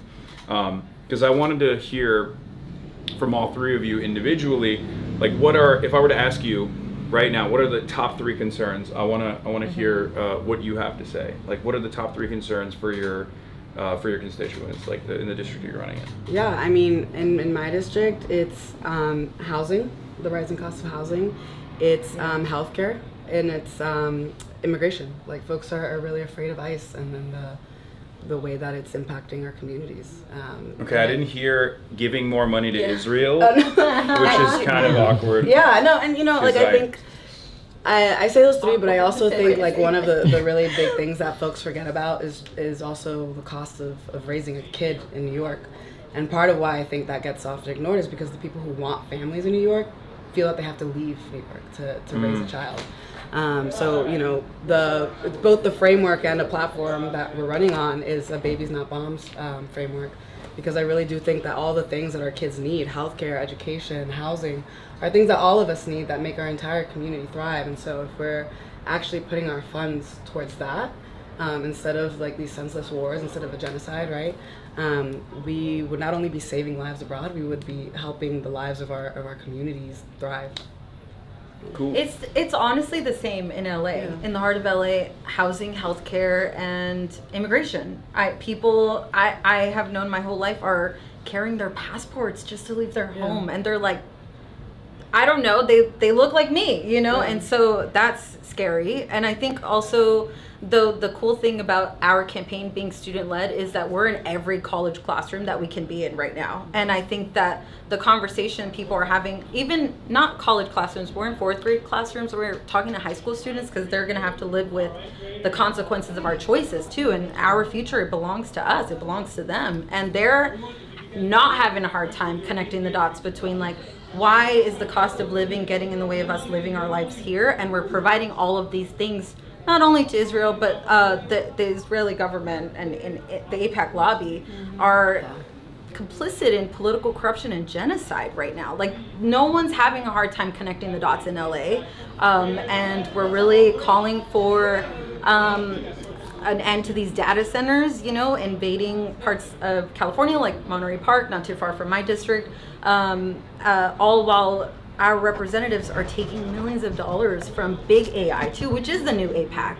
And they're also taking money from AIPAC, you know, but I think that it's been very clear that we've been forced to buy the scraps that the establishment is selling us, all while they're selling out our communities. And we're really fighting in LA to get corporate money's influence out of our politics, period, like yesterday. And that includes in the Democratic Party. And in a safe blue seat like yours, there's no reason why we should accept anything less than someone progressive or that will fight for us, not against us, you know? What about you, lady? Yeah, I would say housing and healthcare, but also Trump. Like, you know, Colorado was the only state in the country to actually go more blue in the last presidential election. And we're gonna start a program. Oh, good. Yeah. Land the plane. So we want to line up, get ready. All right. Well, I'm gonna interview you later. Oh, yeah. So, Yeah. No it's worries. fine. What's up, Shoykon? Thanks for bringing the band together. Look at us. Thank you for doing this. I'm so excited to be here. We need to get a light rail so I don't have to I know, right? drive 6 hours. You drove up here? We did. Wow. Well, honestly, I was so productive. Really? Great. Okay, yeah, you're a passenger princess. So That's wild. let me get some work done. Are we walking? Are we going? I don't think you're going. Oh, am I just here? I'm waiting. How's? I don't know. All right. Yeah. I'm not going out yet. Am I also going out, or am I staying here? What do you want to do? Oh, I'm not. I don't have. Yeah. So if you want, you can chill with chat while I look at the Yeah. so I'll give you your options. You can stay up here, or you can come down to the stage, and there's like a little runway back to the press box, and we've got you like a viewing booth, or those are about your options. Okay, I'll just stay up here. It's fine. Okay, cool. And I'll wait. Can I check out that viewing box? Yes. I'm gonna leave the camera. Here, leave the camera here. I'm looking And, programming. Programming, yeah. do you want like a 5-minute warning? I can come Yeah. grab you. Okay. I'll let you know when Bowman's going on, and we'll Okay. move downstairs. All right, perfect. Okay, cool. All right, where are you gonna sit? What? You're gonna sit? I'm gonna sit right in the same place. Okay. So then sit down. Sit your ass down, boy. Send him out to hype up the crowd, dude. Do I look like I can hype up the crowd? Alive. What? They will eat me alive.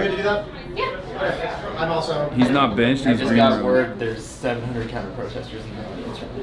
Mm-hmm. They're all. The audience is entirely comprised of counter protesters. I heard. Yeah.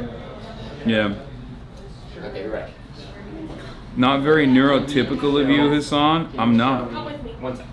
I'm not very neurotypical, so that's probably the reason why that's not very neurotypical of me. I'm gonna set up the head. Okay.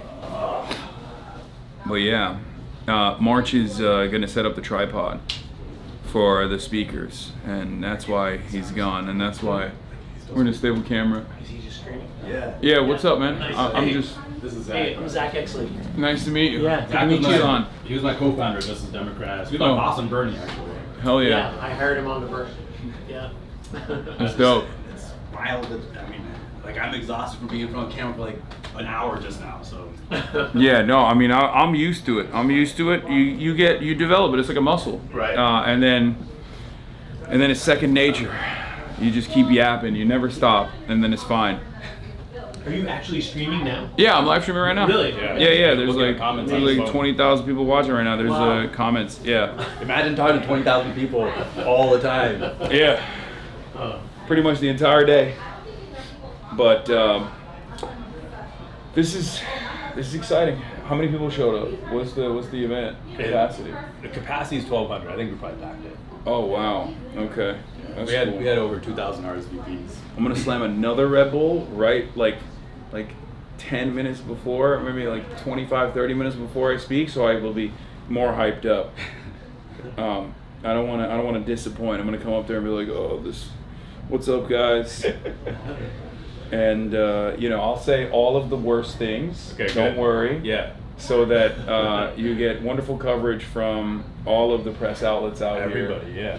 One of the craziest things I genuinely like. My chat laughs about this a lot. The craziest thing that I've received from the San Francisco specific lines of attack were like that I'm anti-Asian, which is insane because normally it's RNC research normally says I'm too pro-China because I say we shouldn't wage war with China. Right. Like they treat that as like, oh, he's pro-China, as though it's like a bad thing to be like, why are we trying to actively wage war with a country that is responsible for 30% of our trade? I know. Well, they're trying to tie me as anti-Asian, but you're Asian. I'm Asian. I know. I mean, technically, I'm Asian too, but like not that Asian. You know what I mean? I'm Turkish, so I can't. It doesn't count. It's not like. It's not Asian in the AAPI sense or in the American sense. I feel like. Right. But yeah. We're starting the show now. Okay. Oh, yeah. But, hi. You gonna go watch that? I might go watch it. It's gonna be. It's gonna go by fast. Huh? It's gonna go by fast. Yeah. It's just an hour. It depends on how long you talk and how long. Everybody's been told 5 minutes or 10 minutes. Oh, I won't. I won't talk that much. Typically, traditionally, So- that turns into 20 or 30 minutes. Do so I have we'll to come see. out when you're doing the GeoTV mask? Are you The supposed song to? I was almost in Cuba with you. I don't know. Oh, I'm like going not on sure. a trip. I'll tell you. Yeah. I'm What just happened? gonna go I up got there. sick. So I And didn't I'm make just it. gonna start But I was in talking Cuba about a it. year ago. Oh, Yeah. People are coming through to help you. And, Yeah. and I That's had That's their speaking of cue. China. Yeah, but are I you supposed studied to in come up? China for a year. Yeah, if you in want. Oh, you did? 1987. Wow. The thing was I like, was a yeah, but I teenager. feel Have you been back? Yeah, I've been back a few times. And No, I don't. but it was actually Let's truly communist. Let's just get. Let's just. You know? Yeah, none of the dingus reforms. No, it was right before all that. Yeah. It was wild. It was And then you say- totally wild. And then I'm gonna So, say we're going to Yeah. lock the door. It had a big impact on me. Yeah. But yeah, then I'm gonna end with how it helps me money. I feel like that system doesn't exist anywhere around the world anymore. I mean, even in Cuba, there's no. Now, yeah, but the thing is, it was like, yeah, I don't know. It's a really interesting I think they probably thing to talk about. I mean, it was. I think they probably raised it. It's, but I don't know. But I think is it on this it's time to start thinking about all that again because like everybody's going to lose their job over the next few years. The professionals. Yeah.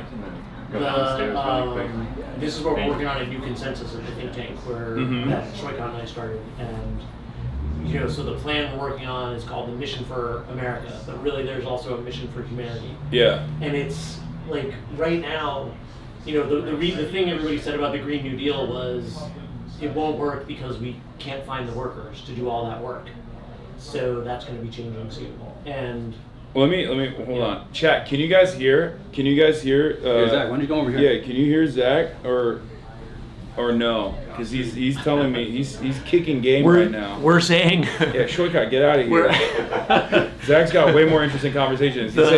He said he studied in China when he was a teenager in '87. You said 87, 88. Yeah, it was and- truly communist. Yeah. Everybody He's called each other comrade. That's how they addressed each other. Yeah. Hello, He's- comrade. He's anti-dingus now. Anti-dingus reforms. So they betrayed the Maoist principles. No, but the thing is, I'm curious what you think about this. Is like, you know, it really seems like a near human equivalent and scalable human equivalent of AI is going to show up on the Google Meets in the next few years. Mm-hmm. And then without any investment, we're going to be able to, companies, you know, the corporations are going to be able to replace every professional, every knowledge worker, right? And what do you think is going to happen in that? First of all, I don't have that much faith in AI as you do. I don't. I mean, but you live in San Francisco or no? I live between San Francisco and Okay, see, Mexico City. that's the San Yeah. Francisco talking. But I feel no, but I'm using it. I mean, Like, look, my point is like even if that were to happen, Yeah. I mean that would be devastating for the labor force, obviously. My principle on this always has been that I love technological improvements. It's great, but it's supposed to not offset or displace the existing labor force. It's supposed to lower the burden of the existing labor force, and it's a radically different approach to how productivity is supposed to work. Mm-hmm. In some ways, it is a Chinese approach. That, you know, the famous Milton Friedman goes to China and is talking to the factory workers, and he says, "Why do you guys not use tools? Why do you guys not use more industrial equipment instead of these shovels?" And the factory manager says, "Well, this is jobs. Like this is creating more jobs." And then he says, "Oh, well, why don't you use a spoon then?" And obviously China won't make it. Yeah, they're done. Yeah. and that was the attitude. But like, I think it's a little bit of both, right? Obviously, you're supposed to use the industrial equipment. Obviously, you're supposed to take advantage of the technological advancements, the technological benefits to increase efficiency, increase productivity. But productivity from the capitalist perspective implies less workers doing the same amount of jobs, or even more jobs, more output with a smaller labor force. My perspective is increase the output if you want, increase the productivity if you want, but keep the labor force the same, or even add additional workers to the labor force and lower their lift. Like if we have the capacity to make one person do the job of 10, that shouldn't mean we fire 9 people. There should be safeguards but that make it so that we can do. I think we have to approach it from a whole different direction, though. And the thing is, it's so new and weird that it's hard to even approach this, right? Mm-hmm. But the thing is, we've got this huge global to-do list of stuff that we have to do. Yeah. That, that we're literally destroying the planet, and 7 billion people are living in poverty, right? So we've got this huge to-do list of stuff we need to build. We need to build clean energy. We need to build good housing, good transportation, pharmaceutical factories. There's so much stuff we need to build. Mm-hmm. We need to tear down pretty much the entire physical economy and replace it with a clean one that's not destroying the planet. Yeah. So there's this huge to-do list, right? Mm-hmm. And right now, there's no workers to do it because they're all doing bullshit jobs. Yeah, right. Or the gig economy. Which is another form of bullshit jobs. Yeah. It's the 80% driving the 20% around and delivering their DoorDash, right? So, but the thing is, I really think that we're moving into this revolutionary moment, because I do think that a scalable human equivalent is what we say of AI is going to show up, and once that exists. Right, then, and software developers already have this. Like, I've always been a coder my whole life, and I build, I'm an amateur software developer these days, and yet I can build whole apps in like a day, but the thing is, it's working with AI on these projects is like working with a person, but it's like I used to manage software developers. It's so much better to manage this AI software developer. It's like the most amazing, like, human, it's like it's not a robot. It's like it's in all the ways that you want somebody to be human who you're working with, it's better than the typical person. I would love to show you this. I want to come and show you how this actually works if nobody's shown you this before. I'm a Luddite, and I want to show you this because I'm a Luddite in like the actual OG sense of a Luddite, where I'm like. I'm not a Luddite. I understand the benefits of exponential growth and technology, but I also am very worried about the human component. And like what it does. I'm also worried about cognitive offloading too, which that's something that I worry about quite a bit. But I feel like that's a very boomer fear to have. The idea that we're displacing a part of our brain function. Yeah, but that's the thing. It could be like if we choose the world that we're going to have, it's going to be amazing, right? If we don't choose and we just let the replacement happen, we descend. It's like I feel like we've got 2 choices. There's the Mad Max future and there's the Star Trek future. Or maybe did you ever see that Matt Damon movie Elysium? I was literally just thinking that. I love that movie. That's the third way. That's like the UBI future, where I think Elysium is the most likely future that we have, where you have like a group of haves and then the overwhelming majority of the have-nots, and they're being enslaved by the robot overlords, and the humans are in an ivory tower, quite literally. Or altered carbon. Away from from the working class that's like turning into biomass. But here's the thing. This is what I think is important for the left to get, is that there's going to be this revolutionary moment. It could come as soon as a couple of years from now or a few years from now, when the whole professional managerial class is sitting at home unable to make their house payments. That really could happen. Because if you're going to automate a factory, that takes time. You have to build the robots and bring them in and rearrange everything. But if you have a worker that appears on Google Meet and can control your computer, right? It's, imagine all the people working in a company working with this AI helper, but the same AI helper working with everybody all across the company. Like the CEO, after like 3 days of that, is just going to talk to the AI and say, so you can just do all this. We don't need the people anymore. And there's no investment necessary. The wires are all there. It's like all the whole 40% of our workforce just does their job on computers. And they're just creating a data stream, and AI is going to be able to create that data stream. And, like Sam Altman says that AI CEO is going to be able to take over from him in 2 years, or less.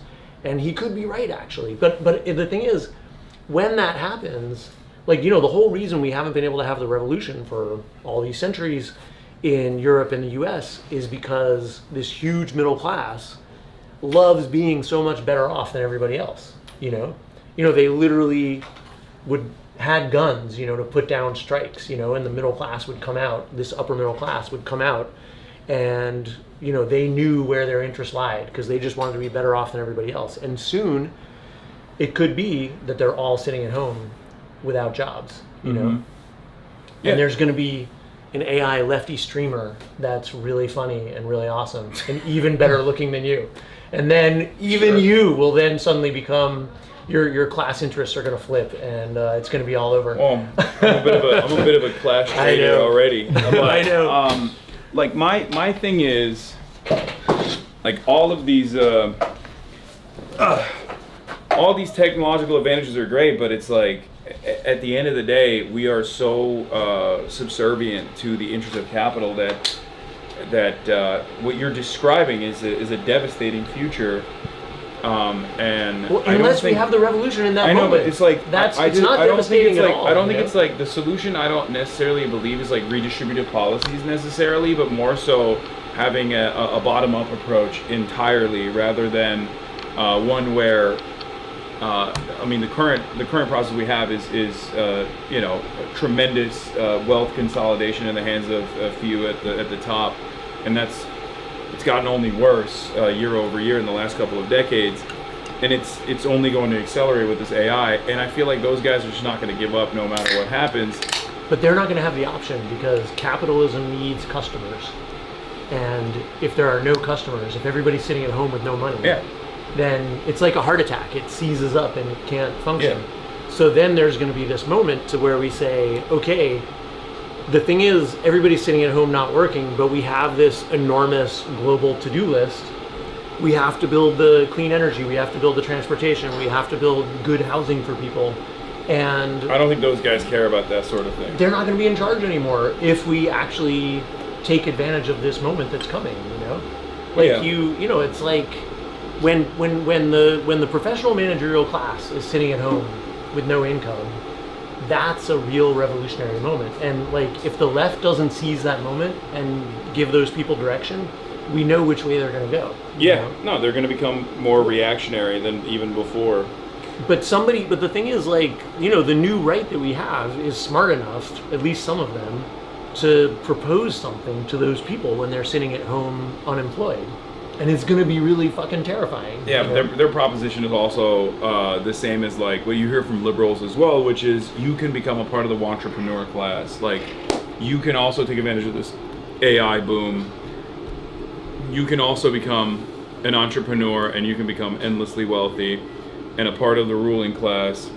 That upward social mobility obviously doesn't exist, but I think we see that more and more. That's why there's so many more victims of diseases of despair, gambling addicts, left and right. There's a casinofication of virtually every aspect of our lives.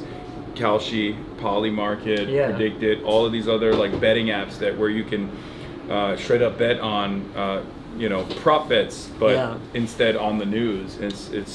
And I think that's a byproduct of this exact same issue, where people have completely given up on the idea that they can have any sort of like stable, reliable income and live a normal life and be a productive member of society. So everyone is like looking for that shortcut out of desperation.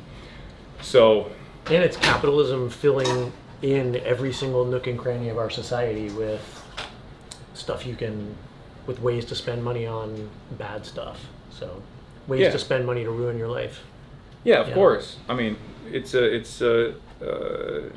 someone's got to make money, There's no better way to make money than to lean into the desperation of the overwhelming majority of new jobless individuals. So I don't know where that goes, but I don't think it's a great future unless we change something and change something fast. Yeah. Well, but I think we could have a terrible future, but we really could have an amazing future because, like, did you follow the whole thing that went down with Sri Lanka when there was this moment when it was just like 3 or 4 years ago, and they made a bunch of screwy decisions and in the government, and they literally were completely out of fuel, and it's an island, right? They're out of fuel, out of food. They people were about to starve. They were like living off the fruit from these trees, right? And in that moment, and it's a really politically divided country, the entire country, like everybody, hit the streets just like automatically. They took over the presidential palace and everything. They threw the government out, and Sri Lanka? yeah. Okay. And now they've got this great new government, but it's like in that situation, and we're seeing that all over the world. Like there have been a bunch of cases like that, and if we get this AI total wipeout, like we're gonna have a global moment when that happens, and like everybody's wanting the general strike to happen, but like it's going to happen in a reverse way where everybody's going to be out of work. And this has happened a million times before. Like that's where most of the big revolutions came from. It was in a moment when all of a sudden everybody was sitting at home with nothing and something had to change. So, but if the left isn't prepared to guide it, then we're really going to be fucked. I agree. I mean, we're definitely in agreement there. I don't think that the like average working class conditions are bad enough right now for them to genuinely want to implement the change. No, but if a big, but I think we got to be ready for this change, because I know it sounds crazy that there's going to be people on our screens at work and that they can actually take all of our jobs. But if it starts happening, then we got to take action. I wonder if is it time for. I want to make sure you're not waiting. No. I'm waiting. I got like 30 more minutes, I think. Okay. Yeah. All right. Well, don't let me monopolize the stream. No, it's all good. It's a unique perspective for sure. Like I said, myself and my community are very, like, I'm very anti-AI. I never use AI. I don't even use, like any LLMs, any what's it called, the image generators? Yeah. Generative AI. Yeah, generative AI. I don't use any of that because I feel like it's just like my friend Stavros. He's a comedian. Yeah. He once said, all of this stuff was supposed to be so that like the AI and the robots were doing the route tasks and menial labor, and we were supposed to do the art. Yeah. And have time for ourselves, and now you got the AI doing the art, and Right. people are stuck in Amazon distribution facilities.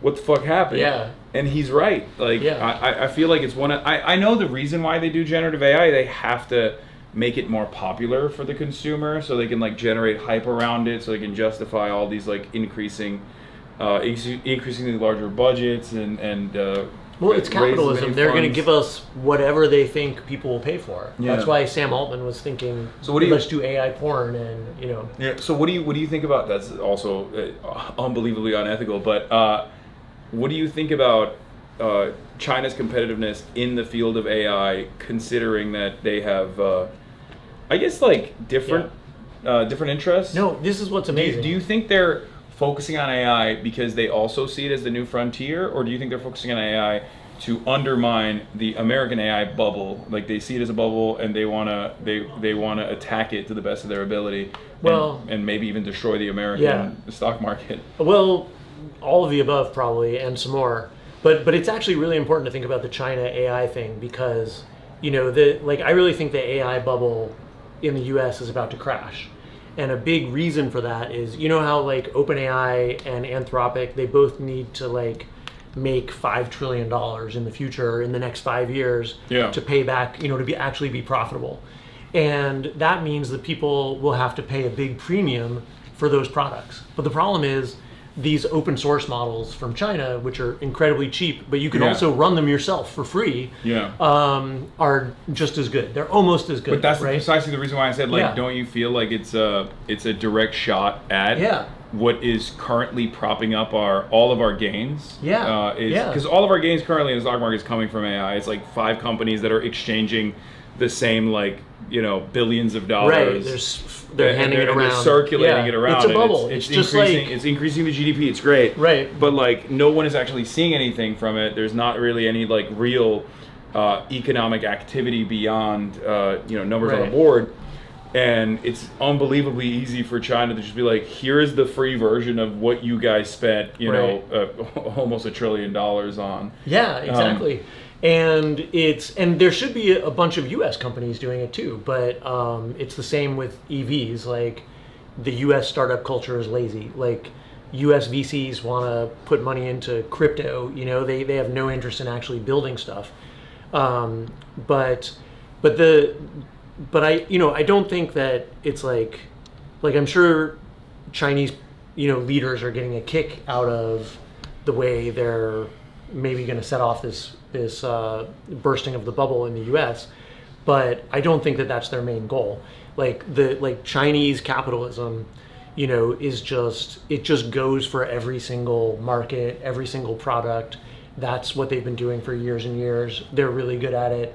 The state plays a huge role and helps subsidize stuff and encourages stuff, but it's really capitalism. I think it's in the pure Leninist sense, is a state monopoly capitalism. It's not like, I believe when the Chinese say that they are in a transitional socialist state, I think that they have tremendous control over flows of capital, and we've seen them redirected from real estate when they wanted to build a lot of housing, and they wanted to build it fast, and they wanted to build it and expand it, and then we saw all these like tier 1 cities pop up. We saw all these cities develop tremendously. And then they were like, all right, the next frontier in the next 5-year plan is going to be EVs, solar panels, solar energy. We're going to focus more efforts on that. Automation, and all of the automated factories. Yeah, and then boom, immediately flows of capital move in that direction, and the companies are very responsive to it because they kind of understand. It's a unique dynamic. It's not like direct state enforcement, but it works. In some ways, black cat, white cat, as long as it catches a rat, is kind of the pragmatic principle behind it, and I do think it's been unbelievably successful so far. Well, I think we're going to see whether China's able to do that transition, and it's going to come down to leadership, and because they're going to have they already have tons and tons of unemployed people. All these educated people who are moving back to their hometown villages, and and it's going to be a huge problem for them, and we're all going to be contending with the same thing. And so like the utopian scenario is when when AI shows up and capitalism is using it to unemploy everybody. The utopian scenario is that the U.S. has a president that can work with the Chinese leaders, and because basically all of AI is just in these two countries, right? And these are going to be the centers of this whole wipeout. And and if we can all transition to a new way of doing things, and how do you envision that? Like, what's your perfect scenario? You wake up, you're just a regular guy. You don't do any. You don't have like a. You can pursue the arts, sciences, whatever you want now, and you don't have to go. What would it work like in the future? Yeah, like you don't go to work. Is that what you're saying? No. I think that, like I said, we've got this huge global to-do list of stuff that needs to get done, right? And also, like our society is a mess. Our economy is a mess. We're destroying the planet with everything we do, right? And we're not, and people are living in terrible housing, with the roofs collapsing, and like that's how half of Americans are living. So we've got so much stuff we have to do. So imagine if these layoffs come really fast. Imagine if the president is going to they're going to have to say something, because like all these people all the rich people are going to be about to get evicted from their homes, right? Like anybody that was actually living on their big salary, as opposed to the people that have already made their millions, they're going to get evicted, right? So the whole professional managerial class, all the knowledge workers, are about to get turned out of their homes because they can't make their payments. And so in that moment, what is the president going to say? So how like when Roosevelt, everybody was taking their money out of the banks and the banks were all going to collapse. He did the fireside chat. Have you ever listened to that? It's an amazing thing to listen to. He like explains to people, here's what's happening. This is why capitalism isn't working right now. This is why capitalism is about to collapse. And he wanted to keep capitalism going, of course. So he's like, so here's what we need to do. And he walked them all through it. He's like, we're shutting down the banks, leave your money, don't worry, all this other stuff. And everybody was like, people were terrified. and he gave them this reassuring message. And there's also a lot more consolidation of media at the time too. I feel like but when everybody's sitting at home, like terrified because they just lost their jobs, and everybody they know lost their jobs, people are going to listen to the president. It's not like they're not going to be paying attention. And so imagine if the president says, here's what we're going to do. And so there's mainstream Democratic policy people seeing this coming, and they're suggesting that what the president should say is everybody gets to keep their house. So the banks are all about to go out of business because everybody's defaulting on their mortgages. And this isn't that weird of a scenario. It was happening in 2008, you know? Mm-hmm. So the banks were all going to go out of business I don't in think 2008. China's bailing us out. Right, exactly. And so imagine the president says, okay, we just converted all the banks into not-for-profits, and now everybody gets to keep their house. And it sounds weird, but what's weirder is letting everybody get evicted. You know? I'm laughing because I think it's going to be, given the current trend lines, I'm assuming that when that inevitability takes shape, the president is going to say, we're sending robot policemen to evict every single person from your home. Right. We're going to put you into concentration camps where you will work and we will grind your bones to dust. But this is why. But the thing is, I think that's the much more likely scenario. Well, that's what's going to happen if J.D. Vance is president. Okay, but here's why I'm a little bit optimistic: is if you're Gavin Newsom, right? And like our hatred of Gavin Newsom is equivalent, at least equivalent. Mm-hmm. But I think Gavin Newsom would be the president that also does that. Well, but think about if you're actually Gavin Newsom, right? And you want to be remembered as somebody that succeeded, right? And if everyone, including your friends, like I really think this situation is different than anything we have ever been able to imagine, right? If everyone, including your friends, are out of work, right? And your companies are going out of business, right? And because there are no customers, the entire economy is collapsing.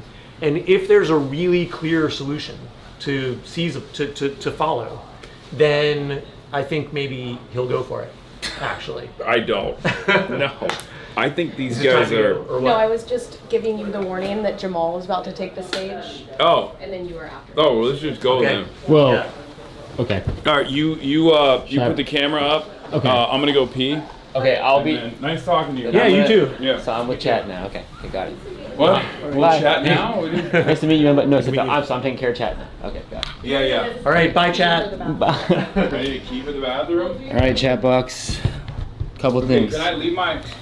Yes, you can. Can I leave my chat? All right, chat box. Couple things. Okay. I'm gonna switch you guys to the long lens. We're finally using the long lens. Okay, it's gonna be cinema, and then we're gonna make our way over to the viewing point, and it's gonna be cinema. It's gonna be Pog, and I don't want to hear no complaining. Okay. Also, you're about to get flashbanged because I'm about to change the lens. I'm giving you a second to cover your eyes.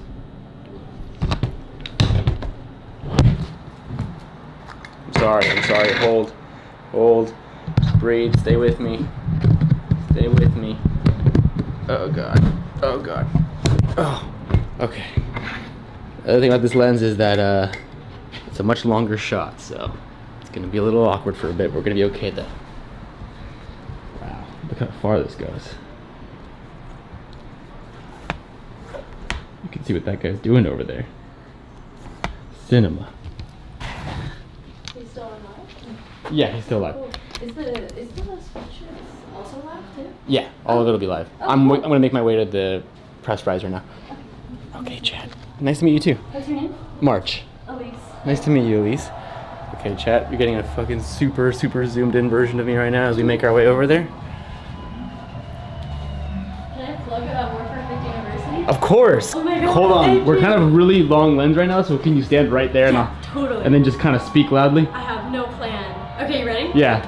Hello chat, it is an honor to be on this stream. My name is Elise. I run More Perfect University, which is More Perfect Union's campus program. You should join our Discord, More Perfect University. All of our social channels have the link. And if you want to learn how to tell stories about how our economy is totally being rigged against us, we want to help you tell it and we want to partner with you. So thanks. Yeah, that's Hell it. yeah. Yay! Oh, we got my flashlight on. Okay. It's okay. Sorry, Okay, I gotta make my way over there. No, it was great. You killed that. Thanks. Okay, sorry, chat.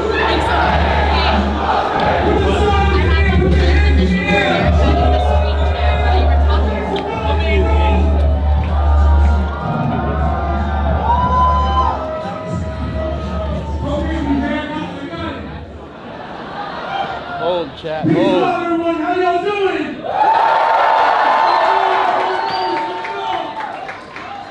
It's gonna be okay, guys. If you have a fight Trump sign, put it in the air, make some noise. If you have a lower cost sign, put it in the air, Excuse me, make sorry. some noise. If you have a change the party sign, put it in the air, make some noise. Everybody in the crowd, make some noise. Excuse me, sir. So I want to level set for a moment and just talk about why we are here. Excuse me. This is. And I'm going to start in a very emotional, Hell yeah. heavy, painful place. But I want to center us in this movement right now. We are here because of people and children like Hind Rajab, whose family was slaughtered in Gaza when 335 bullets hit her family's car. A 6-year-old baby taken from us, all of us. Tens of thousands of children killed in Gaza with a U.S.-backed and sponsored genocide. Tens of thousands of women, children, and innocent people killed in Gaza by U.S. dollars and weapons. We are here also because of George Floyd. 9 minutes, 29 seconds, lynched in front of the entire world. Shame. We are here because of Jamal Khashoggi. And all of the journalists who gave their lives to bring us the genocide in Gaza.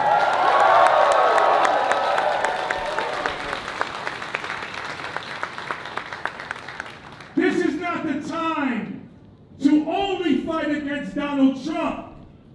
We need to fight against a system designed to keep us separated, divided, marginalized, and oppressed. This system has been designed this way from the inception of America. The genocide of the indigenous people. The enslavement of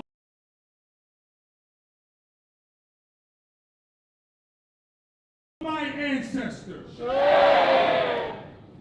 But you know what else we had throughout American history? We had freedom fighters that fought the fuck back. And right now, today, we are those freedom fighters.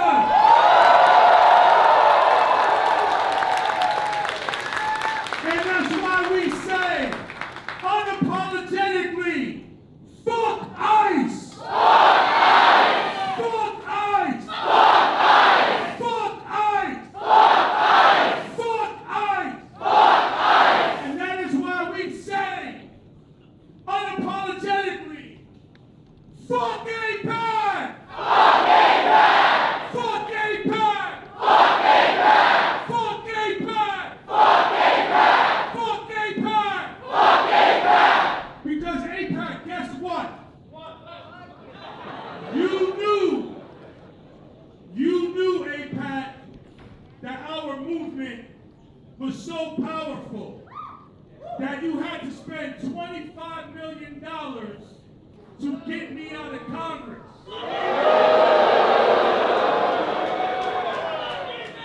You have won that battle, but we will win the motherfucking war.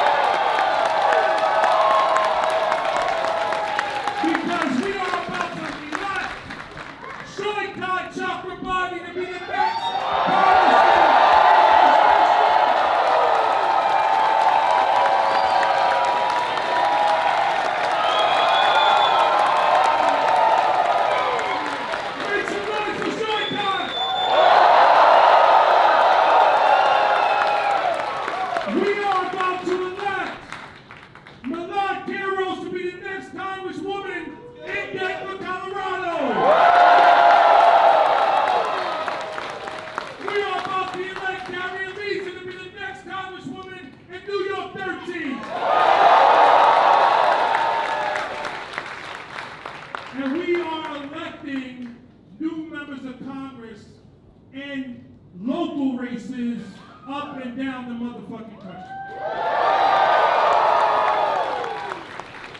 And so, we always must keep in our thoughts and our prayers and our hearts all of the people we have lost, all of the people who gave their lives for this movement, not just now, but historically. And just to pick up on what Darren Lisa said, our movement hasn't even reached its full potential yet. We are and will continue to get stronger every single day. We have to. We have no choice. Because I am not going to live under fucking fascism.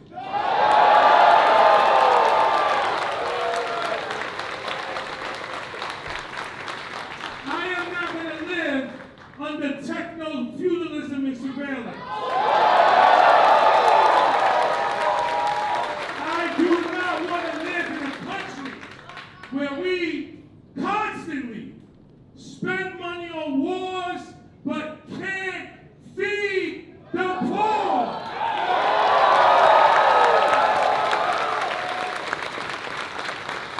And so, are you ready for the progressive takeover of Congress? I said, are you ready for the progressive takeover of Congress?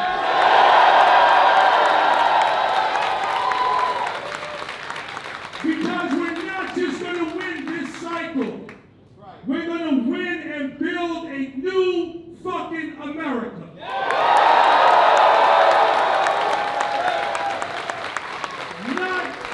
Not one for the rich and well-connected, psycho, savage, evil, devil, pedophile, Epstein, fucking disgusting, rapist, savages. Fuck that! We're not just going to win this cycle. We're going to win a new America, but listen, we got to build it. It's on us. It's on each and every one of us to build a progressive House of Representatives, to reform the fucking Supreme Court, to end the filibuster, to give Medicare for all, a Green New Deal, housing is a human right. But in order to get this, first and foremost, we got to win on June 2nd. And so everyone in this audience, everybody watching, everybody listening, we need you to join the phone bank, we need you to knock doors, and we need you to do that through the election so my brother Shoitak can win.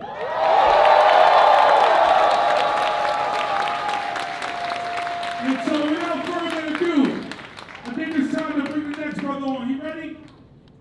Awesome. So listen, I love y'all. Make some noise for yourselves. That was kind of weak. Y'all don't love yourself?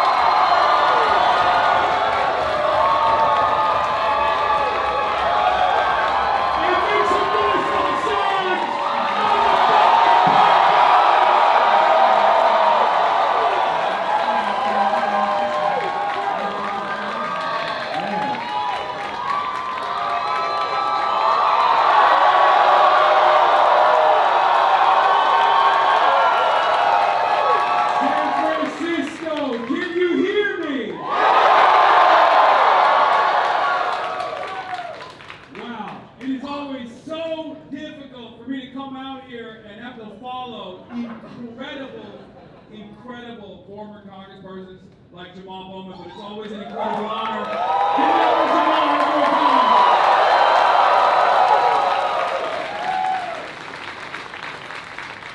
Now, there's a lot of people that did not want me to be here today. Tonight.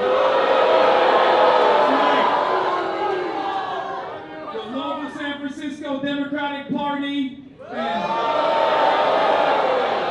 numerous astroturf organizations that put flyers all around San Francisco. But they didn't even do the right thing and hire an artist. They had to use AI art.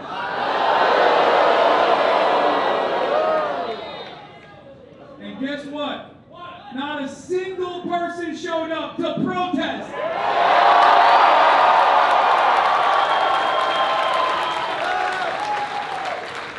There's a lesson there in that story. Because the reality is, they can have the moneyed interest, but we have the people.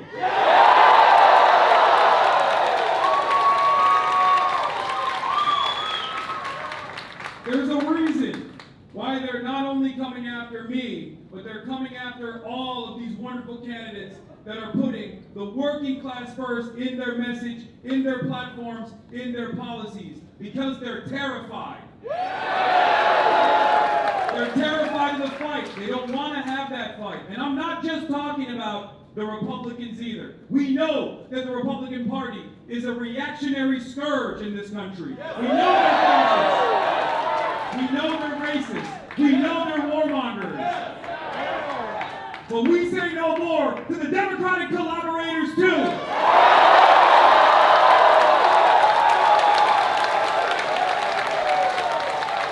And that's precisely the reason why you have bipartisan congresspersons coming out together with Mike Lawler in New York, alongside Josh Gottheimer from New Jersey. Because they put Israel's interests first above your interests. I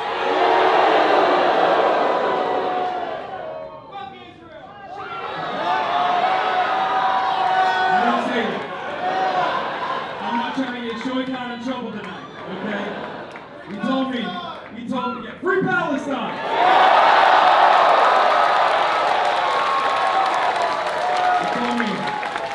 Shoykot told me be on your best behavior, so I'm trying to do my very best. They keep asking me to do these rallies. It's getting real difficult for me to hold back when I come out here, especially when I see wonderful crowds such as all of you tonight. I feel the power in this room, the labor power, the people power. Because you, every single one of you, is what is responsible for the productive output of this country. It's not the corporations, it's not the military-industrial complex, it's you, the people, who have been shafted every single time.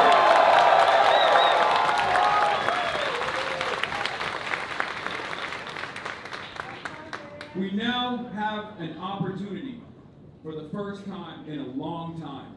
We tried in 2016 with Bernie Sanders and also in 2020 as well. We tried to elect progressive congresspersons here and there. But through the people-powered movement, through the Democratic Socialists of America as well, the Working Families Party, and all of these other door knockers, we were able to elect a socialist mayor in the heart of capital,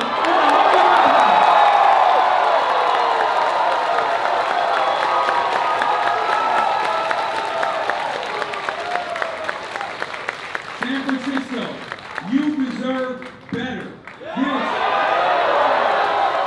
This city deserves better. We deserve a better party that will put your interests first, and Shoykot Chakrabarti will be the person who will fight for you.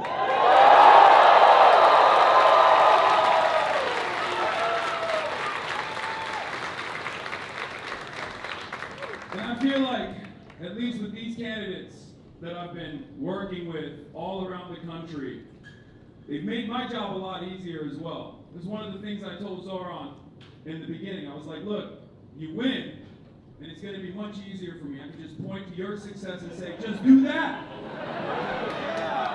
And it turns out, we can let 1,000 Zorans bloom. Because just like New York City, San Francisco is also another heart of capital. But capital has no value without labor. Capital has no value without you, the people.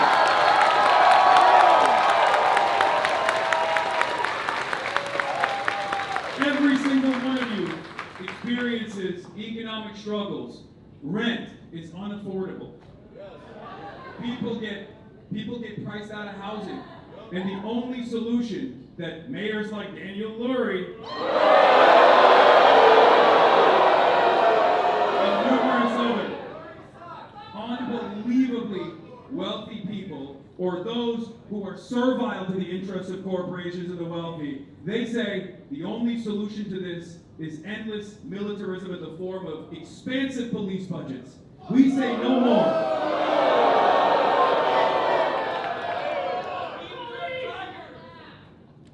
Your salary raises come at the cost of inflation. You get a little bit more year over year if you're fortunate, but then inflation eats it away, or your landlord takes it from you. Your bosses steal all of your productive output. We say no more.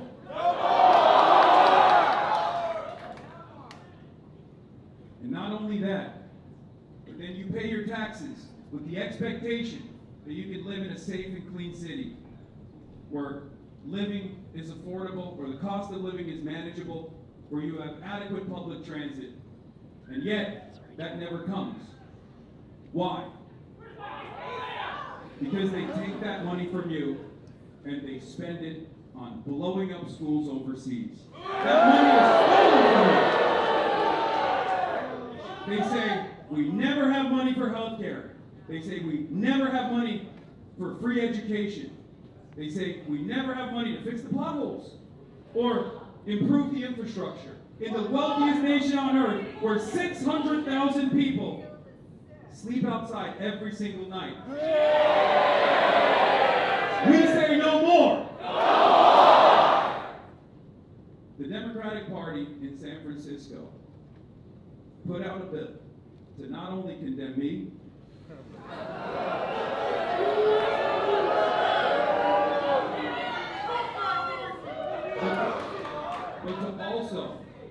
but to also condemn the term change the party.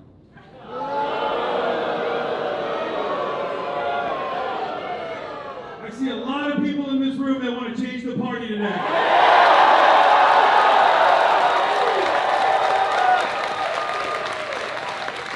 And listen, change is not easy, and it doesn't happen overnight. It takes a long time to get there. But we all have to fight to make that change. We have to fight to make sure that we elect responsive politicians who will serve our interests rather than the interests of corporations. We will fight, we'll door knock, we'll phone bank, and we won't stop after our politicians are elected. We will make sure we hold them accountable too.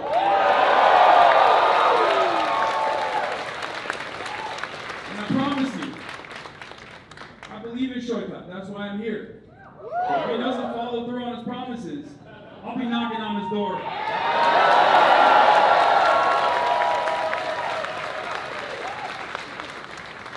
But I don't think I'm going to need to do that. And that's precisely the reason why not only the Republicans, but some of these do-nothing Democrats have been actively fighting back to make sure this necessary change within the party doesn't happen.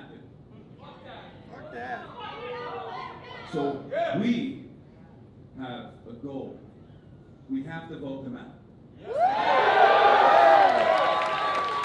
So when I say Shoikat Chakrabarti, I want you to say change the party. Shoikat Chakrabarti! Change the party! Shoikat Chakrabarti! Change the party! Shoikat Chakrabarti! Change the party! All right, it's a great honor to be here tonight, everybody. You've been wonderful. So I have a great honor to introduce to you Shoikat, my friend, Shoikat Chakrabarti.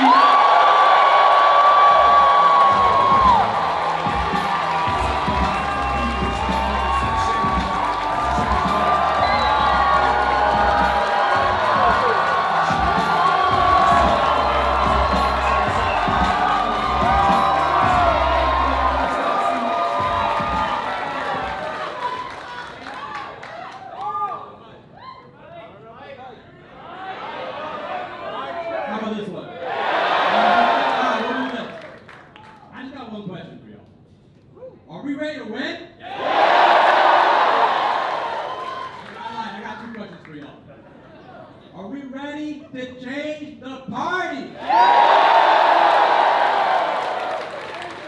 oh man, thank you, Hasan, Jamal, Angela, Lisa, Alexandra, and at least one freaking Linus, right?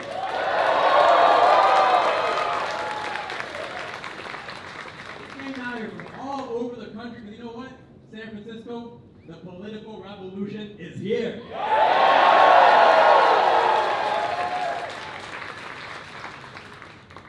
Y'all, this is a historical event. This is the first time San Francisco has had an open congressional primary since I was a one-year-old baby. And I decided to run for Congress over a year ago against Nancy Pelosi. Because I felt at that time, like I feel today, that we need a new generation of leaders that will not just stop Trump, but that will deliver on a vision for a fundamentally better life for all.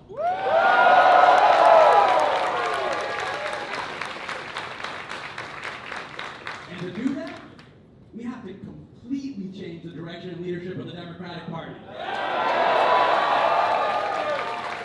We need a Democratic Party that knows how to fight to stop an authoritarian coup. And we need a Democratic Party that will fight to create a society that works for all, not just the richest few. But I knew that no career politician in San Francisco would have the guts to challenge the status quo, because that's a risk to their career. And I thought, maybe the Democratic Party needs some guts right about now. What do you think?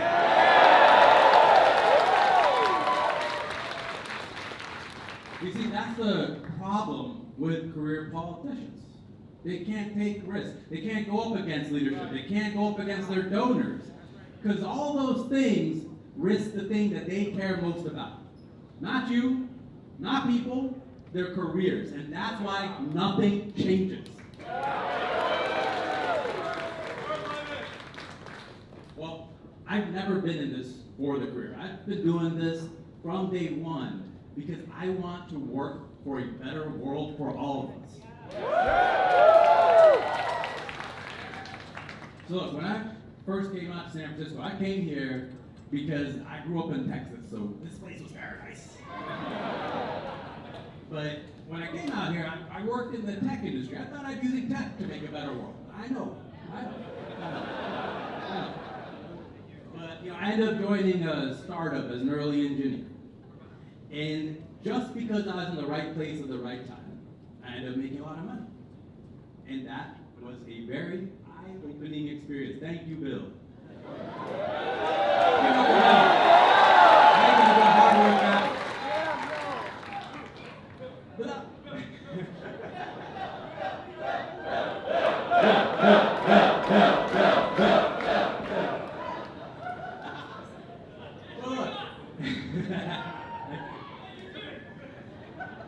Well, because, yeah, I mean, I worked hard, but I did not work harder than a teacher or a nurse or the janitor in our offices did every single day. I just won the startup project. And at the same time, I was watching my neighbors, those teachers, those janitors, those nurses, getting pushed out of the city. I was living in the Mission, and evictions were on the rise. My friends were getting crushed by the cost of living crisis. Yeah, it was terrible. And so I felt that I needed to do whatever I could to fix that. Because, you know, I grew up with this simple idea that if you get lucky, it's your duty to help.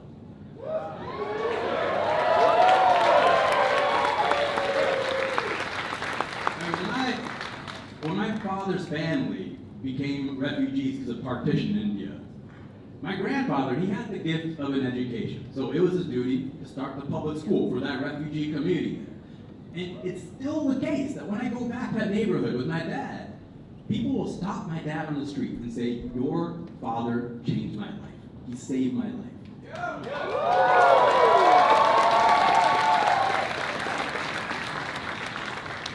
And when my dad came to this country with literally $8 in his pocket, he had the gift of getting a job.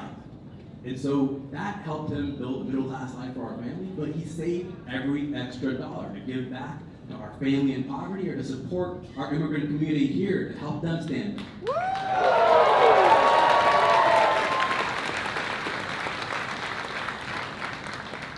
So when I won the startup lottery, I had to do everything I could to fix this rigged economic system, because how could I not?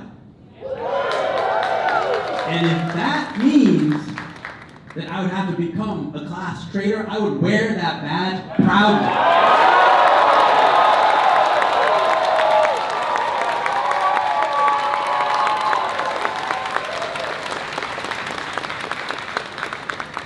So I left tech and I joined the Bernie campaign in 2016. And I saw in that election how the Democrats fought tooth and nail to protect a corporate status quo. And as a result, we got Donald Trump. So that's how I learned that it's not enough just to fight the Republicans. We have to change the Democratic Party as well.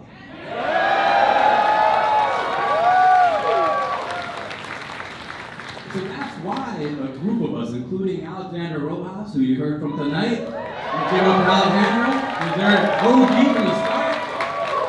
We started Justice Democrats to elect working class people to Congress, and importantly, go up not just against Republicans, but to primary corporate Democrats as well.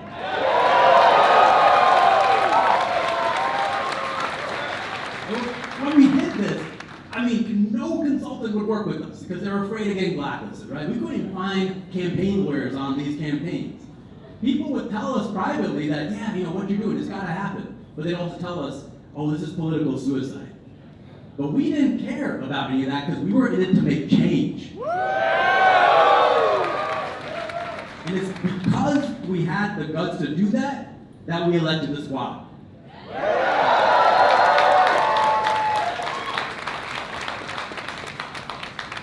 So I ended up running AOC's first campaign, and then I went to DC. You can cheer for AOC. You can cheer for her. So when we went to DC, and I let her work on the Green New Deal, the Democratic Party leadership, they weren't too happy about it. They didn't like that. Because, you know, we weren't following their rules. We weren't waiting our turn to present big ideas. They especially didn't like when we used outside movements to put pressure on the inside. They hated that. So yeah, we ruffled some feathers in the Democratic Party establishment. But you know what? I'm glad we did. I am so glad we did. Because that is how we got the Democratic Party to go from wanting to do nothing on climate change to eventually passing the largest investment in climate and union jobs in history.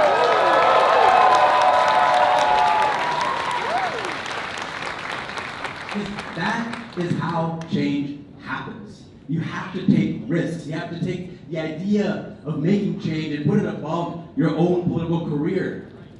And right now, we need that. Because this is not just a historic election for San Francisco. This is a historic election for the country.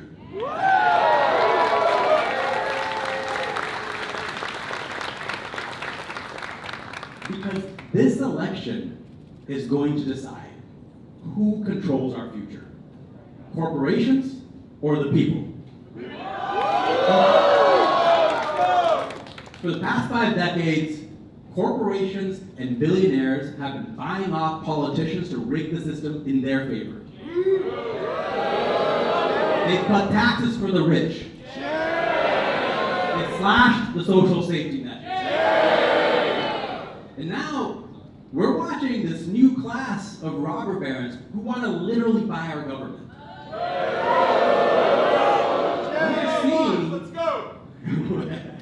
We are and AI-backed super PACs spending hundreds of millions of dollars in races all over the country, including in a bunch of races that the folks who are up here today.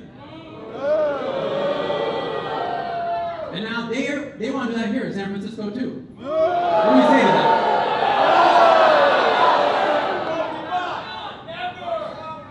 Scott Wiener right now has 3.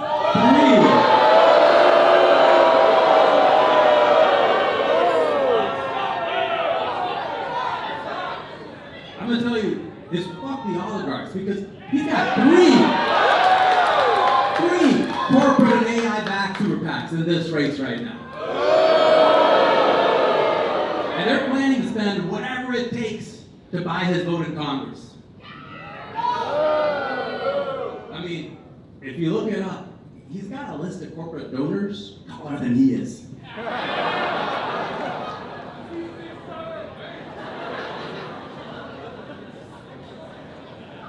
And those same donors right now, they're funding the efforts to defeat the wealth tax on billionaires in California. They're funding the efforts to defeat a tax on large corporations that pay their CEOs way too much. And for everybody in this room, you gotta vote yes on Prop D this too. Is that right?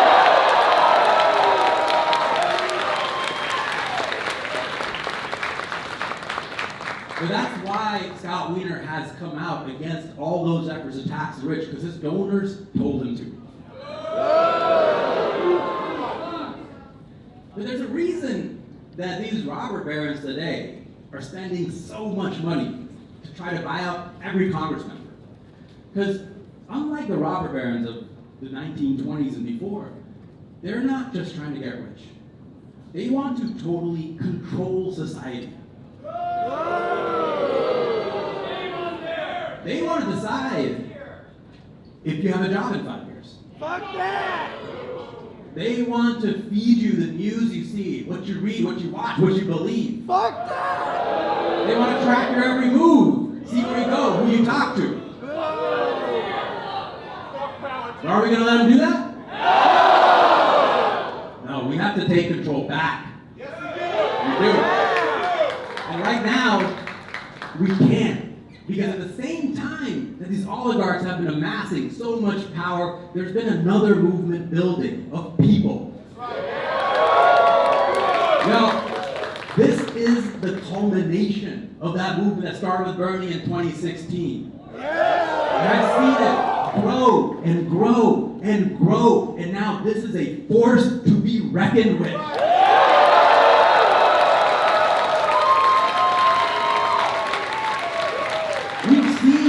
People take to the streets to protect their neighbors from ICE, organizing that they haven't done in generations. We've seen millions show up to these No Kings rallies and stand up to authoritarianism. And millions more right now are tuning into these elections, standing up, demanding change.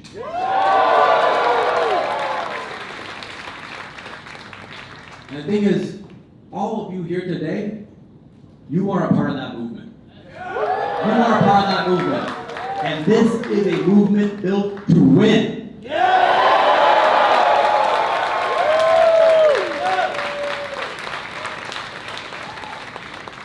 And the fight between these two forces, the oligarchs and the people-driven movement, it's all coming to a head right here in San Francisco. We're the seat of the most powerful corporations in the history of this country. Artificial intelligence being built right down the street. We've got the unfortunate distinction of being the place that created the wealth of people like Elon Musk and Peter Thiel and Sam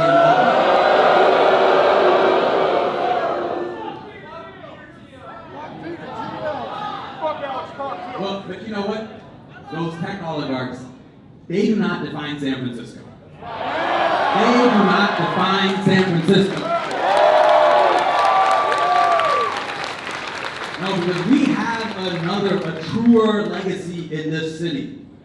Because this city has been always the home of the people-powered movements that fought to fix what the nation gets wrong.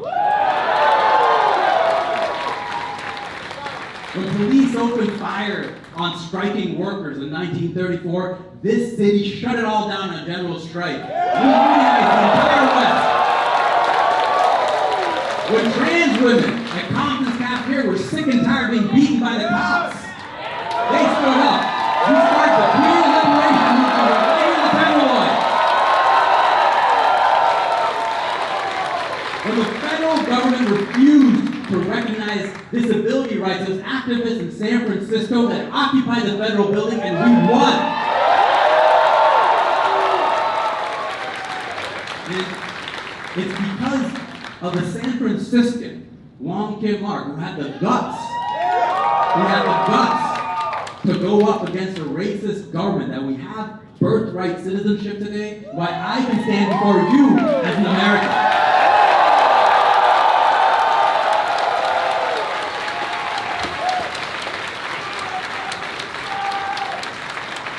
So I say, San Francisco, it's time we reclaim that legacy. Because every single time the country wouldn't move, San Francisco has pushed. So right now, we need San Francisco to push again today. And the good news is, this time, we're not alone. I've been saying from the start of this campaign that the reason change is possible right now is that there's a movement of candidates running across the country. Candidates taking no corporate money. People who have the courage to step up and challenge the establishment. What we want to do tonight is show you just a sliver of that movement. So I want to invite back on the stage Milat, Daria, Lisa, Angela, give it up for all.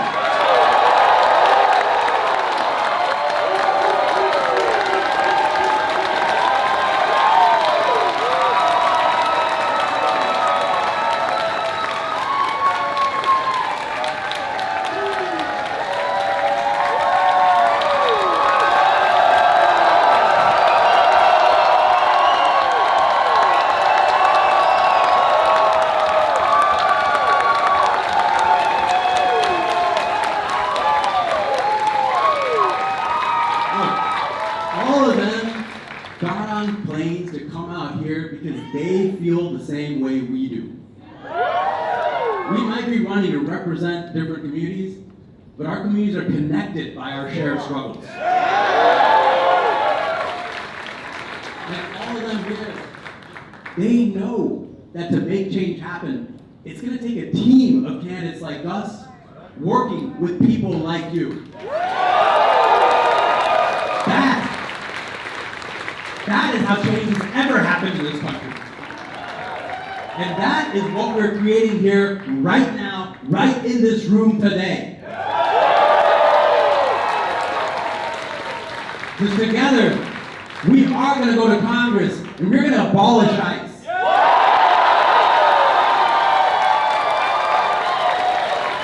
Together, we will guarantee health care for all with Medicare for all.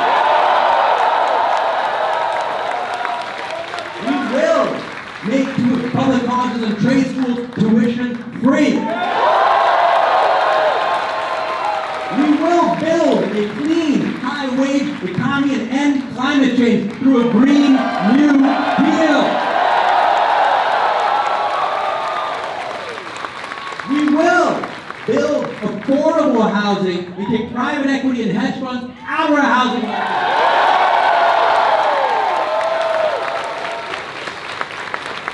We will tax the wealth of the billionaires and the centimillionaires. We will ban members of Congress from trading stocks. We will stop corporations from buying our elections. And we will have a vision that includes everybody. That means our trans neighbors, our undocumented neighbors. Because we do not throw people under the bus for political convenience. We do not fight MAGA by playing defense. We go on the offense.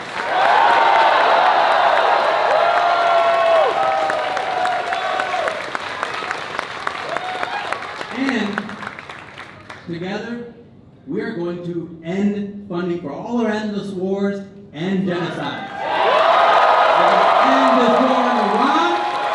We're going to end the ethnic cleansing in Libya and Lebanon. And we're going to end this genocide in Gaza.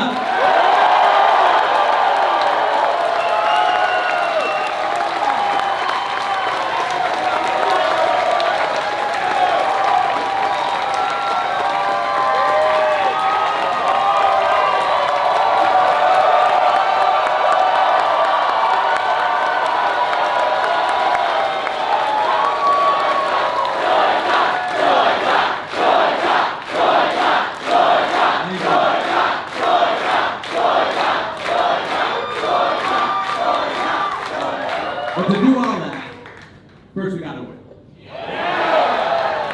All of us here tonight, you gotta get all of us, because we all have elections coming up in June. Now, I know that a lot of you in this room, you have put in so many hours in this campaign already, and I thank you so much. So much. I mean, when we started this campaign, it was just a few of us in a room with the crazy idea to go up against me, the most powerful Democrat in the country. Right? And we had no idea where it was going to go. And then we had our first office opening party. I thought maybe 100 people would show up, and 500 of you came. We did our first rally at the chapel. 800 of you showed up. So we doubled the venue, and we still got a packed house. In this campaign, thousands of you have volunteered, have climbed the hills all over the city to knock nearly 400,000 doors. And I know your ears must be bleeding right now because we made nearly 1 million phone calls in this campaign. Altogether, we have built the largest field campaign in San Francisco history.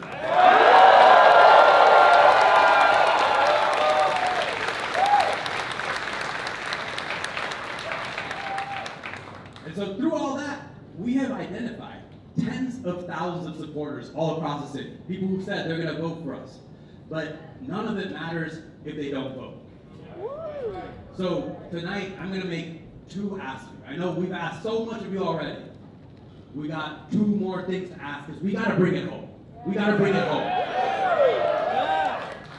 The first is that if everyone in this room signs up to volunteer to get out the vote, we know we have the numbers to make sure that every single person in the city that wants to vote for this campaign actually does it. So we need all of you to scan the volunteer QR code right there, right there.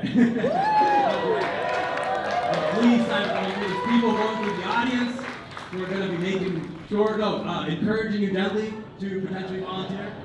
Yeah. So, and there's also QR codes up on the clipboards. Yeah? And I think we've got potentially a live picker. Do we have a live picker? I'm not sure who I'm looking at. Maybe. Okay, well, we're going to keep counting on that. But look, it's not enough for me to win this race and for our campaign to win this race. Because I need to be in there with the team of us. So this is the other ask I have of you, is your money. I know it's too much to ask all of you to fly to their districts, to knock on their doors. But everyone here has built incredible ground mobilizations, historic for their districts, and they all can win. But they're up against so much corporate cash, and they're being outspent by incumbents. These are all people who had the guts to primary incumbent Democrat. That takes a lot of courage.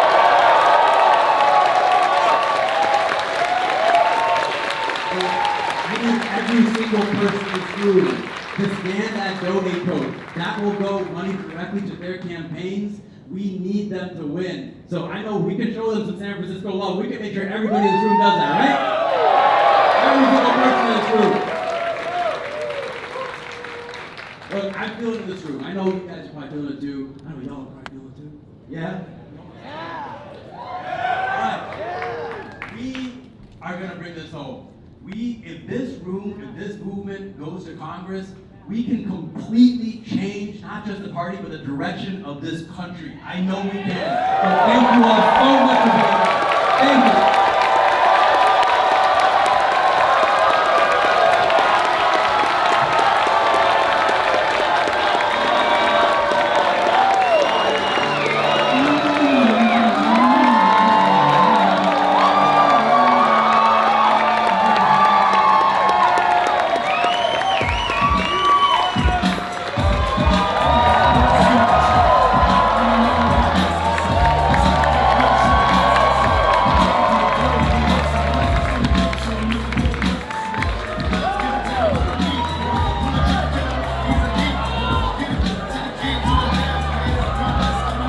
All right, chat. I'm changing the lens on you. Flashbang, you've been warned.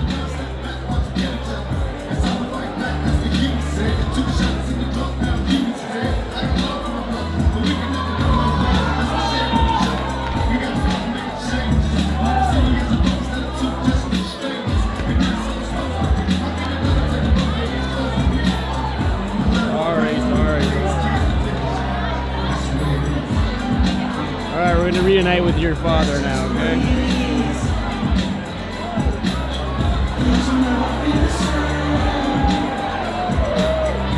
Oh, he's fucking doing crowd work, god damn it, he's doing crowd work, hold on.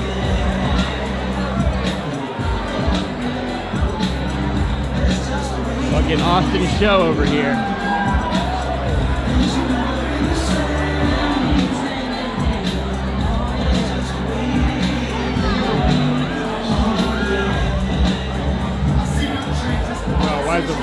Why is it so broken? Okay,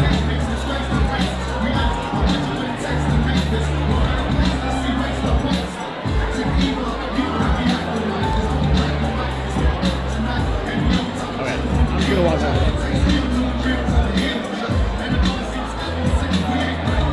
Alright. Great job, dude. That's great job, dude, as I'm panicking. Breaking down the tripod. There's a lot happening.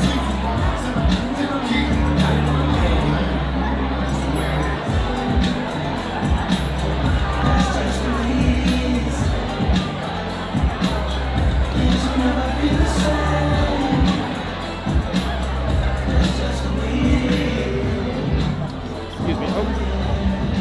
Excuse me. I'm gonna go on stage right now. Can you meet us back there? I don't know if the left back, but I'll come all the way. Okay. Sorry, chat. I know, hold on.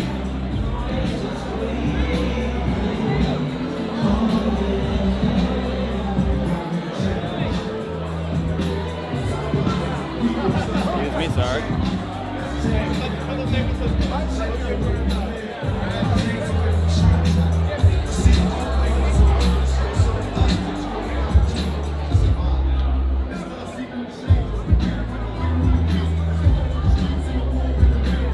Excuse me, sorry. Excuse me, sorry. Excuse me, sorry. Excuse me, sorry. Sorry, excuse me. Hello. I'm just gonna get back there. Losing? Excuse me, sorry. Where'd he go?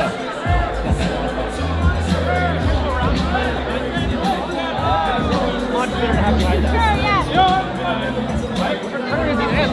Was that? Yeah, lose the song. Where'd he go? He was just here. Right there. It was like going outside. He's down here on the other side. Is he signing shit? God Hey everybody, real quick, we're going to take one huge group photo. If everyone wants to come on up. If everyone wants to come on up, get your signs. We're going to take a huge photo with all the candidates. Alright, we got to take a photo first. We got to take a photo. That's crazy. Great job. Thank you. Alright, come on over, we're setting up. I see you guys in the back in the pink, come on up. Watch they yelling your name, bro. You missed it. Damn, bro. Aura. They didn't come here for me. They came here for you. Don't fall off. Alright, everyone, we're getting ready for the photo. Sorry. Let me get out of the way.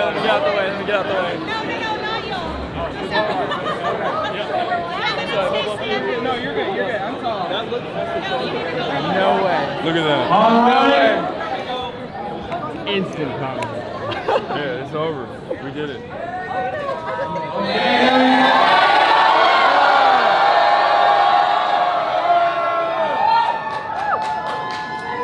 One more time, can I get a big cheer? Woo!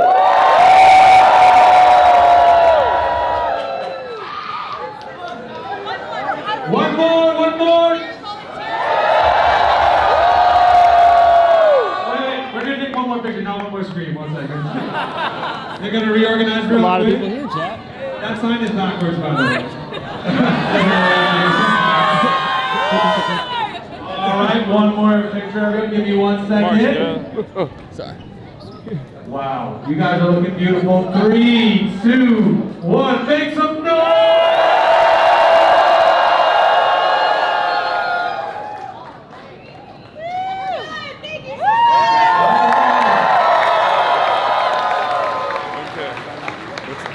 Photo? Sure, real quick. Alright, we gotta go. We gotta go. Real quick.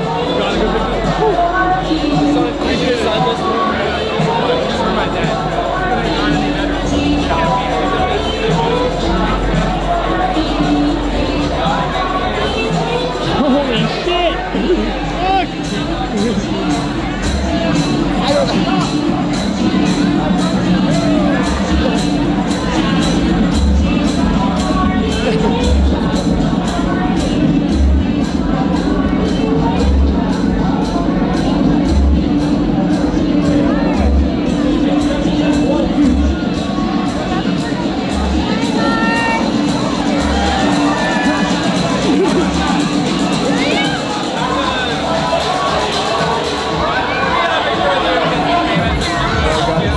Chat.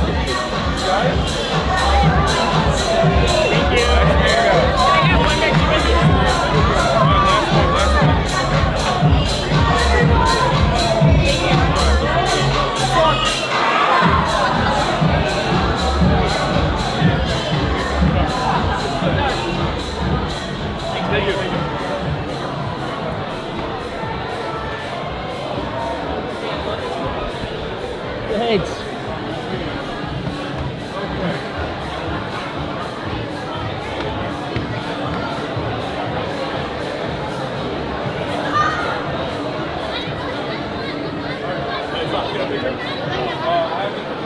Quick.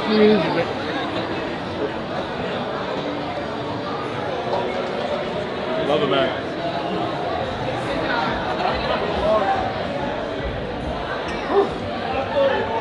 So much. Whoa. Okay. Okay. Oh god, it's so blown out. Sorry.